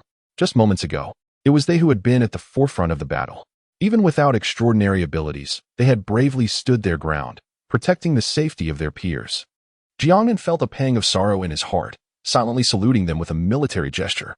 Such admirable individuals. They truly deserved respect. Yet, there was no time for grief. At this moment, Chen Chen began organizing the remaining duty forces to take positions on the walls to snipe the spirit beasts. The students volunteered. Earth and Wood elemental spirit warriors were tasked with reinforcing the walls. As long as they could hold out until the arrival of the night army, they would be safe. Following Chen Chen's orders, the students sprang into action. Meanwhile, the recent events were being captured by drones. The lynx had received the notification and was now marching forward with a frosty demeanor. The night army, hidden throughout the spirit ruins, was racing towards the fifth stronghold. At this moment, the hotel's monitoring screens were bustling with activity.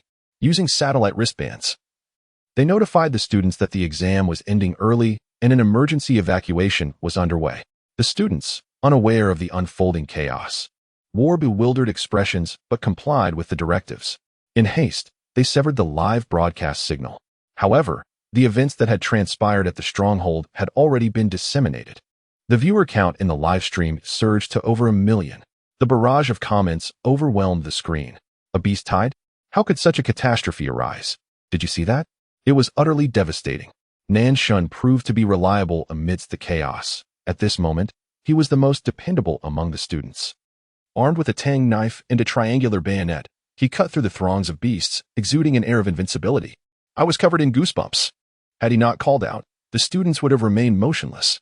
His leadership was evident during the crisis. Though often playful, Nanshan was truly dependable when it mattered most. By the way, did anyone notice the short pants wearing Black Bear? While it was rather out of place, I couldn't help but want to comment on it. Let us pray for safety. Just then, the live stream was abruptly cut off. Why did it end so suddenly? We want to watch. Hey. Why has the broadcast stopped? I paid for a membership. The power of the vast online community was immense. They swiftly tracked down Jiangnan's Weibo, flooding the comments with messages. Countless little candles and praying hands emojis appeared, amassing thousands of entries. Nanshan, return safely. I'm eagerly waiting for you to come back, so we can continue our online romance. Nanshan, once again, manifest your miracles.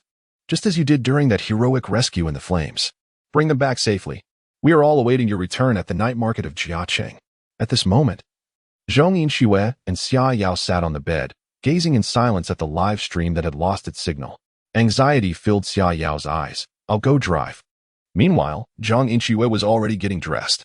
2 minutes later, the engine of the Koenigsegg Blue Phantom roared to life as it sped through the night towards Chambai Mountain. Xiaonan, you must return safely. Meanwhile, at the safe point, the walls trembled under a sudden assault. The students were already hard at work. Some were utilizing elemental magic to launch remote attacks on the spirit beasts from atop the walls. The soldiers on duty were fervently unleashing their firepower from the ramparts. At this moment, Jiangnan was arranging the corpses of several soldiers, unloading their gear. He equipped himself with their bulletproof vests, M416 rifles, and magazines. When dealing with spirit beasts of silver rank and below, employing firearms would undoubtedly conserve more stamina than wielding a blade. Skill triggered. Firearms. LV0. Skill points added. 100. Skill upgrade. Firearms. Proficient LV0. This was not the time to conserve skill points. The very reason for saving them was to utilize them in moments like this. Add more. Skill points added. 1000. Skill upgrade. Firearms. Intermediate LV0. The soldiers on duty were startled to see Jiangnan wielding a gun and hurriedly intervened. Student, you must not joke about this. Using a firearm is perilous. Without professional training, you must never handle one, as it can easily harm yourself or others. And Ning and Qinshan naturally took note of this scene. Indeed, it would be disastrous if there were an accidental discharge. It's too dangerous. Besides, Jiangnan is just a student. He probably doesn't even know how to disengage the safety or change the magazine. Reckless use could genuinely injure himself or others. Li Xiang seized the opportunity to mock. You should just give up. Do you think this is a video game? This is a real gun, Lu Qianwu urged. Quickly put it down. We can't afford to shoot our own. The other students looked on in fear, swallowing hard. Can reality be compared to a game? They were entirely different matters. Jiangnan squinted, slinging the M416 rifle across his shoulder. With practiced ease, he detached the magazine to check the ammunition. He pulled back the bolt to see if the chamber was clear, then swiftly loaded the magazine, racked the bolt, and disengaged the safety. The motions flowed seamlessly, executed with remarkable speed. Raising the rifle to aim, he unhesitatingly squeezed the trigger. Bang! The sound of the gunshot echoed as flames erupted from the muzzle. A spider that had just begun to scale the wall was struck by the bullet, its body crashing down outside the barricade. Can you please shut your filthy mouth? Go do the work of an excavator, Jiangnan declared. At that moment, Ning and Qinshan were left utterly dumbfounded. The soldiers on duty appeared as if they had seen a ghost.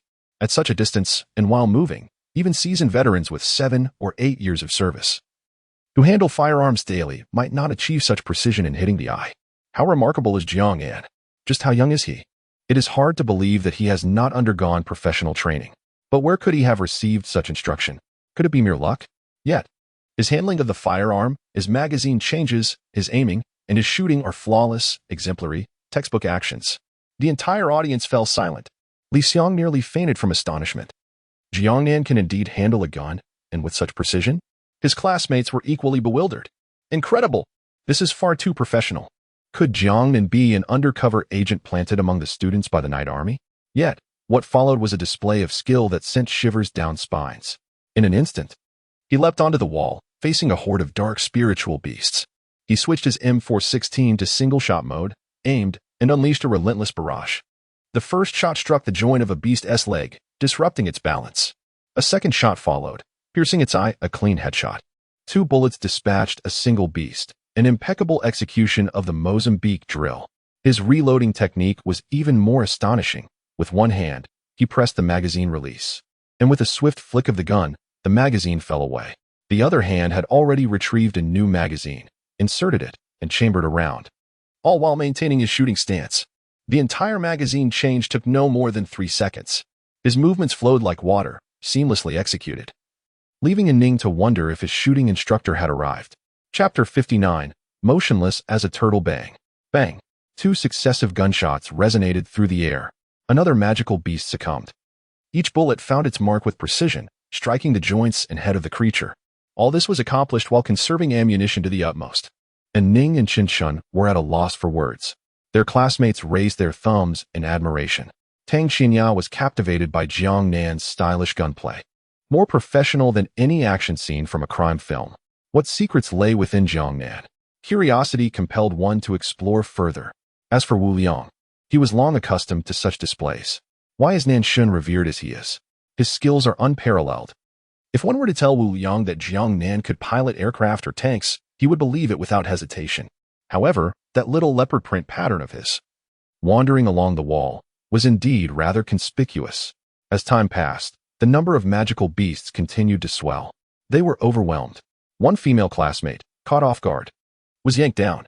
She screamed as she plummeted from the wall, her eyes filled with despair. Below, a sharp-toothed crocodile lay in wait, mouth agape. Jiang Nan, with keen eyes, had no time to spare for anything else. In an instant, he teleported, wrapping his arms around the girl, pulling her from the jaws of the beast. He teleported back. The girl, tears streaming down her face and still in shock, was about to express her gratitude upon realizing it was Jiang Nan who had saved her. Time for a diet. Though she appeared slender, she felt quite heavy in his arms. Female classmate. Must you be so blunt? Just as she was about to defend her figure, she noticed Jiang Nan had already teleported away. Frustration made her stomp her feet. Yet, she no longer felt the same fear as before. From Yang Lu's resentment value, 521. Oh, this girl is quite amusing. It seems her resentment is but a form of affection. Alas, handsome men attract envy. As the number of magical beasts escalated, even the silver tier in Ning and Chun Chin struggled to keep pace. The wall could collapse at any moment. Another classmate lost their footing as the wall swayed and fell. Jiang Nan rushed to save them. However, this time, he could only retrieve half of them. He grasped the classmate's ankle, but their upper body had vanished. Jiang Nan distinctly remembered this was the very classmate who had initially stepped forward to help. Damn! Cursing under his breath, Jiang Nan's vision turned red with rage, and he charged recklessly into the fray. And Ning cried out in alarm, Jiang Nan, don't act impulsively. But he was already racing forward, targeting the rhinoceros that had bitten off his classmate's upper body. With all his strength, he swung his blade. In the next moment, Jiang Nan teleported back, drenched in the scent of blood, still clutching the rhinoceros's head. A collective silence fell over his classmates. Casualties were inevitable. Yet witnessing it unfold before their eyes left them all unsettled. Just then, someone exclaimed in joy, the Night Army. It's the Night Army. Indeed, in the distance, figures clad in dark military uniforms sped towards the safe haven. Yet before Jiang Nan could breathe a sigh of relief, a shocking turn of events occurred. The ground at the center of the stronghold began to undulate like flowing water. From within emerged a figure clad in green military attire, a soldier from the Goose Nation. On his arm, he bore a shoulder patch emblazoned with a white shark. The man from the Goose Country flashed a grin, his hands striking the ground with ferocity. The earth beneath the entire safety outpost rippled like waves, succumbing to sand. The surrounding walls instantly lost their support, breached by the spirit beast, plunging the scene into chaos. And Ning's expression changed dramatically. Damn it, a golden level? Chen Chun gritted his teeth. Those from the White Shark. Protect Jiangnan. In the midst of the turmoil, Jiangnan felt as if he were being targeted by a venomous serpent. The man from the Goose Country, with his piercing blue eyes, fixated on Jiangnan like a malevolent specter. Jiangnan thought, this is not good. He turned and bellowed, big guy, take Xiao Tang Tang and run. Wu Liang steadied himself, too pressed for time to respond. He scooped up Tang Xianya in one arm while wielding his iron shield with the other, desperately breaking through the fray. Tang Xianya, her face filled with anxiety, cried out, where's Jiangnan? Where's Jiangnan? Following Brother Nan's previous instructions without hesitation, Wu Liang's sole focus was to carry out Jiangnan's orders. Jiangnan's gaze locked onto the Goose Country man and he suddenly beamed. You're dead meat. The man from the Goose Country was taken aback. What the hell? I thought you were going to deliver some intimidating words before the fight. Instead, you just jump straight to you read dead meat? This isn't following the script. Jiangnan was momentarily stunned by the absurdity of the name he had just uttered. It was an unwieldy string of characters. He understood that the White Shark was coming for him. As long as he could keep this man at bay, he could prevent this golden-level threat from going on a rampage, at least buying time for his classmates to escape. In an instant, he drew his Tang Dao. Come, I'll play with you. Constantine grinned menacingly, ready to strike. But his expression morphed into one of terror as he took 2 steps back. Jiangnan was bewildered. What? Is he afraid now? I merely unsheathed my blade. Was he truly as feeble as his name suggested? Had he been intimidated by Jiangnan's aura of dominance? Constantine snarled. You wait, boy. You cannot escape the clutches of the White Shark. You better not die. After delivering his parting threat, he fled. Jiangnan was left incredulous. Is that it? He asked, just running away? Are mercenaries this spineless nowadays? White Shark. Don't pay him. He hasn't done any work. Suddenly, a menacing wind swept behind him. Jiangnan turned to see a colossal earth-shattering bear, towering over 20 meters, charging down the slope towards him with fiery eyes. Jiangnan exclaimed, good heavens. It's enormous. It's almost like a giant from the movies. No wonder Constantine had fled. A creature of such magnitude must be at least golden level. As the massive paws of the earth-shattering bear struck the ground, Jiangnan thought an earthquake had occurred. Within moments, it reached a desolate encampment where Li Xiang and his team were desperately fleeing for their lives. In a twist of fate, Li Mayan found herself ensnared by a wooden stake, her trousers entangled in barbed wire. Despite her frantic struggles, she was unable to free herself. Meanwhile, in their desperate bid for survival, Li Xiang and Lu Chuanwu paid her no heed. Help me. Please, save me. I'm trapped. Li Mayan cried out in panic. Turning back, Li Xiang and the others saw her lagging behind, ensnared and left behind by several meters. They lifted their gaze to witness the colossal earth-shattering bear raising its massive paw, poised to strike Li Mayan with unrelenting force. Gritting his teeth, Li Xiang muttered, I'm sorry. Lu Chuanwu hesitated for a mere 2 seconds, glanced at the fearsome beast, and then fled without uttering a word. Li Mayan stood frozen, as if something within her had shattered. Tears streamed down her face uncontrollably as she gazed at the descending paw, her heart filled with despair. Was this how her life was destined to end? Suddenly, a figure appeared before Li Mayan, startling her. Hey, Sister Diane, why are you standing there like a statue, motionless like a turtle? Jiangnan flashed a radiant smile, revealing a set of pearly whites, just as the enormous paw of the earth-shattering bear descended behind him. Li Mayan was taken aback. Those who find this captivating must remember to leave a 5-star review.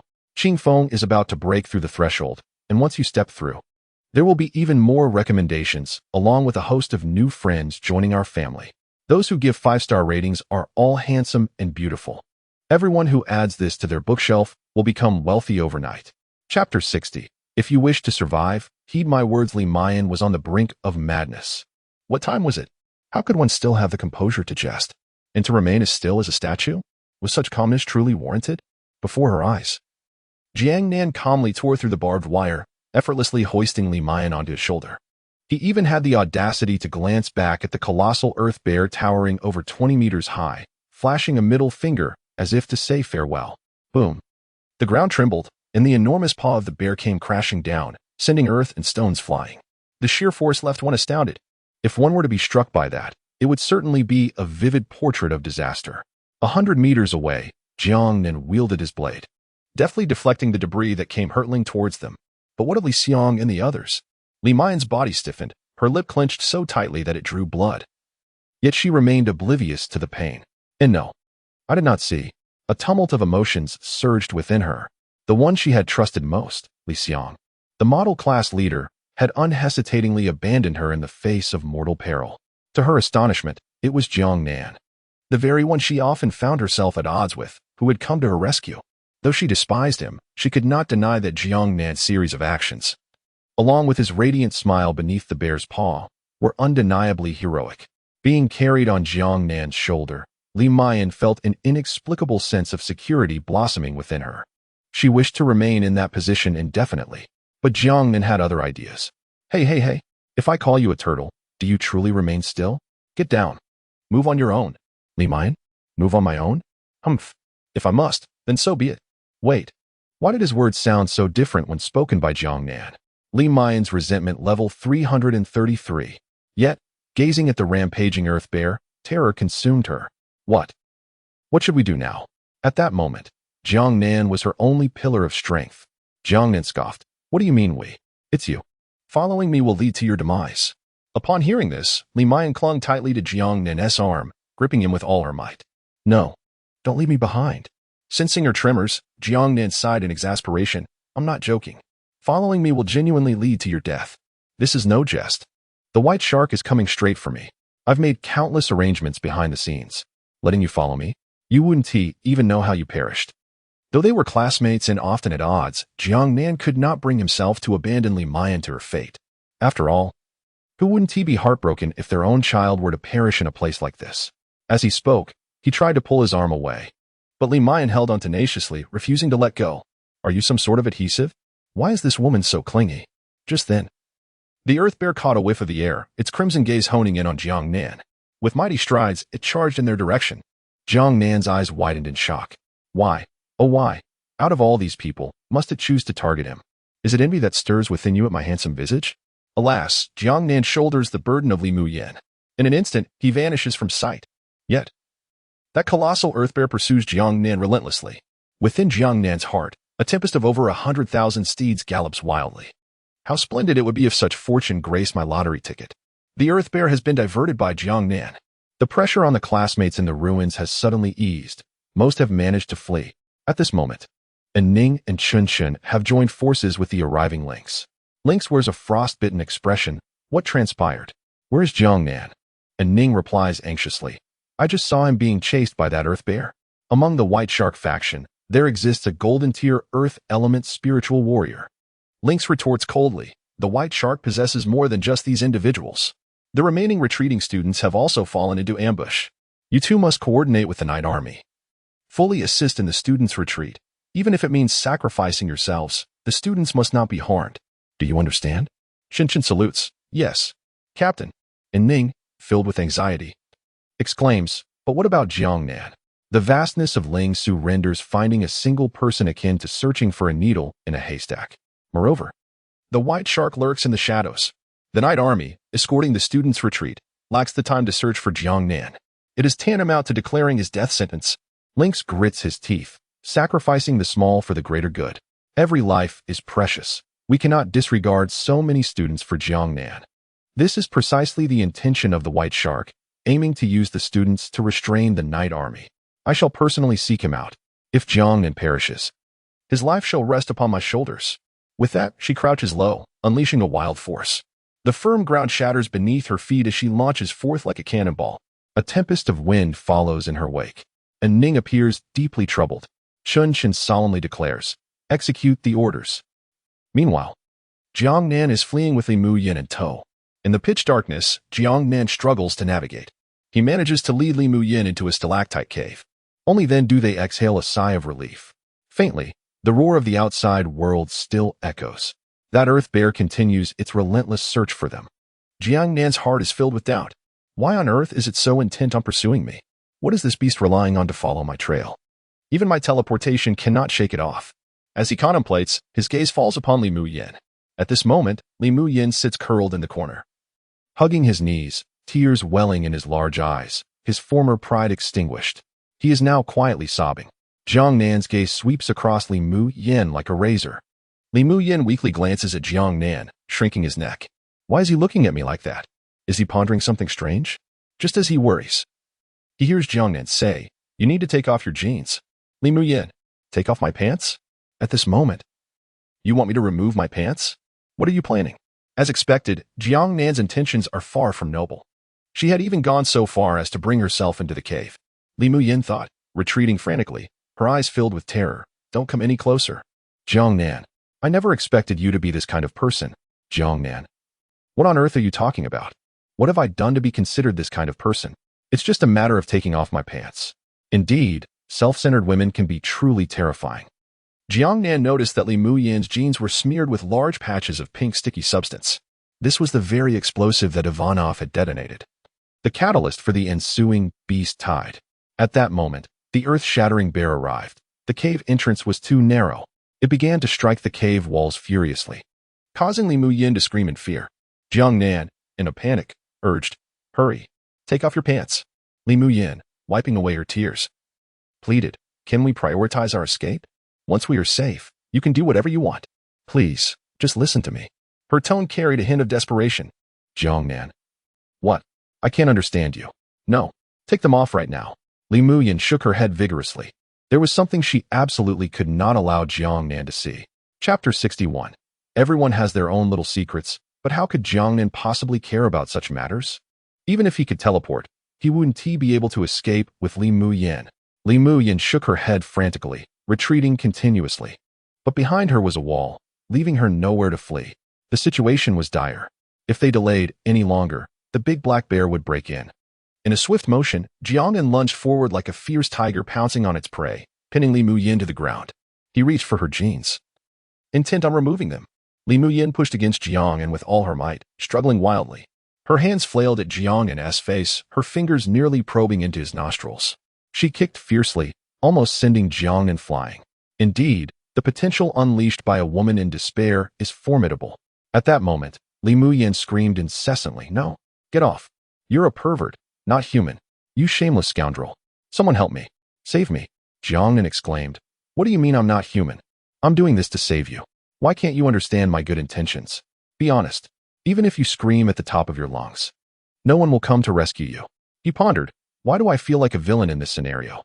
Despite Li Mu Yin's frantic struggles, she was no match for Jiang Nan. Yet, seizing the opportunity while Jiang Nan fumbled with her button, she bit down hard on his hand. Jiang Nan was taken aback. "Why are you biting me? Are you a dog? I'm trying to save you, and you bite me?"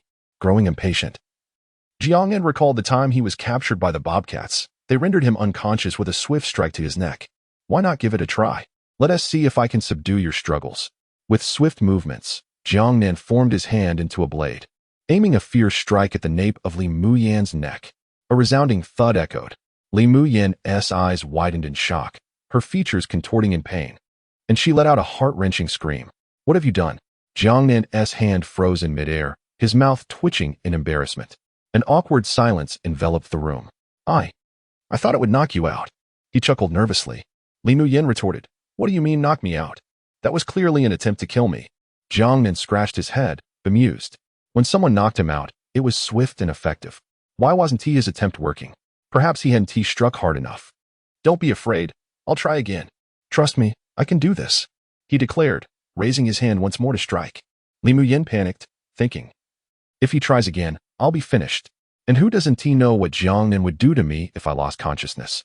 That cannot happen.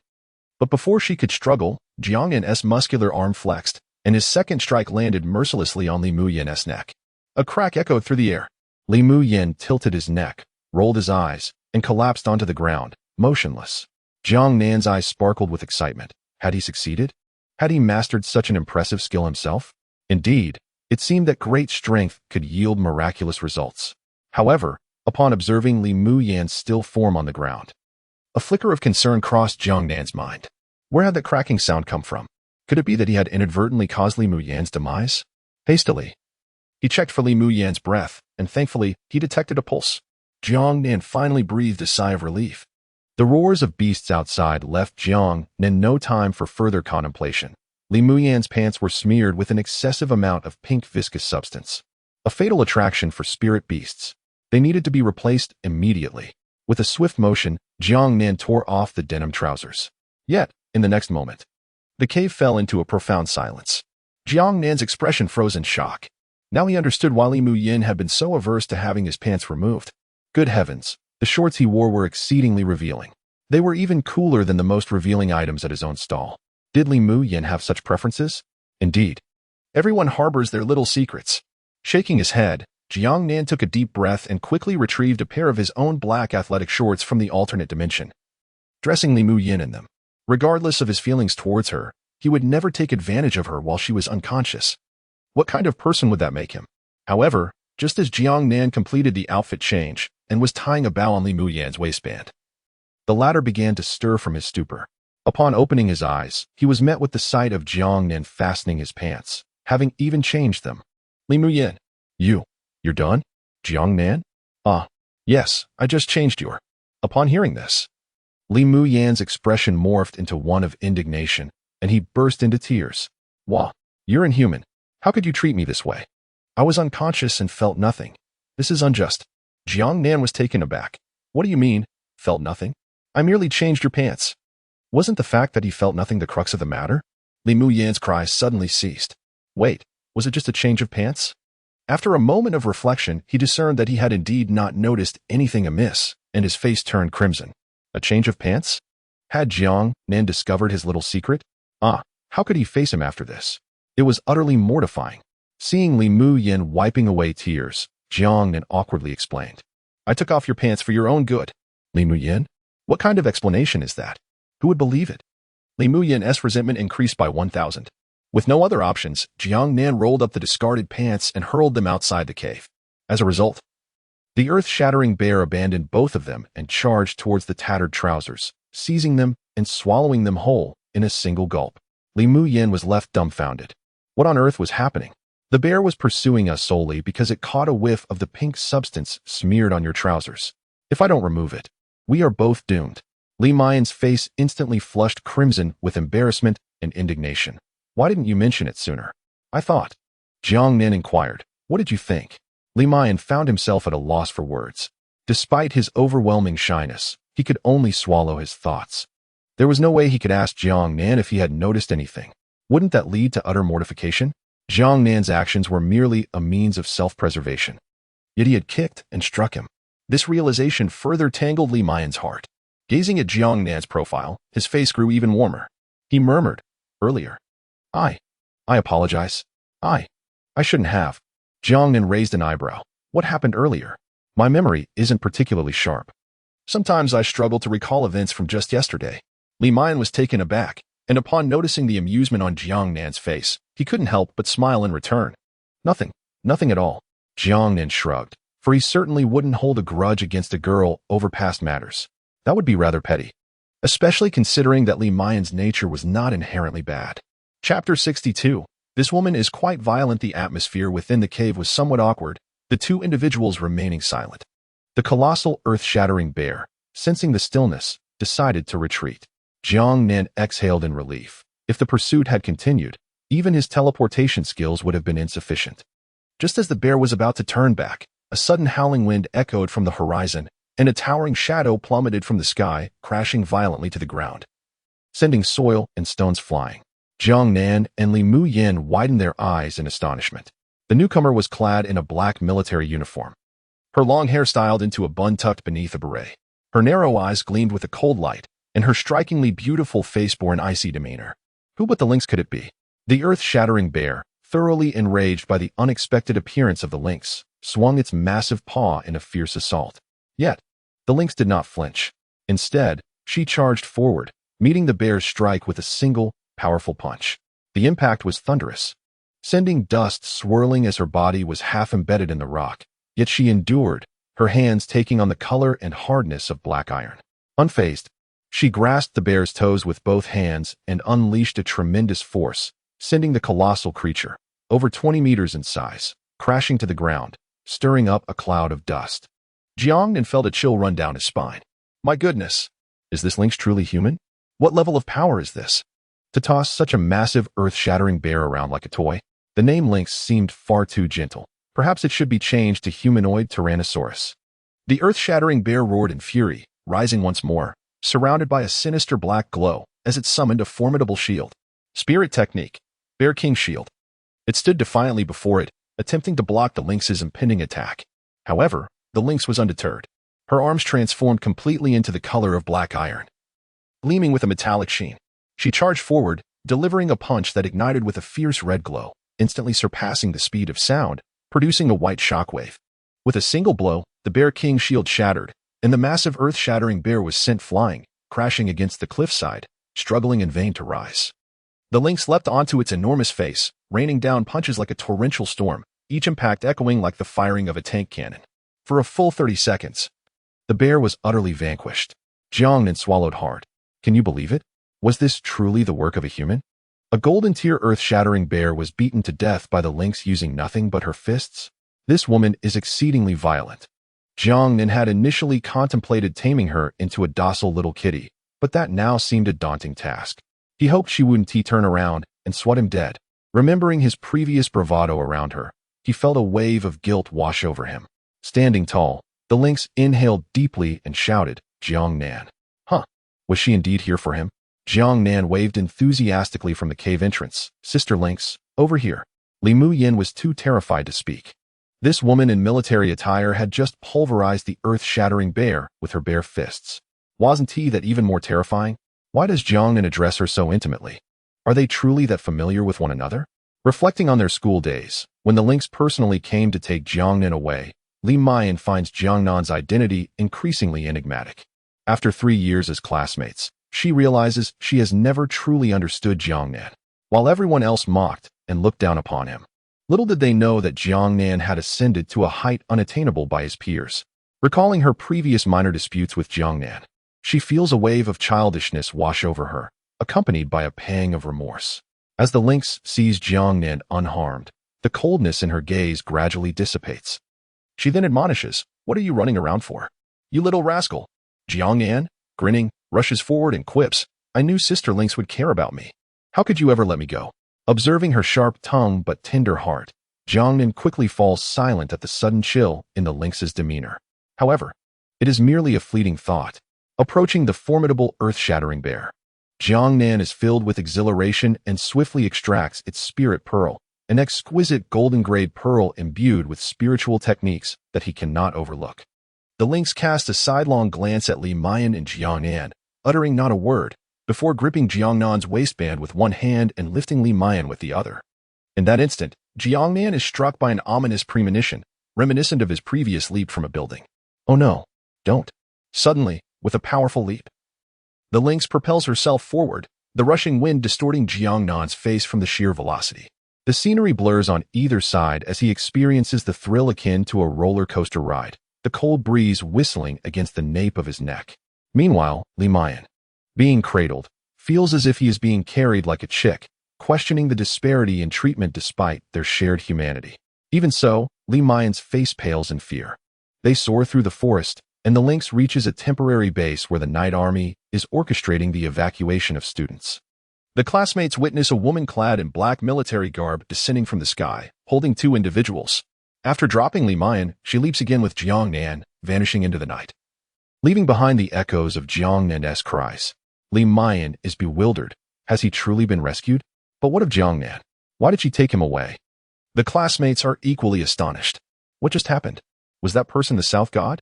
One girl exclaims, "Are you blind? How could you not recognize the dashing South God?" A male student retorts, "What? Is the South God not retreating with us? Has he been taken again? If you tell me the South God has no ties to the Night Army, I would never believe it. If not for the South God at the base, we would likely be corpses by now." Li Muyin, you're alive? That's wonderful. Ling Feng exclaims with delight. Yet the expressions of Li Xiang and Lu Chuanwu beside him betray their discontent. Li Muyin forced a smile, casting a cold glance at Li Xiang and Lu Chuanwu, uttering not a single word and refraining from approaching them. Is there really a need for grievances? After all that has transpired, Li Muyin has matured significantly. Ling Feng, filled with confusion, was unaware of the circumstances. During the recent ordeal of fleeing for their lives, he had become separated from his team and was oblivious to the situation. However, how could he recall Li Muyin previously wearing denim jeans? Now, she was clad in a pair of black athletic trousers. By their style, they distinctly appeared to be men's. Li Mian, why have your trousers changed? Upon being questioned, her expression abruptly stiffened, and her ears flushed crimson. She shot a fierce glare at Ling Feng, as if to say, "Are you the one with all the questions?" Ling Feng, taken aback, thought to himself, "I didn't ask much at all. Just moments ago, she had been brought back alongside Nanshan Shirley. Those trousers do not belong to Nanshan, do they?" The implications were unsettling. Li Xiang and Lu Chuanwu remained silent, never having anticipated that Li Mian would miraculously survive. Chapter 63. Will you speak or not? Additional update. On the other side, Jiangnan was still experiencing the thrill of a free roller coaster ride. The fierce wind buffeted his face. Why won't they let me go? I've clearly escaped from danger. Why have they taken me again? The lynx coldly remarked, their target is you. If they don't take you away, the others will be in peril. Jiangnan replied, confused. What? Isn't that even more dangerous for me? Am I being used as bait? Is the lynx the fishing rod? Incredible. At that moment, the lynx seemed to sense something amiss, but made no move to respond. Just as she touched down, the once solid ground instantaneously turned to sand, engulfing her up to her waist. With a powerful heave, she flung Jiangnan away. In midair, Jiangnan regained his balance and teleported to a tree branch. At last, finally escaped from their clutches. On the sandy ground, Constantine, clad in camouflage, wore a chilling smirk. Jiangnan grinned. Isn't this the waterlogged fool from Goose Country? What a reunion. Humph, you're quite lucky. Finally caught you. You better not run, or I shall make you experience a fate worse than death. Once I deal with this woman, you'll be next. Jiangnan shrugged, not only refusing to flee, but also sitting on the tree branch, swinging his legs with keen interest. Deal with the lynx? You must be dreaming. This waterlogged fool seems to lack sense. Have you seen the golden level earth violent bear? You'd run at the sight of it. Yet you think you can handle the lynx? She is the one who can crush golden level spirit beasts with her bare fists. A true humanoid tyrannosaurus. What do you think you can do? Scare her with your long-winded name? Jiangnan beamed brightly. Waterlogged fool, please commence your performance. Constantine? Is it really wise for you to be so audacious? Always deviating from the script? How am I supposed to respond to your ramblings? From Constantine. Resentment point 666. The lynx, with sheer determination, extricated herself from the sand. Step by step, she advanced toward Constantine. He shouted fiercely, clenching his fists. Suddenly, boundless yellow sand surged toward the lynx like a magical serpent, enveloping her completely. It tightened abruptly, forming a pyramid measuring 10 by 10. Jiangnan's eyes sparkled. Wow. The sand burial from Gaara. Impressive. Have you watched too much Naruto? However, this action does seem a tad juvenile. At 40 or 50, you should know better. Constantine's face flushed with embarrassment. You better shut your mouth. What is wrong with watching Naruto? What is wrong with the sand burial? Why are you nagging? I'm doing it because I want to. From Constantine's resentment points 999. But at that moment, his expression changed drastically. The pyramid entirely composed of sand exploded. The lynx emerged unscathed. Her entire body transformed into a hue reminiscent of black iron. She resembled an iron figure, resilient, exuding a unique beauty. Constantine grinned. Quite something. Now witness this move of mine. He stomped one foot upon the ground, causing sharp stone spikes to erupt and lunge toward the lynx. Clang, bang, clang, bang. The stone spikes pierced the lynx's body, tearing through the military uniform. Beneath the uniform, the skin was equally as dark as iron. Sparks flew as the spikes shattered upon impact. Jiangnan was taken aback. What kind of monstrous physical prowess is this? Even after consuming strength-enhancing potions, he wouldn't measure up. His curiosity piqued. What extraordinary ability did the lynx possess? Constantine grew anxious. Why was he unable to subdue her? His face reddened with exertion as he raised one hand. An endless surge of earth and stone lifted from the ground, enveloping the lynx's form. A stone sphere with a diameter of 20 meters hung, suspended in the air. Jiangnan's eyes widened, and he began to applaud. Wow, is that the Earth Explosion Star? So impressive. You can't tell me you're unfamiliar with Naruto? Can you perform Shinra Tensei or Bansho Tenin? Come on, show me. Constantine. So you comprehend, do you? What the hell is this pulling nonsense? I am an Earth Elementalist. From Constantine's resentment value 1000. Boom. The 20-meter stone sphere was shattered. The lynx shot forth like an arrow. With a swift movement, she struck Constantine's face before he could react. Bang. Pressing his face down, she slammed him to the ground. A sharp pain coursed through his head. The lynx's hand gripped Constantine's head as if it were a basketball, forcefully driving it into the earth. Jiangnan shuddered, realizing retribution had arrived swiftly, akin to a whirlwind. Constantine was knocked unconscious, and the spirit-binding handcuffs were promptly secured. Only then did Jiangnan eagerly rush over. The lynx gradually shed her dark iron exterior. Beneath the torn military uniform lay expanse of pure white skin. The distinct contours of her abdominal muscles were breathtakingly beautiful. It was a pristine white, akin to mutton fat jade. Jiangnan couldn't resist pressing his hand against her soft abdomen. How did she transform into that dark iron color? Her defensive capability didn't seem particularly high. He pinched a small piece of soft flesh again. It was still quite tender. Just then, a chill ran down Jiangnan's spine. He looked up to find the lynx glaring at him with an intensity that could kill. He hastily withdrew his hand, feeling embarrassed. I was just curious. Just taking a look. He lifted his sleeve, exposing his own belly. I want to let you suffer any loss. You can pinch me back. Lynx? How does that even equate to not suffering a loss? What kind of peculiar thought process is this? From Luo Tianhong's resentment value 666. Enough chatter. Endure it. Jiangnan sighed with relief. He had narrowly escaped the fate of being used as a punching bag. Was it not that they were reluctant to strike? With swift determination, he hoisted Constantine and followed closely behind the lynx, their footsteps echoing in the air. They soon arrived at a cave, where the lynx, carrying Constantine, entered and commanded, "Wait outside." Jiangnan shivered, having already foreseen Constantine's grim fate, and felt a pang of sorrow for him. As anticipated, the cave resonated with muffled thuds and Constantine's anguished cries, sending chills down Jiangnan's spine. Before long, the lynx emerged, his fists stained with blood. Jiangnan flashed a bright smile. "Hey there, feeling tired? Allow me to take a turn while you rest." With enthusiasm, he dashed into the cave. What a splendid opportunity to accumulate resentment points. He certainly wouldn't let it slip away.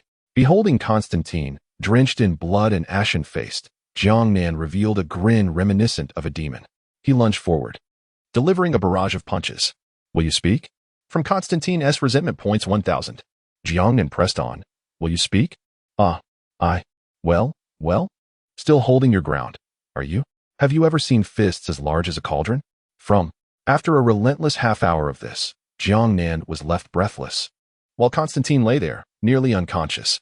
"So, will you speak?" Tears streamed down Constantine's face as he lamented. "You keep asking if I will speak. Yet you never even asked me. You just came in swinging. How can I respond when you don't even ask?" His grievance was palpable. A grown man sprawled on the ground, weeping uncontrollably. He had never endured such humiliation in his life, only suffering blows. "I'd have spoken if you had just asked." Chapter 64. The Diamond Bachelor. Jiangnan scratched his head, feeling a throbbing headache. Had he not inquired? It was rather awkward. He couldn't help but glance back at the bobcat leaning against the cave entrance. The bobcat's face flushed slightly, but she quickly regained her composure, boasting, "I forgot to ask." Jiangnan was bewildered. "What? Were you solely fixated on beating Constantine just now? Merely to vent your frustrations? How splendid." He cleared his throat twice to mask his embarrassment and, with feigned confidence, declared, "If I don't ask, won't you just confess on your own? You have no perceptiveness at all. No wonder you're getting beaten up." Constantine interjected, "Look at this. Is this even human speech? I would love to confess. But every time I try to speak, you pummel me back. For a solid half hour, your fists were relentless. I simply couldn't find the opportunity to speak." From Constantine's grievance value 1,000. The bobcat then asked, "How many people came?" Jiangnan responded, "Speak honestly." Gazing at the duo of violence, he was utterly terrified. He divulged everything. Had it not been for Jiangnan's intervention, Constantine would have nearly revealed his companion's home addresses and the names of his mistresses. Jiangnan scoffed, "It's clear you lack resolve. A disgrace among mercenaries." Constantine, infuriated, spat out a mouthful of blood. "Lack resolve? Disgrace? Damn it. You're the one who insisted I confess. Was he to play the harlot and still uphold the facade of virtue? Are you even human?" Jiangnan hastily dodged Constantine's blood. Pointing at him, he complained to the bobcat, "Sister Bobcat, he is slandering me." The bobcat's expression darkened. "Little one, are you perhaps misunderstanding the idiom about slander? Was it taught by your language and sports teacher? Blood slander, indeed." From Luo Tianhong's grievance value 555. Seeing that the bobcat ignored him, Jiangnan pouted. Yet, he recalled Constantine's disclosure. The white shark had infiltrated with numerous individuals, intending to leverage this final exam to restrain the night army, seizing the chance to strike at Jiang Nan and then flee. Unexpectedly, they stirred up a golden-level earth-shaking bear, causing unforeseen complications. Most of the white sharks had already been captured by the night army. What concerned Jiang Nan was that Constantine, despite being golden level, was not even the leader. At that moment, a bare-chested muscular man from the Goose Country approached the cave slowly, his expression calm. I knew it. This bunch of useless fools truly cannot contend with you. The night army of Huaxia indeed lives up to its reputation. At this instant, a rare seriousness appeared on the bobcat's face. King Kong, this time you shall perish on the soil of Huaxia. I guarantee it. King Kong narrowed his eyes and declared, You and I will fight to the death. I will take the people with me. The bobcat, without turning back, replied, Take good care of yourself. If I die, you must flee. Huaxia needs a second space system. Jiang Nan's expression froze, then he nonchalantly stated, Rest assured. If you die, I will definitely run. A heavy gravity weighed in his heart. Is the diamond so formidable? This humanoid Tyrannosaurus Rex is unable to contend? The lynx nodded in satisfaction, then twisted his neck. Taking a step forward, his body cloaked in a hue of black iron. The diamond erupted in hearty laughter. Under Jiang Nan's astonished gaze, his flesh gradually transformed into diamond. Ultimately, he became a humanoid diamond. Under the moonlight, he sparkled with dazzling brilliance. Jiang Nan exclaimed, What extravagant abilities are these? Can one truly turn into diamond? Such a fortune. Just how many carats is this massive chunk? If funds are low, can't one merely sell a nail clipping? A living diamond bachelor? This foolish oaf. With such prowess, why be a mere mercenary? There is no future in that. To be frank, Jiang Nan felt envious. The diamond retorted, Why do you claim I lack prospects? What is wrong with being a mercenary? Is this not a dream? Do you not understand? From Markov Sergei's resentment value 1,000. There was little left to say between them. Their figures clashed instantaneously, fists meeting fists. With a resounding bang. The air visibly shattered. Where their fists met, sparks even flew. In close combat, each punch struck flesh. Jiang Nan couldn't help but gasp in awe. Yet upon closer inspection, he noticed that the diamond was already stained with blood, and that blood belonged to the lynx. The hardness of diamond is rated at 10, making it the hardest substance in nature. Even the lynx's defenses could not withstand it. However, her immense strength was exceptionally fierce. Even diamond bore the cracks from her blows. Jiang Nan's eyes sparkled. Observing the diamond fragments that fell from the diamond, he could no longer restrain himself. He instantly teleported to the battlefield. Crouching down, he began to collect the diamonds. This was all money. Holding a diamond the size of a pigeon egg in his palm, his heart blossomed with joy. He bent down, frantically gathering. Simultaneously, bizarre thoughts sprouted in his mind. The diamond is human, and then turned into diamond. The remnants that fell from him, could they not be referred to as human refuse? Upon thinking this, Jiang Nan suddenly looked up at the diamond, coldly uttering, Human refuse. The diamond. What the hell? Who the hell are you? Collecting my discarded remnants? And you dare to insult me as human refuse? Have some dignity. The lynx. Their battle grew increasingly intense. The lynx unleashed her crimson spiritual technique, her assault becoming fiercer. Meanwhile, the diamond employed an unknown spiritual technique, sprouting long diamond spikes from his body, inflicting numerous cuts upon the lynx. Jiang Nan felt a surge of discomfort. He pondered whether he could assist the lynx, but aside from teleporting to escape, he had no means to breach the diamond's defense. Just as he felt anxious, both combatants had lost their tempers. Suddenly, a brilliant red light erupted from the lynx. Accompanied by a thunderous explosion, the ground trembled thrice. Jiang Nan hurriedly looked. He saw 3 diamond spikes embedded in the lynx's body, one in her chest, one in her lower abdomen, one in her thigh. Blood flowed profusely. The mighty warrior lay upon the ground, his formidable spikes shattered beyond measure. Countless fragments of diamonds scattered across the earth, glimmering like stars fallen from the heavens. At that moment, his body was marred with cracks, resembling fragile porcelain on the brink of shattering. He dared not move. The lynx wished to rise once more. Yet his body succumbed to weakness and collapsed. Alarmed, Jiang Nan rushed to support him. Gazing at the deadly spikes embedded in the lynx, Jiang Nan found himself gasping for breath. All were vital points. Blood flowed incessantly from his mouth.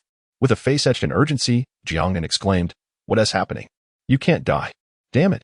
I have a first aid kit. Wait for me. I'll bandage you up. The lynx shook his head, rasping, The warrior is not dead.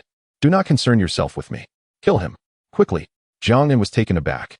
Indeed, the warrior had not perished. His fierce gaze fixated on Jiang Nan, eyes wide with ferocity.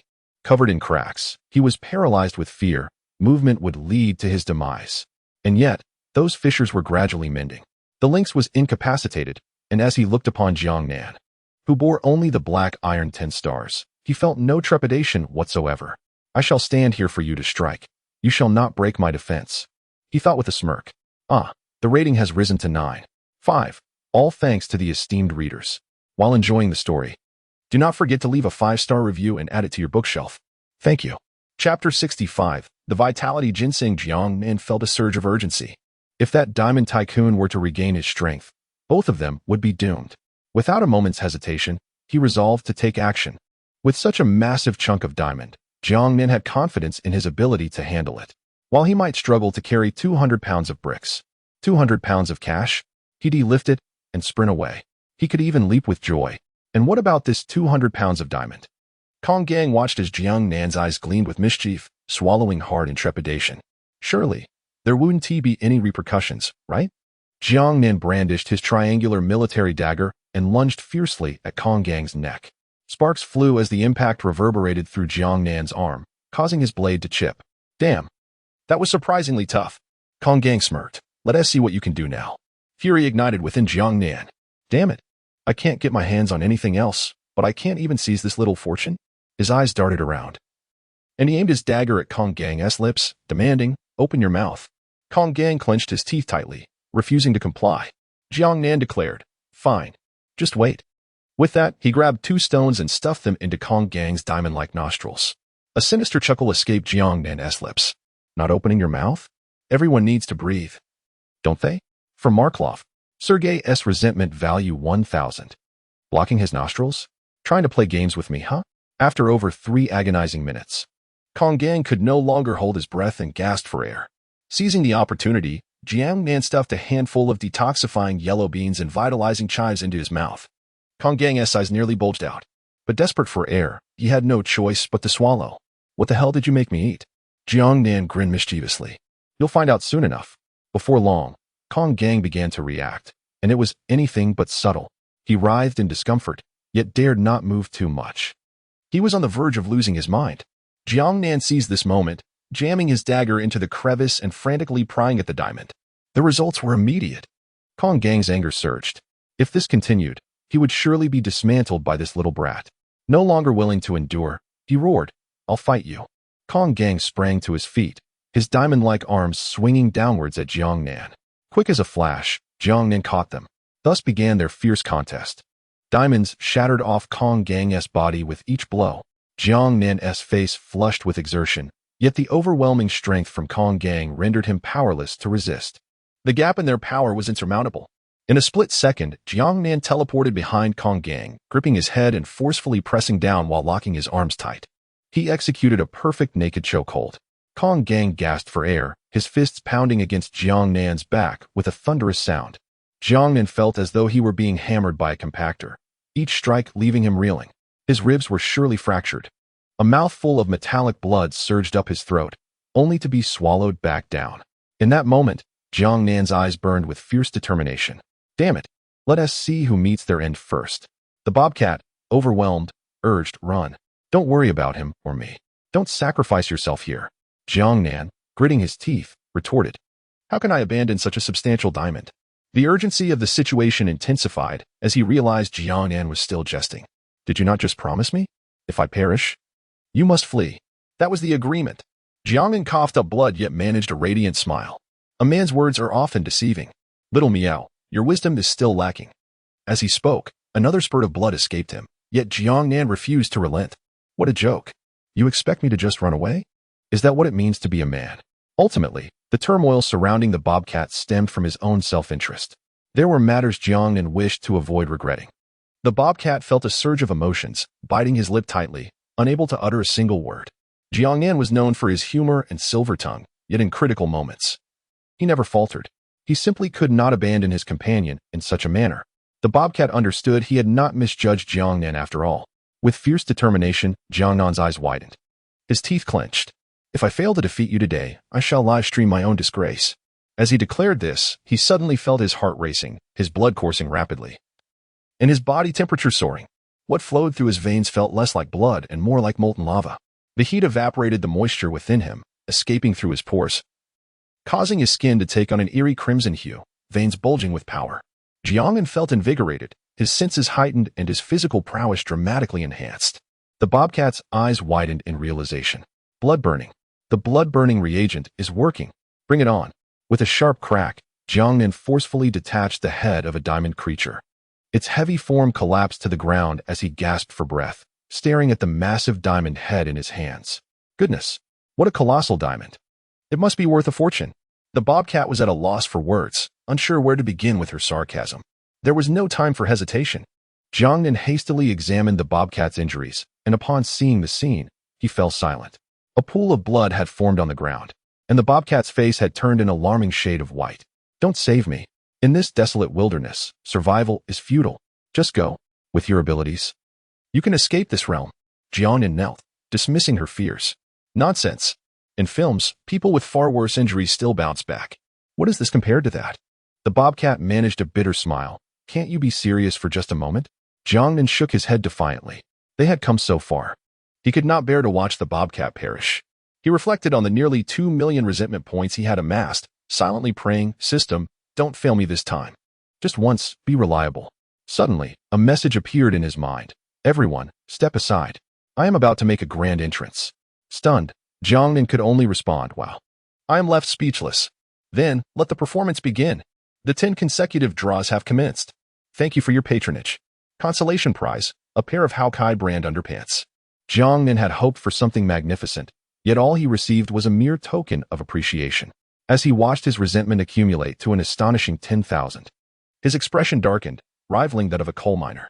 After 19 rounds of 10 draws, he had acquired a total of 5 beautifying elixirs, while the remainder consisted solely of Hawkeye underpants. Jiangnan was on the verge of insanity. However, on the 20th attempt, something new finally emerged. Thank you for your patronage. Consolation prize, a Vitality Ginseng. Jiangnan eagerly clicked on the item information. Vitality Ginseng. Effect: restores the health of the user, cures all ailments, revitalizes energy and blood. Extremely nourishing. Jiangnan felt a twinge of skepticism. It sounded quite impressive and seemingly reliable. Yet, the system always presented such grave information. It was often a trap. Coupled with the ginseng status as a consolation prize, he couldn't help but feel a bit anxious. But with his mountain cat's health in jeopardy, there was no time for further contemplation. He promptly extracted the Vitality Ginseng. Jiangnan was taken aback. The ginseng was hardly the size of his thumb. It appeared excessively diminutive. Withered and shriveled, it bore the semblance of severe malnutrition. It was utterly feeble. How could such a pitiful specimen claim to cure all ailments? To revitalize energy and blood? Who would believe such nonsense? Ahem, new products have emerged once again. Are there any pre-orders? 5-star ratings, bookshelves, and updates await. I know you are the most adorable ones. Chapter 66. What a genuine supplement. Additional update. What a ridiculous appearance. If you are so adept at supplementation, why not first remedy your own state? There is no time for hesitation with Jiangnan. In an instant, the Vitality Ginseng was thrust towards the lynx's mouth. Come on. Consume this. This ginseng is remarkably nourishing. Once you partake, you'll feel rejuvenated. The lynx gazed at the desiccated, unappealing ginseng, resembling a malnourished root. Is this not a case of desperate measures? While ginseng is indeed restorative, the lynx is gravely wounded. Setting aside whether normal ginseng would even be effective, how could one expect the benefits from this malnourished specimen? The lynx could scarcely muster the resolve to ingest it. From Luo Tianheng's resentment value 333. Quit the fuss. Just let me be for a moment. The lynx pondered a reflective moment before death, wishing to reminisce on life. A small pang of sadness.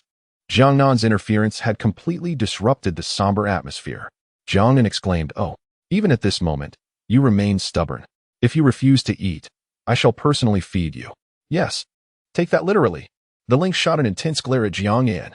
Seeing this fellow truly approaching with intent to feed, she retorted with fury, "Cease this at once. I will eat." What absurdity! Who taught you your language skills? From Luo Tianheng's resentment value 888. Jiangnan chuckled and unceremoniously pushed the Vitality Ginseng into the lynx's mouth. Then he hesitated momentarily before swallowing another piece himself. It must be said, it had a hint of sweetness. He then observed the lynx with a sense of anxiety.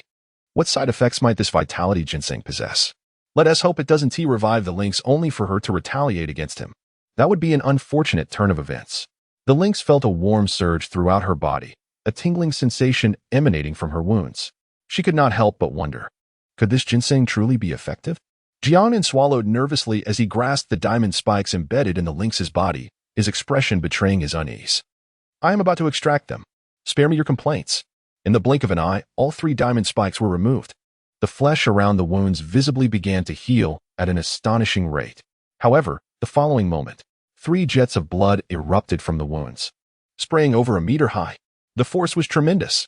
Jiangnan was immediately drenched in blood, resembling a human fountain. Stunned, Jiangnan quickly attempted to cover the flow. One hand pressed against her chest, the other against her abdomen. The lynx gasped in shock. Hey, where are you placing your hands? From Luo Tianhong's resentment value 1000. Jiangnan declared earnestly, I am merely attempting to staunch your bleeding. Goodness. Sister Lynx, you truly have an abundance of blood. The lynx replied. Indeed. I do have a considerable amount of blood. This must be 6 or 7 pounds gushing forth. Initially, she thought she could endure for a minute or two, but now, the lynx felt that her next moment might be her last. What in the world did Jiangnan feed himself? Jiangnan was dumbstruck. Such a deluge. Any normal individual would surely be rendered lifeless. What a charming little shower. In less than 30 seconds, the blood ceased to spurt. Every wound on the bobcat's body had perfectly healed, her skin as white as snow, leaving not even a trace of scar. The bobcat and Jiangnan exchanged a glance, both appearing as though they had seen a ghost. The bobcat, blushing with indignation, exclaimed, Remove your hand. Jiangnan sheepishly smiled and withdrew his hand, but his expression suddenly shifted. Oh no, a grave situation arose. 2 jets of blood shot forth from just below Jiangnan's nostrils, akin to a water gun. And no matter how he tried to stem the flow, it would not cease. The bobcat, watching Jiangnan's frantic nosebleed, could not contain her laughter. Yet in the next moment, 2 streams of warmth also flowed from her own nose. Luo Tianhong. What on earth? Luo Tianhong's resentment value 1000. Jiangnan was on the verge of madness. Finally, he understood what that phrase about replenishing vitality truly meant. This was overwhelmingly effective. The blood flowed uncontrollably. Why not call it nosebleed ginseng instead of vitality ginseng? The side effects were utterly devastating. Both were bleeding from the nose, and the bobcat cast a murderous glare at Jiangnan. What are you doing? I just saved your life. Jiangnan sprang to his feet, ready to flee. The bobcat shouted, Why are you running? I don't blame you. Luo Tianhong's resentment value 1000. You're lying. Women are great deceivers, just like a pig-s trotter. Luo Tianhong's resentment value 1000. Just joking. Jiangnan, feeling intimidated, hesitated to run. Wouldn't he just get pummeled otherwise? That bobcat was like a humanoid dinosaur. 1 punch for a little cutie. 1 punch for a whimpering creature. It was simply unbearable. They both endured 3 hours of nosebleeds before finally stopping. The bobcat, covering her nose, reached out her hand toward Jiangnan. Jiangnan, puzzled, asked, What does this mean? Tentatively, he extended his hand as well. Their palms met. The bobcat stiffened. Jiangnan reproached, Aren't we too old for this childish high five? The bobcat, with a swift motion, slapped Jiangnan's hand away. Who wants to high five? Hand me some clothes. She was utterly exasperated. What bizarre train of thought did Jiangnan possess?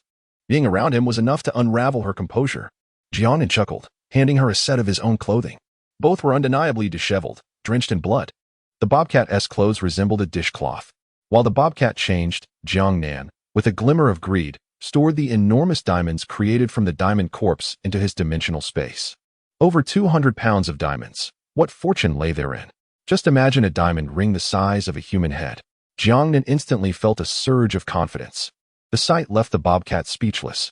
At that moment, the bobcat donned Jiangnan's attire, sporting shorts and a white short-sleeved shirt emblazoned with a robotic cat. The shirt inadvertently transformed into a crop top. The bobcat, fiercely, demanded, What are you staring at? Jiangnan beamed brightly. Who could resist the beauty my eyes behold? I find myself utterly unable to contain my emotions. Luo Tianhong commented, Is it enough that you possess such sweet words? Where did you acquire the ginseng, baby? Jiangnan, with a steady demeanor, replied, I unearthed it from the Lingxiu. Mountain Cat rolled her eyes. Was it not cultivated in your backyard? Who were you trying to fool? The military is well aware of Jiangnan's circumstances. He doesn't even have a backyard. Jiang Nan offered a sheepish smile, remaining silent. Humph. Do they not know to spare me a little dignity? Why expose me so thoroughly? Noticing Jiang Nan's reluctance to speak, Mountain Cat refrained from pressing further. Instead, she fixed her gaze upon Jiang Nan's eyes and solemnly declared, "Join me." Taken aback, Jiang Nan fell into contemplation, his expression betraying a hint of hesitation. Mountain Cat nodded, understanding that such a significant decision regarding the future warranted careful consideration. After half a minute, Jiang Nan let out a deep sigh, stating, "Joining you is acceptable. However, I demand a Mercedes, a quaint villa, and bundles of red bills. Moreover, I expect hugs every morning and evening. If you agree to these terms, I shall accompany you." Mountain Cat was left bewildered, exclaiming, "What on earth? I am nearly losing my mind. I merely wanted you to join the Night Army as a sentinel. Demanding a Mercedes, a villa, and bundles of cash is already excessive, and you want me to provide you with hugs too?" Chapter 67. The Mechanical Cat. Ziding Dang, are you going to be a little pet? Or a midnight worker? The expression on the lynx's face darkened, and he exclaimed in anger, "Another hug? It seems you're asking for a beating." Jiang Nan looked troubled, replying, "What? No. That doesn't seem right, does it? Whip play. I have no such inclinations." From Luo Tianhong's resentment value 1,000. The lynx seized Jiang Nan's face, rubbing it vigorously. "You're going to be my midnight worker. I will take you under my wing. Make you one of my subordinates." Jiang Nan was taken aback. "Aren't you supposed to be supporting me?" His face fell immediately. Jiang Nan had thought he would finally be able to enjoy a life of ease, relying on his looks to get by, living carefree like a little pet. The lynx was speechless. "Hey, are you really that dejected? A normal person wouldn't think along those lines. So what do you say? Have you considered it?" Jiang Nan pouted. "I'm not going. I still have to attend school." The lynx insisted, "What's the use of school? I can teach you everything you need to know. Don't waste your time there. After being a worker for so long, I can't bear to let you go. With me, Jiang Nan. There are infinite possibilities for your future. Your stage will not be this small Jiang city, but all of Huaxia, even the entire world." Jiang Nan shook his head vehemently. "No way. You're joking. Become a midnight worker? What benefits are there? Are there tattered sisters in the Midnight Army? Can I set up a stall to make a little money? Can I enjoy my youth at school? Absolutely not." Seeing Jiang Nan's determined refusal, the lynx suddenly chuckled. "If you want to go, then you want to. I want to force you. Let us go?" Jiang Nan. Is she really letting me off so easily? This isn't right. Given the lynx's temperament, she should have beaten him up and dragged him along. Why the sudden change of heart? For some reason, Jiang Nan felt an ominous premonition creeping in. "Sister Lynx, what's up with that blood-burning reagent? When we were fighting the diamond?" The lynx shot Jiang Nan a sidelong glance. "Cannot disclose, military secret." Jiang Nan. "Seriously? Now you're playing this game with me?" She was indeed waiting for him here. The lynx tempted. "Join the midnight crew, and I'll tell you." Jiang Nan turned his head away, not going. "Humph. You foul lynx. Scheming woman. A humanoid T-Rex. A heartless girl who runs away after eating." Alas, ultimately, one person bore the burden alone. The lynx took Jiang Nan on a tour, contemplating support for the Midnight Army. However, after a stroll, they received news that all individuals who entered the spirit ruins had been captured. Only the diamond and Constantine remained. The students had all been evacuated successfully. In fact, Constantine had been captured, and the diamond had transformed into a massive diamond, lying in Jiang Nan's alternate space. Nevertheless, Jiang Nan had not been idle on this journey. After the beast tide, the ground was littered with beast corpses. The Dark Knight Army had no time to gather the spirit orbs, only taking the silver tier ones, leaving the rest for Jiang Nan to benefit from. As they journeyed, they collected along the way, an activity Jiang Nan relished. The entrance to the Heavenly Pool spiritual ruins has now been taken over by the Dark Knight Army, which is guarding it diligently. At this moment, numerous parents of students have arrived here, breathing a sigh of relief upon seeing their children emerge safely. However, some parents, upon hearing the grim news, were inconsolable. As spiritual warriors, they inevitably face dangers. Even with some preparation, the reality is difficult to accept. Fortunately, the intervention of the Dark Knight Army has minimized the losses.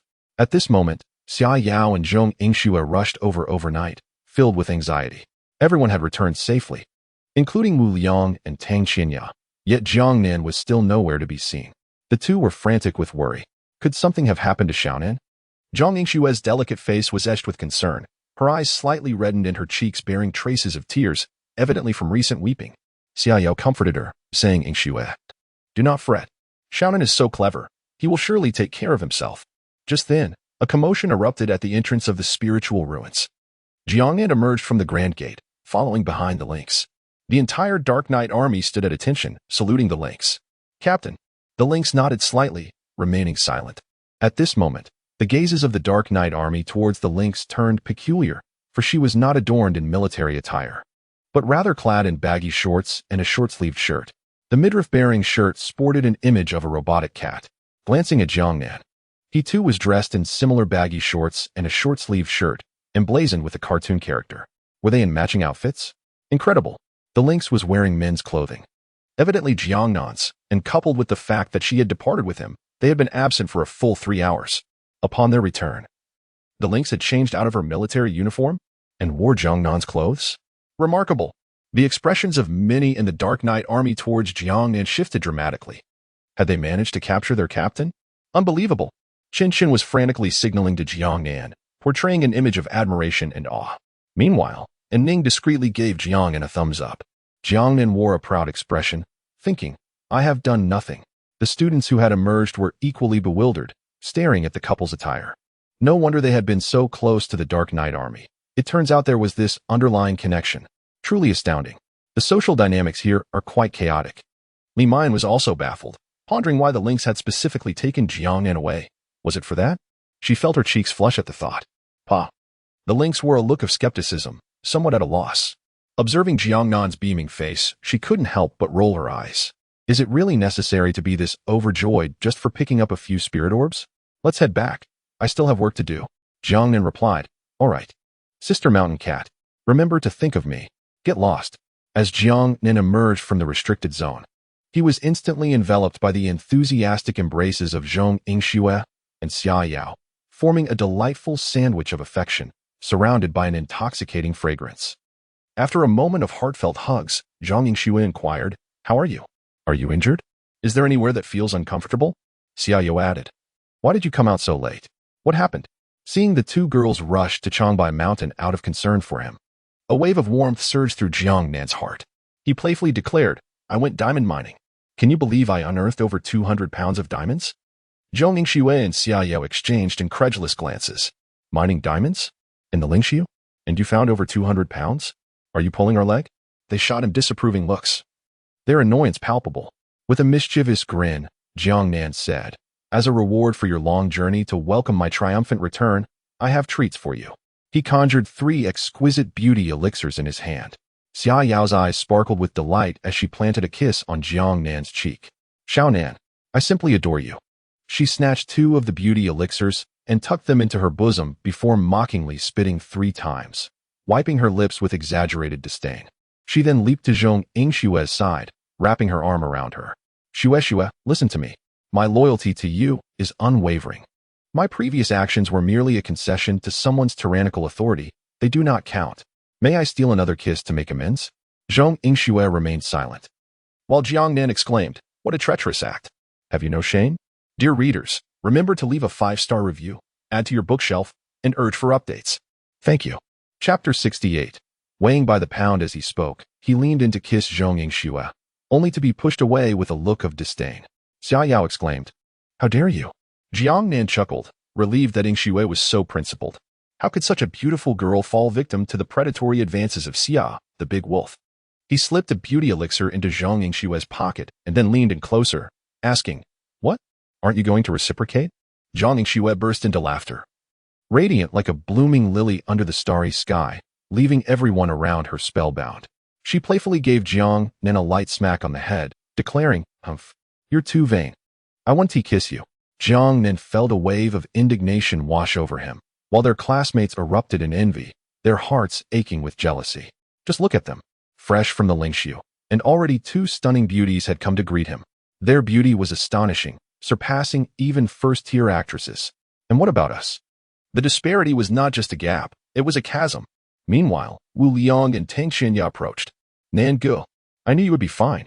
Tang Xinya was still sniffling. I was so worried. I'm so glad you're back. Jiangnan's lips twitched, his body frozen in place. For Wu Liang was clad in nothing but a pair of shorts. Nearby teachers and students, even some from the Night Army, whispered among themselves, pointing and taking pictures.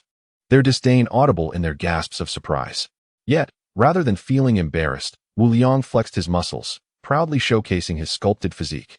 To Jiang Nan, this was nothing short of psychological torment.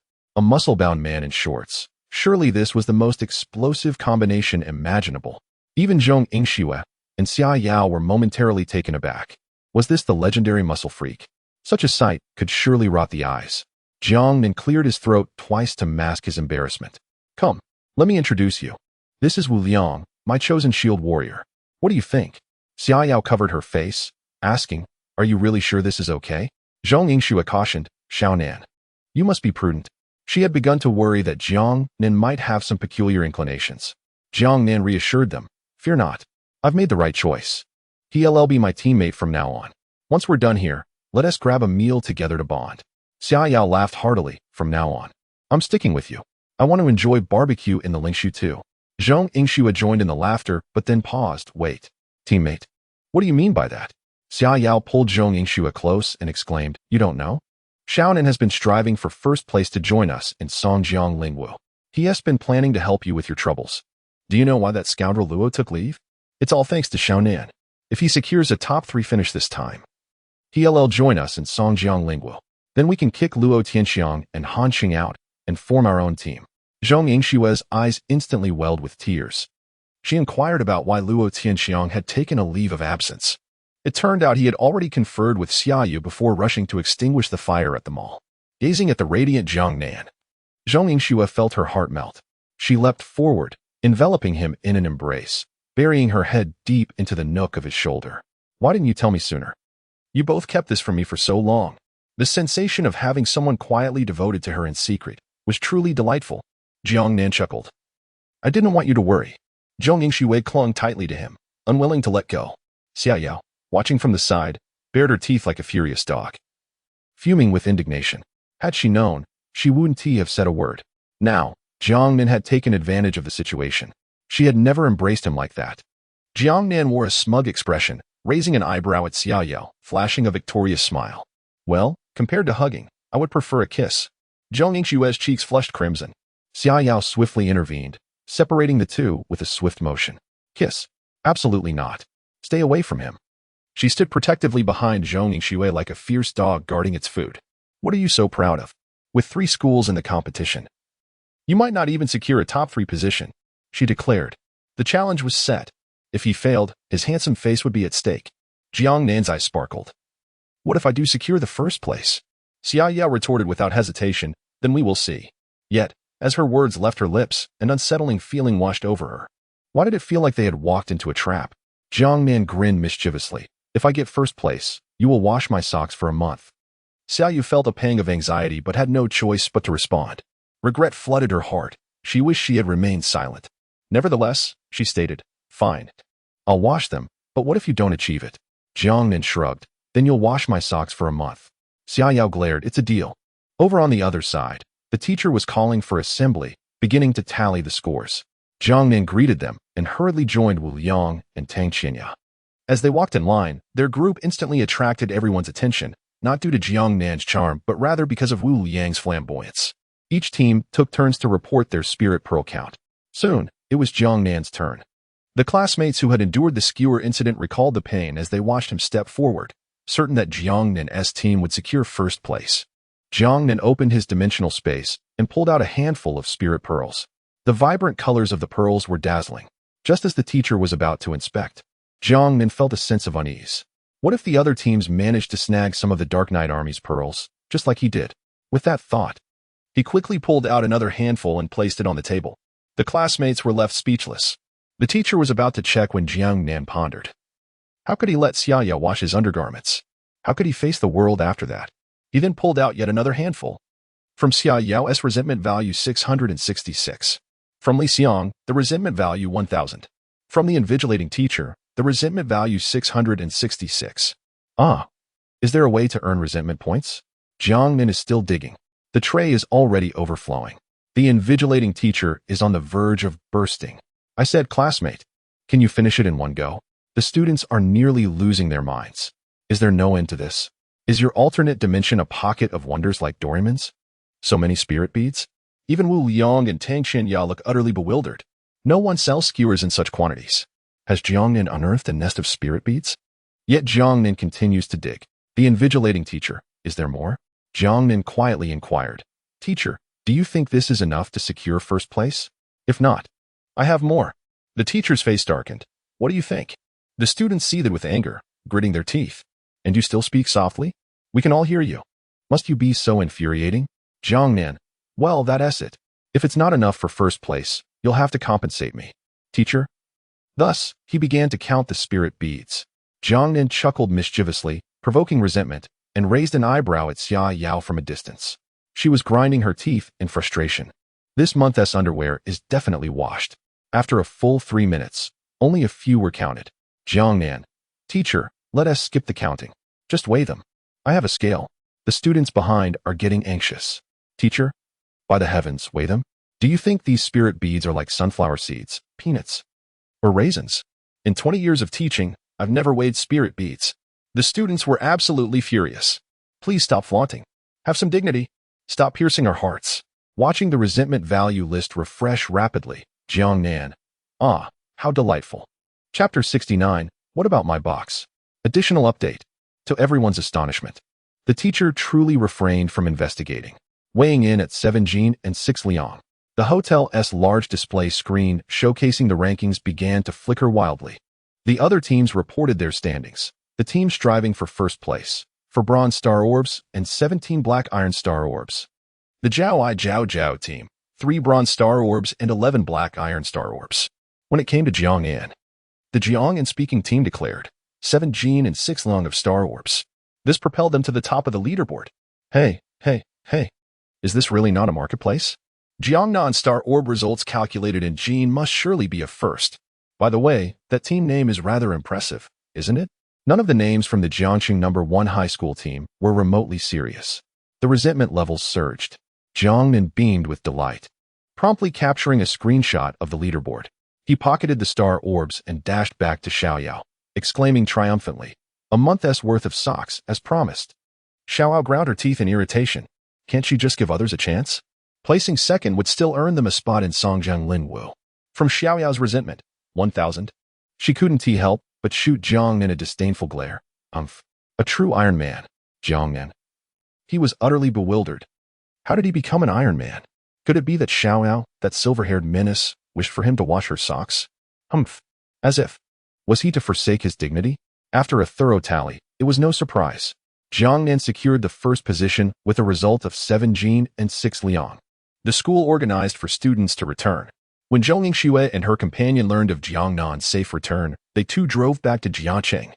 She had intended to stay with Jiangnan a bit longer, but Xiaoyao was simply too impatient. She was eager to return home and test the effects of the white rabbit candy. The group agreed to dine together during the break before parting ways. On the bus, Jiangnan began fiddling with his phone. As soon as he connected to the internet, his phone went into a frenzy of vibrations. Jiangnan was taken aback. Watching his phone tremble for half an hour. Upon opening Weibo, he was greeted with a barrage of notifications. 99. It had completely exploded. The comments were filled with concern for his safety, replete with little candles and praying emojis flooding the screen. Jiangnan felt a wave of warmth. He promptly posted a Weibo update. Nan Shun, from my iPhone 11 Pro Max. Indeed, strength and beauty are directly proportional. No turning back now. Songjiang Linwu, here I come. Image. One image displayed the final rankings, while the other captured the 3 of them in a joyful pose at the Lingxiu. In the background, Li Xiaoge's team was visibly furious, hunting down spirit beasts, creating a stark contrast. Just after posting, Jiangnan dozed off in a haze. When he awoke, the comments section had exploded to over 10,000 messages. Haha, I knew he was fine. Good people live long, while troublemakers are eternal. What on earth are these team names? Absolutely brilliant. You're right. With looks, everything is permissible. 7 Jin and 6 Liang? Am I seeing things? The teams are ranked by scores, while the Southern God team is ranked by weight. Incredible! As long as safety is ensured. Little fish, are you coming to our school? I'll treat you to grilled fish. Exciting. Jiangnan is thrilled. Responding to little fish, a pot stews the koi. Grilling oneself over charcoal? From the resentment value of fish, Shaoqing 333. Quite splendid. The bus journeyed all the way to the destination, and the weary students returned home, sleeping for an entire day. The next day, the awards ceremony commenced. Jiang Nan, Wu Liang, and Tang Qinyan naturally stood on the podium, a bit exhilarated. Jiang Nan was particularly animated, rubbing his hands together. The school would reward them with spirit pearls infused with spiritual abilities, distributed uniformly by the Spirit Martial Association, tailored to each individual's unique powers. The spatial type spirit pearl? Anticipation had long been building in Jiang Nan's heart. To his surprise, Li Xiang's team managed to secure the second place, the perennial runner-up. Quite remarkable. However, on the podium, Li Muyin stood far away from Li Xiang's group, remaining silent throughout. He appeared rather despondent, not for any other reason, but due to the persistent pain in his neck that prevented him from sleeping. How much force did Jiang Nan use to strike the back of his neck? Li Muyin even questioned whether his bone was fractured. Seemingly sensing Jiang Nan's gaze, Li Muyin shot him a fierce glare. Jiang Nan glared back. Oh? Still feisty? Jiang Nan raised his hand in a knife-like gesture, a smirk curving his lips, provocatively throwing a glance at Li Muyin. Li Muyin instinctively covered the back of his neck, shrinking back, unable to look at Jiang Nan any longer. Satisfied, Jiang Nan finally withdrew his hand. Meanwhile, the teacher began distributing the spirit pearls. Each student received a small red box containing a spirit pearl. Tang Qinya received a silver grade with type spirit pearl. Spiritual ability, Vine Whip. Wu Liang also received a silver grade spirit pearl. Spiritual ability, Frenzy. Both suited their unique powers. When it came to Jiang Nan, the principal approached him with a handshake, beaming with a smile. Young man, quite impressive. Outstanding performance. You are a pillar of the nation, blah blah blah. His mouth was like a machine gun, rattling off a lengthy monologue. Jiang Nan's hand was left sweaty from the prolonged handshake. He nodded repeatedly like a chick pecking at rice, his smile becoming increasingly strained. Enough with the handshake. Stop talking already. It's been nearly 10 minutes. Hurry and give me my little box. Finally, after the principal finished, Jiang Nan hastily extended his hand. The principal coughed lightly, turned, and walked away. All right. The award ceremony has officially concluded. Come on, students. Smile. Let's take a commemorative photo. It will be displayed in our hallway. Jiang Nan. Hey, did you forget something? Did you forget to take your medication before coming out? You talked for over 10 minutes during the handshake. Where's my little box? Where's my spirit pearl and ability? Jiang Nan then reached his hand toward the principal again, subtly gesturing with his fingers. Isn't this obvious enough? The principal cast a fleeting glance at Jiang Nan before turning and exclaiming, Come. 1, 2, 3. Cheese. Jiang Nan, taken aback, exclaimed, What the heck? Are you doing this on purpose?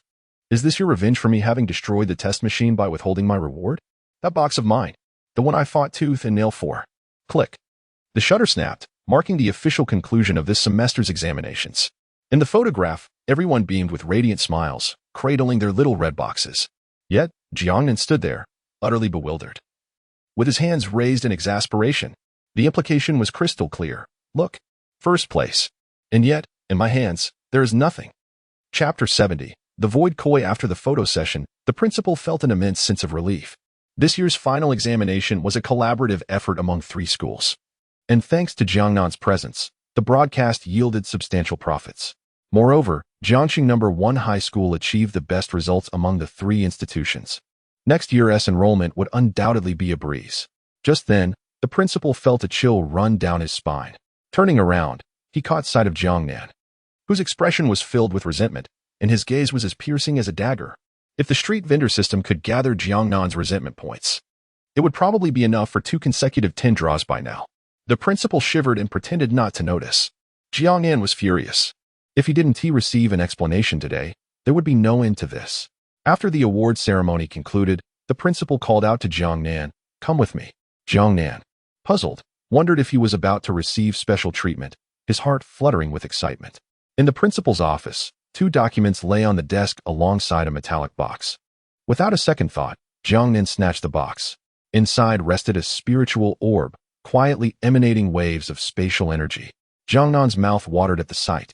This was the spatial spiritual technique he had long desired. The principal chuckled wryly, Put that down. It is not yours yet.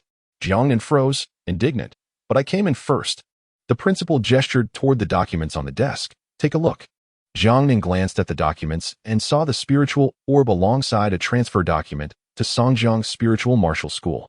On the other side was another document, one from the Night Army requesting the return of the spiritual orbs from the spiritual ruins. It stated that 7 pounds of spiritual orbs were taken by the Night Army and did not include Jiang Nan's, thus they needed to be returned. Jiang Nan exploded with fury. Once the little money had entered his pocket, there was no way he would let it go. The principal then handed Jiang Nan another document. Jiang Nan was taken aback. What does this mean? Sign this, and both the spiritual orb and the transfer document will be yours. If you don't sign, that request for the orbs will belong to you. Jiang Nan was flabbergasted. An extreme choice between 2 options? Was there even a choice to make? Of course. He wanted the spiritual orb and the transfer document. But upon examining the document in his hand, Jiang Nan was dumbfounded. It was the enlistment form for the Night Army. The information was already filled out with his name. All that was left was his fingerprint. How considerate. Ah, how infuriating. Jiang Nan nearly exploded on the spot. No wonder the Lynx had appeared so confident. It turned out they were waiting for him. In a fit of rage, he slammed the phone down, cursing, "Damn you. Mountain Cat, Cunning Vixen, Big Clumsy Pig, Wretched Girl, Human Tyrannosaurus, Rampaging Gundam, EVA Unit 01, Astro Boy, beep, beep, beep." The principal was bewildered. What on earth was happening? How bold was Jiang Nan to converse so casually with the Night Army? Was he getting a bit too carried away? Joining the Night Army was a dream for countless individuals. How could it feel like a death sentence for Jiang Nan? He glanced at the disconnected call, still in shock. Once again, a phone call struck through. Before Jiang Nan could utter a word, he heard the calm voice of Mountain Cat. "Do you wish to perish?" Jiang Nan's body stiffened, feeling aggrieved. He replied, "Is this how you treat your savior?" Sitting in her office, Mountain Cat suppressed a laugh. Striving to maintain a composed tone, pressed her handprint quickly. "From now on, you shall be mine. Given your recent accomplishment, I shall promote you to lieutenant." She could vividly imagine Jiang Nan's pitiable expression, and a wave of satisfaction surged within her. "But I still have to attend school," Jiang Nan protested. Mountain Cat responded, "It won't hinder your education. Don't you have winter and summer vacations, as well as days off?" Jiang Nan exclaimed, "What? So I have to work part-time for the Dark Knight Army during my holidays?" Mountain Cat retorted, "The spatial spirit pearls are strictly regulated by the country. The Voidsea spirit ruins are not open to the public. The Dark Knight is your sole means of obtaining spatial spirit pearls. You can consider it as part-time work." Jiang Nan pouted, reluctantly acknowledging Mountain Cat's point. "I can't rely solely on a single teleportation technique, can I? What about my luxury car, my little villa, and my comforts?" Mountain Cat gritted her teeth and said, "I can't offer you anything else, but I can give you a hug." From Luo Tianhong, anger value 1,000. Jiang Nan shuddered. A hug from Mountain Cat? Wouldn't he that send him spiraling into the heavens? Terrified, he hastily ended the call, begrudgingly pressing his handprint. The principal wore a look of satisfaction. "That's more like it." Lieutenant? I suppose that means discounts on train fares?" The principal replied, "Discounts? I'll break your legs. So you joined the Dark Knight Army and earned a lieutenant rank just to get discounts on trains?" From the principal, anger value 666. Jiang Nan glanced at the spatial spirit pearl and couldn't help but inquire, "Principal, what kind of spirit pearl is this?" The principal explained, "It is the Void Koi from the Voidsea spirit ruins in Miaojiang, a golden tier spirit beast. Extremely rare." Jiang Nan was momentarily stunned. "Golden tier? Is Mountain Cat this extravagant? You should be grateful. The Voidsea is not open to outsiders, and even the lowest tier spirit beasts there are golden tier. The Void Koi possesses the rare spatial wormhole technique, which is exceedingly difficult to capture. The Dark Knight Army holds you in high regard." Jiang Nan felt a surge of excitement. A spatial wormhole? That sounds rather impressive. As he reached the school gate, he found Tang Qianya and Wu Liang waiting for him. Wu Liang grinned. "So, did they give you special treatment?" Tang Qianya asked eagerly. "What spirit pearl did they give you? It must be remarkable." Jiang Nan replied with a mournful face, "It's indeed impressive, but I've sacrificed my entire future for it. I've sold myself." Tang Qianya? Wu Liang. On his way home, Jiang Nan suddenly remembered something. He pulled out a spirit pearl and handed it to Wu Liang. Wu Liang was taken aback, and upon seeing it, he was startled. "A golden tier spirit pearl? Nan Gu. This. He stammered. "The spirit pearl of that golden level Earth Fury bear. Its spirit skill, the Bear King's shield, is indeed remarkable. You must have absorbed it. With a frenzy and the Bear King's shield, this configuration is more than adequate before reaching silver." Wu Liang's hands trembled. A golden level spirit pearl endowed with a spirit skill? Moreover, it aligns so perfectly with his beastly transformation ability. Its value is beyond monetary measure. No amount of money could procure it. Did Jiang Nan truly bestow it upon him? Wu Liang felt genuinely fortunate to have allied with the right person. By the way, was that Earth Fury bear defeated by Jiang Nan? Otherwise, how could one acquire its spirit pearl? Thank you, Brother Nan. Jiang Nan smiled and waved his hand, promising a generous supply of strength-enhancing potions upon returning home. Immersed in the comforting embrace of the strength potion, Jiang Nan reveled in the enhancement of his physical prowess.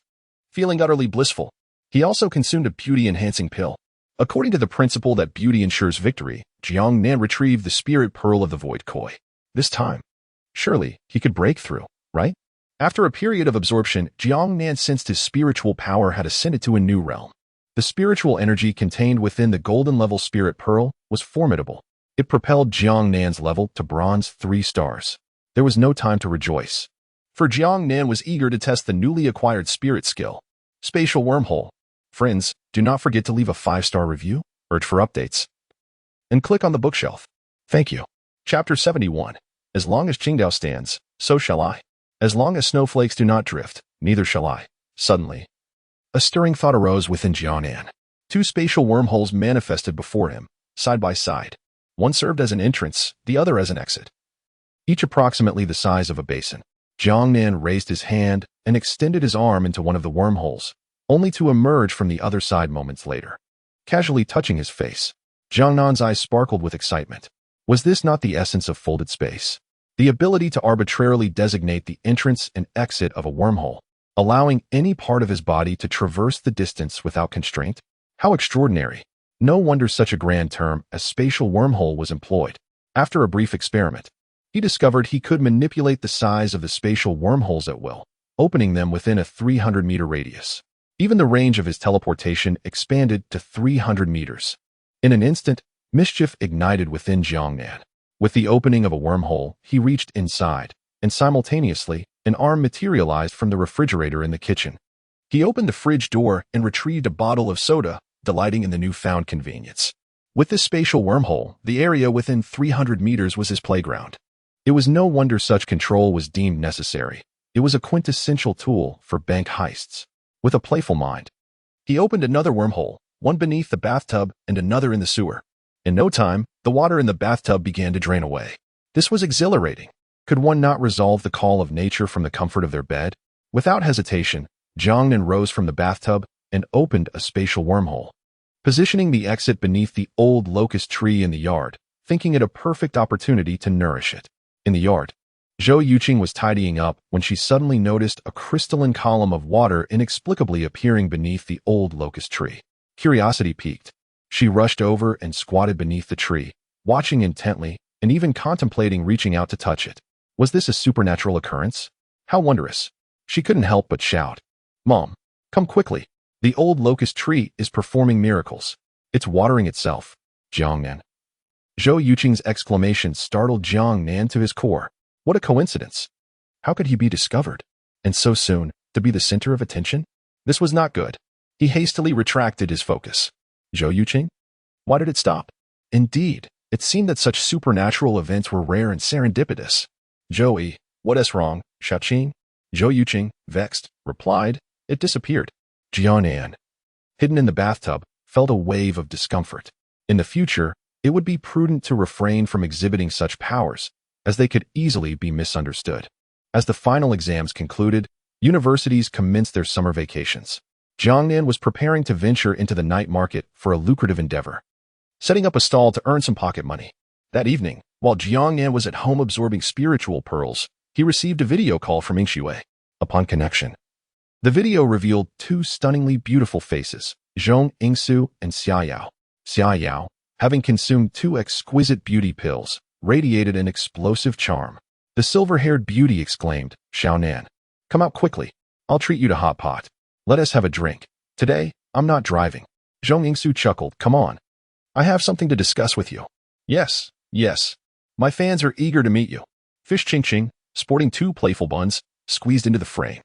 Jiang Nan raised an eyebrow. "A drink?" Xia Yao grinned mischievously. "You think I won't let you drink today? Good luck finding your way home." Jiang Nan, brimming with excitement, responded, "Where are you?" "I'm on my way." Zhong Yingsu added, "Be sure to invite Wu Liang and Tang Xinya." The more, the merrier. Sure thing. With Wu Liang and Tang Qinya in tow, the trio set off for the hot pot restaurant, where Zhong Yingsu had already reserved a private room. As they stepped inside, not only Wu Liang was taken aback, even Tang Qinya was momentarily speechless. How could anyone be so breathtakingly beautiful? It was enough to take one's breath away. Xia You's wild charm struck straight to Tang Qianya's heart. Oh my, I think I've fallen in love. Xia Yao, observing their reactions, nodded in satisfaction and then turned to Jiang Nan. Hey, why aren't you praising me? Am I not stunning? Jiang Nan retorted with a smirk. Because I know the true nature of the vicious dog you are? Xia Yao bared her teeth, as if she wished to throttle Jiang Nan. Zhong Yingsu laughed and called out, You too. Why can't you stop bickering the moment you meet? Come, little Tang Tang, sit here with me. This is little Fish, our classmate. Fish Qingqing shyly smiled. Hello, everyone. She waved at the phone beside her. Look, you all wanted to see the god of Nan, and here he is. The live stream's comments exploded in excitement. Wow, the god of Nan is still so handsome. Sailor Moon, I finally see you again. Sorry, my heart has long since moved on from the god of Nan. Let me drink him under the table. Jiang Nan was taken aback. This girl really was something. Live streaming even while dining. Last time, she was live streaming while trapped in a mall. Zhong Yingsu chuckled. Don't let little Fish's dazed demeanor fool you. She is quite a well-known streamer on Penguin, having signed a contract worth 10 million. Jiang Nan's expression turned serious. Sister Little Fish, are you lacking in accessories? Fish Qingqing's face flushed, unsure of how to respond. Xia Yao rolled her eyes and then grinned. Don't tease her. Today, I must take you down. Wu Liang confidently pounded his chest. Today, you must get the god of Nan drunk. Tang Qinya shyly added, I'll join too. Zhong Yingsu remarked. I'll also have a few drinks with you, but I can't handle much. Jiang Nan, observing the scene, thought, wait a minute. This isn't right. They're all here for me today, aren't they? The situation is dire. He slammed the table and declared, let us battle. With an imposing aura, Xia Yao curiously asked, how much can you drink? I'll test the waters. Jiang Nan, shrinking his head, timidly raised a finger. Xia Yao laughed until tears streamed down her cheeks. Just one bottle.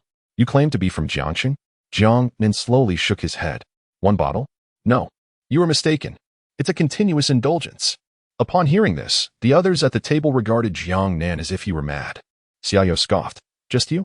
Pfft. Zhong Yingxu stifled a laugh, while Wu Liang chimed in. Nan go. Those who boast like that eat instant noodles without seasoning. Jiang Nan rolled his eyes. You don't believe me, do you? I boldly declare, as long as Qingdao stands, I shall not fall. As long as the snowflakes do not drift, I shall not waver. I demand nothing but to be knocked down. The live stream of Yu Qingqing erupted, and the vast audience was incensed. Damn. Our Jiaqing wine god refuses to back down. The video is set. All I seek is a duel. Nan god, you haven't even drunk yet, and you're already in this state? Are you the one who is floating, or am I unable to wield my knife? This farce has been taken too far. Today, I wish to see how much you can handle. With these words, he garnered a significant amount of ire. Jiang Nan found himself increasingly fond of Yu Qingqing. What a good person. Xia Yu remarked, I shall quietly observe your display. All I ask is for a 5-star review, for updates, and for my bookshelf. A humble author, online begging. Writing is no easy task. I toil until 2 in the morning every day. I plead for your kindness. It's the weekend today. Friends, let us charge forth. Chapter 72. Who dares to insult my brother? Cases of beer were being brought in one after another. Jiang Nan picked up a bottle and flashed a devilish smile. You don't believe it, do you? Today, I shall show you. Xia Yao quickly raised a napkin to shield herself, her face contorted in distaste. Hey, we haven't even touched the dishes yet. What do you mean by showing us? If you keep going, how will we eat? Wu Liang interjected, Brother Nan. Perhaps we should reconsider. Otherwise, I'll have to change my clothes later. Jiang Nan shot him a glare. What? You think I can tolerate this? If it exceeds 3 seconds, I'll call you Dad. With that, he tilted his head back and chugged from the bottle, emptying its contents in mere seconds, leaving only a frothy residue. Xia Yao and Zhong Yingxu were left in a state of shock. Tang Qinya covered her mouth, eyes wide with astonishment. Wu Liang was momentarily dazed. How could someone with Jiang Nan's physique drink so much? Only Yu Shaoqing clapped excitedly, her live stream chat exploding with comments. This is unbelievable. He shattered my record. An invincible little whirlpool. That devilish smile?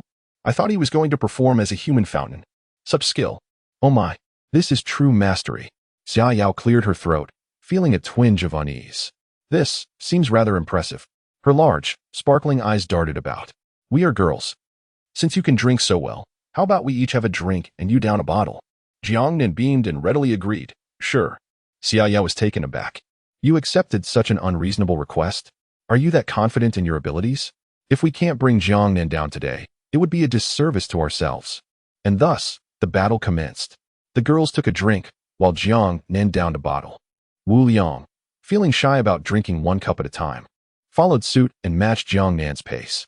With determination in his eyes, he persevered. An hour later, Jiangnan remained unfazed, still enjoying the hot pot, while Tang Qinya had already slumped over the table, drifting into slumber.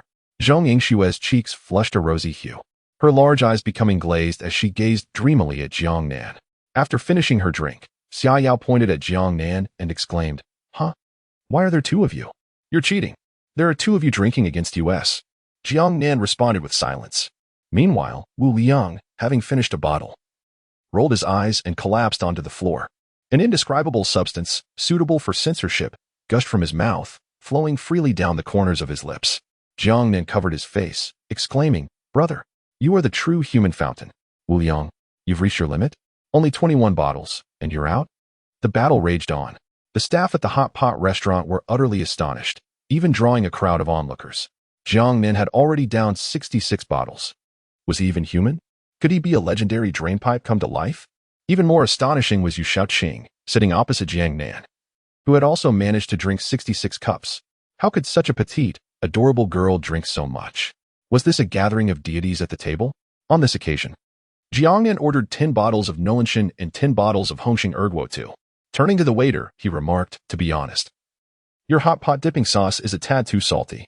With that, he twisted the cap off a bottle of Erguo, grabbed a nearby straw, and inserted it into the bottle, as if he were drinking milk tea. A bite of fatty beef, a sip of Erguo. The waiter was left in shock, exclaiming, What on earth? This is liquor. Are you treating it like plain water? While others drink white liquor with grimaces, hissing from the spice. You're sipping it through a straw? Xiaoyao looked utterly astonished, as if she had seen a ghost. Hey, this is beyond human boundaries, isn't it? If this continues, I will surely be defeated. I can't help but lament. I admire you more than the walls that support me. But we still have little fish. The task of taking down Xiaonan is entrusted to you. Yu Qingqing wore a serious expression. I will do my best.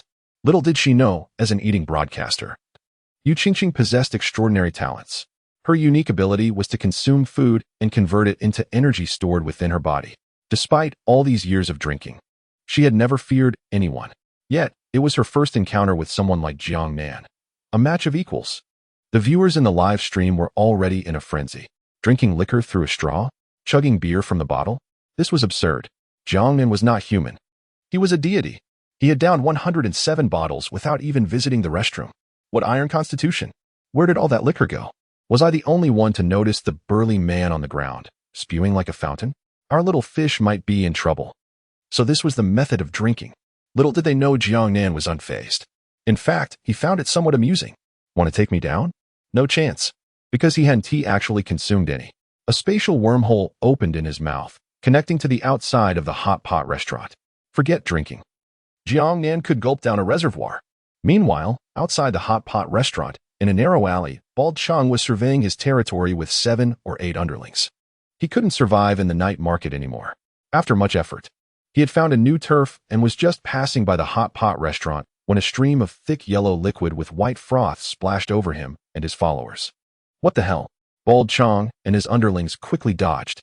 Looking up, they saw a yellow water column gushing down from the second-floor private room of the hot pot restaurant, soaking the ground with froth. All were left in sheer terror. Who the hell was so drunk that they couldn't even make it to the restroom and decided to let it flow out the window? Dare to splash my brother. I'll break their neck. What kind of dishes had they consumed to cause such a mess? So yellow? They were really on fire. The underlings were filled with righteous indignation, boiling with rage. Just then, they witnessed the yellow liquid suddenly turn white, then revert back to yellow. What was this sorcery? It could even automatically adjust its color? A young subordinate licked his lips, perplexed, and inquired, Brother, doesn't this taste seem off? Upon hearing this, the others gazed at him in astonishment. Did you actually lick it? What on earth were you tasting? Is it not right? What should it normally taste like? Have you ever drunk it before? The young man appeared bewildered, as it resembled the flavor of beer. Meanwhile, Bald Chong was infuriated. Walking down the street, he had been spat upon. Not only was he drenched, but the substance was also so yellow. Anger surged within him. Damn it, let us get them, he declared, charging into the hot pot restaurant with his gang, fiercely making their way to the private room on the second floor. Bang! A yellow-haired subordinate kicked the door to the room open and shouted, "Speak! Which bastard dared to spit on my brother?" The entire room fell silent. Jiang then turned around, slightly frowning, with a straw of Erguo 2 in hand. The young subordinate beamed with satisfaction. Yes, the silence was exactly the effect he sought. He couldn't help but glance back at Bald Chong, as if to say, "Look, brother, am I loyal enough?" Suddenly, the yellow-haired one paused. He looked down to find Bald Chong on his knees, drenched in sweat, nearly on the verge of tears. All the brothers who had accompanied Bald Chong were also kneeling in unison. The yellow-haired one was left utterly perplexed. Remarkable indeed. A 5-star review, urging for updates. A stroll through the bookshelf. Follow the Southern God, and dream shall encompass all. Chapter 73. Home, what on earth is happening? The yellow-haired man was completely bewildered. How could it be that just after making a bold statement, he was on his knees, and everyone else was kneeling too? The newcomer, unfamiliar with Jiang Nan, was utterly stunned. Is this how conflicts are resolved nowadays? Who can kneel more fervently? Meanwhile, the bald man was frantically signaling to the yellow-haired man. Seeing him frozen in place, he swiftly pulled him down to the ground. Inside the private room, Xia Yao and Zhong Yingxue were momentarily taken aback. What is going on? They were in the midst of dining when a group of burly men stormed in. In an instant, they dropped to their knees. The decisiveness was astonishing. The bald man stammered, "In Nan. Brother, Happy New Year." Jiang Nan's expression darkened. "It's only July. Does your family celebrate the New Year early?" The bald man's face flushed crimson, genuinely at a loss for words. In an instant, all eyes in the room were focused on Jiang Nan. This hulking figure, with his broad frame and bald head, was clearly not someone to be trifled with. Yet, he referred to Jiang Nan as Brother Nan, and he appeared so fearful. A glint of intrigue flickered in the gazes directed at Jiang Nan. At this moment, Jiang Nan felt a twinge of anxiety. Damn it, did he just inadvertently spill liquor on the bald man and his crew through a spatial wormhole? Is his luck really that poor? His home had already been exposed to Zhou Yuqing, almost leading to a mother-daughter spectacle. And now this? This was something he absolutely could not let Xia Yao discover. Otherwise, his image of wisdom and valor would be utterly shattered. Wouldn't he be suffocated by her? It must be said he felt a bit flustered. Yet, he maintained a calm facade and inquired, "What do you want from me?" The bald man's head felt ready to explode. Finally, he managed to concoct a reason and quickly forced a smile. "I heard Brother Nan was here for a meal. How could I allow you to pay in my territory? I specifically came to settle the bill for you." Jiang Nan's eyes lit up. Well, the bald man has become clever. Progress indeed. Xia Yao was bewildered. They charged in with such aggression, only to kneel down to settle the bill? This gesture was rather commendable. So, the usual arrangement? The bald man felt as if he had been granted a reprieve. Understood. We all understand. With that, he hurriedly stood up, and the group of burly men moved in unison. Standing on one leg, hands grasping their earlobes, they forced out an awkward smile. They hopped down the stairs to settle the bill. Xia Yao? Zhong Yingxue? Yu Qingqing? Jiang Nan let out a long sigh of relief. It was fortunate that nothing was exposed. Now, let us continue drinking. Downstairs. The bald man and his crew approached to settle the bill. "Hello, sir. The total for box 02 is 3,888 yuan. The bald man exclaimed. "What? 6 people consumed 3,800? Is this a black shop?" The waiter replied with a wry smile. "Sir, please take a look at the bill." The bald man glanced at it. "My goodness. 374 bottles of beer, 20 bottles of liquor, and all of this for just one person? Surely, you must have bathed in beer. Is it possible to extend credit?" The waiter looked at him with disdain. "What do you say?" Finally, Yu Qingqing also succumbed. She reached her limit. Her charming face flushed. She murmured that she could drink no more. The expression she wore while gazing sideways at Jiang Nan was utterly adorable. Jiang Nan burst into laughter. "Ha! Who else is there?" The barrage of comments in the live stream flooded the screen. Remember, when going out to drink, never be the last one to fall. "Oh, Jiang Nan, you are still too naive. You shan't expect to sleep tonight. You'll have to carry each one of them." At that moment, Jiang Nan gazed at the table full of incapacitated individuals, lost in silence. "Indeed, I am still too young. First, I sent Wu Liang and Tang Qinya home. Then I had to deal with Yu Qingqing. In the end, we took selfies all the way in the back seat of the taxi. Afterwards, I began to drop off Zhong Yingxue and Xia Yao. Zhong Yingxue was merely a bit dazed and manageable. However, Xia Yao completely succumbed to the wind. She collapsed right into Jiang Nan's arms. In the taxi, Zhong Yingxue quietly leaned against Jiang Nan's shoulder. The scent of shampoo constantly filled Jiang Nan's nostrils. Meanwhile, Xia Yao was in a semi-corpse state, her hair all disheveled. Xiao Nan, quickly open your mouth. I feel like I'm going to vomit. Jiang Nan? No way. This is it. Has her true nature been revealed? You big glutton. Hold it in. Xia Yao suddenly straightened her expression and asked the driver, Master, do you believe in love? The driver replied, Throw up in my car, it's 200. No negotiation. Xia Yao? Jiang Nan was laughing uncontrollably. The driver was quite experienced. Heartless. Zhong Yingxue covered her mouth and chuckled, gazing at Jiang Nan's profile, softly saying, Xiao Nan, come move in with me and Xiao Yao. We both agreed. I intended to tell you during dinner. Jiang Nan's eyes widened, his body stiffened. What? What is this? Moving in together? Happiness arrives too swiftly, like a whirlwind? This doesn't seem appropriate. Zhong Yingshue's face turned even redder. No. It's not what you think. We have plenty of rooms at home. You can stay downstairs. We will be upstairs. Besides, you will be coming to Songjiang Lingwu next semester. And the rental is too far from school, making commuting inconvenient. Moreover, we will be forming a team again, so it's better if you come over. Jiang Nan fell into contemplation. She explained extensively. She genuinely wanted him to move in. Zhong Yingxue gently squeezed Jiang Nan's hand. After all these years, you deserve to have a home. Upon hearing this, Jiang Nan felt a sudden pang in his heart. A home? For someone who grew up in an orphanage, the concept of home felt exceedingly distant. Even after leaving the orphanage, he had only rented a place for himself. Now, was he to finally have a home? He then smiled and said, All right, I'll move in. But I don't have money for rent. Zhong Yingxue shot him a playful look. You are such a rascal.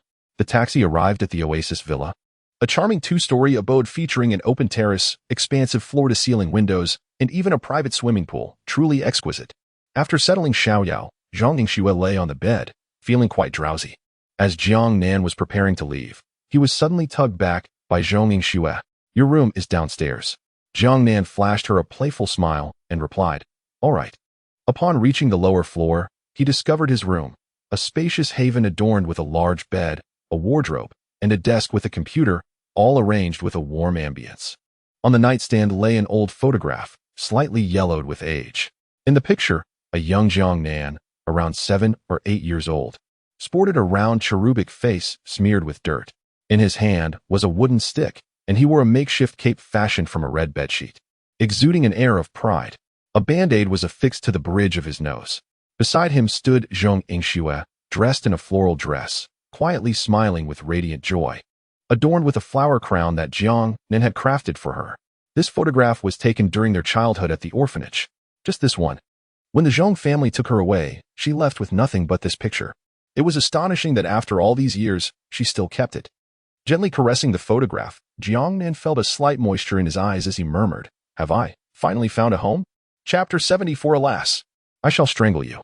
Jiang Nan was lost in thought when suddenly, a loud crash echoed from above, prompting him to roll his eyes.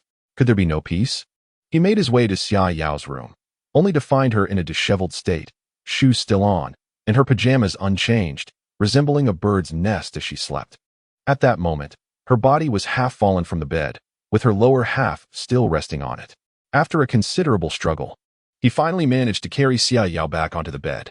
Exiting her room, he proceeded to the bathroom, where he beheld the grand, luxurious bathtub, nodding in satisfaction. Without hesitation, he filled it with the potent elixir and immersed himself in a delightful soak, reveling in the exhilaration brought about by his enhanced physical prowess. The effects of the elixir alone had fortified his physique to rival that of a beastly spirit warrior of the same rank, if not surpassing it significantly, as evidenced by the battles within the heavenly pool. If only the elixir did not cause hair loss, he would indulge daily.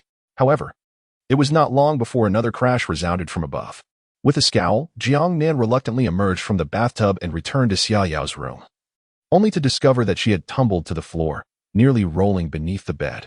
10 minutes later, he emerged from her room, his hair a tousled mess, and swore to the heavens, If you drink again, I shall not be human. After a night of such chaos, he had lost all desire to bathe and, exhausted, fell asleep upon returning to his room. The following morning, Zhong Yingxue awoke from her slumber, rubbing her aching head. The villa was eerily silent, with everyone still asleep. She decided to take a bath to start her day on a delightful note. Upon entering the bathroom, she discovered a tub filled with warm water, shimmering in the morning light. Frowning slightly, she thought, did Xiaonan prepare this for me? How thoughtful. She shed her outer garments and slipped into the soothing water.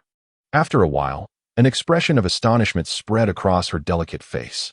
She could feel a surge of energy within the water, continuously enhancing her physical condition.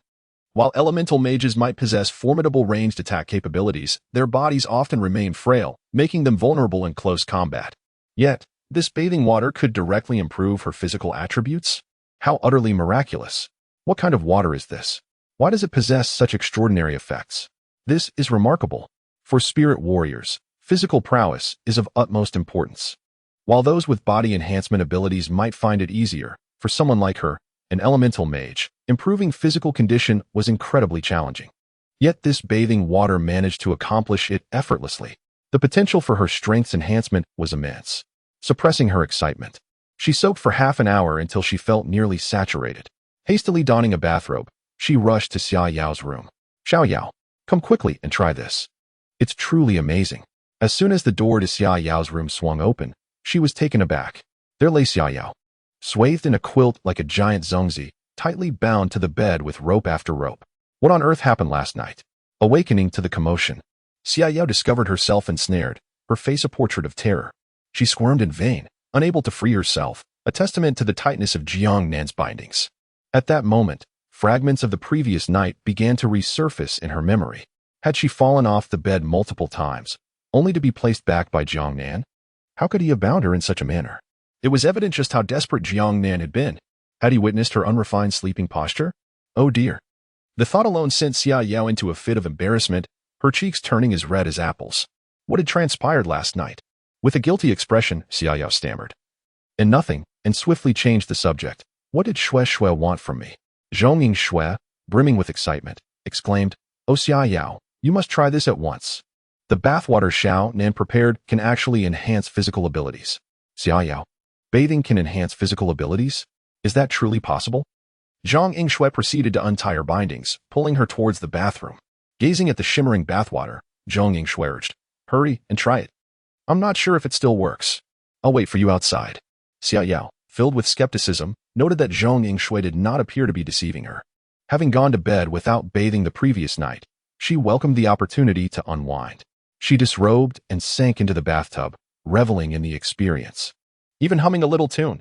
Soon, she felt a gradual enhancement in her physical capabilities. Astonished, she realized that as a bronze 7-star with beastly transformation powers, her physical prowess was already formidable. What initially was a mere experiment had indeed resulted in improvement. How marvelous. Xia Yao's spirits lifted. She splashed the water, caressing her skin, feeling absolutely splendid. She even placed a few little yellow ducks on the water's surface to play with. However, when her gaze drifted downward, her movements abruptly froze. Thinking she might have imagined it, she rubbed her eyes. To her disbelief, she had not been mistaken. Xia Yao. With a piercing scream, she leaped from the bathtub, terror and fury evident in her eyes. Wrapping herself in a bathrobe, she dashed out of the bathroom like the wind, heading straight for Jiang Nan's room.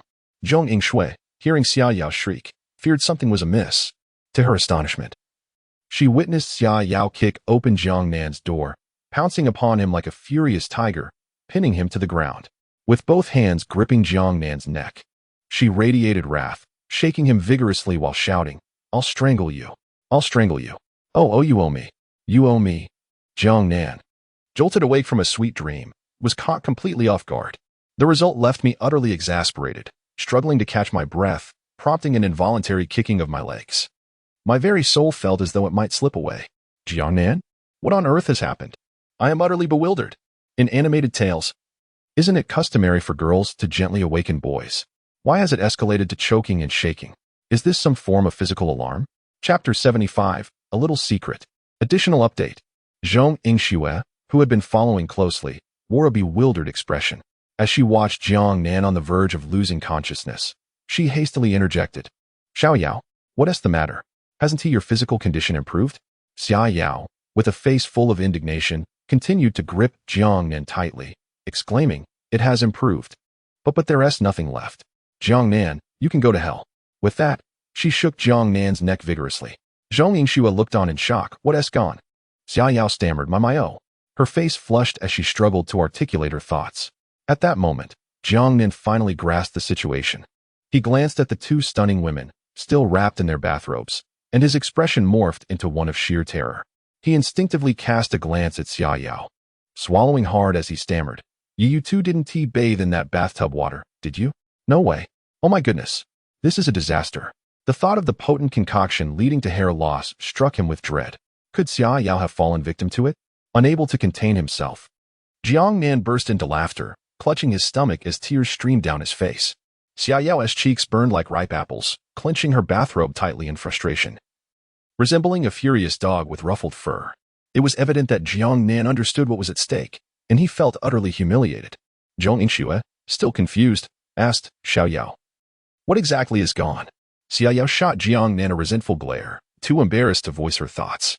She leaned closer to Zhong Yingxue, whispering, Gulu, it's all gone.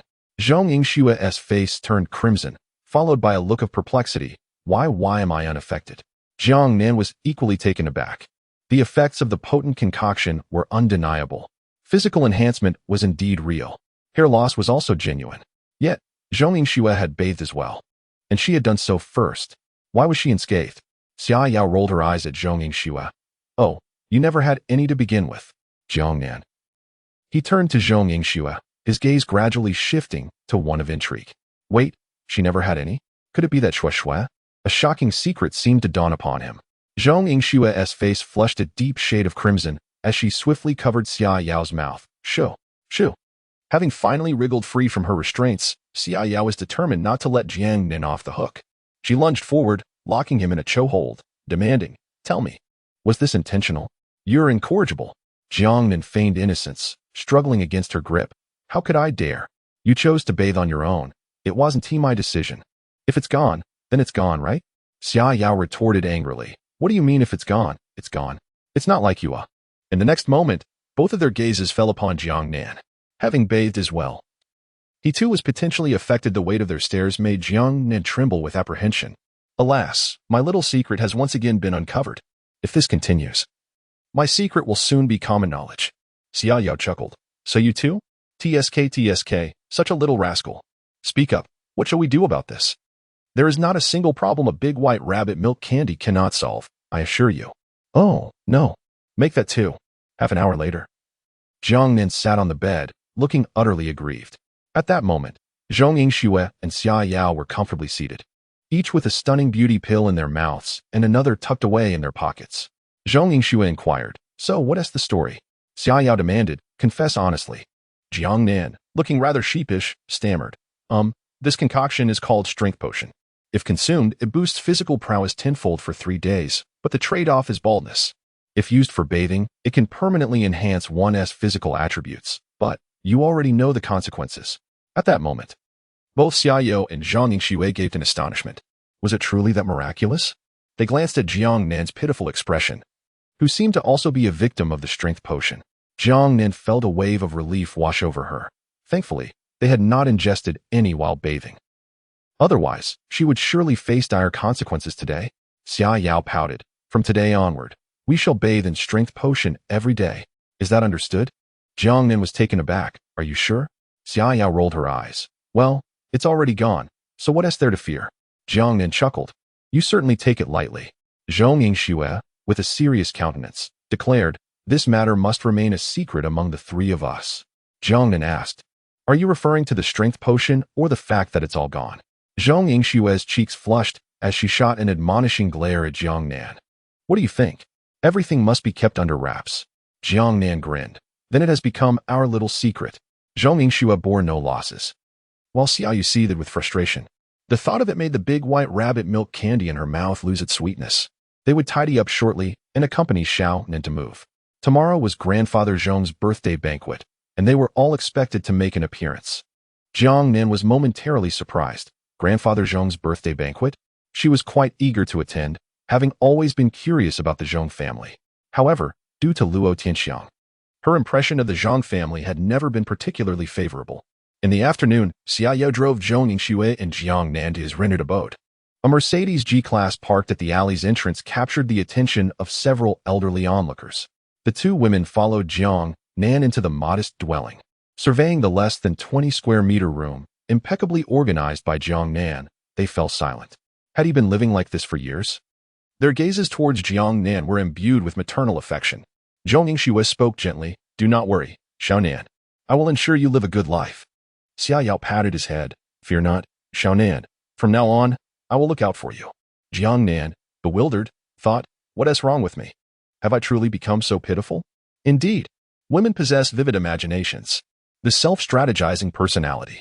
For Jiang Nan, who dwells in a realm of alternate dimensions, relocating was quite effortless. And there was little to tidy up. After bidding farewell to Aunt Zhou, Jiang Nan departed. Zhou Yuqing felt a pang of sorrow for quite some time, urging Jiang Nan to visit frequently for meals. Standing at the entrance of the modest abode he had inhabited for 3 years, Jiang Nan gazed for an extended period. Then, with a radiant smile, he declared, "Let us be on our way." Chapter 76. The joys of the affluent are beyond our comprehension. The following day, Zhong Yingxue busied herself throughout the day, meticulously preparing for the grand birthday banquet of the venerable Mr. Zhong. Meanwhile, Xia Yao, hailing from a formidable family with intricate ties to the Zhong clan, was also required to attend. Jiang Nan, on the other hand, spent the day arranging his room, transforming it into a space that resonated with his personal tastes. Finally, in the afternoon, he found a moment of respite and intended to absorb a wave of spiritual pearls to elevate his level. However, his plans were abruptly interrupted when the door swung open. There stood Zhong Yingxue, adorned in an elegant white evening gown, her raven locks elegantly swept up, resembling a majestic white swan. She was breathtakingly beautiful, leaving Jiang Nan momentarily speechless. With a broad grin, he exclaimed, "Shue Shue, you look absolutely stunning." Zhong Yingxue chuckled lightly. "You're quite the charmer. Hurry up and prepare. The banquet is about to commence." Just then, Xia Yao emerged from the side, dressed in a daring black gown that revealed her flawless back. Complemented by her striking silver short hair, she was a sight to behold. "Make sure to drive later. I'm not dressed for it," Xia Yao instructed. "All right, let us go," Jiang Nan replied as he slipped on his slippers and headed toward the door. Both Zhong Yingxue and Xia Yao were taken aback. "Wait, are you going out dressed like that?"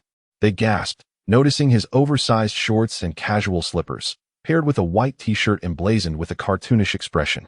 "What's wrong? Is there an issue?" Jiang Nan asked, perplexed. Zhong Yingxue sighed. "There's a significant problem. In this attire, you might not even be allowed past the hotel entrance." Xia Yao interjected, "I believe I have a spare formal suit from a promotion. Let me fetch it for you to try on." 10 minutes later, Jiang Nan stood before them in a sleek black tuxedo. His nonchalant demeanor, combined with his impressive height and striking looks, made him appear utterly dashing. He sported a flamboyant bow tie and a handkerchief tucked into his breast pocket. Both Zhong Yingxue and Xia Yao nodded in approval. "Looking sharp, young man. Let us go." Yet, Jiang Nan felt decidedly uncomfortable. He longed for the ease of his oversized shorts and casual tee. This time, Xia Yao did not choose the Mercedes G-Class, but instead tossed him the keys to a Rolls-Royce Phantom. As he settled into the driver's seat and touched the steering wheel, a notification chimed. Skill activated. Driving beginner LV0. Skill points added 100. Skill upgrade. Driving expert LV0. With the roar of the engine, the luxurious vehicle glided through the bustling streets. Xia Yao looked astonished. "Xiao Nan, you can really drive? But don't you lack a license?" Initially, she had intended to tease him about his earlier predicament, but she was taken aback by his driving proficiency. Zhong Yingxue, equally intrigued, inquired, "When did you learn?" Jiang Nan replied proudly, "There's nothing I can't do. I just picked it up." Xia Yao scoffed him. "You're just bragging." Zhong Yingxue stifled a giggle. Upon closer inspection, he truly resembles a driver. With a chauffeur as handsome as I am, one can't help but revel in the moment. They arrived at the Jianqing Century Hotel, where Zhong Yingxue and Xia Yao stepped out of the car, instantly capturing the attention of all onlookers. Look. These two are simply stunning." My gaze lingered, unwilling to stray. The young lady of the Zhong family and the heiress of the Xia family. My goodness. They are breathtaking beyond compare. "Wait, The driver is also quite dashing. Xia Yao and Zhong Yingxue, eager to evade the throngs of admirers, made their way forward.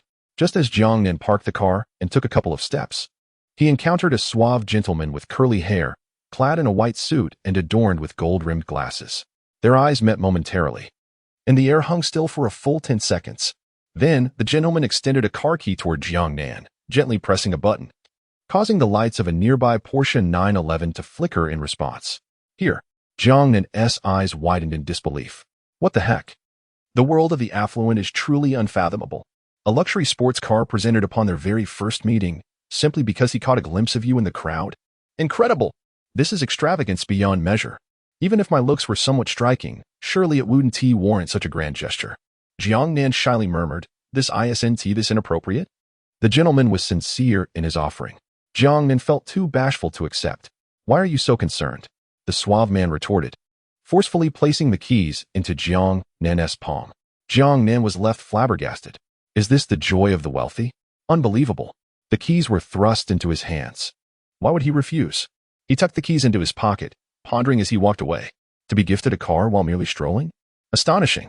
Before long, a woman resembling a wealthy matron spotted Jiang Nan and, without uttering a word, tossed him a set of car keys.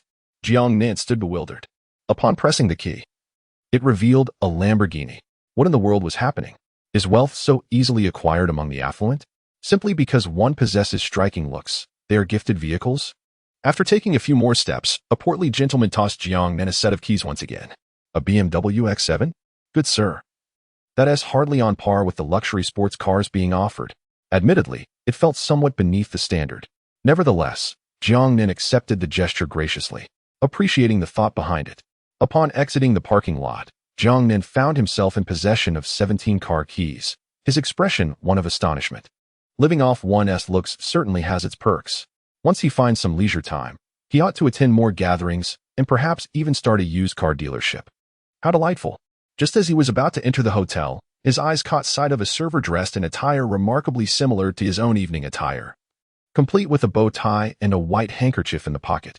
The server was smiling as he greeted guests, taking their car keys before heading off to the parking lot. Moments later, that same server returned, looking utterly perplexed, and exclaimed, "What is going on? The parking lot is completely blocked. Dozens of vehicles were congested at the entrance, and who bears the responsibility for this chaos?" Jiang Nan glanced at the 17 car keys in his possession, his expression darkening with frustration. Have they truly mistaken me for a mere valet? How blind can they be? Have they ever encountered such a dashing attendant? Their eyes, like two large orbs, seemed to be gasping for air. Jiang Nan initially thought these individuals harbored some peculiar inclinations, as they immediately handed over their cars upon arrival. Xia Yao, you are truly a nuisance. What kind of tattered attire are you wearing? It is utterly identical. Jiang Nan yanked off the bow tie and the white handkerchief from his pocket, discarding them into the trash. He then made his way to the security office as lost and found, unceremoniously placing all 17 keys on the desk. The elderly security guard was left bewildered. What on earth is happening? Jiang Nan, filled with resentment, retorted, I picked these up after others misplaced them. The guard, astonished, inquired, 17 keys lost at once? Are you not the one who duplicates keys at a roadside stall? Jiang Nan shot him an incredulous glare. Am I a valet or a keymaker? Is this never ending? What a group of careless individuals. The security guard's annoyance level has increased by 666. Chapter 77. Waiter. Refill, please. Jiang Nan was unconcerned and strode directly into the hotel. As more guests arrived, the parking lot became a chaotic mess, congested beyond belief. The hotel manager was in a frenzy, searching for staff and inquiring about the whereabouts of the car keys. With no alternative, they were forced to contact the vehicle owners. The owners, equally bewildered, recalled handing their keys to the parking attendant just moments ago. Was it possible they had encountered a car thief? They rushed outside, only to be confronted by the parking lot, a veritable sea of immobility. 17 vehicle owners were left in utter disarray. After much commotion, they ultimately discovered that their car keys had been mistakenly sent to the lost and found. The hotel manager's face darkened with ire. They cursed, who in the world is so irresponsible? Took the keys without parking? Sent them to lost and found? What kind of nonsense is this? Is this person even human? Absolutely disgraceful. I hope I don't cross paths with that scoundrel. I remember he was a charming young man with a dazzling smile. Suddenly, realization struck. Damn it. It must be him. The owners could hardly fathom they would encounter such a ludicrous situation. At that moment, Jiang Nan was in the banquet hall, indulging in pastries. From Gao Jin, 1,000 resentment points. From Gu Beihai, 1,000 resentment points. From the resentment list refreshed wildly, bringing a smile to Jiang Nan's face. Ah, how delightful. At least it was not entirely fruitless. The banquet hall was expansive and opulent, filled with elegantly dressed men and women, exuding an air of affluence. Yet, he did not spot Zhong Yingxue, presumably engaged in welcoming guests. Jiang Nan, however, had little concern for such matters. He was merely there to enjoy the food. As long as there was something to eat, he was content. He was relishing a cup of strawberry mousse sundae when a young lady in a splendid evening gown approached. Her hair was elegantly styled, her makeup exquisite, and she appeared to be in her 20s, her gaze flitting over the various sundaes. Eventually, she fixed her sights on one particular treat and licked her lips. "Hello, could you please pass me that mango sundae?" "Thank you." Jiang Nan glanced at her, retrieved the mango sundae, and handed it to her. She lowered her head, savoring it in small bites, occasionally glancing at Jiang Nan with an expression of hesitation. Finally, summoning her courage, she asked, "Can you also eat this?" Jiang Nan was taken aback. "Why wouldn't I be able to eat it?" The young lady whispered. "Aren't you afraid of being discovered?" Jiang Nan's eyes widened in disbelief. "What's wrong with me enjoying a sundae? Is it illegal? And why are you whispering? Have you misunderstood something?" Fuming, Jiang Nan seized the last mango sundae from the table. "Not only will I eat it, but I shall have two." The young lady, aghast, watched as Jiang Nan took her beloved mango sundae, pouting in discontent. Are the servers nowadays so brazen? From Gong Xiaoyu, 333 resentment points. After much effort, Jiang Nan finally found a quiet spot and was happily enjoying his mango sundae. One must admit that Gong Xiaoyu has a remarkable taste. Mangoes are indeed far superior to strawberries. Just then, a waiter approached, balancing a tray, and fixed his gaze upon Jiang Nan. "Goodness, brother, you ought to take it easy. If you're going to indulge, at least do it discreetly," Jiang Nan replied. "Am I stealing from your great-uncle's stash?" Just as he was about to retort, the waiter handed the tray to Jiang Nan. "Stop eating. We're short-staffed. Hurry and serve the drinks." Jiang Nan looked down at the tray, bewildered to find 4 glasses of wine and a bottle of champagne. "So, I'm a server today, am I? This isn't how it's supposed to work. Even if you're paying me, it's still ridiculous." As Jiang Nan was about to set the tray down, a young couple, arm in arm, approached him. It was that effeminate man. "Waiter, refill." The effeminate man paused. Recognizing Jiang Nan as the very same scoundrel who had just turned in all the car keys to Lost and Found, Jiang Nan glared, a surge of anger rising within him. He noticed that the effeminate man still had half a glass of champagne left. Still so much? Refill? Not happening. He snatched the glass and tilted his head back to drink. In the astonished gaze of the effeminate man and the lady, he downed all 4 glasses of wine and the entire bottle of champagne. "I'll refill your glass?" Burp, is this never ending? Attending a banquet shouldn't be this taxing. Do I have to moonlight as a server as well? Xiaoyao, come here. I promise I won't kill you. The effeminate man adjusted his gold-rimmed glasses, fuming. Are you seeking death? Do you believe I can make you disappear from Jiacheng tonight? Jiang Nan scoffed. Have you been playing too many games? Always with the disappearing acts? You. The effeminate man was about to retort when the girl beside him pulled him back. This is a Zhong family banquet. Don't cause a scene. She then turned her gaze to Jiang Nan. Don't stoop to his level. It's beneath you. We'll deal with him later. The effeminate man narrowed his eyes. I'll let you off this time. Just wait. From Gao Jin, 1,000 resentment points. Jiang Nan lifted the champagne bottle, beaming. Don't leave. Were you not asking for a refill? Allow me to serve you. But the effeminate man was pulled away by the girl, leaving Jiang Nan feeling disheartened.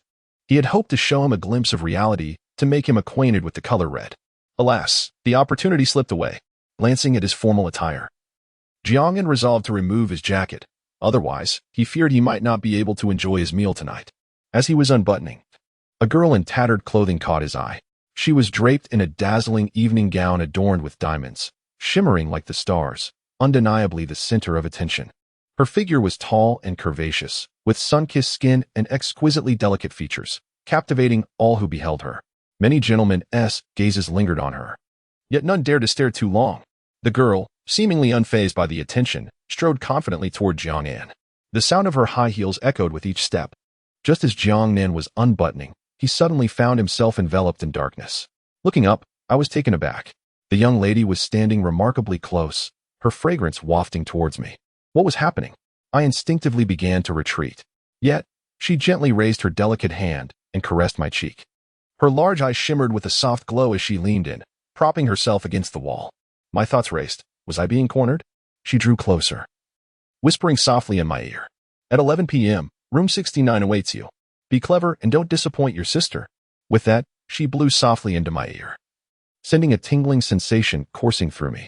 Startled, I was about to push her away, but she flitted away like a dragonfly skimming the water's surface. With a playful smile and a gentle pat on my chest, she departed. I was left dumbfounded. Mother, someone is taking advantage of me, teasing me, cornering me, and blowing in my ear. What audacity! As I rummaged through my pockets, I discovered a room key nestled amidst 3,000 yuan. It was precisely what she had just slipped in. My expression turned serious. What was this about shedding clothes? This waitress. I was resolute in my intentions tonight. Service must be impeccable. Satisfaction guaranteed. Chapter 78. I adore your innocent countenance. Additional update. The sun-kissed young lady glanced playfully at Jiang Nan before departing. He promptly donned the half-removed garment once more. Such a splendid opportunity to earn money could not be overlooked. 3,000 yuan was within his grasp. The server who witnessed this scene was filled with envy. How could I possibly miss out on such fortune? Just look at you, with a visage as unremarkable as concrete. Perhaps it is best you refrain. TSK. With a face like that, why are you even working as a server here? Goodness, I am utterly green with envy. Jiang Nan surveyed his surroundings, discreetly sliding the money into his pocket, and then embarked on his quest for profit. He approached a young lady and stood before her, waiting for half a minute. If she did not respond, he would move on to the next. Indeed, he encountered several who showed interest. Yet that sun-kissed beauty kept her gaze fixed on Jiang Nan. Whenever someone appeared intrigued, she shot them a fierce glare. The other ladies, witnessing this, felt a pang of regret but dared not compete with her. They had no choice but to relent. Jiang Nan thought, how protective can you be over your territory? Good things should be shared, you know? This makes my business quite difficult. Undeterred, he continued his wandering, ultimately stopping beside a young lady who revealed a generous expanse of her back. Ahem. The young lady turned around and immediately looped her arm through Jiang Nan's. Xiao Nan, where have you been? I've been searching for you everywhere. Jiang Nan. Xia Yao? This is rather awkward. He could hardly confess to seeking business. Quickly changing the subject, he exclaimed, how dare you bring this up? What do you think I was doing? I was serving drinks. Just look at this tattered outfit you chose for me. You'll see how I deal with you when I get home. Xia Yao could no longer contain her laughter, her eyes gleaming with mischief, suggesting that this was all premeditated. Leaning in to whisper to Jiang Nan, she teased, who told you to make me look like this? Oomph. Jiang Nan. Women, they truly are all the same. The servers in the hall stood in shock, staring at Jiang Nan. Could it be that he had indeed ensnared another? She was the daughter of the Xia family. Where on earth could he justify this? He hadn't come to work as a server. He had come specifically to charm the ladies, hadn't he? Meanwhile, that sun-kissed beauty had also fixed her gaze on Xia Yao, glaring at her menacingly. Xia Yao glanced at Jiang Nan, then at her expression one of confusion. Yet, she remained undaunted, returning the glare with equal intensity. Xiao Nan, why is that woman staring at you so intently? Jiang Nan, feeling somewhat guilty, coughed lightly. Perhaps it is because of my striking good looks. Ah, how shameless. Just then, Jiang Nan sensed a pair of eyes upon him. Zhonglin Xue was conversing with a couple, then turned her gaze towards Jiang Nan. The couple followed suit, looking in his direction. Xia Yu waved her hand, and Jiang Nan responded with a bright smile. Xue's parents? Xia Yu maintained a smile and remarked, it's merely nominal. Jiang Nan fell silent. Zhang Yingxue had been graciously accompanying her parents and hosting guests. At that moment, a chilling voice pierced through the air. This is a place for wealthy folks, not for someone like you. Still donning a server's uniform? TSK. Are you masquerading as a server to gain entry? Ha. I can't stop laughing. Jiang Nan turned around to find Luo Tianxiang, dressed in an Armani suit, sneering with utter disdain in his eyes. Xia Yao's delicate face turned icy. Mind your tongue. Don't think I am unaware of your misdeeds. Luo Tianxiang scoffed. And what if you do? Will you report me to the Zhong family? The old master of the Zhong family has consented to this. You have no place here. What's the matter, Jiang Nan? Are you just going to hide behind a woman? That's all the capability you possess. Jiang Nan smiled brilliantly, Isn't this Luo Xiao? Only now are you bold enough to show your face after letting your hair grow? You dared to make a scene in the elevator, no longer concealing yourself. Yet you still care about your reputation? Luo Tianxiang's face turned pale from the shock, his expression grotesque, as if he had just consumed something foul. Uffed. Ha! Xia Yao could no longer contain her laughter, tears streaming from her eyes. From Luo Tianxiang's resentment value 1,000. No one knew how he had endured the past month. Even his father regarded him with disdain. Anyone aware of their son's behavior at the company would question life itself. Do you think that video still holds any power over me? Go ahead and release it. I'm curious to see which media dares to report it. Don't think I'm oblivious to your schemes. If you dare to step into Songjiang Linwu, I, Luo Tianxiang, will ruin you. Jiang Nan chose not to respond. Instead, engrossed in fiddling with his phone, Luo Tianxiang interjected, "What's going on? You worthless piece of trash. Can't even muster a response? What are you doing?" Jiang Nan replied, as if it were the most natural thing. Me? I'm posting a video. Luo Tianxiang exclaimed, "What? You're really posting it?" From Luo Tianxiang's resentment value 1,000. You dare. Jiang Nan smirked. Sister Xia Yao, this person is truly peculiar. He clearly told me to post it. Now he's having second thoughts? Luo Tianxiang's eyes reddened. How could he genuinely allow Jiang Nan to post? Manipulating the media requires time and effort. Who could have anticipated that Jiang Nan would choose to post the video on the spot? Give that to me. With his vision clouded by rage, Luo Tianxiang lunged to snatch it away. Jiang Nan, wrapping his arm around Xia Yao's waist, vanished in an instant. Luo Tianxiang shouted, "TSK, just you wait." With no time to spare for threats, he hastily pulled out his phone to call. "Hello? Mr. Ma. I need a favor. He really posted it." "Hello? Brother Lu. About that matter I mentioned last time." "Hello? Brother Ma, damn it. Why can't I get through?" Luo Tianxiang was drenched in sweat, frantically dialing. Meanwhile, Jiang Nan had already taken Xia Yao to a nearby dining table. At that moment, Xia Yao's face was alight with excitement. "Wow, I just teleported. This is my first time teleporting. How thrilling." "Jiang Nan, I truly admire your naivety." From Xia Yao's resentment level 999. "Oh, do not pinch me. Ouch, ouch, ouch. Humph, you are so mischievous. By the way, did you really send that video?" Xia Yao's face was filled with anticipation. Jiang Nan chuckled. "No, I have greater plans for it." Xia Yao perked up. "Speak quickly. What mischief are you concocting now?" Jiang Nan whispered in her ear. "Gunia gunia gunia hee hee. You are so naughty. I absolutely adore it." Meanwhile, the sun-kissed young lady furrowed her brows as she approached Luo Shangxiang. At that moment, Luo Shangxiang had been on the phone for half an hour. His phone drained of battery, parched and weary. He still wore an anxious expression. "Xiaoxiang, whom are you speaking with?" Luo Shangxiang was taken aback. "Cousin? You have returned from Australia?" "You Runin, I am asking you a question." "And no, nothing. Do you know that crew-cut handsome guy?" Clearly, her focus was on Jiang Nan. Luo Shangxiang gritted his teeth in annoyance. "Of course I know him. I would recognize him even in ashes." Yu Runin was astonished. "Isn't he a waiter? Have you ever encountered a waiter with bronze level 3 stars and spatial abilities?" Yu Runin's face flushed crimson. He isn't a waiter? He's a guest invited by the Zhang family? Then I just gave him the room card. Doesn't that mean?" Yu Runin felt utterly mortified. She wished to find a crevice in the ground to hide in. Her heart was ablaze with resentment. If he isn't a waiter, then why is he wearing their attire? What sort of perverse inclination is this? "Luo Shangxiang? Why do you blush when I mention Jiang Nan? Could it be that my cousin has feelings for Jiang Nan too?" "Oh my goodness. Jiang Nan. I will not let this go." Chapter 79. A head full of bumps. Even my own cousin fell victim to Jiang Nan's malice? Just look at that bashful demeanor. That expression of hesitance. Is it permissible to act with impunity simply because one is handsome? I, Luo Tianxiang, refused to acquiesce. Little did I know that Yu Runin was on the verge of madness. Her mind was consumed with thoughts of what would transpire if he were to arrive at 11 o'clock at night. Initially, I had assumed Jiang Nan was merely a waiter. Yet now, from Yu Runin's resentment 1,000. From Yu Runin. And Jiang Nan had already sensed her lingering gaze. Who is Yu Runin? An acquaintance of Luo Tianxiang? Xia Yao glanced back. She is his cousin, rarely returns home. Her family holds considerable influence in Australia. What? Are you smitten with her? Jiang Nan replied with utmost seriousness. How could that be? It is she who should be enamored with me. Hey, let the Luo fellow revel in his temporary triumph. My thoughts are already quite mature. It was your sister who sent me, not I who sought her. Just then, the entire banquet hall fell into a sudden hush. All eyes were fixed upon the head table. There emerged the Zhang couple, pushing a wheelchair. Seated within it was the venerable old Master Zhang. His white hair was meticulously combed back. At over 70 years of age, old Master Zhang still exhibited remarkable vitality. However, the ravages of time were evident. His wrinkled face bore age spots. His visage, pale with an unhealthy hue, was marred by persistent coughing, as if he were about to expel his very lungs. Xiaoyu sighed deeply. This is old Master Zhang. A year ago, he was quite robust. But since his lung cancer diagnosis, his health has deteriorated markedly.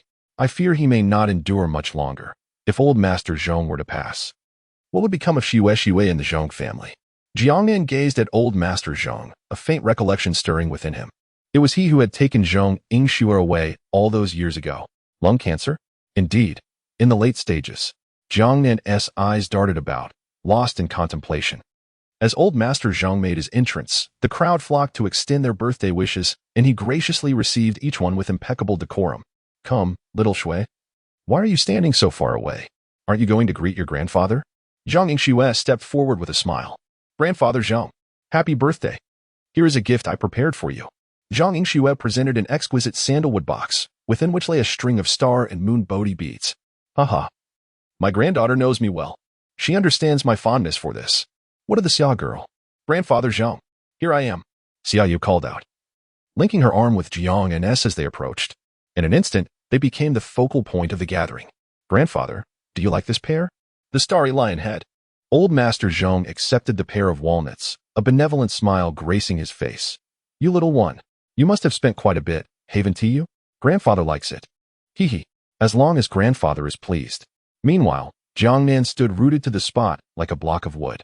Must I also present a gift? No one informed me of this. Had I known, I would not have come. Old Master Zhang. What? Is this your little boyfriend? The young man has a nose that is indeed a nose, and eyes that are certainly eyes. Quite impressive, Jiangnan. Listen, just listen. What kind of nonsense is that? You truly have a peculiar way of complimenting people.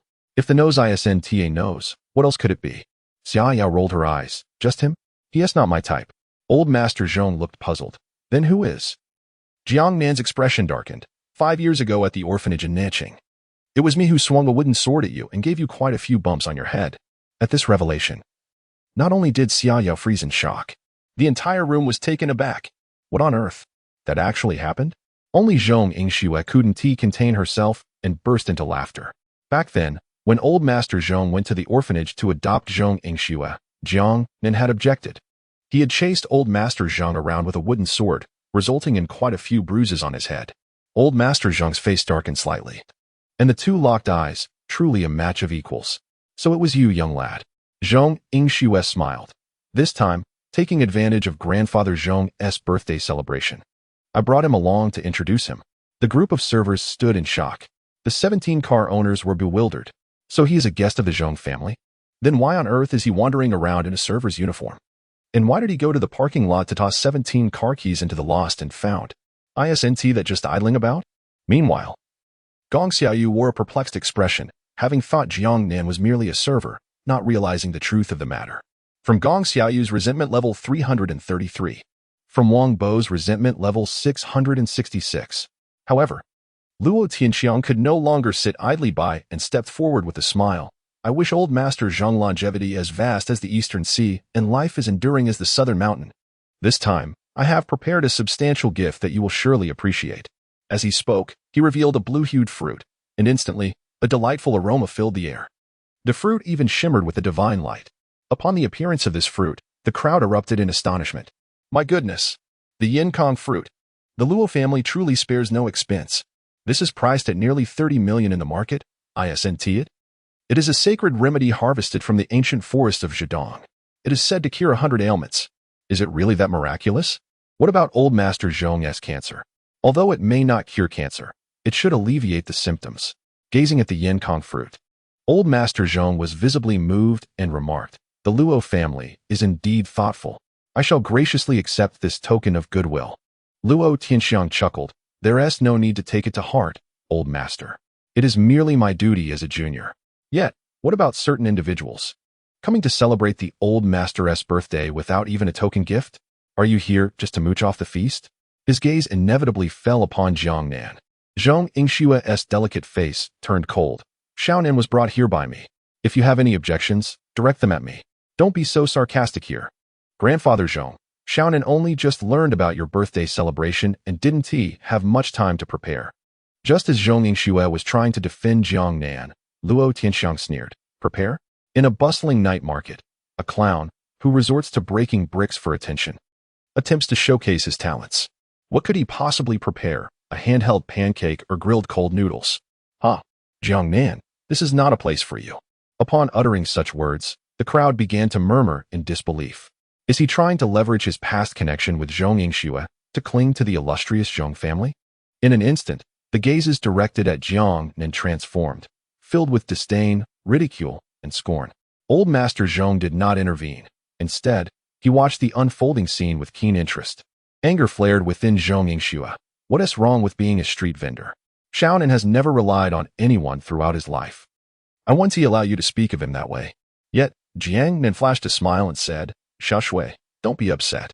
Who says I haven't prepared a birthday gift? My offering is quite valuable. It's a rare treasure I procured after battling the golden-grade earth-breaking bear in the Heavenly Pool's spirit ruins. I risked life and limb to bring it back. That so-called Yin Kong fruit pales in comparison. Luo Tianxiang scoffed. Then let us see it. Otherwise, your words are merely empty boasts. Jiang Nan retorted. I will not permit you to belittle yourself.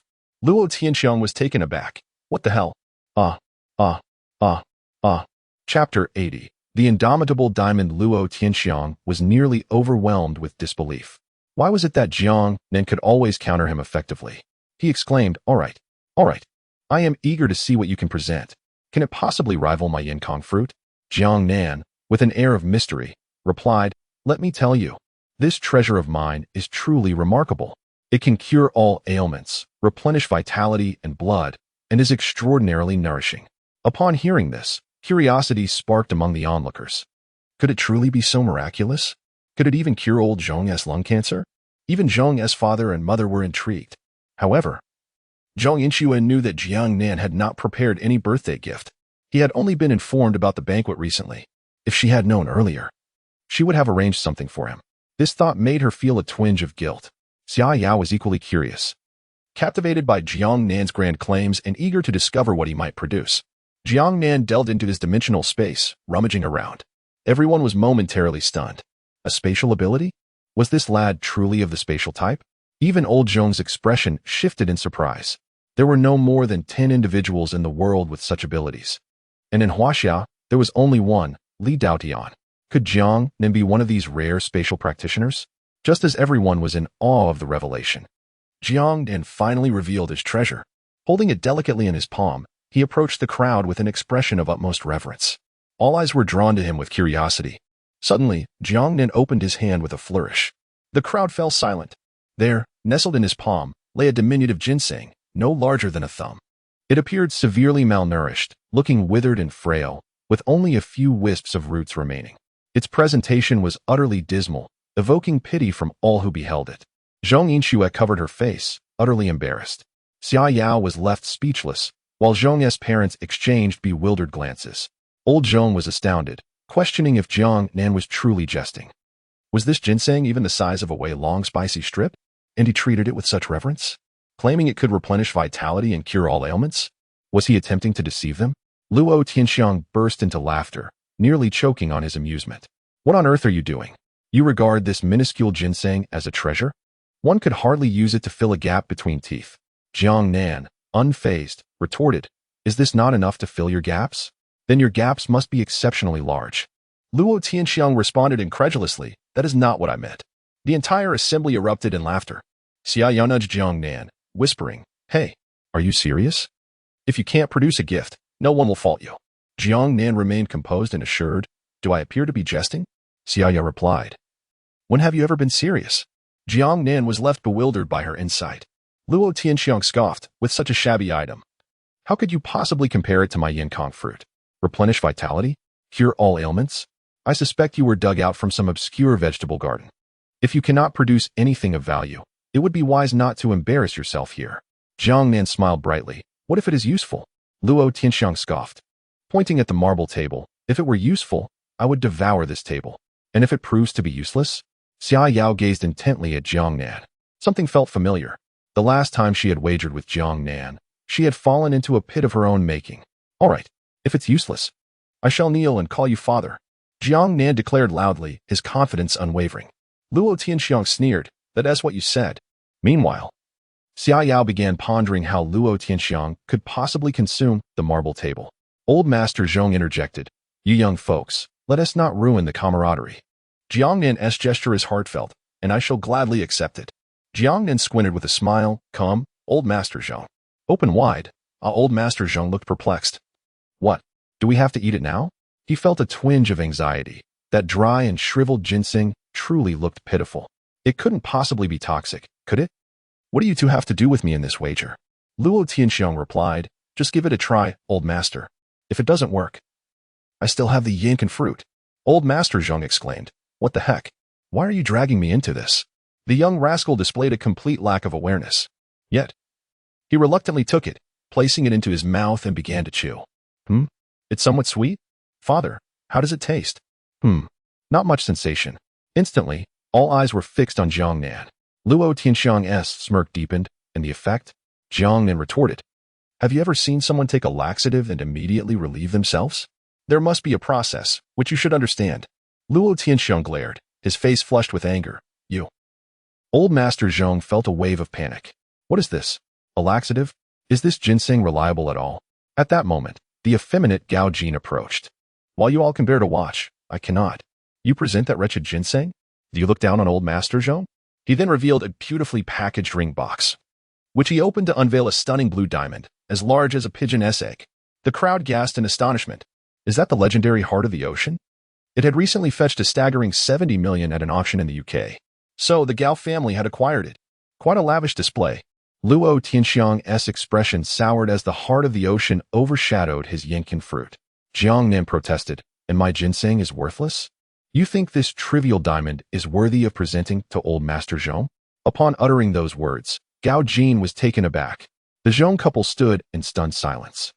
Zhong Yingxue was astonished, while Xia Yao frantically hinted, that is the Heart of the Ocean. Gao Jin burst into laughter. Not even a pound? Do you price your diamonds by the pound? This is indeed the Heart of the Ocean. You should calculate it quickly to avoid embarrassing yourself and becoming a laughingstock. Jiang Nan scoffed. What is wrong with the Heart of the Ocean? So stingy. If you like this, you should have mentioned it earlier. This is quite the hassle. I possess a larger one. With that, he retrieved a diamond the size of a human head from the spatial void and placed it on the table, creating a dent in the marble surface. At that moment, everyone in the room was rendered speechless, their astonishment palpable. The sound of a pin dropping could be heard. What on earth? Gao Jin nearly had his eyes pop out. What the hell? A diamond of such magnitude? It must weigh at least 5 pounds. Does your family truly price it by weight? Moreover, it has been intricately carved into the lifelike shape of a human head? What a surprise. Is there really a diamond of such size in this world? Jiang Nan, please enjoy. What should I name it? The Heart of the Ocean has such a dazzling name. I ought to come up with something equally impressive. Please enjoy. The Invincible Diamond. Gao Jin. You're naming it on the spot? What the heck is the Invincible Diamond? Little brother, your naming skills seem rather casual. Chapter 81. Old Master Zhong, ever more robust. Additional update. An invincible diamond? A 5-pound, head-shaped diamond? How much would that be worth? Everyone was astonished, their gazes fixated on Jiang Nan. Zhong Yingxue and Xia Yao exchanged bewildered glances. Where on earth did Jiang Nan procure such a colossal diamond? Did he not mention previously that he unearthed it in the Lingxiu? Could it truly be authentic? Gao Jin scoffed. What nonsense. My family has been in the jewelry business for ages. I've never heard of a diamond of that size. The largest is the Cullinan diamond from South Africa, weighing over 3,000 carats, just a bit over a pound, valued at $7.5 billion. And you claim yours is 5 pounds? Are you trying to fool us? Luo Tianxiang chimed in sarcastically, in this day and age. Glass can be passed off as diamonds too. Your standards are quite low. Several guests echoed in agreement. 5 pounds of diamond? I suspect it's just a glass orb. Huh. One moment it's ginseng, the next it's glass. What a peculiar character. Jiang Nan smirked. Just because you haven't seen the world doesn't mean it doesn't exist. Gao Jin retorted coldly. Whether it's real or fake is easily discerned. I recall Brother Zhong has some expertise in gem identification. Would you care to authenticate it? Zhong Fu chuckled. Then I shall display my lack of skill. He too was curious about the authenticity of the diamond. He stepped forward and retrieved a set of professional equipment from his pocket, examining it closely with a small magnifying glass. Zhong Yingshue's heart raced with anticipation. Xiaoyao, beside her, frantically signaled. It can't truly be made of glass, can it? Jiangnan remained unfazed. What would I do with such a large piece of glass? Xiaoyao gasped. Is it really a diamond? Jiangnan shrugged nonchalantly. As Zhongfu scrutinized the diamond, his astonishment grew, and his expression turned grave. Rising, he declared, it is indeed genuine, and of impeccable quality without any impurities. A single diamond of this magnitude, polished into a portrait, is worth incalculable. At these words, everyone was rendered speechless. No one could doubt Zhongfu's credibility. He was a revered authority in the gem industry. A 5-pound diamond. Authentic? How could that even be possible? Gao Jin's face contorted in disbelief, akin to one who had just consumed something distasteful. This was genuinely authentic? Luo Tianxiang's head buzzed. Where on earth had Jiangnan sourced this? The gazes directed at Jiangnan transformed. With such a treasure in hand, how could he dare to set up a mere roadside stall? Please, young brother, take this back. Such a precious gem should not be displayed lightly. Jiangnan responded, did I not say it was a gift for old Master Zhong? It's meant to be kept. Old Master Zhong was momentarily taken aback. A little over a pound of Cullinan diamond already held a value of $7.5 billion. What could the worth of this 5-pound invincible diamond be?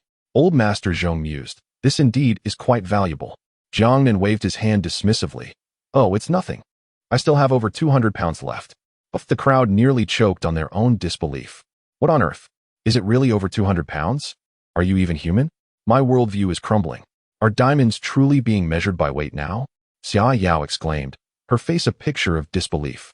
She realized that Jiangnan was indeed unique. Whether it was spirit pearls or diamonds, he measured everything by weight.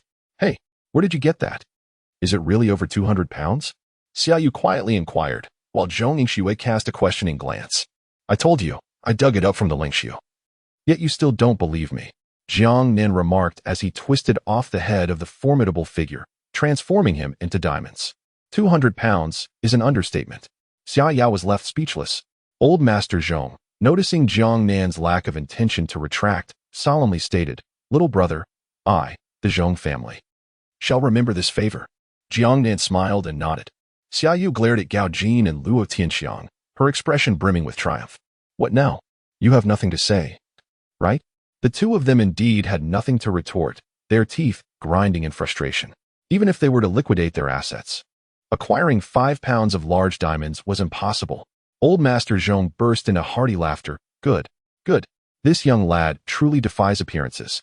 Jiangnan was perplexed. What do you mean by defying appearances? How am I not what I seem? Explain yourself. One moment you say I am what I am. The next you claim I defy appearances. If you cannot praise someone, then perhaps you should remain silent. Old Master Zhong seemed to hold a grudge. It was just a few knocks on the head. Was it really necessary for such a reaction? At that moment, Yu Xiangnan gracefully approached with a smile. Her tattered attire undoubtedly drew every gaze in the room. Xia Yao quickly covered Jiangnan's eyes, exclaiming, children must not see such things. Jiangnan protested, what the heck? You can cover my eyes, but why are you digging into my eyeballs? Why can't I look? Yu Xiangnan chuckled, old master. You will surely love this imperial green ring. Some little trinkets are merely tokens of affection from me. Old Master Zhong replied, not bad, girl. With a sweet smile. Yu Xiangnan squatted down, saying, come here, old master. Let me put it on for you. As she crouched, her curvaceous figure was on full display, causing the gentlemen to avert their eyes, fearing they might find themselves in a precarious situation. Jiangnan coughed, 1 pound of diamonds. I beg for a little peek. Xia Yao pouted, no way. You can't bribe me. Meanwhile, Yu Xiangnan lifted old Master Zhong's hand, preparing to adorn him with the grand ring. Suddenly, old Master Zhong's eyes widened in shock. A warm sensation surged within him, causing his face to flush crimson. The crowd was taken aback. What? Why is the old master blushing? Could it be due to Yu Xiangnan? True to his experience, old Master Zhong managed to suppress the rising heat within him, thinking, this is not good. What on earth is happening? At over 70 years of age, am I really feeling this way towards a young girl? Yet, the more he tried to suppress it, the more intense it became. The old gentleman could no longer contain himself. A torrent of hot blood surged forth from his nostrils, spilling forth in a frenzy. The force was so immense that it caused him to tilt his head back. In that moment of surprise, he lost his balance. The wheelchair, propelled by this sudden gush of blood, retreated wildly. Thus, a rocket-powered wheelchair fueled by nasal blood emerged on the scene, and it was in reverse gear. Ultimately, the wheelchair became lodged on the steps, and the old gentleman tumbled forward. This unexpected spectacle left the onlookers utterly stunned. A full 10 seconds of silence ensued before someone exclaimed, "The old gentleman is formidable. Age has not diminished his vigor.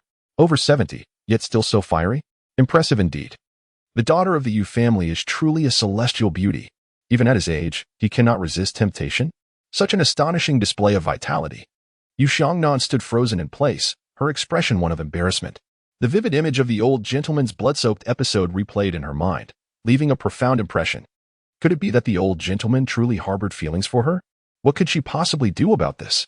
The old gentleman erupted in indignation. With a vigorous leap, he sprang to his feet, clutching his nose. He cursed vehemently, to hell with this notion of age-enhancing strength. What kind of nonsense is this?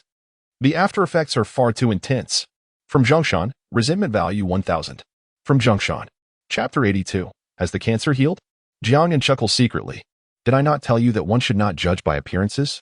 Did I not tell you that my nose is indeed a nose and my eyes are unmistakably eyes? How absurd. Observing the rapidly escalating resentment meter, Jiangnan felt quite elated. At this moment, old Master Zhong was covered in blood, a rather alarming sight. Despite his attempts to cover it, the blood gushed forth, escaping through his fingers like a tiny fountain. Old Master Zhong was in a panic. Having lived for over 70 years, he had never witnessed such a profuse nosebleed. The force was even more potent than a high-pressure hose. In mere moments, he had lost 2 to 3 pounds of blood. Would he truly meet his end like this? Was his birthday turning into a day of mourning? That would be quite the irony. Goodness, the nosebleed shows no signs of stopping. How many years has old Master Zhong been holding this in? After losing his wife at an early age, old Master Zhong had spent many years alone, which was quite pitiful.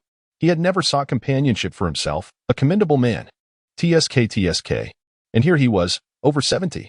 Old Master Zhong exclaimed, "I am not holding back. Today, I have lost all face." What a coincidence, indeed.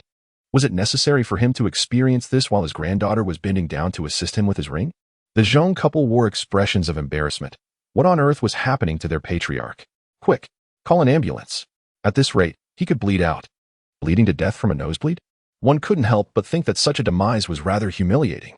But then, old Master Zhong bellowed, "What nonsense! Do not call for an ambulance. Come back here. I feel perfectly fine." Everyone looked bewildered. Gao Jin interjected, "This matter must not be taken lightly. It could very well be a final flicker of vitality. We must hurry to the hospital." Old Master Zhong retorted, "Do you even know how to speak? What final flicker are you talking about?" With a thunderous voice, he declared, "I said I am fine. Bring me a teacup." No longer attempting to stanch the flow, old Master Zhong allowed the blood to pour freely into the teacup, creating a cacophony that left onlookers utterly astonished. In less than 2 minutes, a large teacup was filled to the brim. They quickly fetched another to continue collecting the blood. Seizing the opportunity, Luo Tianxiang pointed an accusing finger at Jiangnan, demanding, "Speak. Did you intentionally harm old Master Zhong? What on earth did you feed him?" Instantly, all gazes fell upon Jiangnan, their expressions laden with suspicion. After all, this was no trivial matter. If something were to go awry, it would be disastrous. Jiangnan shrugged nonchalantly. What a fuss. This is a good thing. I have said it before, nourishing energy and blood is immensely beneficial. The crowd fell silent, bewildered. Surely, there could not be such a method for nourishment? Was it truly so effective? Old Master Zhong's face darkened. "Today, I have fallen for your tricks." Jiangnan replied with a grin, "Do not focus on the minutiae. The issue at hand is the health of the old master. The claim of curing all ailments is not mere talk. Why not give it a try?" Zhongshan was momentarily taken aback, suddenly recalling that he had just executed a perfect somersault, akin to a carp leaping from the water. At over 70 years of age, could he truly perform such a feat? Defying disbelief, he held his teacup aloft, and amidst the astonished gazes of the onlookers, he executed another backward flip. The Zhong couple was left in shock. Zhong Yingxue and Xia Yao both covered their mouths in disbelief. Was this truly not a dream? Jiangnan stood dumbfounded. "Goodness, old sir. You are quite extraordinary. Have you summoned some supernatural powers? You are remarkable. Shouldn't we respect the natural order? Over 70 and still flipping backward? Not a drop of blood from the nose into the teacup? You were quite the martial artist in your youth." Before anyone could recover from their astonishment, Old Master Zhong inhaled deeply, then exhaled slowly. He stood there, frozen. I think I am well. Upon uttering these words, everyone fell silent, fully grasping the implication of Zhong Shan's statement. Well, surely that means the cancer is gone. Zhong's father stammered, Are really well? Zhong Yingshue's voice trembled with anxiety. Grandpa Zhong. Are you certain? Zhong Shan nodded affirmatively. He knew his body best. Previously suffering from late-stage lung cancer, even breathing had caused him pain. But now, his breaths were smooth and vigorous, as if all ailments had vacated his being, allowing him to reclaim the vitality of his youth. However, the nosebleed was indeed unfortunate. Tears brimmed in Zhong Yingshue's eyes as she leapt into Zhong Shan's embrace, her face radiant with joy. Zhong's father expressed profound gratitude. Young brother, this medicine is akin to a rebirth for my father and our Zhong family. This kindness will be etched in our hearts forever. If you require anything, do not hesitate to ask our Zhong family, whether it be money or otherwise, as long as it is within my power. Old Master Zhong waved his hand. Forget it. He did not do this for that. Zhong's father chuckled ruefully. I was shallow. Someone could casually give away a 5-kilogram diamond. Could Jiangnan truly lack money? Jiangnan? Damn. I am indeed that shallow. What do you mean? Not for that. I am indeed here for that. Of course I am short on money. I want red bills. I want small change. Old sir, I suspect you are being deliberately considerate. Are you not misinterpreting things? Jiangnan's mind was racing. But what could he do now that they had said as such? It's nothing. It's the least I could do. As long as Xiaoxue is happy. Zhong Yingshue's heart melted, her gaze towards Jiangnan filled with warmth. Such a precious ginseng was something he had risked his life to bring back from the spirit ruins, to give it freely for the old man's recovery. How could she not be moved? Jiangnan, catching the gentle glimmer in Zhong Yingshue's eyes, felt a twinge of guilt. Indeed, women possess an uncanny ability to romanticize. It was not as arduous as one might imagine. After all, it was merely a matter of winning a prize. Meanwhile, Luo Tianxiang, observing the way Zhong Yingxue looked at Jiangnan, was so furious he trembled uncontrollably, nearly grinding his steel teeth to dust. A single ginseng had cured lung cancer? Amidst the presence of that magnificent 5-pound diamond, one cannot help but feel a sense of inadequacy in comparison to Jiangnan. At that moment, Jiangnan approached the marble table and gently tapped it with his finger. If consumed raw, this might be quite the challenge for one's teeth. Perhaps we should grind it into a powder and mix it with water instead? What do you think, young Master Luo? I shall arrange for an additional course for you tonight. I must warn you, this dish is rather tough. Luo Tianxiang felt the veins on his forehead throb. His face flushed with indignation. A nearly brand-new marble table. How could the dish not be hard? Was it not exceedingly tough? To grind it into powder and dilute it with water? It seemed that consuming it was no longer optional for him. He glanced around, noticing that all eyes were fixated upon him, their gazes laden with a shame that was almost unbearable, more so than the discomfort he had felt previously in the elevator. Regret washed over him as he pondered how a mere street vendor like Jiangnan could possess such fine goods. Why had he, in a moment of folly, wagered against him? Just you wait. When we reach Songjiang Lingwu, you will see. With that, he turned on his heel and exited the banquet hall, unable to bear the humiliation any longer. Jiangnan's voice broke the silence, addressing the elder Mr. Zhong. With such offerings, perhaps they are unworthy of Xiaoxue. What the Luo family can provide, I, Jiangnan, can match. What they cannot offer, I, too, can deliver. Upon the utterance of these words, an eerie silence enveloped the room. Chapter 83. A hush fell over the entire room at Jiangnan's words, which brimmed with confidence, bordering on arrogance. Yet, one could not deny the truth in his assertion, an exceptionally rare spatial ability. His stage extended far beyond the confines of Jiang City, encompassing the entire world. Ultimately, it was old Master Zhong who let out a long sigh. Xiaoxue was initially adopted by me, with no ties to the Zhong family. I have but a few years left to live, and should I pass away, Xiaoxue's life in the Zhong household would be far from easy. I contemplated uniting her with the Luo family. With their support, at least she wouldn't face oppression. This situation has grown increasingly complex, drawing in all manner of characters. At this point, old Master Zhong cast a scornful glance at the Zhong couple, who hung their heads in shame. The Zhong family's success had been forged through Zhong Shan's relentless efforts, and he was well aware of the intricacies involved. It appears I may yet have a considerable time ahead of me. As for your youthful matters, I shall not interfere. You are free to pursue your own paths. Zhong Shan patted Jiangnan on the shoulder, their gazes locking in mutual understanding.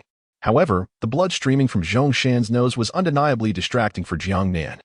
With a radiant smile, Jiang Nan reassured, "Rest easy, old master." Zhang Inxue could no longer contain her tears, biting her lower lip as she wiped her eyes. Her heart-wrenching expression drew sympathy, prompting Xia Yao to step forward and offer comfort. Old Master Zheng's declaration had finally unshackled the burdens from Zhang Inxue's heart after all these years. How could she not be moved? Jiang Nan's emergence was ultimately for her sake. Though he often jested, eliciting both affection and frustration, he had unknowingly resolved many of her long-standing troubles, never once disappointing anyone. Her heart melted. She longed to embrace Jiang Nan, cherishing the moment, yet the crowd made her feel too bashful. At this moment, the gazes of everyone in the room shifted towards Jiang Nan. Having cured old Master Zheng's cancer was akin to granting the Zheng family a new lease on life. The two gentle pats on his shoulder spoke volumes. Old Master Zheng, with a grim expression, remarked, "By the way, when will this nosebleed end? I must have filled 8 large teacups by now. If I were to donate blood, I could surely earn a little medal." Jiang Nan replied, "Do not concern yourself with such trifles. It's just a man's monthly occurrence." Old Master Zheng? Xia Yao. Ha. She stifled her laughter, her face flushed, trembling with suppressed mirth, even pinching her thigh to maintain composure. "I absolutely cannot laugh." Old Master Zheng's dignity, it seemed, was of little concern. From Zhong Shan, 1,000 resentment points. Even though my cancer has been cured, and I should be profoundly grateful, why do I still feel the urge to give him a good thrashing? The banquet continued until past 10 o'clock, although old Master Zheng chose to leave early, ultimately taking his teacup to the hospital. It was not out of fear of bleeding to death, but rather a desire for a thorough health checkup. When the results came, the doctors were astounded. No ailments whatsoever. Moreover, his health was exceptional. He had never encountered such a robust septuagenarian. As the banquet drew to a close, Jiang Nan and Xia Yao were waiting patiently in the car. Zhang Inxue remained behind, accompanying her parents as they bid farewell to the guests. Jiang Nan, seated in the vehicle, found himself in a state of agitation, repeatedly glancing at the time.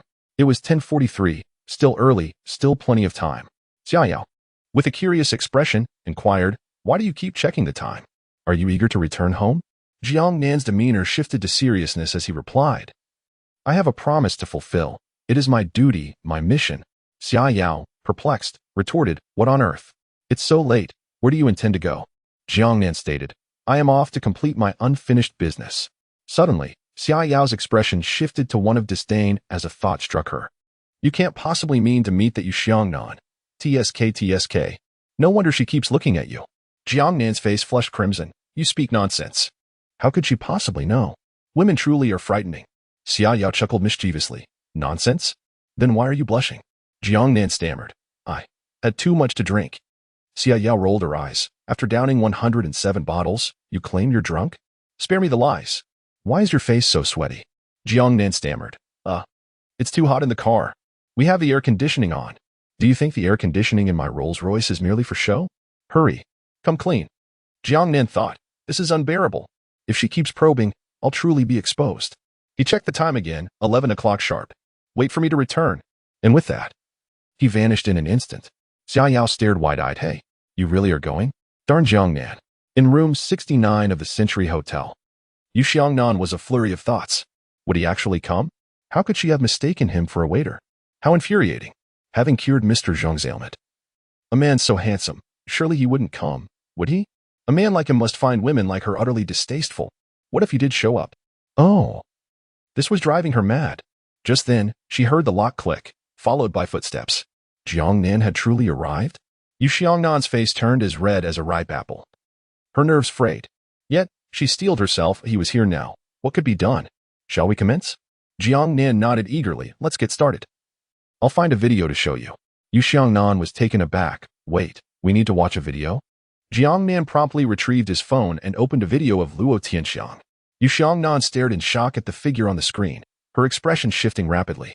Ugh. Ugh. Ugh. She exclaimed, "Turn it off. This is absolutely revolting." She gagged, feeling nauseous even through the screen. Jiang Nan chuckled quietly. Now you understand who he really is, don't you? Exercise caution, for this individual exhibits peculiar behavior. One might vanish without a trace on any given day. Yu Xiangnan, what on earth? You arrive at my room at 11 o'clock at night solely to show me the video of Luo Tianxiang in the elevator? How foolish of me to have been so troubled for so long. This is utterly mortifying. Are you even human? From Yu Xiangnan's resentment value 1,000. In the next moment, Jiang Nan appeared instantaneously in the car. At that moment, Zhang Yingxue returned as well. Xia Yao, with an expression of astonishment, exclaimed, "How can you be back so soon?" With disdain, she remarked, "Only 3 minutes? You what?" Jiang Nan, "What do you mean just 3 minutes? What on earth?" Zhang Yingxue, with curiosity, inquired, "Where did Xiaonan go?" Xia Yao chuckled, "You should ask Xiaonan. It's only been 3 minutes. TSK. Jiang Nan, feeling aggrieved, retorted, "What do you mean 3 minutes? I went to see Yu Xiangnan to show her the Luo Tianxiang video. What did you think I was doing? Bah, such unhealthy thoughts." Xia Yao was momentarily speechless, her face flushing with embarrassment. "He went out at night just to show Yu Xiangnan that video? Ha, I was mistaken. I was in the wrong. Xiaonan, you are quite the rascal." Ha ha. Zhang Yingxue, bewildered, asked, "What video?" Jiang Nan and Xia Yao, in unison, replied, "It's a secret." Zhang Yingxue, what? Chapter 84. In the Wind and Rain. The night market awaits you. Jiang Nan certainly could not allow Zhang Yingxue to view the video. It would surely tarnish her innocent gaze. Observing the mischievous laughter shared between Jiang Nan and Xia Yao, Zhang Yingxue felt a sudden wave of confusion. What mischief were they concocting behind her back? "Let us go home," she declared. "All right," Jiang Nan replied cheerfully, seated in the passenger seat. Zhang Yingxue admired Jiang Nan's adept driving skills and ventured, "Xiaonan, I too wish to learn how to drive." Xia Yao, taken aback, responded, "Shueshue. Don't you already have a license? Why do you need to learn?" Zhang Yingxue's cheeks flushed. Having a license and being able to drive are two different matters. Now that Xiaonan has joined our team, we can drive into the spirit realm together. Both of you can drive, yet I cannot. I wish to learn. Xia Yao chuckled, "Absolutely. I'll teach you." Jiang Nan rolled his eyes. "You, a reckless driver, should reconsider. If you had wings attached to the car, you'd take off without a second thought. You don't even pay attention to the road." The memory of the Koenigsegg Blue Phantom's damaged undercarriage flashed through his mind. "Ah, you wretched Jiang Nan. I'll strangle you." From Xia Yao's resentment, 1,000. Wait. Focus on driving. Meanwhile, in a room at the Century Hotel, Luo Tianxiang was in a frenzy, smashing objects in a fit of rage. His eyes red as he howled at the heavens. This was the quintessential embodiment of impotent fury. Just then, the phone rang unexpectedly. "Hello? Son, is your girl with you?" Luo Tianxiang paused. "Yes, Dad. What's the matter with my cousin?" Luo father replied, "Tell you girl to come to the company tomorrow. We have a colossal business deal worth 1 billion to discuss with her family. She is here for old Master Zhang's birthday banquet, but this business is equally important. Don't treat her lightly, understood?" Luo Tianxiang was taken aback. 1 billion? Goodness, that's no small sum. He pounded his chest confidently. "Don't worry, Dad. I'll handle it." Luo father's expression darkened. "I doubt your ability. For you, I even replaced the company elevator. What sins did I commit in my past life to deserve a child like you?" Meanwhile, Jiang Nan had just departed.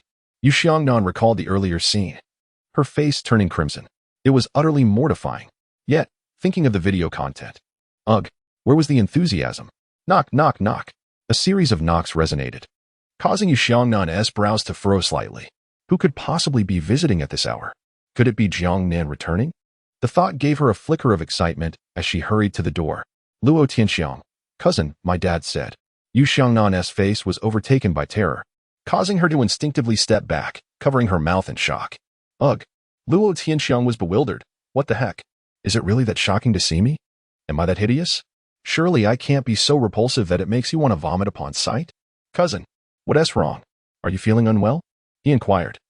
Moving to enter the room, Yu Xiangnan took 2 steps back and hurriedly gestured. "Quick, get out. Don't come in. It's absolutely revolting. If there's nothing urgent, just leave." Ugh. Luo Tianxiang, bewildered, asked, "I'm disgusting? Where exactly is the disgust coming from?" His expression darkened. Just moments ago in the hotel, everything seemed fine. Why now the look of utter disdain? "Dear cousin, my father mentioned a lucrative deal worth 1 billion that he wishes to discuss with you. He wants you to come to the company tomorrow." Yu Xiangnan interrupted. "Get lost.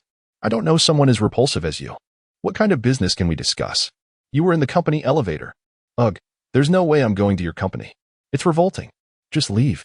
The sight of you makes me want to vomit. Don't contact me again. I have no cousin as disgusting as you. Bang. The door to the room slammed shut with force. Luo Tianxiang stood frozen in place, aghast. How did she know about the elevator incident? Did Jiang Nan show her the video? The disdain in her eyes was akin to looking at a pile of refuse. No business deal? 1 billion. That's an astounding figure.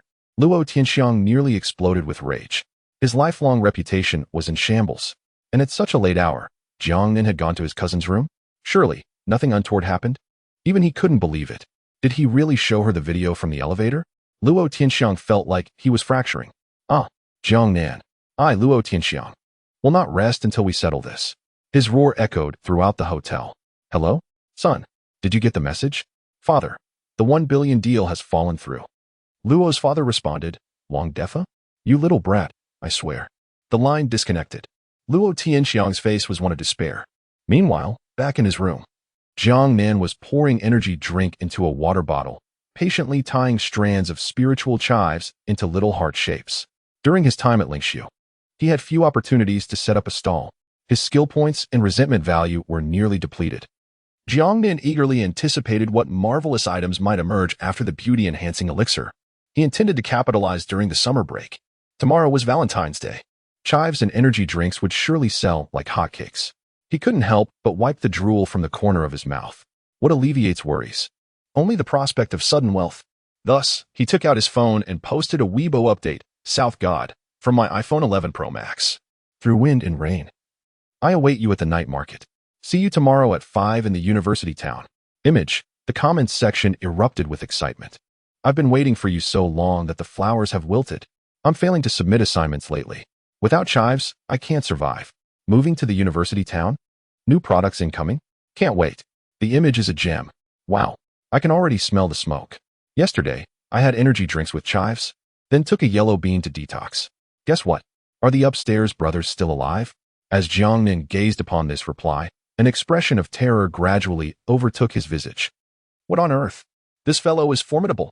Strong leeks and yellow beans? Jiang Nan's imagination conjured a vivid scene, causing him to shiver involuntarily and instinctively cover his face. One might wonder why one would indulge in such detoxifying yellow beans during idle moments. The elder brother responded, Well, I lost my girlfriend. Sold my house. No need to elaborate. The hospital's Wi-Fi is surprisingly fast. The brother who bought my house insisted on giving me 20,000 yuan. Inquiring how I managed to break through the ceiling, Jiang Nan exclaimed, What? Is the force that tremendous? Did you truly break through the ceiling? It is evident how desperate this gentleman's girlfriend must have been.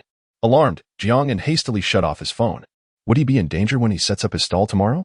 Upon reflection, the stall fee certainly wasn't paid in vain. Regardless, nothing shall deter me from venturing out. Small fortunes are something Jiang Nan cherishes dearly.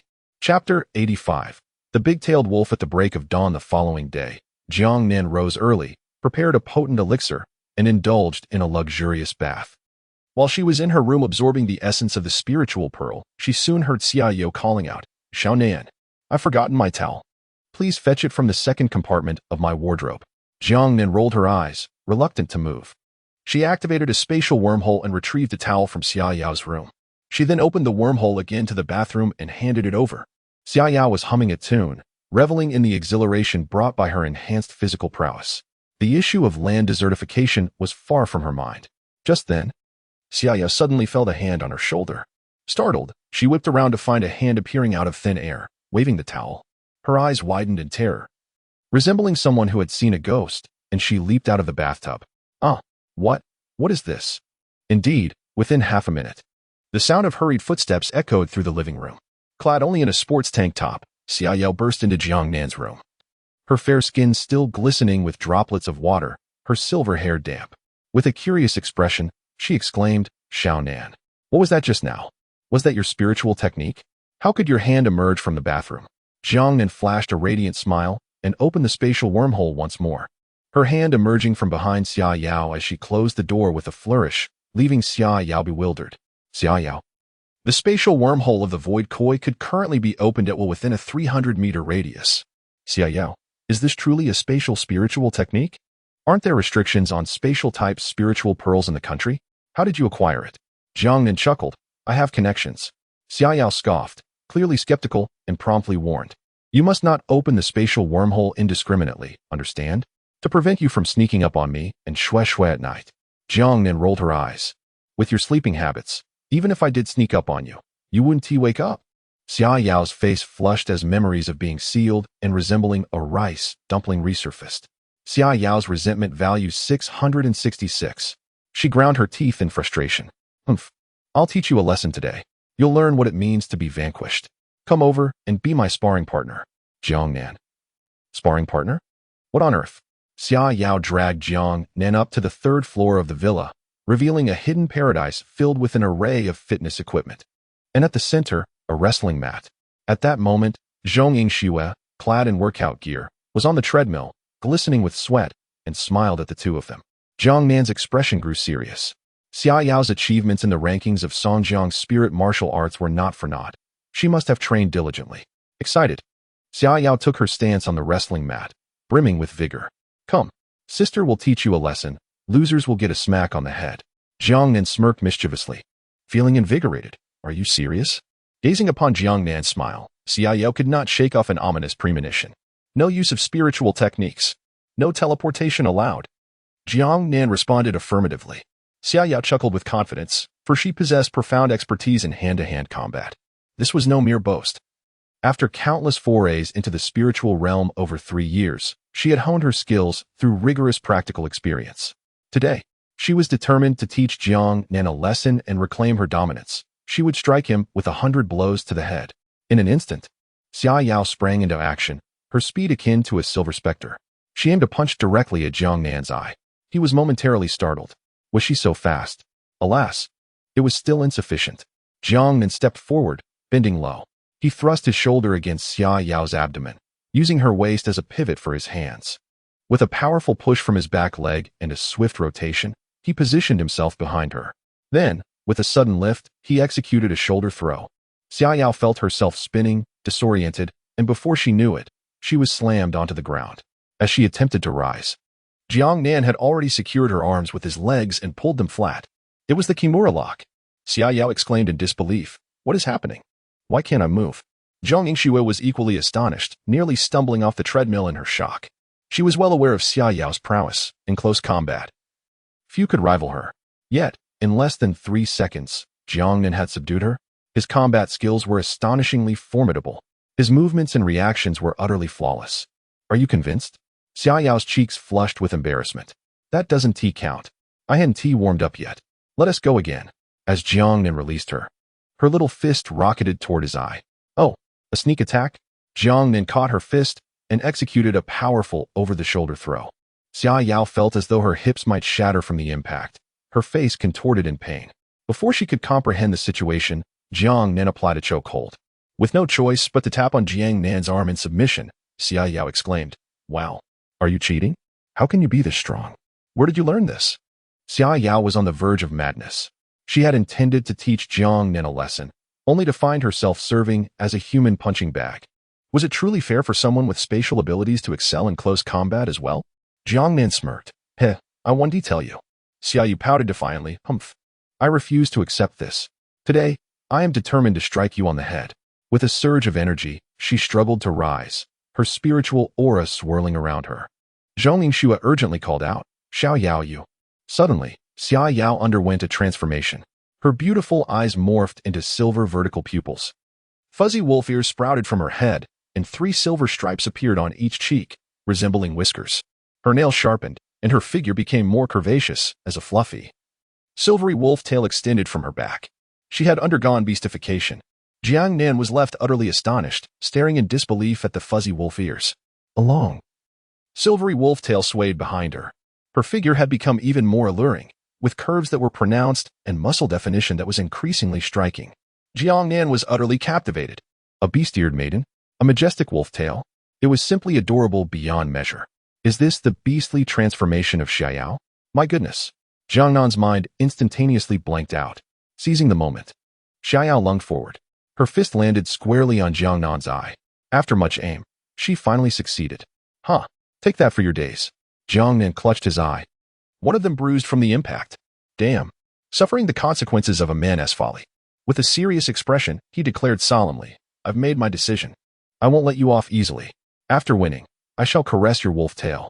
Xia Yao's cheeks flushed crimson. Dream on. You must win against me first. Chapter 86. The Iron Fist of Love. Zhong Yingxue covered her face in disbelief. Who would have thought that Xia Yao would resort to semi-beastification for the sake of Jiang'an? Wasn't that a bit unfair to the honest man? Jiang'an wore a serious expression, not for any other reason, but to fulfill his dream of touching a beast-eared girl-ass tail. A man can unleash boundless strength for his aspirations. Xia Yao, in her semi-beast form, experienced an overall enhancement in her physical capabilities. Her speed reaching an incomprehensible level for Jiang'an. Skill points added, 1,000. Skill achievement, unarmed combat, intermediate LV0. For the sake of touching the tail, Jiangnan was determined, pouring all his remaining skill points into the endeavor. Yet, despite this, Xia Yao still exerted considerable pressure on him. Zhong Yingxue observed intently. But as she watched Jiang'an's movements and techniques, she was left utterly astonished. Jiang'an seemed to possess an uncanny foresight. Merely by deciphering Xia Yao's initial movements, he could predict the trajectory of her attacks, effortlessly evading them. He even took the time to stroke her fluffy wolf ears. Oh, just wait until I blacken your other eye as well, he teased. Come on, come on. Zhong Yingxue couldn't help but smile wryly. Must you be so mischievous? However, what Jiangnan demonstrated next was quite astounding. In the face of Xia Yao's onslaught, he did not retreat an inch. Instead, he leveraged her own strength to throw her off balance. His movements were a harmonious blend of ancient martial arts, Sanda, MMA, and Muay Thai, each technique flowing seamlessly into the next. Like an antelope's horns, his actions were elusive and unpredictable, yet executed with the grace of a master. Zhong Yingxue was completely captivated, unable to divert her gaze even for a moment.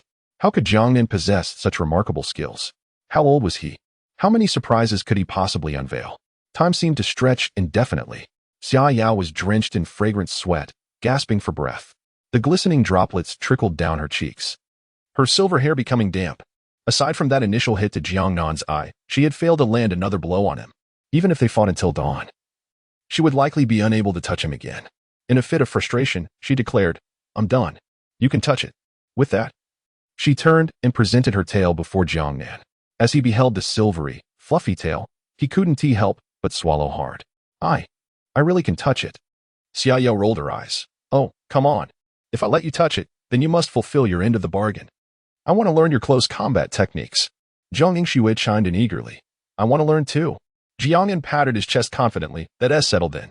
Gazing at the white wolf tail before him, Jiangnan's expression melted into sheer delight. A beast-eared girl? This was the ultimate dream he had longed for. He never expected it to be right before his eyes. For a moment, he was rendered speechless. Yet Xia Yao grew impatient, exclaiming with feigned annoyance, Come on. Just touch it. You're making me blush. At that moment, her charming face flushed crimson, urging him on. Jiangnan took a deep breath, placing a hand upon his tail, caressing it gently. Wow. So soft. Wow. It's delightfully fluffy. Wow.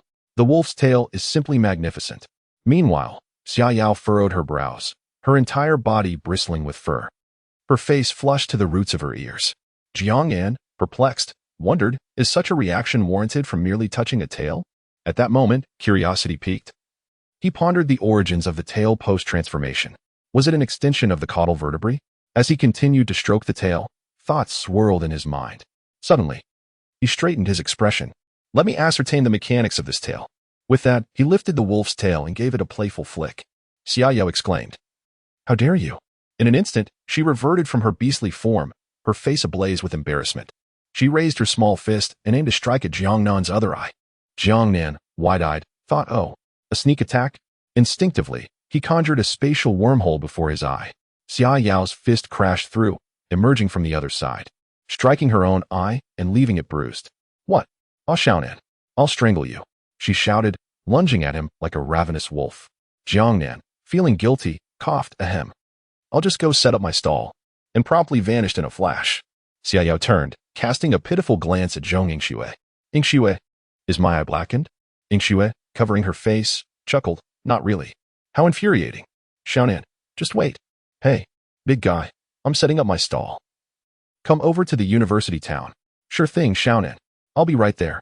Wu Liang was equally astonished, wondering why Jiangnan had summoned him. Upon their meeting in the university town, Wu Liang was taken aback by Jiangnan's bruised eye. What happened, Xiaonan? Who did this to you? Jiangnan smiled ruefully. Domestic violence. Domestic violence, indeed. But touching the tail wasn't entirely a loss. I just don't dare return home, or that fierce dog, Xiaoyao, would surely maul me. Nonetheless, this did not hinder Jiangnan from making some pocket money. Summoning Wu Liang served a purpose. That evening, the night market in the university town experienced an unprecedented surge in foot traffic, tripling its usual numbers. It could be said that the place was bursting at the seams. All thanks to Jiangnan's presence. As the two appeared, the entire night market ignited with excitement. Whoa, South God, why is your eye still bruised?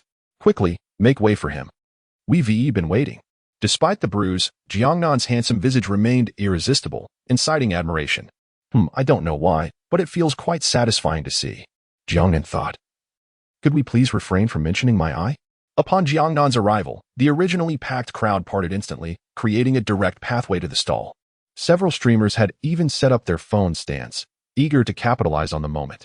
Among them was Su Yuan, the first to seize the opportunity. Wu Liang was astounded. Jiangnan's charisma is simply terrifying. It's just a stall. Are you certain this is not some sort of cult organization? A street stall sect? Behold, the market of Jiangnan unfolds. A modest stool set down, potent elixirs, detoxifying yellow beans, ethereal chives, and an array of Hao brand shorts all come to the fore. Moreover, the ethereal chives are fashioned into charming little hearts, adorning the neck of the potent potion. Bundled sales abound. Yet, the piece de resistance remains the Hao brand shorts. Such a plethora of varieties and styles. One can hear Jiangnan vociferously proclaiming, come.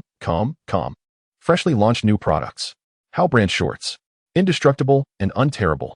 Friends may betray you, girlfriends may forsake you, but these shorts will never let you down. Priced at a mere 10,000 each. Onlookers. Just for a pair of shorts. How can you extol them so extravagantly? What audacious rhetoric is this? Is this advertising really necessary? 10,000 for a single pair? Are these golden shorts? Indestructible? Unterrible? Are we meant to pass them down through generations? Chapter 87. The Side Effects of the Haokai Shorts. Bonus update. As Jiangnan unveiled his new product, the atmosphere was filled with disdain. The few female streamers brought by Su Yuan wore expressions of utter disappointment. The barrage of comments in the live stream read, "It seems that Nanshun has really lost his touch. After such a long hiatus, I thought he would unveil something remarkable. Selling a few scraps of fabric for 10,000? Does he take us for fools? Is Nanshun now just cashing in on the hype? Previously, 2 pairs of shorts were merely $10. Now they are priced at 10,000? Su Yuan chimed in. Nanshun, I've brought people here to support you. These lovely ladies came for you. Don't let them down. The female streamers pouted, yet gazed at the pile of shorts with flushed cheeks. Have we truly fallen behind the times? This is quite the shock. Jiangnan scoffed. You know nothing. Wu Liang finally grasped Jiangnan's intentions for bringing him here. Would he get to showcase his impressive physique? The thought filled Wu Liang with excitement. With a swift motion, and amidst the astonished gazes of everyone present, the nearly 2-meter-tall Wu Liang transformed into a towering 4-meter-tall black bear. His jeans and short sleeves burst at the seams, delivering an unparalleled visual spectacle. At that moment, the venue fell silent. The onlookers were momentarily petrified, their jaws nearly hitting the ground. Oh, my eyes! What am I witnessing? My worldview has been utterly shattered. How many educational resources must I consume to heal my wounded soul? Jiangnan looked bewildered. This was not the intended effect. Turning around, he was met with an unforgettable sight. A 4-meter-tall black bear clad in Pikachu-themed shorts. Wu Liang's bare face broke into a proud smile as he struck a bicep-flexing pose. Jiangnan exclaimed, What? How did he switch to Pikachu again? Hurry, transform back. If you don't, you'll scare the children. As Wu Liang reverted to his human form, gasps erupted from the crowd. Standing at 2 meters tall with a muscular build, paired with Pikachu, it was absolutely explosive. Wu Liang basked in the attention, reveling in the exhilarating sensation of being the center of attention. Jiangnan pondered. Has Wu Liang awakened yet another peculiar attribute? Following his transformation into a clothing-shredding beast and a muscular triangle, has he now gained the characteristics of a social butterfly? Su Yuan and the 2 female streamers were equally baffled. What in the world was this outrageous display? The live stream comments erupted, filled with exclamations of disbelief. Alas, I am uneducated. All I can say is what a world. It's just missing a steel pipe. Bulgaria's demon queen has found her successor. Seizing the moment, Jiangnan declared, Did everyone see that? Did you all witness it? These shorts are truly a boon for those endowed with beastly powers. They allow you to transform freely during battle, sparing you from any awkwardness. An essential triangular garment for the brawny. Charming young ladies cannot escape. Even the Hulk has praised them. Fashionable trends without a hint of worry. Available for a mere 11,000 each. They outshine the campus beauties and heartthrobs. The advertisements from Jiangnan are relentlessly persuasive. Those who are swayed feel dizzy and enchanted. In order to align with Jiangnan's brainwashing efforts, Wu Liang undergoes complete transformation time and again. He showcases his muscles in a 360-degree display without any blind spots. At this moment, the onlookers are genuinely captivated. Since this is a university town, many are students, and those with beastly abilities are not few. They share the same troubles as Wu Liang. The Hao Ke shorts perfectly resolve their dilemmas. Look at Wu Liang. With such a dramatic transformation, Pikachu fits snugly to his form. Oh my, I want 2 pairs. To alternate wearing. Me. And I too, I want 3 pairs. A handsome lad exclaims. 1 for me. Jiangnan, astonished, replies. 1 pair isn't enough, brother. You need a spare. The brother retorts. If the front gets dirty, I can simply wear it inside out. Jiangnan looks horrified. What kind of competitor is this? As if I never spoke. With Wu Liang's demonstration, the Haoka shorts are selling like hotcakes. Meanwhile, the 2 female streamers who accompanied Su Yuan crouched down to start selecting. They cannot help but ask Jiangnan, South God, are there no discounts for the ladies? I'd like to choose this one. One girl picks a cherry Maruko. Discounts? Not a chance. What is wrong with the ladies? Do they not look good with a little money? Don't be so heartless. I'll wear it home and send you a picture. Would you give me 1 pair, please? The female streamer is truly enchanting, casting flirtatious glances. Su Yuan. No way. Such good fortune exists? He imagines it and quickly covers his nose. This is permissible? Jiangnan's expression turns serious. Discounts can be arranged. If you try it on here, I 1T charge you. The female streamer. Her face darkens. Try it on here? Are you serious? With so many people? 1T everyone see everything? Hee hee, you're so naughty. Li Qin's resentment level 666. Su Yuan chuckles. Xiaoqin, I'll cover the cost. Will you send me a picture when you get home? Li Qin shoots Su Yuan a glance. Dream on. Su Yuan. Why is that? Why can Jiangnan see it and I cannot? I'm paying for it. Jiangnan beams. Do you wish to know the difference between you and me? Su Yuan, taken aback, eagerly inquires. Where? Jiangnan points at Li Qin, then at himself. Do you see? This is the character E. He then points at Li Qin and then at Su Yuan. What is this? Su Yuan ponders for a moment. The character and I? Jiangnan shakes his head. No. It's the character Niao. This is the difference. Li Qin. Ha ha ha. She laughed until tears streamed down her face. Su Yuan. What the heck? Why do you call it a beauty? Why does it turn into a girl when it comes to me? A girl? Isn't that just a woman with an added layer of unattractiveness? Isn't that a roundabout way of insulting someone? If you lack culture, you certainly 1T understand. Su Yuan's resentment level 1000. Just then, amidst the frenzy of people clamoring to buy Haobao brand shorts, a sudden hush fell over the crowd. Jiangnan paused in bewilderment. What on earth is happening? He couldn't help but turn around, his eyes nearly popping out in shock. The sudden fright caused Jiangnan to tumble off his small stool. Before him stood Wu Liang, having transformed back from a black bear into human form. Unlike before, this time the Haobao shorts did not return to their original state along with him. Instead, they lost their elasticity. They slowly slid down from Wu Liang's body, eventually resting around his ankles. Jiangnan. Wu Liang. Chapter 88. What kind of player is this? Not only were the onlookers left in utter disbelief, but even Jiangnan found himself at a loss. The crowd fell into a brief silence, only to erupt moments later with a cacophony of astonished gasps. The flashing lights and the clicks of cameras nearly blinded Jiangnan's large, doe-like eyes. Had his shorts fallen? Wu Liang was left utterly bare.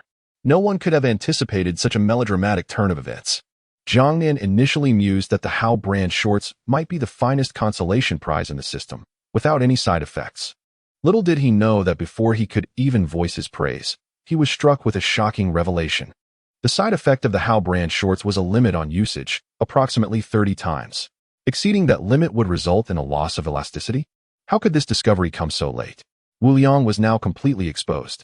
At that moment, the male spectators instinctively covered their faces, eyes shut tight, as if to shield themselves from the mental trauma. The young ladies, however, screamed in shock yet could not resist stealing glances. The older women exchanged astonished whispers, critiquing the spectacle. Goodness, this young man. Oh my, this is far more impressive than my husband S. Well, this trip was worth it. The two female streamers stood frozen, utterly flabbergasted. What sort of player was this? Wu Liang's resentment value 666. Meanwhile, the tall figure remained composed. Having weathered many storms before, he had faced similar situations in the alleyways before. He just hadn't anticipated a second occurrence so soon. Twice now he had been the center of attention, both times due to Jiang Nan. Wu Liang's expression darkened. South brother, can you not be any more of a burden? Jiang Nan covered his face and handed Wu Liang a pair of shorts, urging, stop talking. Just put these on. Wu Liang looked at the shorts Jiang Nan offered and shook his head, insisting, I want the triangular ones. Jiang Nan exclaimed. Seriously, at a time like this, you're still fixated on the style? How stubborn can you be? South brother, you have no idea. The triangle is a matter of faith. Faith? Are you kidding me? If someone comes along, they'll think you're a weirdo and have you arrested. In the end, Jiang Nan relented and helped Wu Liang into a pair of triangular shorts. Clearing his throat to mask his embarrassment, Jiang Nan addressed the crowd.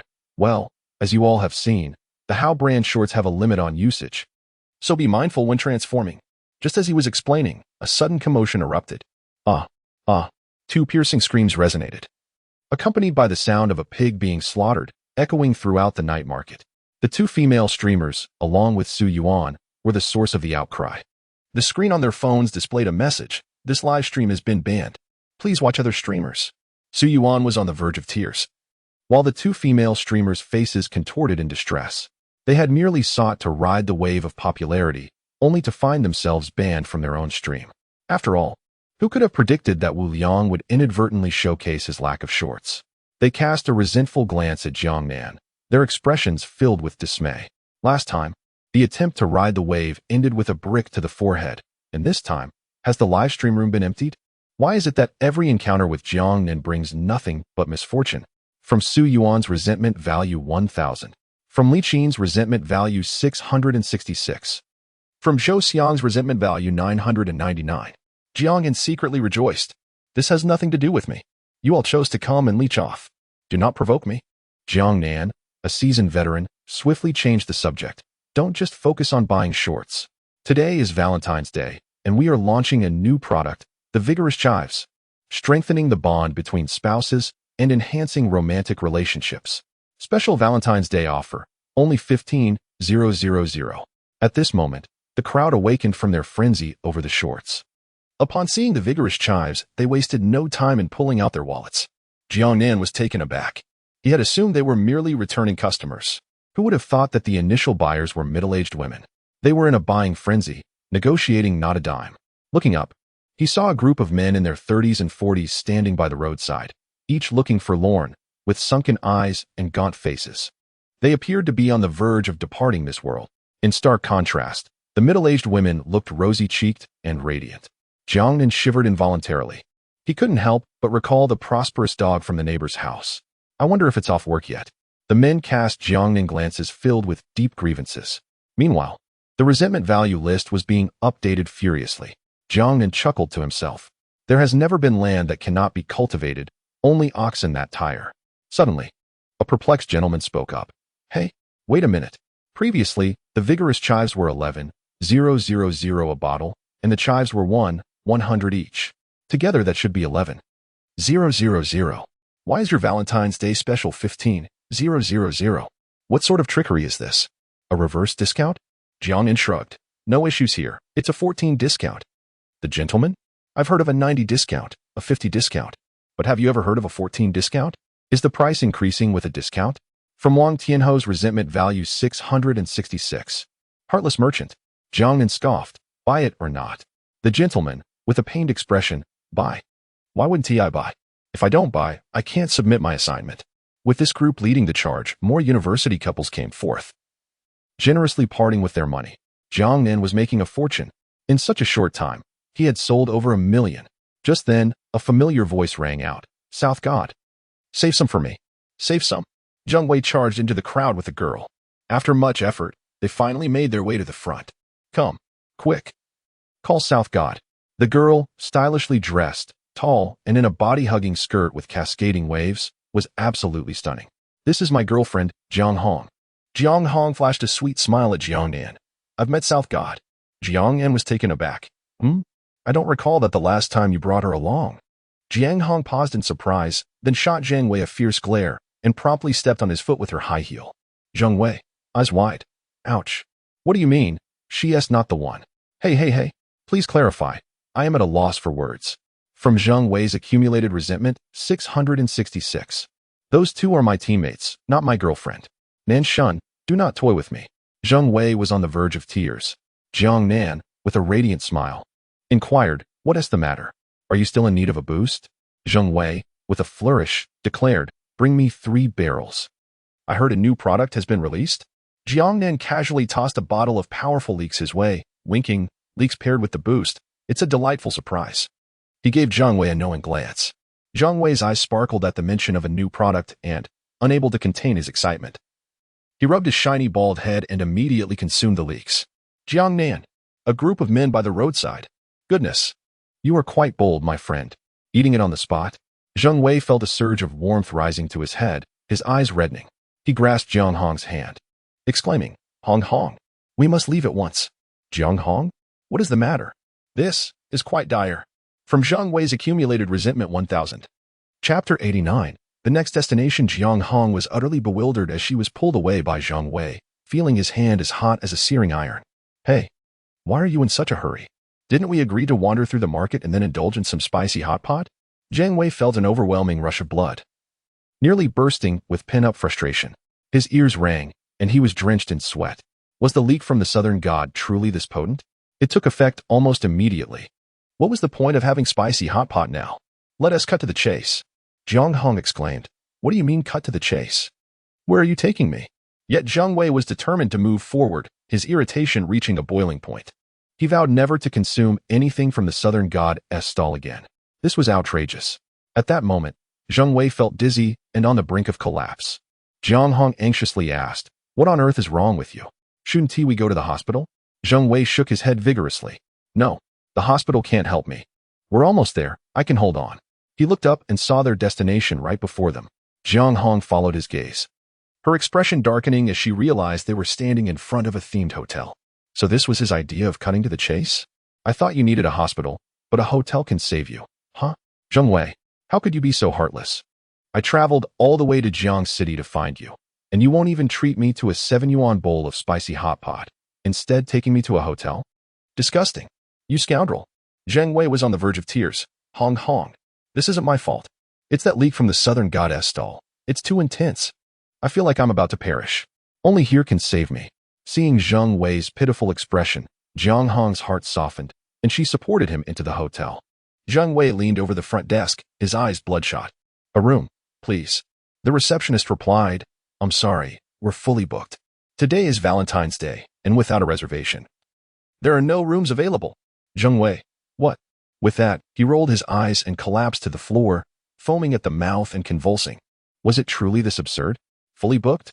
The receptionist looked alarmed. Was this gentleman truly so volatile that he would foam at the mouth over being fully booked? Jiang Hong was frightened. If the themed hotel can't help you, we really should go to the hospital. Quick, call an ambulance. From Zhang Wei's frustration points 1000. Meanwhile, Jiang Nan was merrily strolling home after closing up shop. He had given Wu Liang 10 small triangles as wages. He earned 5 million in one night. The system took 9.99 as stall fees, leaving him with a whopping 0.01. That was an immense sum. Not to mention, he had accumulated over 300,000 in frustration points. His skill points had reached 49,500, enough to indulge himself to his heart's content. It was splendid. Moreover, the frustration points continued to refresh. Jiang Nan was ready to unleash a wave of vengeance upon returning home. One must indeed accomplish the task following the exquisite beauty elixir. Jiang Nan was blissfully strolling, on the verge of reaching home, when suddenly a cacophony of roaring engines erupted. A magnificent Mercedes G-Class careened around the bend, its immense centrifugal force lifting one of its wheels off the ground. As soon as it landed, another surge of acceleration followed. Jiang Nan, what on earth is happening? Isn't that Xia Yao's car? What could she possibly be up to at this hour? The Mercedes showed no signs of deceleration. Instead, it continued to accelerate wildly. Jiang Nan, this is insane. Has Xia Yao lost her mind? It was merely an accidental bruise to your eye, which you inflicted upon yourself. How is that my fault? Is she really intent on a fatal collision? Fine. Let her vent her frustrations. I shall not evade, but rather embrace the impending encounter with the G-class. Bang. A thunderous crash ensued. Jiang Nan was propelled skyward, spiraling in midair for an astonishing 7,200 degrees, before being flung over 30 meters. He landed squarely on the sidewalk, an impeccable touchdown. Accompanied by a screech of tires, Xia Yao and Zhang Yingxue rushed out of the vehicle in a flurry. Zhang Yingxue, nearly frantic, exclaimed, "Wow, was that really Jiang Nan?" Xia Yao, with a scowl, replied, "Indeed. And you just launched him over 30 meters." Zhang Yingxue was bewildered. What? It turns out the driver was not Xia Yao but Zhang Yingxue herself. The duo hurried towards Jiang Nan, who had landed amidst a circle of onlookers. Goodness. Flung over 30 meters? Surely he must be done for. How unfortunate. To be struck while merely walking and at such a young age? What a waste. As Zhang Yingxue and Xia Yao rushed to his side, they discovered Jiang Nan with half his body embedded in the greenery, only his legs visible. Oh no. Jiang Nan couldn't possibly, could he? Xia Yao covered her face. A normal person would certainly have perished by now. Just then, Jiang Nan's legs twitched, and he effortlessly extracted his upper body from the foliage, covered in leaves. Observing the crowd that had gathered, he spat out the remnants of leaves from his mouth, ran a hand through his hair, and calmly declared, "Next vehicle, please." Zhang Yingxue? Xia Yao? The onlookers gaped at Jiang Nan in disbelief. Goodness, does he truly possess such audacity? One vehicle isn't enough? Is he addicted to this? This spectacle has been utterly sensationalized. Chapter 90. Come, let us enter. Additional update. How is it possible that Jiang Nan, aside from a bit of dirt, has suffered no injuries whatsoever? Is this still a human being? An invincible iron fool? At this moment, the onlookers' gazes towards Jiang Nan transformed entirely. They raised their thumbs in admiration. This performance is worthy of a perfect score. When shall I become as remarkable as you? Now you understand what the first words should be after being struck down by a vehicle, don't you? Next one. Modest yet dignified. Elegant yet profound. Impressive. I have learned so much. But first, you must be able to rise. Jiang Nan rolled his eyes. You all are the true marvels. You've exaggerated to the point of absurdity. This is merely standard procedure, you know. I relish your naive astonishment. With the continuous enhancement of the powerful elixir, Jiang Nan possessed great confidence in his physical resilience. Otherwise, how could he dare to engage with such fervor? Suddenly, Zhang Yingxue rushed forward and embraced Jiang Nan. You're unharmed. How wonderful. I was utterly terrified just now. Jiang Nan gently patted her back, offering her comfort. Then, he shot her a stern look. Big-tailed wolf. How ruthless you are. Have you vented your frustrations now? Let us consider this matter settled. Do not bite me. Xia Yao. What on earth? Why am I the big-tailed wolf? Why am I ruthless? I was just so worried about you. Oomph. Xia Yao's resentment point 666. You wouldn't think it was me who struck you, would you? Am I that reckless? Jiang Nan was taken aback. Not you? He noticed Zhang Yingxue nestled in his embrace, her face flushed to the roots of her ears, barely daring to meet his gaze. I was the one who hit you. Xiao Yao and I had just set out to practice driving when, Jiang Nan. The car that Zhang Yingxue had been driving just now? Goodness, that vehicle was indeed driven a bit recklessly. Xia Yao wore a smug expression, raising an eyebrow at Jiang Nan, as if to say, "See, you were wronged, weren't you? Quickly praise me." Jiang Nan exclaimed, "This is all your fault. How did you teach Yingxue to drive? Luckily, it was just me who got hit. What if it had been a cat or dog? There's no way Zhang Yingxue could be at fault. That is simply impossible." Xia Yao? Xia Yao's resentment points 1,000. Ah, I shall bite you to death. She instantly exploded in fury, charging at Jiang Nan and sinking her teeth into his arm. Hey, that hurts. You really did bite. Inside the Mercedes-Benz G-Class, Jiang Nan occupied the passenger seat. There were bite marks on his arm. Xia Yao sat in the back seat, seething with indignation. Zhang Yingxue, her lovely face filled with anxiety, was in the driver's seat. Hesitantly, she said, Are you really letting me drive? Xia Yao was momentarily taken aback, quickly fastening her seatbelt without a second thought, gripping the armrest tightly. Zhang Yingxue's face reddened further. Jiang Nan reassured her, "It's all right. Just listen to me. Now, press the clutch. Shift into first gear." With a gentle lift of the clutch and a press of the accelerator, Jiang Nan's soothing voice brought a wave of reassurance to Zhang Yingxue. The car slowly began to move. You're doing great, Xiaoxue. Release the clutch, shift into second gear. Lift the clutch and give it some gas. Under Jiang Nan's careful guidance, the vehicle finally hit the road, cruising at a leisurely pace of 30 miles per hour. Xia Yao watched in astonishment, questioning whether Jiang Nan truly managed to teach her. At this speed, it was certainly not commendable. Jiang Yingshue's face radiated joy. Just then, an elderly lady appeared 300 meters ahead, crossing the street. Did you see that old lady? Jiang Nan inquired. Jiang Yingxue nodded vigorously, her head bobbing like a chick pecking at grain. She's crossing so slowly. Humph. Let's run her over. Jiang Yingshue's eyes widened in disbelief. No, that can't be right, can it? Jiang Nan covered his face in despair. What else with that tone? It sounds like there's a chance you might actually do it. To Jiang Nan's utter dismay, Jiang Yingxue pressed the accelerator. He could envision the scene 10 seconds later. The old lady would be propelled over 30 meters, spiraling through the air in a perfect 360-degree rotation before landing gracefully. But whether she would be able to stand up and call for the next vehicle was another matter. Stop. Why aren't you braking? Jiang Yingshue's face turned as red as a ripe apple. With a sudden stomp on the brakes, they finally halted before the crosswalk. Jiang Nan was left in stunned silence. Xiaoxue was simply too amusing. She was so obedient that Jiang Nan couldn't bear to tease her any longer. Xia Yao in the back seat erupted into laughter, clutching her thighs. Jiang Yingshue's cheeks flushed crimson, casting a reproachful glance at Jiang Nan. Feeling guilty, he reassured her. All right, I won't tease you anymore. When the light turns green, we'll set off. After a 99-second wait at the red light, a line of over 10 cars formed behind them. Finally, the green light appeared. Following the incident with the elderly lady, Jiang Yingxue grew increasingly anxious. As she attempted to start driving, the engine stalled. She tried again, only for the engine to stall once more. The seasoned drivers behind them began to honk impatiently. Jiang Yingxue felt flustered. Don't worry, let us take our time. As the green light approached its end, her anxiety escalated, and her grip on the steering wheel tightened. Suddenly, with a loud crack, silence engulfed the car. Jiang Nan nearly popped his eyes out. Xia Yao sat in stunned silence in the back seat. Jiang Yingxue had completely detached the steering wheel from the column. At that moment, her mind went blank, frozen in disbelief while holding the steering wheel she had just ripped off. Jiang Nan exclaimed, "What on earth? You removed the steering wheel with your bare hands? How much strength do you possess?" This was a dire situation. Xia Yao burst into laughter, tears streaming down her face, her laughter resembling that of a pig. Even Jiang Nan struggled to contain his amusement. The steering wheel lamented, "This is too much for me." The drivers behind them had reached their limit. "What are you waiting for?" The lights red again.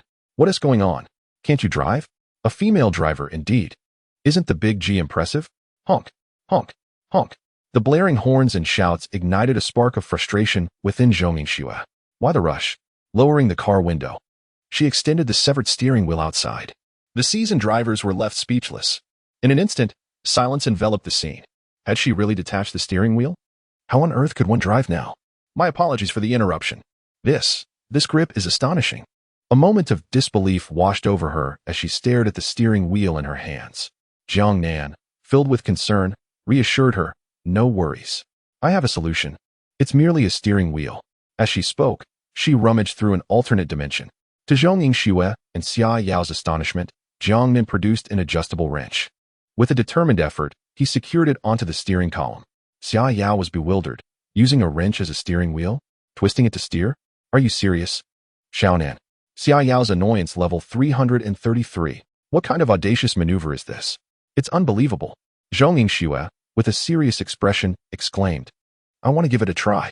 Xia Yu swallowed nervously and pulled the other side of the seatbelt across herself, fastening it securely. Safety first. Yes, safety is paramount. Jiang Nan beamed brightly.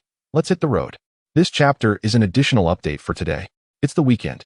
Come on, friends. Please leave a 5-star review, urge for updates, and support the bookshelf. Thank you. Chapter 91. The cola bottle. After a period of practice, Jiang Yingxue carefully adjusted the angle of the wrench, deftly maneuvering as the vehicle's speed gradually increased.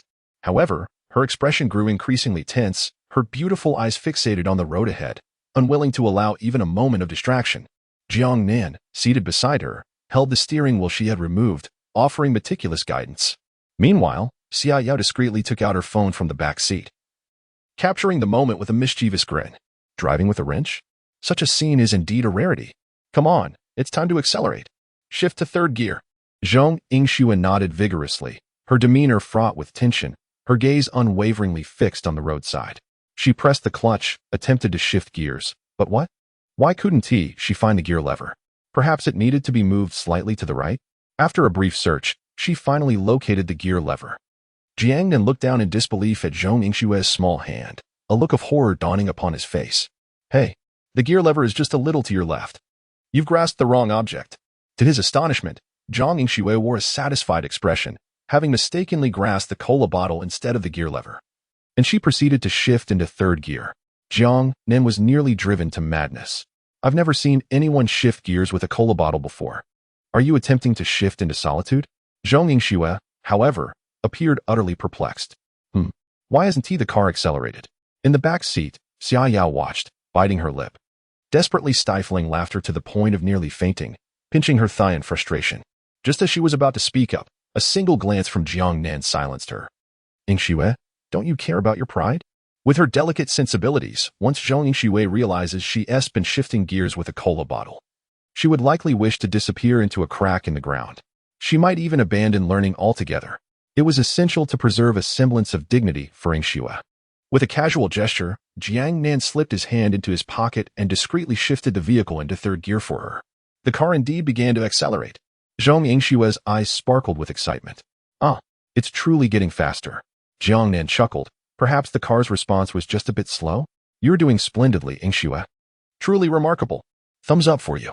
At this moment, Xia Yao pressed her face against the headrest, her shoulders shaking uncontrollably. Must you be so considerate? You'll spoil Yingxue.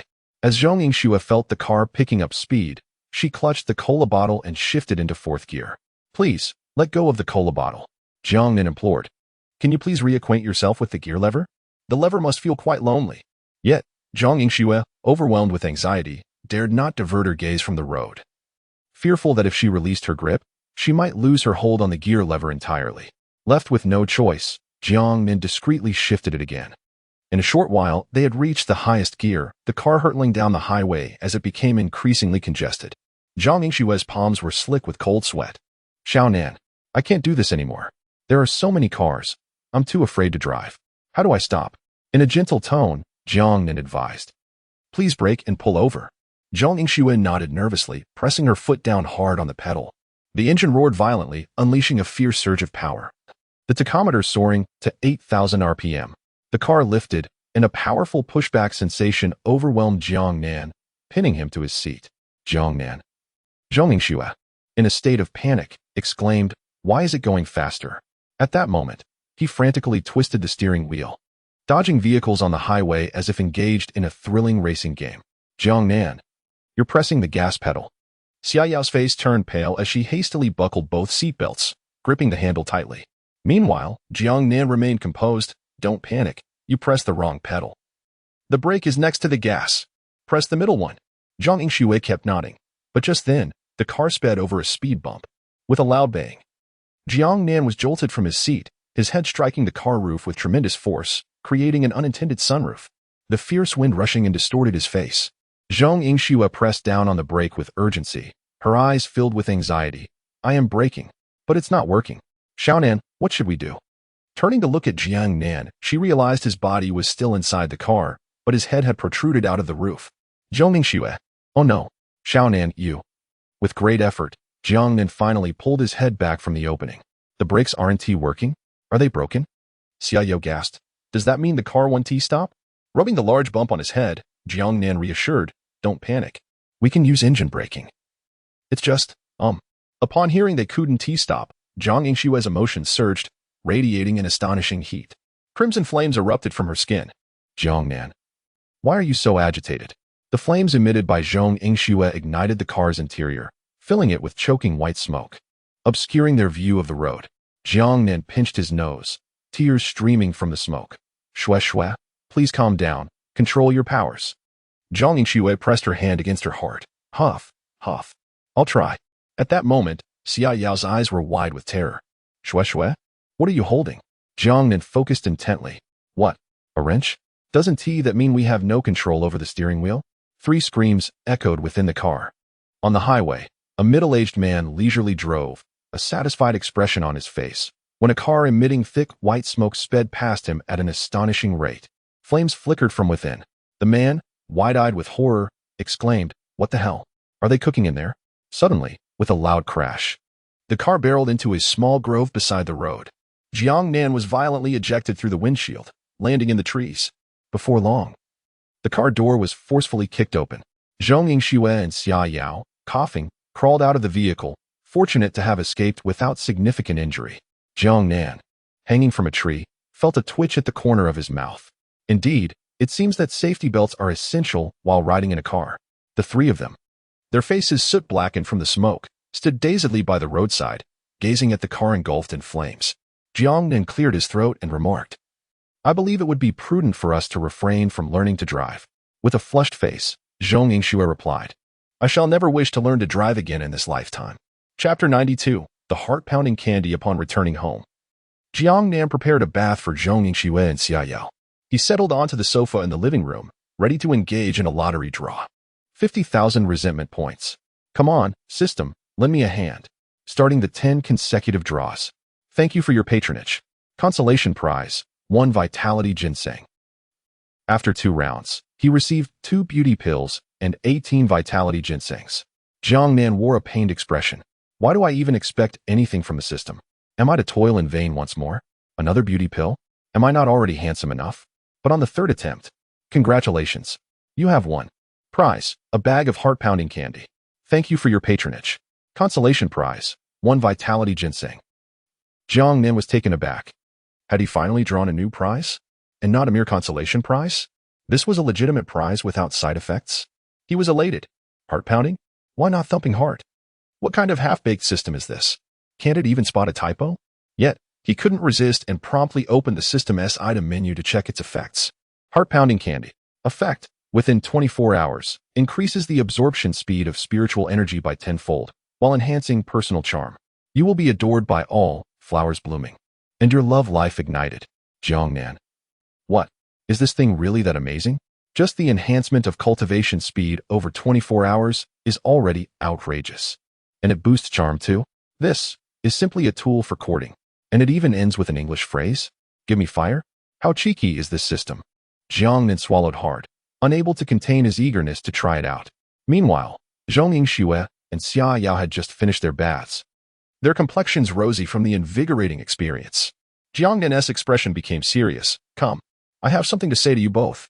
Zhong Yingxue and Xia Yao exchanged a glance.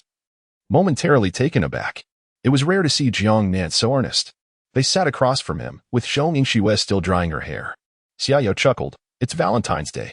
You're not about to confess your feelings to me, are you? You better not. I want to accept. Jiang Nan rolled his eyes. Relax. How could I confess to you? After all, there's a species gap. How could a human and a big-tailed wolf? Received 1,000 resentment points from Xia Yao. Cough. Let go of me. I can't breathe. Zhong Yingxue chimed in. Serves you right for being mischievous. Xia Yao. Teach him a lesson. Understood. Jiang Nan. Even Shui Shui isn't on my side? Stop. Stop. I have gifts for you. He pleaded. Xia Yao's eyes brightened at the mention of gifts. Gifts? I love gifts. Is it big white rabbit milk candy? Where are you hiding it? Let me look. Xia Yu began rummaging around, even tugging at Jiang Nan's ear in her search. Seriously? Can I even hide it in my ear? Do you think I'm Sun Wukong? Zhong Yingxue wore a curious expression. Here you go. Jiang Nan presented 2 exquisitely wrapped boxes. One was petite, belonging to Zhong Yingxue, while the other was considerably larger. Designated for Xia Yao. Seizing the larger gift box, Xia Yao chuckled. You must really like me to gift me something so grand. Jiang Nan cleared his throat, ready to make his escape at any moment. You'll find out once you open them. The 2 ladies eagerly unwrapped their gifts. Inside, they discovered a large white rabbit milk candy alongside a vibrant, radiant fruit. Both were momentarily taken aback. They recognized the Shengshi Meiyan Dan. Zhong Yingxue inquired. What is this red fruit? Xia Yao grinned mischievously. You'll know once you eat it. She promptly consumed the beauty-enhancing pill and then popped the red fruit into her mouth. It doesn't taste like much. Zhong Yingxue took a delicate bite as well. These 2 fruits were none other than the Shisui lingua that Jiang Nan had exchanged for with his last 200,000 resentment points. Before long, Xia Yao's expression transformed into one of astonishment as she gazed at her own body in disbelief.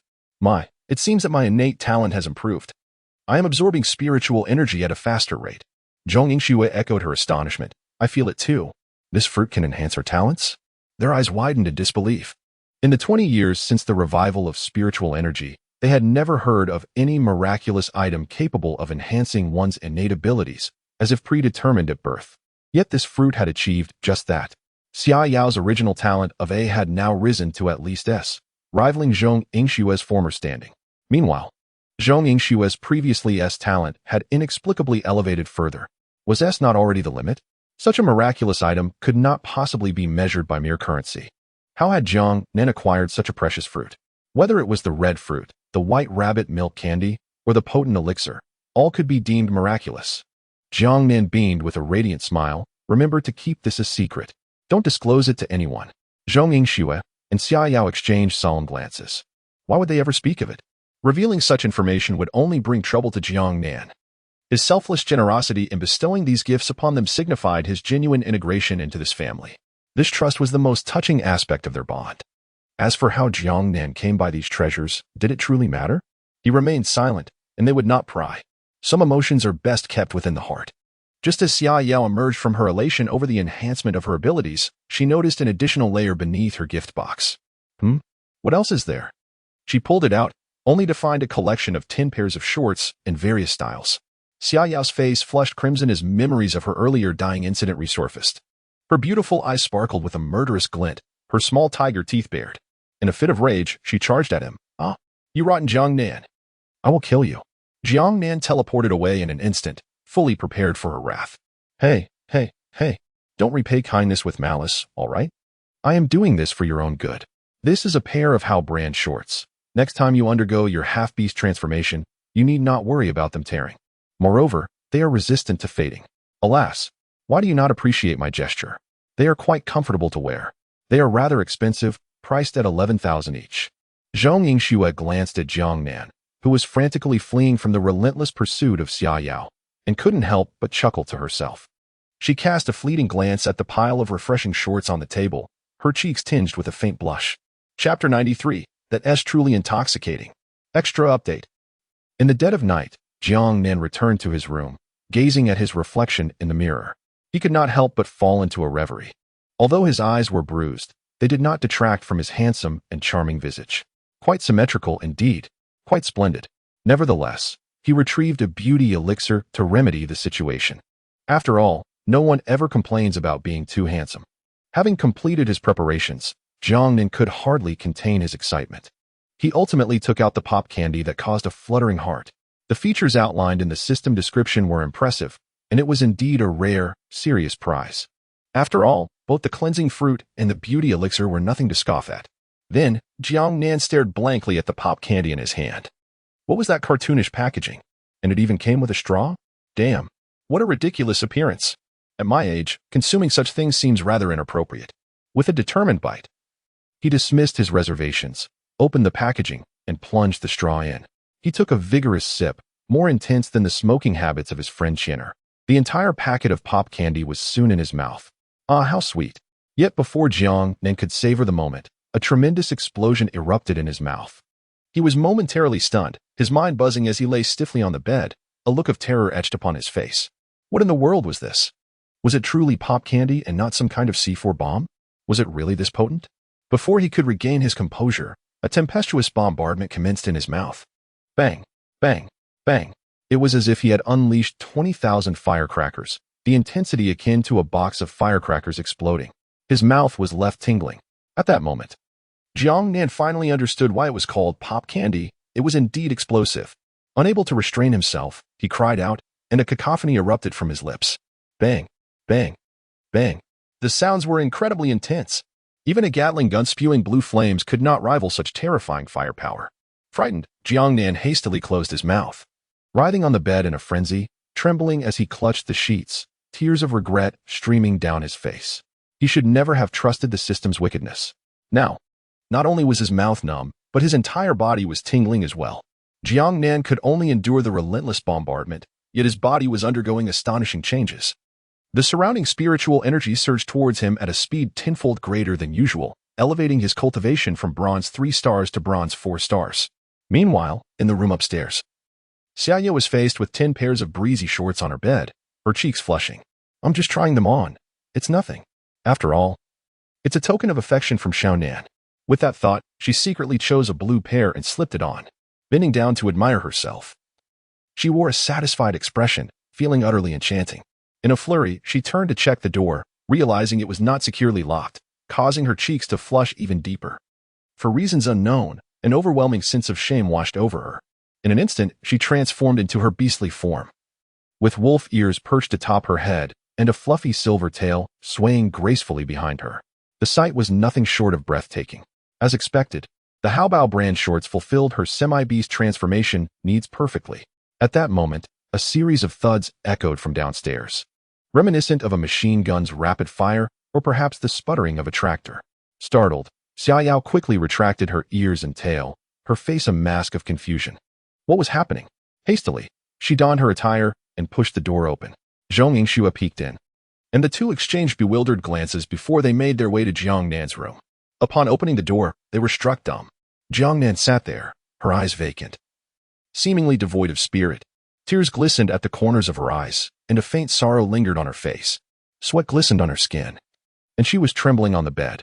The moment they caught sight of her profile, both Zhong Yingxue and Xiaoyao felt their hearts race, finding her increasingly captivating. Zhong Yingxue voiced her concern. Xiaonan, why are you crying? Xiaoyao chimed in. Are you that heartbroken?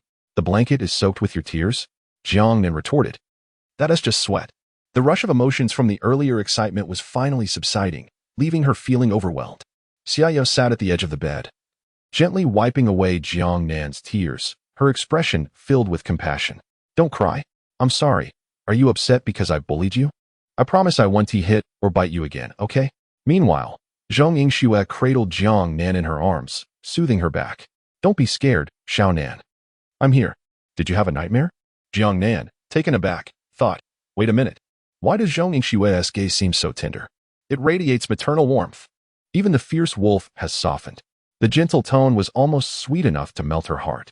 Was it the effect of the sugary rush? Had her charm increased? It was simply marvelous, even causing a flicker of guilt to arise within her. I actually have a peculiar condition. I can't sleep at night unless someone is there with me. Jiang Nan mused. Am I being too demanding? I can't help but feel guilty. It's my favorite feeling. Zhong Yingxue blushed deeply. That's not right. But I can give you a hug, Xiaoyao interjected. No, you can't hug him. Humph. I've never hugged him like that. And here I was, worried about you.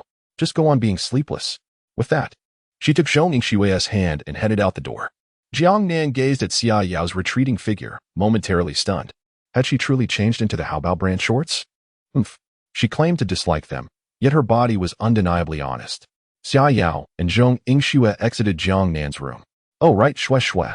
Do you not find that Xiaonan appears particularly charming tonight? In an instant, I thought he was truly my type. Zhong Yingxue's cheeks flushed slightly. Yes. It's the kind that quickens the heartbeat. How peculiar. In the room, Jiang Nan chuckled quietly, eavesdropping through a spatial wormhole. It seems that the delightful candy of sudden affection can indeed evoke feelings of infatuation in others. However, its effects are not limitless. It cannot alter one's subconscious. Setting that aside, merely the fact that the absorption speed of spiritual energy is tenfold is already astonishing. If one could maintain such a supply, would not one's realm soar like a rocket? It's simply exhilarating. Indeed, it appears that accumulating resentment points is essential. In the days that followed, Jiang trained fervently during the day with 2 stunning beauties, teaching them close combat techniques. At night, he accompanied Wu Liang to set up a stall. After closing the stall, he would head to Wu Liang's secret base to teach him the art of the broadsword and the use of shields. Each day brought fruitful gains. Coupled with the 7 pounds of spiritual orbs in Jiang Nan's possession, it was more than sufficient for a fulfilling summer for several individuals. There was no need to endure hardships in the spiritual wasteland. This summer was indeed enriching. On this particular night, as Jiang Nan was fiddling with his phone, he suddenly received a friend request. A request from Luo Tianhong? The username matched her real name, and even her profile picture was her identification photo. In the image, Luo Tianhong appeared somewhat youthful, sporting short hair. Absolutely charming. A friend request? Jiang Nan promptly rejected it. After all, a man must maintain his composure. My WeChat cannot simply be added at whim. I am a man that 900 million girls can never possess. But in the next moment, Jiang Nan's phone rang abruptly. Hello? Do you wish to perish? Hurry and accept. Jiang Nan shivered at the thought, recalling the scene of the wildcat thrashing the earth with a ferocious bear. He quickly accepted the friend request. Humph. It's merely a matter of the heart. The preservation of life is paramount. Chapter 94. A tragic incident provoked by a meme. Upon accepting a friend request, the Lynx immediately sent a message. Luo Tianhong, tomorrow. Come to the Jiangqing military base to complete your newcomer training. I will send someone to pick you up. Jiang Nan. Newcomer training? Why would I go? Isn't it more enjoyable to earn a little money at my stall every day? And training combat with two beautiful ladies is delightful, isn't it? Moreover, I have obtained my transfer certificate and the spatial spirit orbs, including those retrieved from Tianqi. I have no vulnerabilities left. What can the Dark Knight Army do to me? Nanshin. Humph. I refuse to go. No way. Men are just this resolute. Luo Tianhong. Are you certain? Nanshin. I am resolute. Hiki, Luo Tianhong. Jiang Nan chuckled. Look, even a formidable woman like Lynx cannot do anything about him. Surely, you cannot just take me away, can you? Besides, I can teleport and create spatial wormholes. Can you catch me? Indeed. After this, Lynx ceased her replies. Jiang Nan was gleeful, contemplating setting up his stall a little later tomorrow to earn an extra sum. He drifted into a blissful slumber. In the night, Zhou Yingxue, who usually sleeps lightly, felt as if footsteps were echoing around her. Unable to resist, she got out of bed and rubbed her sleepy eyes. Upon glancing outside the window, she immediately became alert. 10 armored vehicles had arrived outside the villa. A group of soldiers clad in black military uniforms surrounded the entire villa, armed and ready. What on earth was happening? As soon as she stepped outside, she saw Ning blocking the entrance, smiling. Don't be afraid, young lady. We are the Dark Knight Army. We need Jiang Nan for a matter, and we will return him before school starts. Zhang Yingxue was bewildered. So many people were mobilized just to find Jiang Nan? Moreover, it was the Dark Knight Army? When had Jiang Nan become involved with them? This was the nation's special forces for spiritual martial arts. Panic set in as she timidly asked, did Xiao Nan do something wrong? And Ning could hardly contain her laughter. Perhaps it's because he sent a meme. Zhang Yingxue? He gets captured for sending a meme? What is this nonsense? Meanwhile, Xia Yu was also apprehended, and upon exchanging glances with Zhang Yingxue, they looked as if they had seen a ghost. At this moment, Jiang Nan, deeply asleep in his bed, felt an inexplicable chill on his back. Suddenly jolting awake and glancing back, he was petrified. Lynx, clad in a black military uniform, stood expressionlessly at the edge of his bed. Beside her was a short-haired young lady, around 20, with delicate features and big, sparkling eyes, a teardrop mole adorning the corner of her eye. She was petite and charming, and as she gazed at Jiang Nan lying on the bed, a timid expression crossed her face. Jiang Nan. Run. I must run. What the hell? They came for me that night? Are they serious? Watch me teleport. YISNT it working. Spatial wormhole. No effect. It felt as if his abilities had been rendered ineffective. Jiang Nan's gaze inadvertently fell upon the short-haired young lady. Is she endowed with domain-related abilities? The mountain cat remarked coolly. Bring her to me. Bind her. Chun Chen chuckled mischievously, brandishing a bundle of ropes as he charged forward. Old Chen, what are you doing? We are comrades. Chun Chen replied, hee. I follow the captain's orders. Let me tell you, you cannot outmatch me. With an air of confidence, Chun Chen declared. How could you possibly escape me? He lunged forward with the ropes in hand. 3 seconds later, Chun Chen was sent flying by a kick from Jiang Nan, his face flushed with embarrassment. The mountain cat observed in silence. Su Rue exclaimed, wow, is this young man really that formidable? Jiang Nan chuckled heartily. What if I cannot use my abilities? Is my physical prowess not a gift? Are my hand-to-hand combat skills not innate? From Chun Chen's resentment value 888. His pride had taken quite a hit. Within Su Rue's domain, Chun Chen's powers were rendered ineffective. The mountain cat cracked his neck, and the Dark Knight soldiers outside closed the door in unison. Jiang Nan queried, bind. What binding method shall we employ? Chest binding or wrist binding? Su Rue tilted her head in confusion. What are these binding techniques? I've never heard of them. Meanwhile, the seasoned gentleman Chun Chen nearly choked on his own blood. Must you be so professional? 1 minute later, Jiang Nan was slung over the mountain cat's shoulder, bound like a rice dumpling. Let me go? I refuse to comply. You promised me a hug, and now you've deceived me. Subsequently, Jiang Nan was unceremoniously shoved into an armored vehicle under the watchful eyes of Zhong Inqiwei and Xia Yao. Zhong Inqiwei remarked. Xia Yao added, "Why does this feel like heading to the gallows?" And Ning smiled reassuringly, "Fear not. We will ensure Jiang Nan's safety. Let us be off."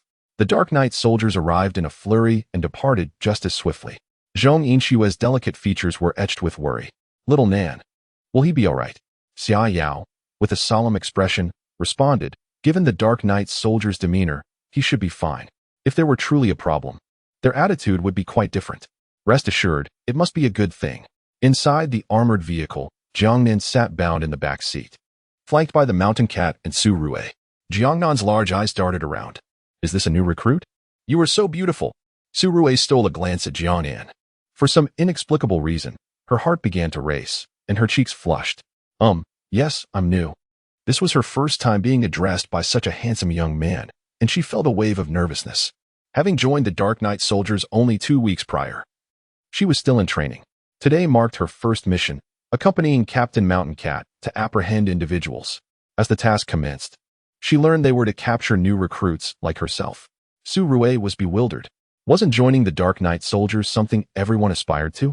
She had fought hard to secure this opportunity, yet this person not only seemed reluctant to come, but also required the captain to personally intervene to bind him. What manner of being is this? Upon encountering Jiang Nan, she was rendered even more bewildered.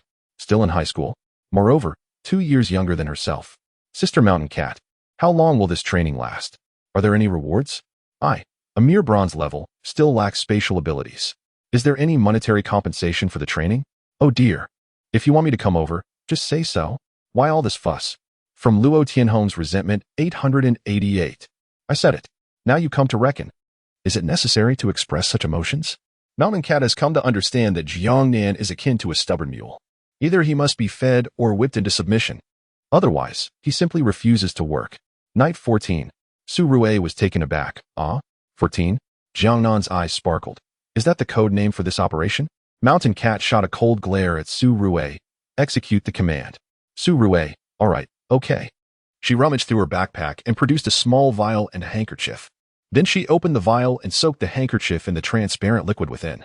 Jiang Nan, I see. This must be the treasure depicted on television, the one that causes one to faint when pressed against the nose, right? At this point, Jiang Nan's smile stiffened. A vague sense of foreboding crept into his heart. Hey, this isn't fair. Su Rui looked anxious. I'm sorry, just bear with it. The handkerchief was abruptly pressed against Jiang Nan's nose. He struggled, recalling the time he had to block his diamond-like nostrils with 2 stones.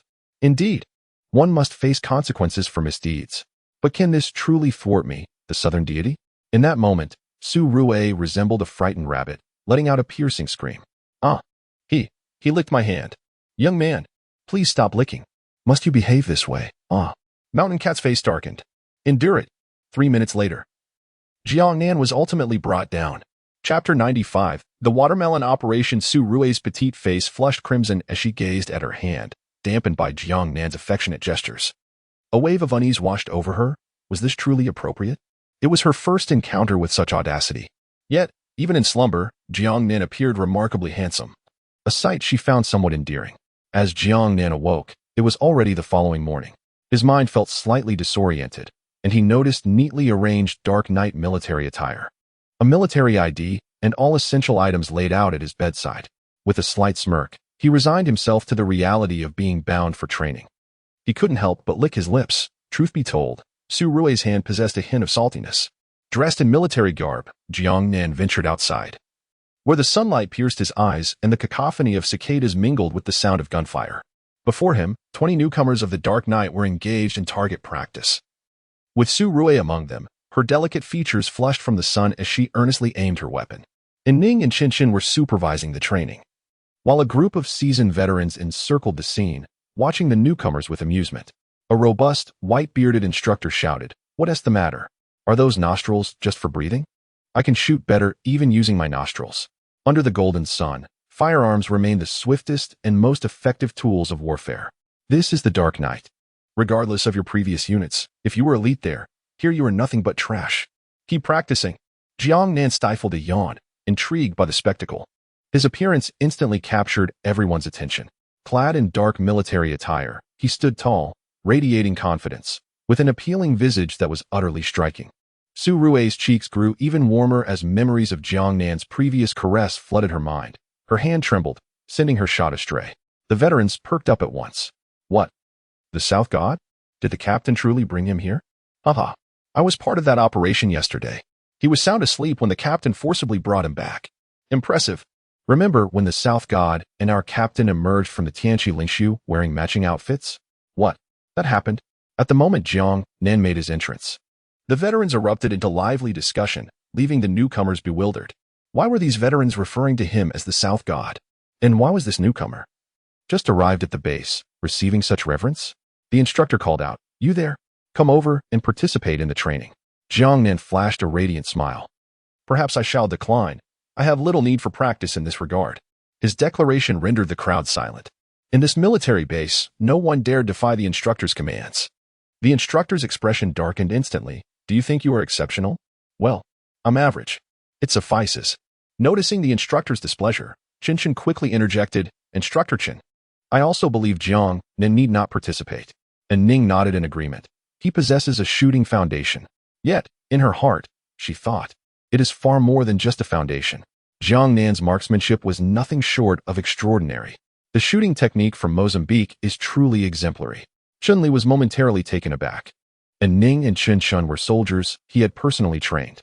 Their endorsement held considerable weight. This young lad appeared rather inexperienced. How could he possibly earn their approval? Shooting fundamentals? Has he even handled a firearm? If both of you believe in his capabilities, then so be it. Feel free to move about. Jiang Nan grinned, casting a knowing glance at Ning. All right then, let us join those seasoned veterans. A mischievous grin spread across his face. Such an opportunity is rare. He then opened his spatial realm, retrieving 3 sunshades and beach chairs, setting them on the ground. He also brought forth a large table laden with watermelons and chilled cola. Come on, brothers, it's sweltering out here. Enjoy some refreshing watermelon. The veterans were utterly astonished. Is this even possible? Watermelons made it in here? Though it's a spatial ability, does it have to be this impressive? What peculiar items do you keep in your realm? Incredible. I want to stick with you from now on. I've heard watermelons are perfect for summer. I'm absolutely craving it. I might dream about it tonight. So sweet and delightful. The veterans relished their watermelon, while the newcomers trained, parched and sweating under the sun. Jiang Nan even ran over to share some with instructor Qin-Li and Ning. Qin-Li remarked, This young man is quite considerate. Qin Shen, filled with anticipation, asked, Ninshin, what about mine? Jiang Nan scoffed. Didn't you hear what the mountain cat said? You tied me up, and now you expect watermelon? Dream on. Qin Shen. Seriously? You're still holding a grudge? Weren't you the one who asked me to tie you up yesterday?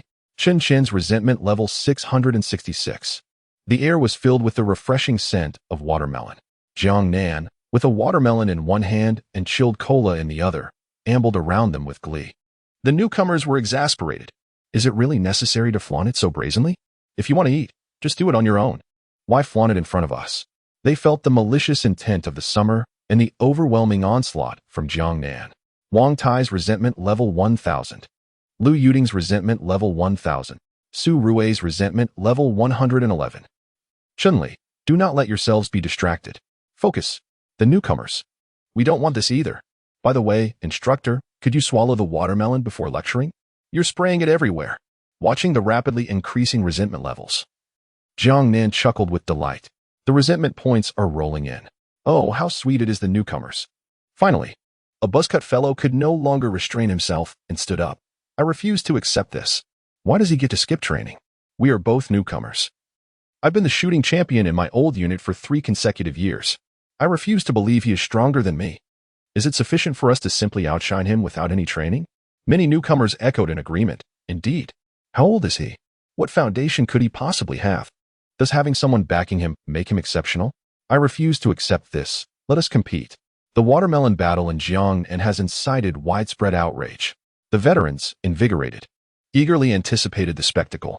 Jiang Nan blinked and said, Not convinced? Well, if you're not convinced, then so be it. I've got the message now. He then reclined on a beach chair, indulging in snacks. The veterans were left in bewilderment. Wang Tai glared. What the hell? You actually understood. What am I supposed to report to the higher-ups? Normally, you should retaliate. Strike out. And yet, you chose to snack instead? You truly consider yourself one of the onlookers, don't you? Wang Tai's resentment level increased by 1,000. He felt as though he had struck a punch into cotton. Chun-Li chuckled. Care to give it a try? Don't just talk the talk. I am eager to see the capabilities of those personally summoned by the lynx. Jiang Nan's expression darkened. Did I summon them? They were more like coerced and deceived into coming. For those who enjoy this, please leave a 5-star review, add it to your bookshelf, and urge for updates. Thank you for your support. Hee. Chapter 96. Record-breaking. Additional update. With no other recourse, Jiang Nan rose to his feet, flashing a brilliant smile at Wang Tai. How about this? If I prove to be superior to you throughout the training session, you shall make my bed, fold my blankets, and fetch water for me. Wang Tai retorted angrily, what is so difficult about that? What if I surpass you? Jiang Nan replied playfully, then you can have this fruit for free. Deal. Why does this feel somewhat off? The onlookers could hardly contain their laughter. Su Rui's face turned crimson, and she stifled her laughter. Jiang Nan was rather mischievous. And Ning and Qin Qin exchanged glances, feeling quite helpless. Wang Tai seemed destined to be the butt of the joke. Jiang Nan then approached the table, which was strewn with various components. A Type 92 pistol? In that moment, Jiang Nan's demeanor shifted to one of seriousness as he picked up the firearm's components. It was as if he had rehearsed this countless times in his mind. His hands moved with an elegance that seemed to dance through the air. He grasped the barrel, inserted it into the receiver, and pressed down the spring. The assembly process was so swift that it was nearly impossible to track his finger movements. He loaded the magazine and disengaged the safety. No one witnessed the action of chambering the round. Raising the gun, he fired. Boom. From the start of assembly to the first gunshot, merely 7 seconds elapsed. The astonishing speed left everyone dumbfounded. That single gunshot rendered the crowd momentarily speechless. Wang Tai was stunned. No, he didn't T-chamber a round? How could he fire? What is going on? That was too quick. I didn't even catch a glimpse. Su Rui covered her mouth in astonishment. At that moment, even Instructor Chun-Li's gaze shifted. One simply cannot achieve such rapidity without considerable expertise. Jiang Nan was merely 18. Had he been practicing since the womb? The seasoned veterans were also momentarily taken aback. What the hell? Chambering and assembling in 7 seconds? He must have spent all 18 years honing his speed. TSK. All those years of pistol practice were not in vain. Jiang Nan? Instructor Chun-Li observed the bewildered newcomers and remarked, do you understand why he can fire without chambering a round? This is called chambering assembly. A bullet has already been chambered during the assembly of the firearm. Moreover, it was constructed in accordance with the structure of a chambered firearm, which is far more intricate than the usual assembly. The advantages are evident. It significantly saves time. Wang Tai's expression darkened, and the newcomers were equally perplexed. Chambering?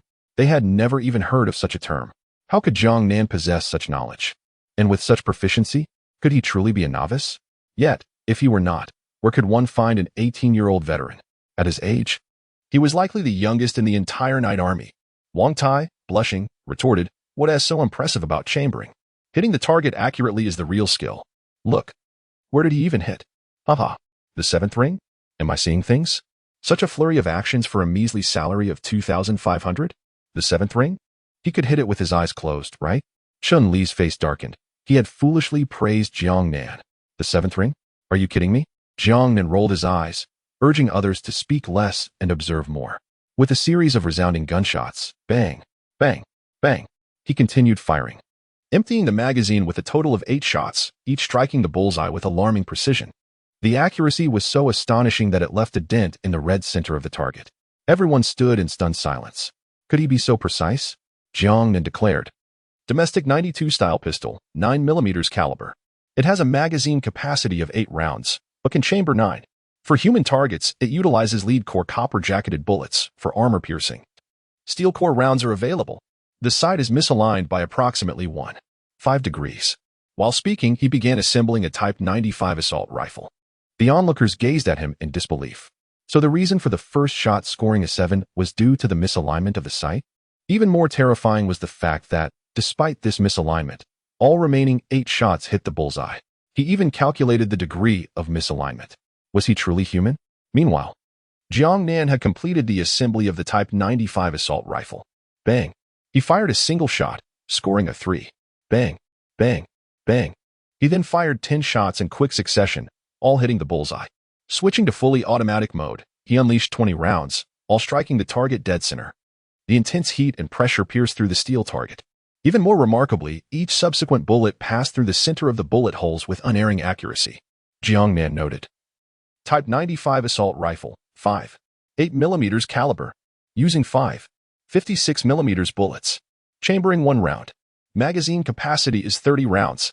The sight is accurate, but the barrel's rifling is severely worn. The bullet's initial velocity is insufficient. It needs replacement. Chen Li was left speechless, while the veteran stared in disbelief. Hitting every shot was already a feat of divine skill. Yet Jiang Nan had hit the bullseye 20 times in a row. What about the recoil? An assault rifle generates approximately 1.5 kilograms of recoil with each shot, let alone in rapid succession. How could Jiang Nan control it? It was nothing short of miraculous. Wang Tai's head buzzed with disbelief, and the newcomers looked at Jiang Nan with burgeoning admiration. Chen Chun and An Ning were utterly dumbfounded, realizing they had underestimated Jiang Nan's abilities. At that moment, Jiang Nan's eyes lit up with excitement. A Barrett heavy rifle? He couldn't resist rubbing his hands together in anticipation. In the blink of an eye, he had it assembled. To Chun Li's astonishment, Jiang Nan did not attach the muzzle brake, but instead stepped forward, aiming the rifle. He braced the stock against his shoulder and chambered a round. The thunderous bang that followed was deafening, flames erupting from the muzzle brake and stirring up dust around him. The recoil was immense. Otherwise, it would not be called a heavy rifle. Yet Jiang Nan remained immovable, his upper body as solid as a rock. He immediately fired a second shot. The crowd quickly grabbed binoculars to observe. In the wilderness, a fruit tree laden with unripe fruit stood tall. Approximately 3 seconds after Jiang Nan's shot rang out, a green fruit fell to the ground. Astonishingly, a bullet struck the fruit stem. After 10 shots, the tree was devoid of 10 green fruits. The fruits remained intact, while only the stems were severed. The veterans had completely forgotten about their watermelons. Chen Anning was covered in goosebumps. The newcomers gazed at Jiang Nan as if he were a celestial being. Is this still a human? You wield an anti-material sniper rifle? What immense strength must one possess to withstand such recoil? Chun Li swallowed hard, astonished, and exclaimed, "This must exceed 2,500 meters. A record shattered. In all my years in the military, I have never encountered anyone like you. High-precision shooting without an observer? Wind speed, humidity. Even latitude and longitude must be taken into account. How on earth did you achieve this?" Jiang Nan chuckled. "Perhaps it's because I always secure a chicken dinner in every match of PUBG? Chen Li? PFF. Your excuse is utterly ridiculous." Wang Tai covered his face. Today, he felt as if he had encountered a deity. In comparison, a 3-time shooting champion seemed insignificant in Jiang Nan's eyes. He realized he was truly the one lacking skill. This chapter is an additional update for today. Friends, let us walk through the familiar path. Heart racing, jumping with excitement. It's all about the thrill. Chapter 97. Taking action as Wang Tai glared at him with a flushed face, Jiang Nan beamed brightly. "Do you wish to learn? I shall teach you." Wang Tai was taken aback. What else with that line? It sounds so familiar. The veterans were incensed. Damn, I want to learn too. South God, please teach me. Your marksmanship is nothing short of divine. I have never seen such audacity. Chen interjected. You think the 2018 pistol skills were honed for nothing? South God, please pass on your ancestral techniques to us. Jiang Nan frowned. Why does everything good sound so wrong when it comes from your mouth? Is this what they mean by a dog's mouth not producing ivory? Chen grievance value 333. A group of newcomers gathered around. South God, teach us too. I want to learn that chamber assembly. It's so cool. Su Rui blushed. I want to learn as well. Jiang Nan shouted. All right. I will impart this skill to you all. Chen Li thought, what? Is this brat here to steal my business? Chen Li's grievance value 666. Yet, one could not deny that Jiang Nan's marksmanship surpassed even his own. Where on earth did the mountain cat unearth such a treasure? He was said to still be in high school. At the shooting range, Jiang Nan strolled with his hands behind his back, while the newcomers crouched behind sandbags. Jiang Nan corrected their stances with his feet. However, when it came to the ladies like Su Rui and Lu Yuding, he offered hands-on guidance. His face was almost pressed against theirs. As Su Rui gazed at Jiang Nan's profile, her cheeks flushed crimson. Her heart raced uncontrollably. No, she must not entertain such thoughts. He is only 18, so much younger than me. I must maintain my composure. Yes, composure. The male comrades were bewildered. Seriously? Must you be so blatantly biased? Wang Tai's grievance value 666. Liu Xiaofeng's grievance value 666.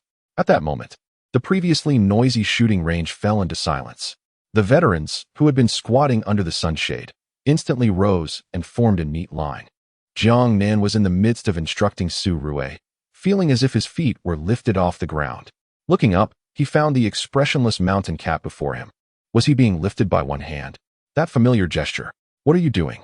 Jiang Nan scoffed, teaching the newcomers how to shoot. Let go, you mountain cat. I don't want to lose face. Of course, these thoughts remained unspoken. Very well, but could you at least let go of her hand first? Su Rui's cheeks were bright red, and Jiang Nan was still being held up, not releasing his grip. Hands-on teaching.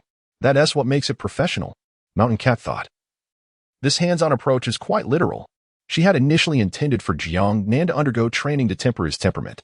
Yet, after just one morning, Jiang Nan had transformed into an instructor? What kind of miraculous maneuver was this? Just now, the shooting in Jiang Nan was observed by the lynx through the office surveillance cameras. A sense of unease lingered in his heart. Although he had previously heard from Anning and Qin Shan, he had not anticipated Jiang Nan's marksmanship to reach such a divine level. Was it that he had not drunk the soup of the Mengpu in his past life? If Jiang Nan continued to lead them astray, this new batch of recruits would surely be misled. The lynx looked at Jiang Nan, who blinked innocently with his big eyes, feeling a headache wash over him. He then placed Jiang Nan on the ground. Be good now, understand? His tone carried a hint of negotiation. Jiang Nan grinned. Okay. In that moment, both veterans and recruits, including instructor Chen Li, were taken aback. It was the first time they had witnessed the lynx speaking in such a manner. Had he changed his temperament? What are you staring at? Combat training. No. This was all a fantasy. The veterans were cracking their knuckles, their eyes gleaming with excitement. Meanwhile, the newcomers wore expressions of distress. They were about to be tormented again. Only Wang Tai looked exhilarated. The arena immediately took shape, with the veterans shedding their shirts, revealing their muscular physiques. The recruits rushed in, but were swiftly knocked down within minutes. Only Wang Tai remained, with a body as solid as a young bull.